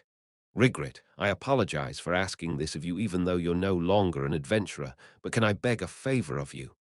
What is it? I've got a pretty good idea, but I want to hear it from you. Tsar's eyes went to a sword. The sword did not look suitable for slashing, but its edge was sharp beyond comparison. It was of a standard that modern magic could not possibly make. This sword, one of the 8 great weapons which the 8 Greed kings left behind, was the reason why Tsar could not leave this place. I've been doing this until now, and I hope you can lend me a hand. I'd like you to collect information about magic items that can rival that sword over there, that can rival guild weapons. Or perhaps, special items from Yggdrasil like the strengthened armor which Red Drop, adamantite-tranked adventurers of the kingdom, possesses. Afterward, 7 months have passed since Volume 6 was published. Long time no see. I am Marayama. By the time this volume is published, it will be the end of August, when summer is at its peak. When Marayama was young, I felt the heat receding when September came along, but that isn't so right now. It still feels hot, even in mid-September. Those are just my memories from when I was young. It would be strange if nothing had changed at all.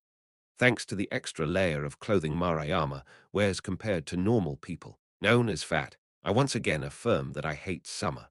I spend most of my time in an air-conditioned room in order to cool the computers down, but I still sweat a lot when I travel to my company. The smell of my swear overwhelms my cologne. This is terrible. That's how hot it is. Will the people who see the OB5 on the book shout, fewer, in amazement? They might think, this must be an illusion caused by the heat of the summer or something. However, this is the truth. Even Marayama shrieked, "Are you for real?" as the project progressed. Overlord is getting an anime. I will work hard in order to produce good work. Please look forward to it. Now then, I will endure my stomach pain as I express my gratitude. This time round, it is an honor for the history of light novels to have Sobin Sama provide his unbelievable book illustrations. You really did your best. That's how Marayama feels, and I'm sure the readers are grateful too. Let's eat out together next time. To Cord Design Studio Sama, thank you very much for doing the design as always. To the proofreader Asako-sama, thank you for your pointers as always.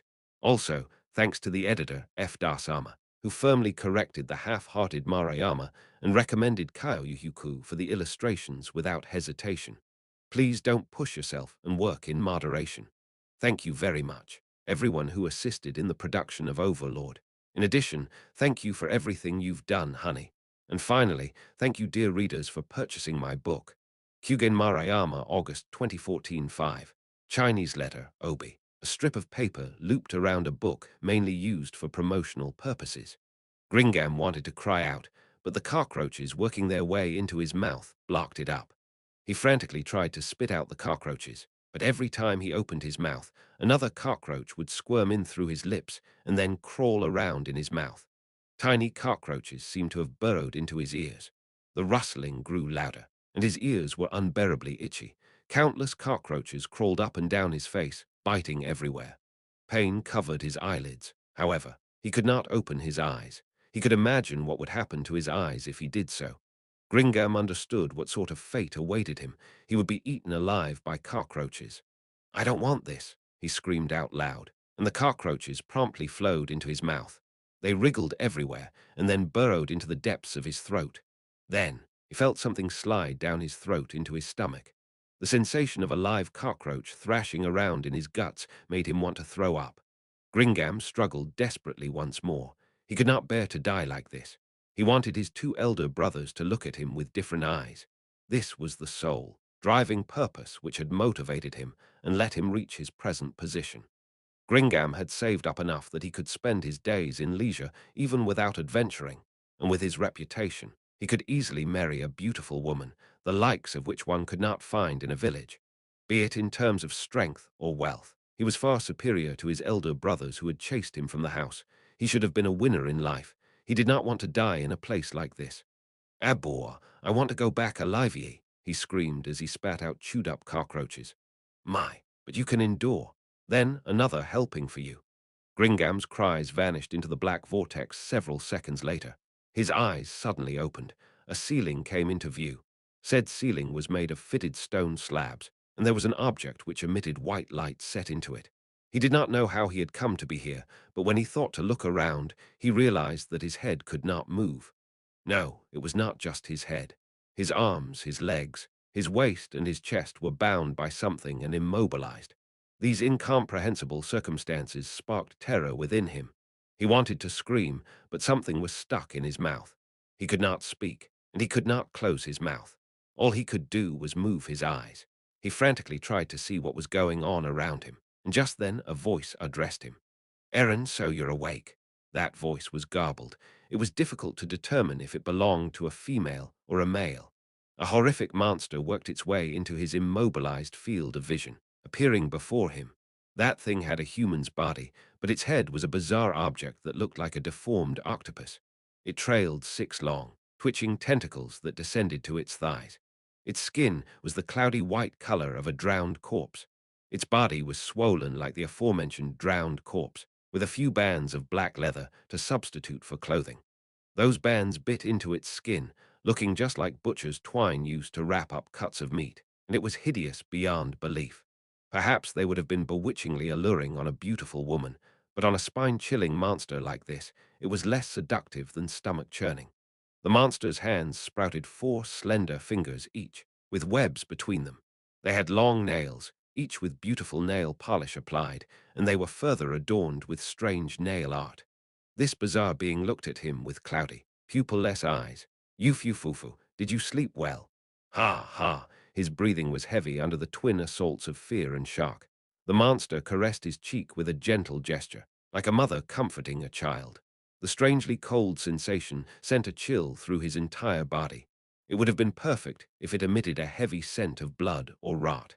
However, it instead radiated a floral fragrance that only served to heighten his sense of terror. "Ara, there's no need to shrink in fear." The creature's line of sight moved to his groin, and the sensation of the air against his skin let him finally realize that he was naked. "Should I ask you for your name?" The monster placed its hand on what seemed to be its cheek and tilted its head. Surely it would have been a delightful gesture if a woman had done it, but instead it was an octopus-headed creature that looked like a drowned corpse. All he felt was disgust and fear. He could only move his eyeballs, and the monster laughed at him. Its mouth was covered by its tentacles, and its expression did not seem to have changed. However, he could still tell that it was laughing because its cold, glassy, marble-like eyes were narrowed.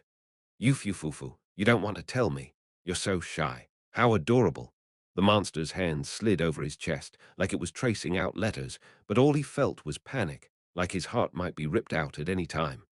"Let me tell you my name, Heartsuit," the creature said, in a saccharine, though garbled voice that sounded like it was appending hearts to the end of every sentence it said.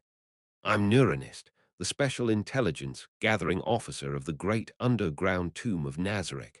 However, everyone also calls me the Torturer." The long tentacles moved, exposing the round mouth at their base. The mouth was edged with a rung of sharp teeth and a glistening, slender tube that looked like a tongue snaked out of it, like a straw. "Afterwards, I'll use this to suck you dry." Suck what dry? He was so afraid that he tried to contort his body, but he was firmly bound. "All right, it's like this. We caught you." Indeed, his last memories were of the thief and Gringam running ahead of him and vanishing. After that, he did not recall anything until now. "You do know where you are, don't you?" Neuronist chuckled, and then continued. "This is the great underground tomb of Nazareth, you know. The kingdom of the only member of the 41 supreme beings who stayed behind. Momo, no. Ainz Sama. It is the most honored place in the world. Ainz Ooal. Indeed, Ainz Sama." Newtonist understood his poorly pronounced words as its hand wandered over his skin. "He's one of the 41 supreme beings, and the leader who once coordinated the other supreme beings, and he's also a very, very charming man. Anyone who sees him would want to pledge their utmost loyalty to him.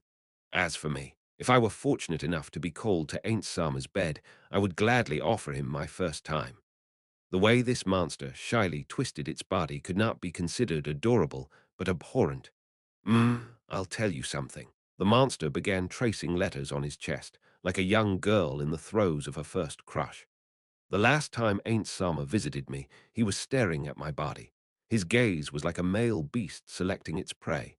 After that, he seemed embarrassed, and then turned his eyes away. It made my heart race and my spine shiver. At this point, the creature stopped moving and brought its face over, staring into his eyes. He desperately tried to distance himself from that frightening visage, but his body could not move. That little brat Sholtir and that ugly freak Albedo both seemed to be enjoying Ain't Sama's attentions. But no matter how you think of it, I'm more attractive than them. Don't you think? Ah, ha hink huthu. What manner of fate would befall him if he dared disagree with her? The fear of that made him agree with her. Neuronist narrowed her eyes in delight, and it clapped its hands together and looked into the air. It looked just like a zealot praying to the heavens. Fufufu, you're sweet. Or are you just telling the truth? Still, for some reason, Ain't Sama has never called for me. Ah, Ain't Sama, your stoic attitude is so attractive. The monster was so moved that it shuddered, and it made him think of a segmented worm crawling around. Ah, I've gone all shivery. Ara, pardon me. I've been talking all this while. Please forget all about me. Neuronist ignored his mental prayer and continued. Let me tell you what your fate will be. You know what a chorus is, don't you? He rolled his eyes at the sudden question. After seeing his confused reaction, Neuronist seemed to think he did not know, and so it began to explain. They are a choir that sings hymns and psalms, praising the love and glory of God. I want to have you join the chorus, along with your friends. If that was all, then it would be nothing much. While he was not very confident in his singing voice, he was not completely tone-deaf. However, was this monster's aim truly so simple? He could not hide the unease within him, and he glanced at Neuronist out of the corner of his eyes. Oh yes, it's a chorus. Even a fool like you who has not sworn his all to Ain't Sama can make an offering to Ain't Sama if you but raise your voice and sing. We will have your singing in unison be our objective. Ah, my body's gone shivery again. This shall be the gospel music that Neuronist will offer to Ain't Sama. A smoky color filled those disgusting eyeballs. Perhaps the monster was feeling excited about its idea. Its narrow, slender fingers writhed like worms. Phew phew foo foo. All right, I'll introduce you to the people who will help you sing in harmony. They had probably been waiting in a corner of the room, but several people suddenly appeared in his field of vision. Once he saw those people, he momentarily forgot to breathe, because he knew that they were evil creatures at a glance. They wore tight black leather aprons. Their bodies were not so much white as cream-colored. Below that skin were, if blood could be purple, purplish blood vessels. Their heads were covered in seamless black leather masks. There was no telling how they could see or even breathe. Their arms were also very long. Each of them was about 2 meters tall, but their arms extended down below their knees. The belts at their waists contained countless work tools. There were 4 of these vile creatures. They are torturers. These kids will help you sing with a sweet voice. He had a very bad feeling about this. He suddenly realized what singing meant, and he frantically twisted his body in an attempt to escape, but his body still could not move. It's useless, your strength won't be able to break them. These boys will use healing magic on you, so you can practice to your heart's content. I'm very gentle, aren't I? Neuronist said in a voice nuanced with wickedness. Ruthie. What's wrong? Do you want me to stop? Neuronist asked him that question as he shouted, and the tears welled up in his eyes. Then it lightly waggled its 6 tentacles. Listen now, all right, we, the creations of the Supreme Beings, have value in existing because that great person chose to stay behind. Serving that great person is our reason for existence. How could we possibly pity miserable little thieves like you, who tracked dirt into the home of the noble Supreme One with your filthy little feet? Did you really think I would take pity on you? Ah, Auri. Yes, you're right. Regret is very important. Neuronist produced a slender rod from somewhere. At its tip was a 5 millimeter long section covered in spikes. We'll start with this. He had no idea what it was for, but Neuronist was only too happy to explain. I hear that my creator was afflicted by a disease called kidney stones. In order to show my respect for him, we shall begin with this. As it happens, you're so small now, so I imagine it'll go in very easily. Ruthie, he wailed as he realized what was going to happen to him, and Neuronist brought its face up to his. We're going to be together for a very long time.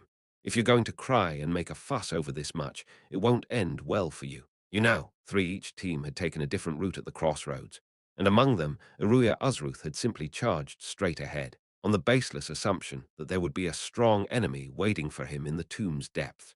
He encountered stone doors and countless turns along the way, and he picked each one at random. Walking silently through the tomb, his route was peaceful, which bored him. They had not even encountered any traps, much less monsters. Perhaps I picked the wrong route. As Iruya thought that, he clicked his tongue. Hurry up already, slowpoke. Iruya barked at the elf walking 10 meters ahead of him. She was about to stop. The elf slave quivered for just a second before walking tiredly on. She had been walking continuously ever since they had entered the tomb, and she had not been permitted to slacken her pace.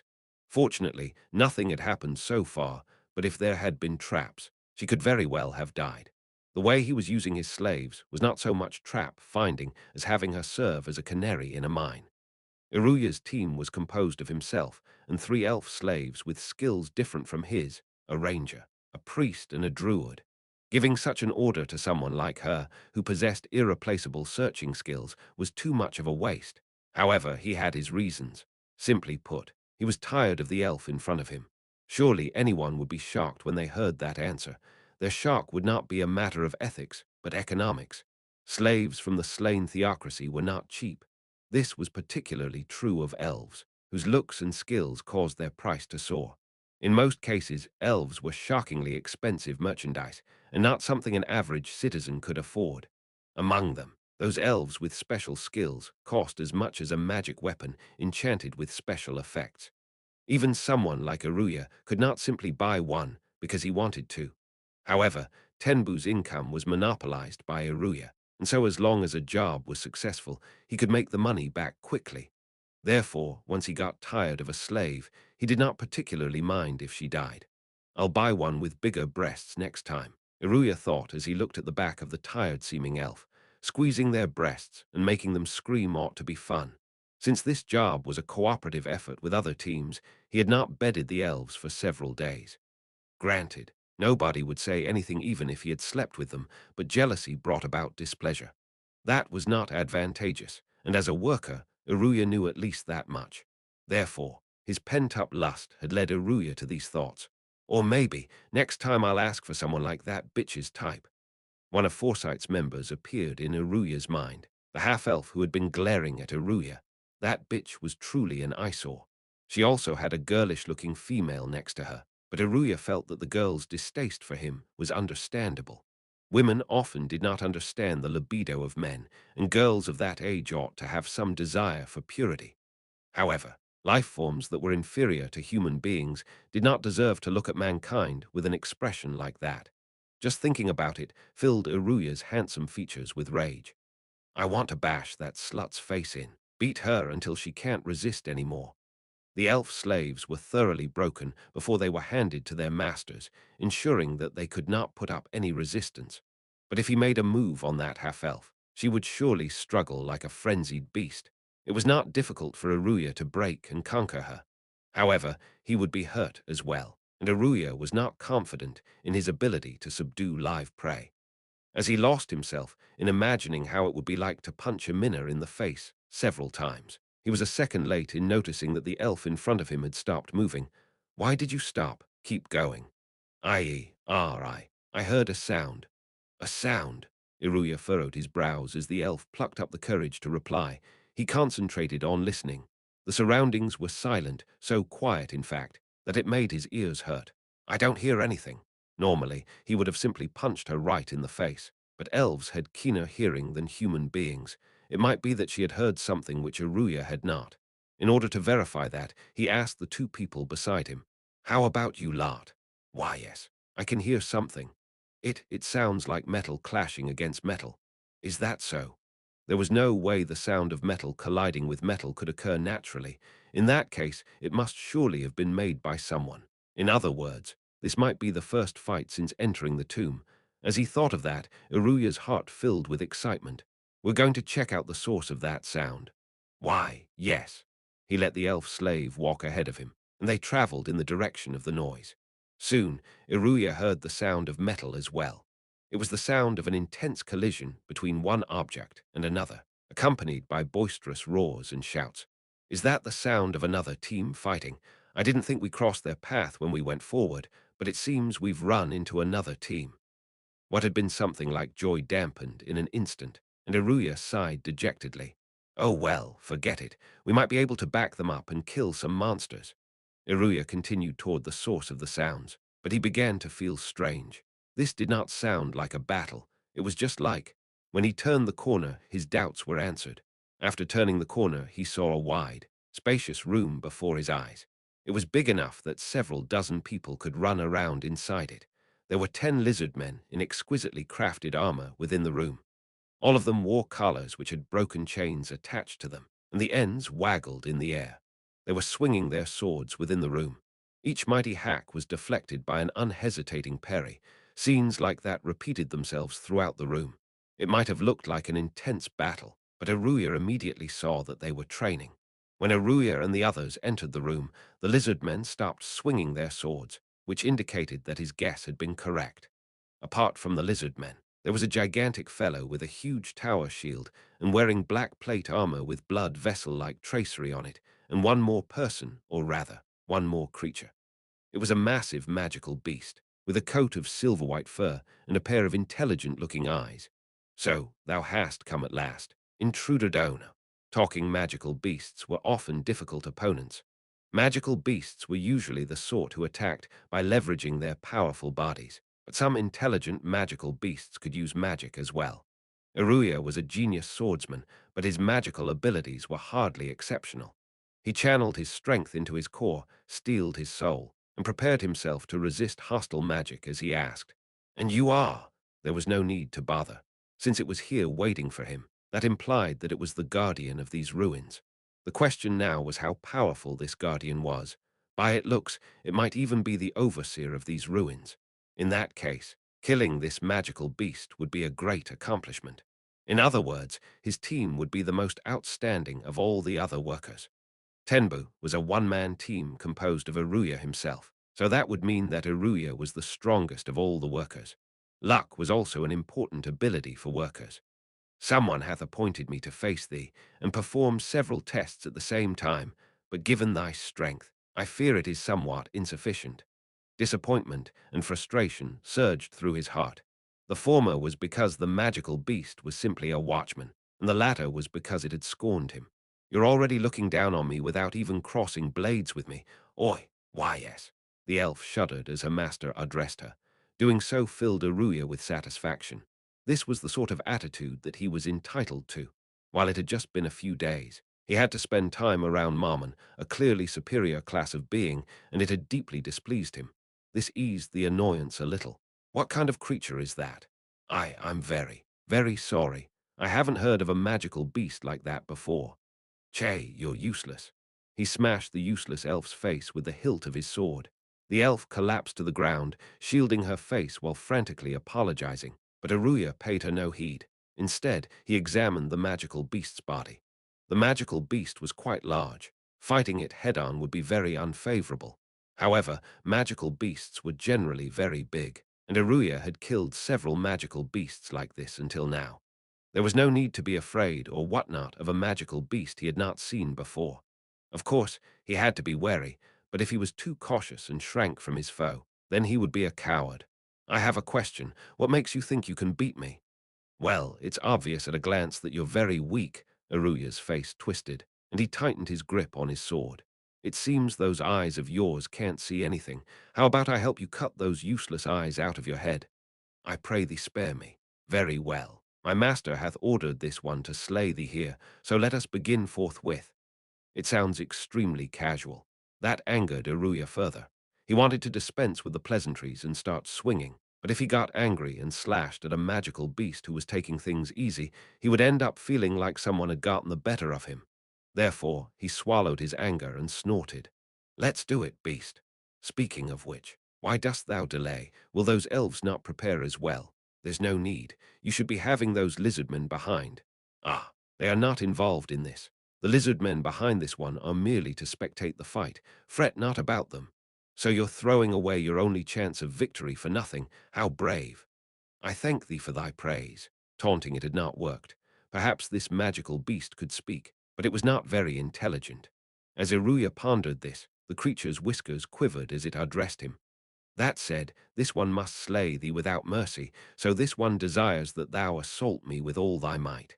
After all, as this one hath said before, this is also a test for this one. A test for a watchdog. A test to see if this one's warrior prowess hath improved. All right, let us commence. This one shall not strike at the elves behind thee, but only at thy person. Do what you want. This one is known as Hamsuk. Remember the name of the one who claims thy life upon thy voyage to the next world. State thy name as well. Unfortunately, a mere beast like you doesn't deserve to know my name. Then this one shall erase you my memory as a nameless fool. The massive body charged over to him in an instant. There was no way he could have imagined such a large body moving so fast. A less talented warrior might have been shaken by the immense pressure bearing down on him, and he would have been unable to avoid being slammed by that huge body and taking severe wounds. I'm not like those mooks. Iruya waited until Hamsuk drew near, then slid to the side, without moving his legs. This was the effect of Shukuchi Kai, an improved version of the martial art Shukuchi. The basic Shukuchi was a martial art that could only be used to shorten the distance to one's foe, but Shukuchi Kai could be used to freely move in all directions. Sliding around without moving one's legs was quite creepy, but very practical. Large movements when dodging destabilized one's body. But one could avoid that with Shukuchi Kai. In other words, one could convert a defense to an attack while maintaining a stable center of gravity. Yeot! He swung his sword. Guwarug! But Hamsuk's body caught up, breaking Iruya's slash and sending him flying. It felt very hard. What looked like soft fur was as hard as metal. To Iruya, it was like being hit by a wrecking ball. The impact blanked his mind out for a moment. As he crashed heavily to the ground, he subconsciously confirmed that he could still move. While he had been bruised and contused, he had no broken bones and so on. He could still fight. However, the twin facts that he was rolling around on the ground and that he had disgracefully taken an attack from the enemy almost made him go berserk. However, Iruya the warrior reprimanded himself. Now was not the time to be thinking of that. As Iruya rose to his feet, he had already grasped Hamsuk's position, and this time he pointed his sword forward, bracing his sword to take his opponent's charge. A slippery fluid flowed from his nose. He wiped at it with one hand, and as expected, it was blood. Damn piece of shit. Hamsuk watched Iruya rise with calm eyes. The word observing would best describe the expression on its face. Those were not a wild beast's eyes which said, "Can I eat this? Can I beat this?" but a warrior's eyes, attempting to determine the best tactics from their brief clash just now. You're using me as a touchstone for a magical beast's growth as a warrior. While it upset him, the sequence of events just now had forced him to acknowledge that his opponent was no mere beast. The attack just now had been a snap reaction to realizing that Iruya had circled around itself, a leaping tackle that had struck home. While the attack itself had not been that strong, the fact that it could respond immediately was surely due to training. I see. So if I keep fighting at a slow pace like this, I ought to be able to win. Ah, I pray thee pay it no heed. This one hath never before seen a human being who could overcome this one. If you want to talk big, how about waiting until after you've seen this? Ha, unlike a mere beast, warriors can use martial arts. He had thought he could win easily, so he had not used them. However, he no longer had the luxury of arrogance. Martial art, ability boost, greater ability boost. These martial arts were his pride and joy. Greater ability boost, in particular, was a martial art that someone of Iruya's level should never have been able to learn. But I learned it. So I'm a genius. I really am very strong. He swung the sword in his hand. The blade was light and his movements were smooth. The sword moved as he imagined it. Iruya smiled thinly. Now it would be his turn to shine. Omu. This one remembers that one should keep a distance when one cannot gauge an opponent's strength, right? But this one must also face battle as a warrior. Alas, it cannot be helped. Hamsuk used two legs to walk over, step by step, until it was before Iruya's eyes. This one wishes to fight in close quarters. Wilt thou accede to this one's request? Don't look down on me, beast. The moment it entered his attack radius, Iruya swung at his foe. Hamsuk used its sharp claws to fend off the sword strikes that had been made with the aid of an augmented body. No, it tried to fend it off, but it had not succeeded completely. The blade had run over its arm. However, the force of the blow had been dissipated, and it could not tear through its sturdy hide and slice open the muscles beneath. Iruya did not pull his sword back, but thrust at Hamsuk's eyes.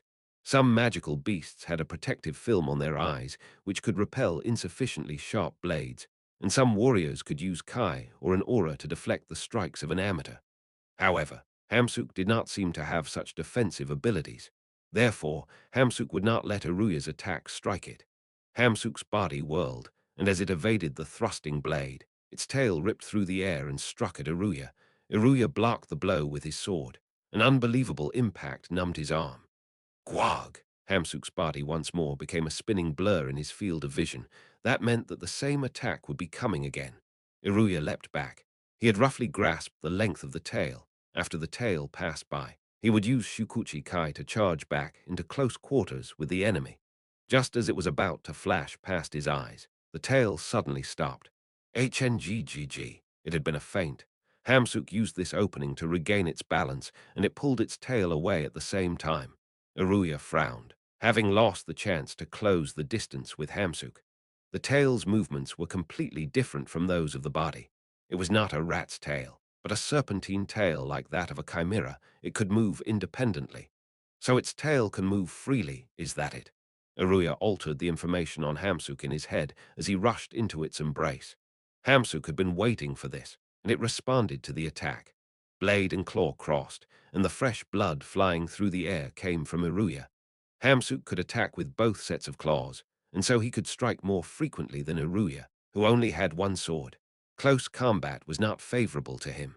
His bodily attributes might have been improved, but Hamsuk was still superior.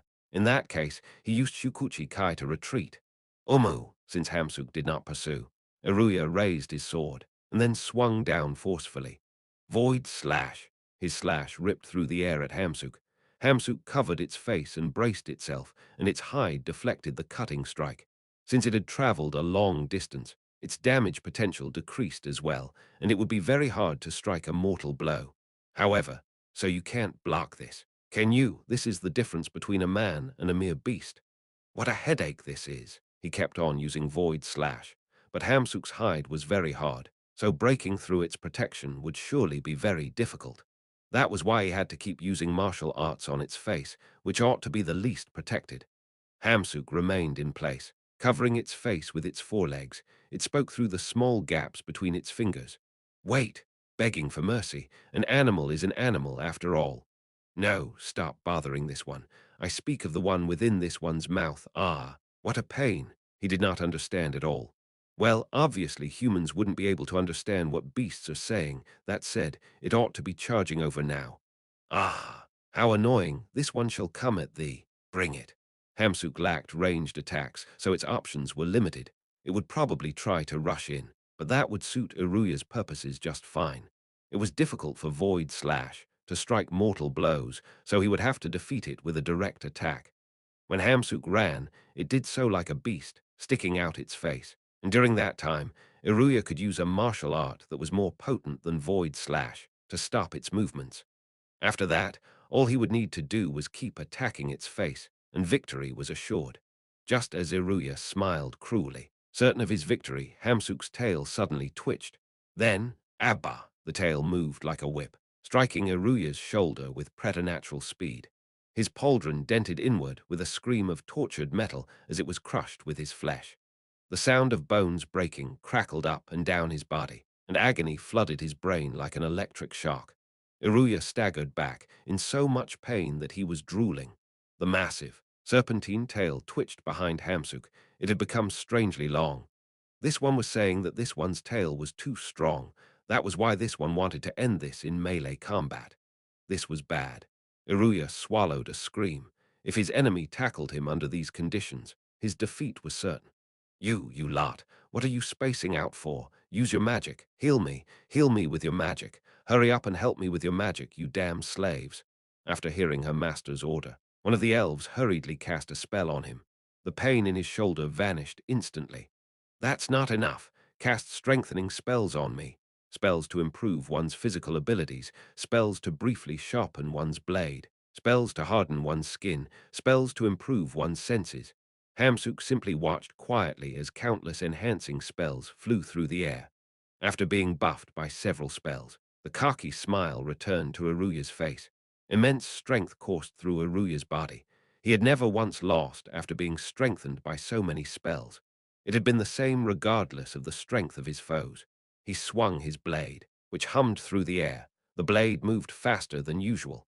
This time, he was certain that he was on an even footing with his opponent, perhaps even faster than him. Humans and beasts have always been separated by the difference in their physical attributes. I've made up for that difference now. This one originally intended to take all of thee on at once, so this was only to be expected now. Rather, if thou canst fight on even terms now, it would please this one. Bullshit, Iruya charged forward. He planned to use the power suffusing his form to crush his foe in one hit, and keep the creature from spouting more nonsense. As he closed in with Shukuchi Kai, he used Void Slash to suppress his opponent. Take this, with a mighty cry. He swung his sword down with all his might. If the creature's hide was thick, then he would simply have to swing harder to cut through it. His blade swung with all his might. Slash! A slashing attack from above him connected with his arms. Something spun through the air, then landed heavily on the ground. He heard the ear-piercing sound of metal, and a sound like a wet sack splattering on the ground. Iruya could not understand it. His arms, which had still been holding his sword just now, had vanished. Even as blood spurted from the severed stumps in time with his heartbeat, he could not accept reality. Agony coursed up from his arms. Some distance away, his arms fell to the ground, still holding on to his sword. Only after seeing that fact did Iruya finally grasp what had just happened. He stumbled back from Hamsuk and screeched, "My arms, my arms, heal me. Hurry up and heal me, hurry." The elves did not move. The silent glee of the tormented lit up their clouded eyes. Marvelous, a resounding success. This one can use martial arts. Now my lord shall surely lavish praise upon this one. Aye, Iruya wailed hoarsely. In this world where creatures stronger than humanity roamed, adventuring meant that pain was a constant companion. Iruya had experienced many sorts of pain. He had been struck by lightning, burned with fire, froze by cold. His bones had been broken. He had been mauled, slashed, and bludgeoned. But through it all, he had never lost his weapon. That was only common sense. In this world, releasing one's weapon indirectly equaled death. No, he was confident that as long as he held his sword in his hand, he could overcome any difficulty, and in this moment his self-confidence was shattered. This was the first time in his life Iruya had taken such a great blow.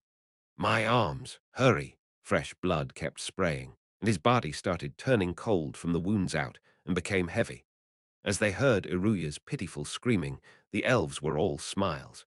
Just as Iruya was at a loss to describe the emotions bursting in his heart, a voice bearing a hint of kindness reached his ears. My thanks to thee. This one does not delight in tormenting others, so I shall dispatch thee forthwith. There was a whoosh. A moment later, something hit Iruya's face.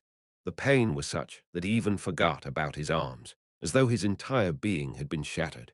That was the last burst of agony Iruya experienced in his life. The corpse with the half-smashed face collapsed to the ground with a thud. Hamsuk nodded, and then backed off. If it stood by the corpse, they probably would not dare approach the man's body. While the elves looked like magic casters, they might come at Hamsuk with swords like this man. Hamsuk did not wish to stop them from doing so. All right, wilt thou not come at me? After leaving the corpse, Hamsuk began to speak, but its words trailed off. That was because the elves were giggling as they kicked the body of the warrior who should have been their ally. But why? Is this how elves inter the deceased? It tried to articulate its words, but the feeling was completely wrong. That was because there was a look of delight in their darkened, cloudy eyes. No matter how one looked at it, it could not be anything other than malice. Oh, what a headache! Hamsuk had used the techniques it had been honing until today upon the intruder in order to show the fruits of its training. It had only fought for that reason, but would attacking a non-hostile opponent truly count as showing the results of its training? Hamsuk hoped that they would challenge it, at the very least. Apparently, all one needs to do is to give verbal provocation, but what manner of provocation should I use? This one does not understand. It cannot be helped. I shall wait for my lord to contact me. Oh, yes, it turned back, to the lizard men who were rating its performance. Zaryusudono, how was it? Did this one pass muster? Yes, you did very well. You definitely used a martial art just now. The lizardman who had tutored it in warrior techniques nodded, and Hamsuk smiled broadly. How wonderful! Will it be armor lessons after this? Yes, we'll start from light armor and then slowly go heavier. Hamsuk had not been able to wear armor until now, because wearing armor made it thoroughly uncomfortable and it could not move freely. Normal movement and running were fine, but once it entered battle, it lost its balance when swinging its tail, and it could not accurately strike its target with its tail. Therefore, it had taken the lizard men as its tutors and trained as they directed. This Hamsuk shall become stronger for the sake of my lord, so my lord will look upon me with different eyes. But how much longer must this one practice before this one can count as a full-fledged warrior? Hamsuk shall be a warrior. Well, I'd say you could be a warrior in one. Maybe 2 more months, Hamsuk-sen. That's so far off. I feel it's already been going very fast, Hamsuk. Normal people take a year before learning martial arts. From that point of view, you've grown fast enough, added Zenbaru, the lizardman standing beside Zaryusu. Is that so? Indeed, you fought live battles and been healed for your wounds, then enhanced with support magic, and made to fight enemies stronger than yourself in death battles. After that hellish regime, you've made quite a lot of progress. Hamsuk's body trembled. The two lizard men trembled as well. They all recalled the training they had received. I pray that our next training session will not call the word death to this one's mind. Personally, I think you grow stronger more easily when you fight on the edge of life and death. That's just a personal opinion, though. Besides, it would be a bit of a shame if our newly wedded husband lost his life in training. Oh, indeed. Thou art wed, are you not? Yes, that's because she seems to be with child. That's an excellent warrior for you. He's got good accuracy. How many shots did it take? 2, 3 maybe. Zaryusu punched Zenbaru on the shoulder. Enough idle talk, let's start training. What should we do about the elves over there? Ah, let's leave them there for now. The elves, which had been kicking and beating the corpse, sank into a sitting position on the ground, like puppets whose strings had been cut. Hamsuk could not sense any will to fight from them. Therefore, Hamsuk decided that unless his master gave the order, or they tried to flee, he would leave them alone.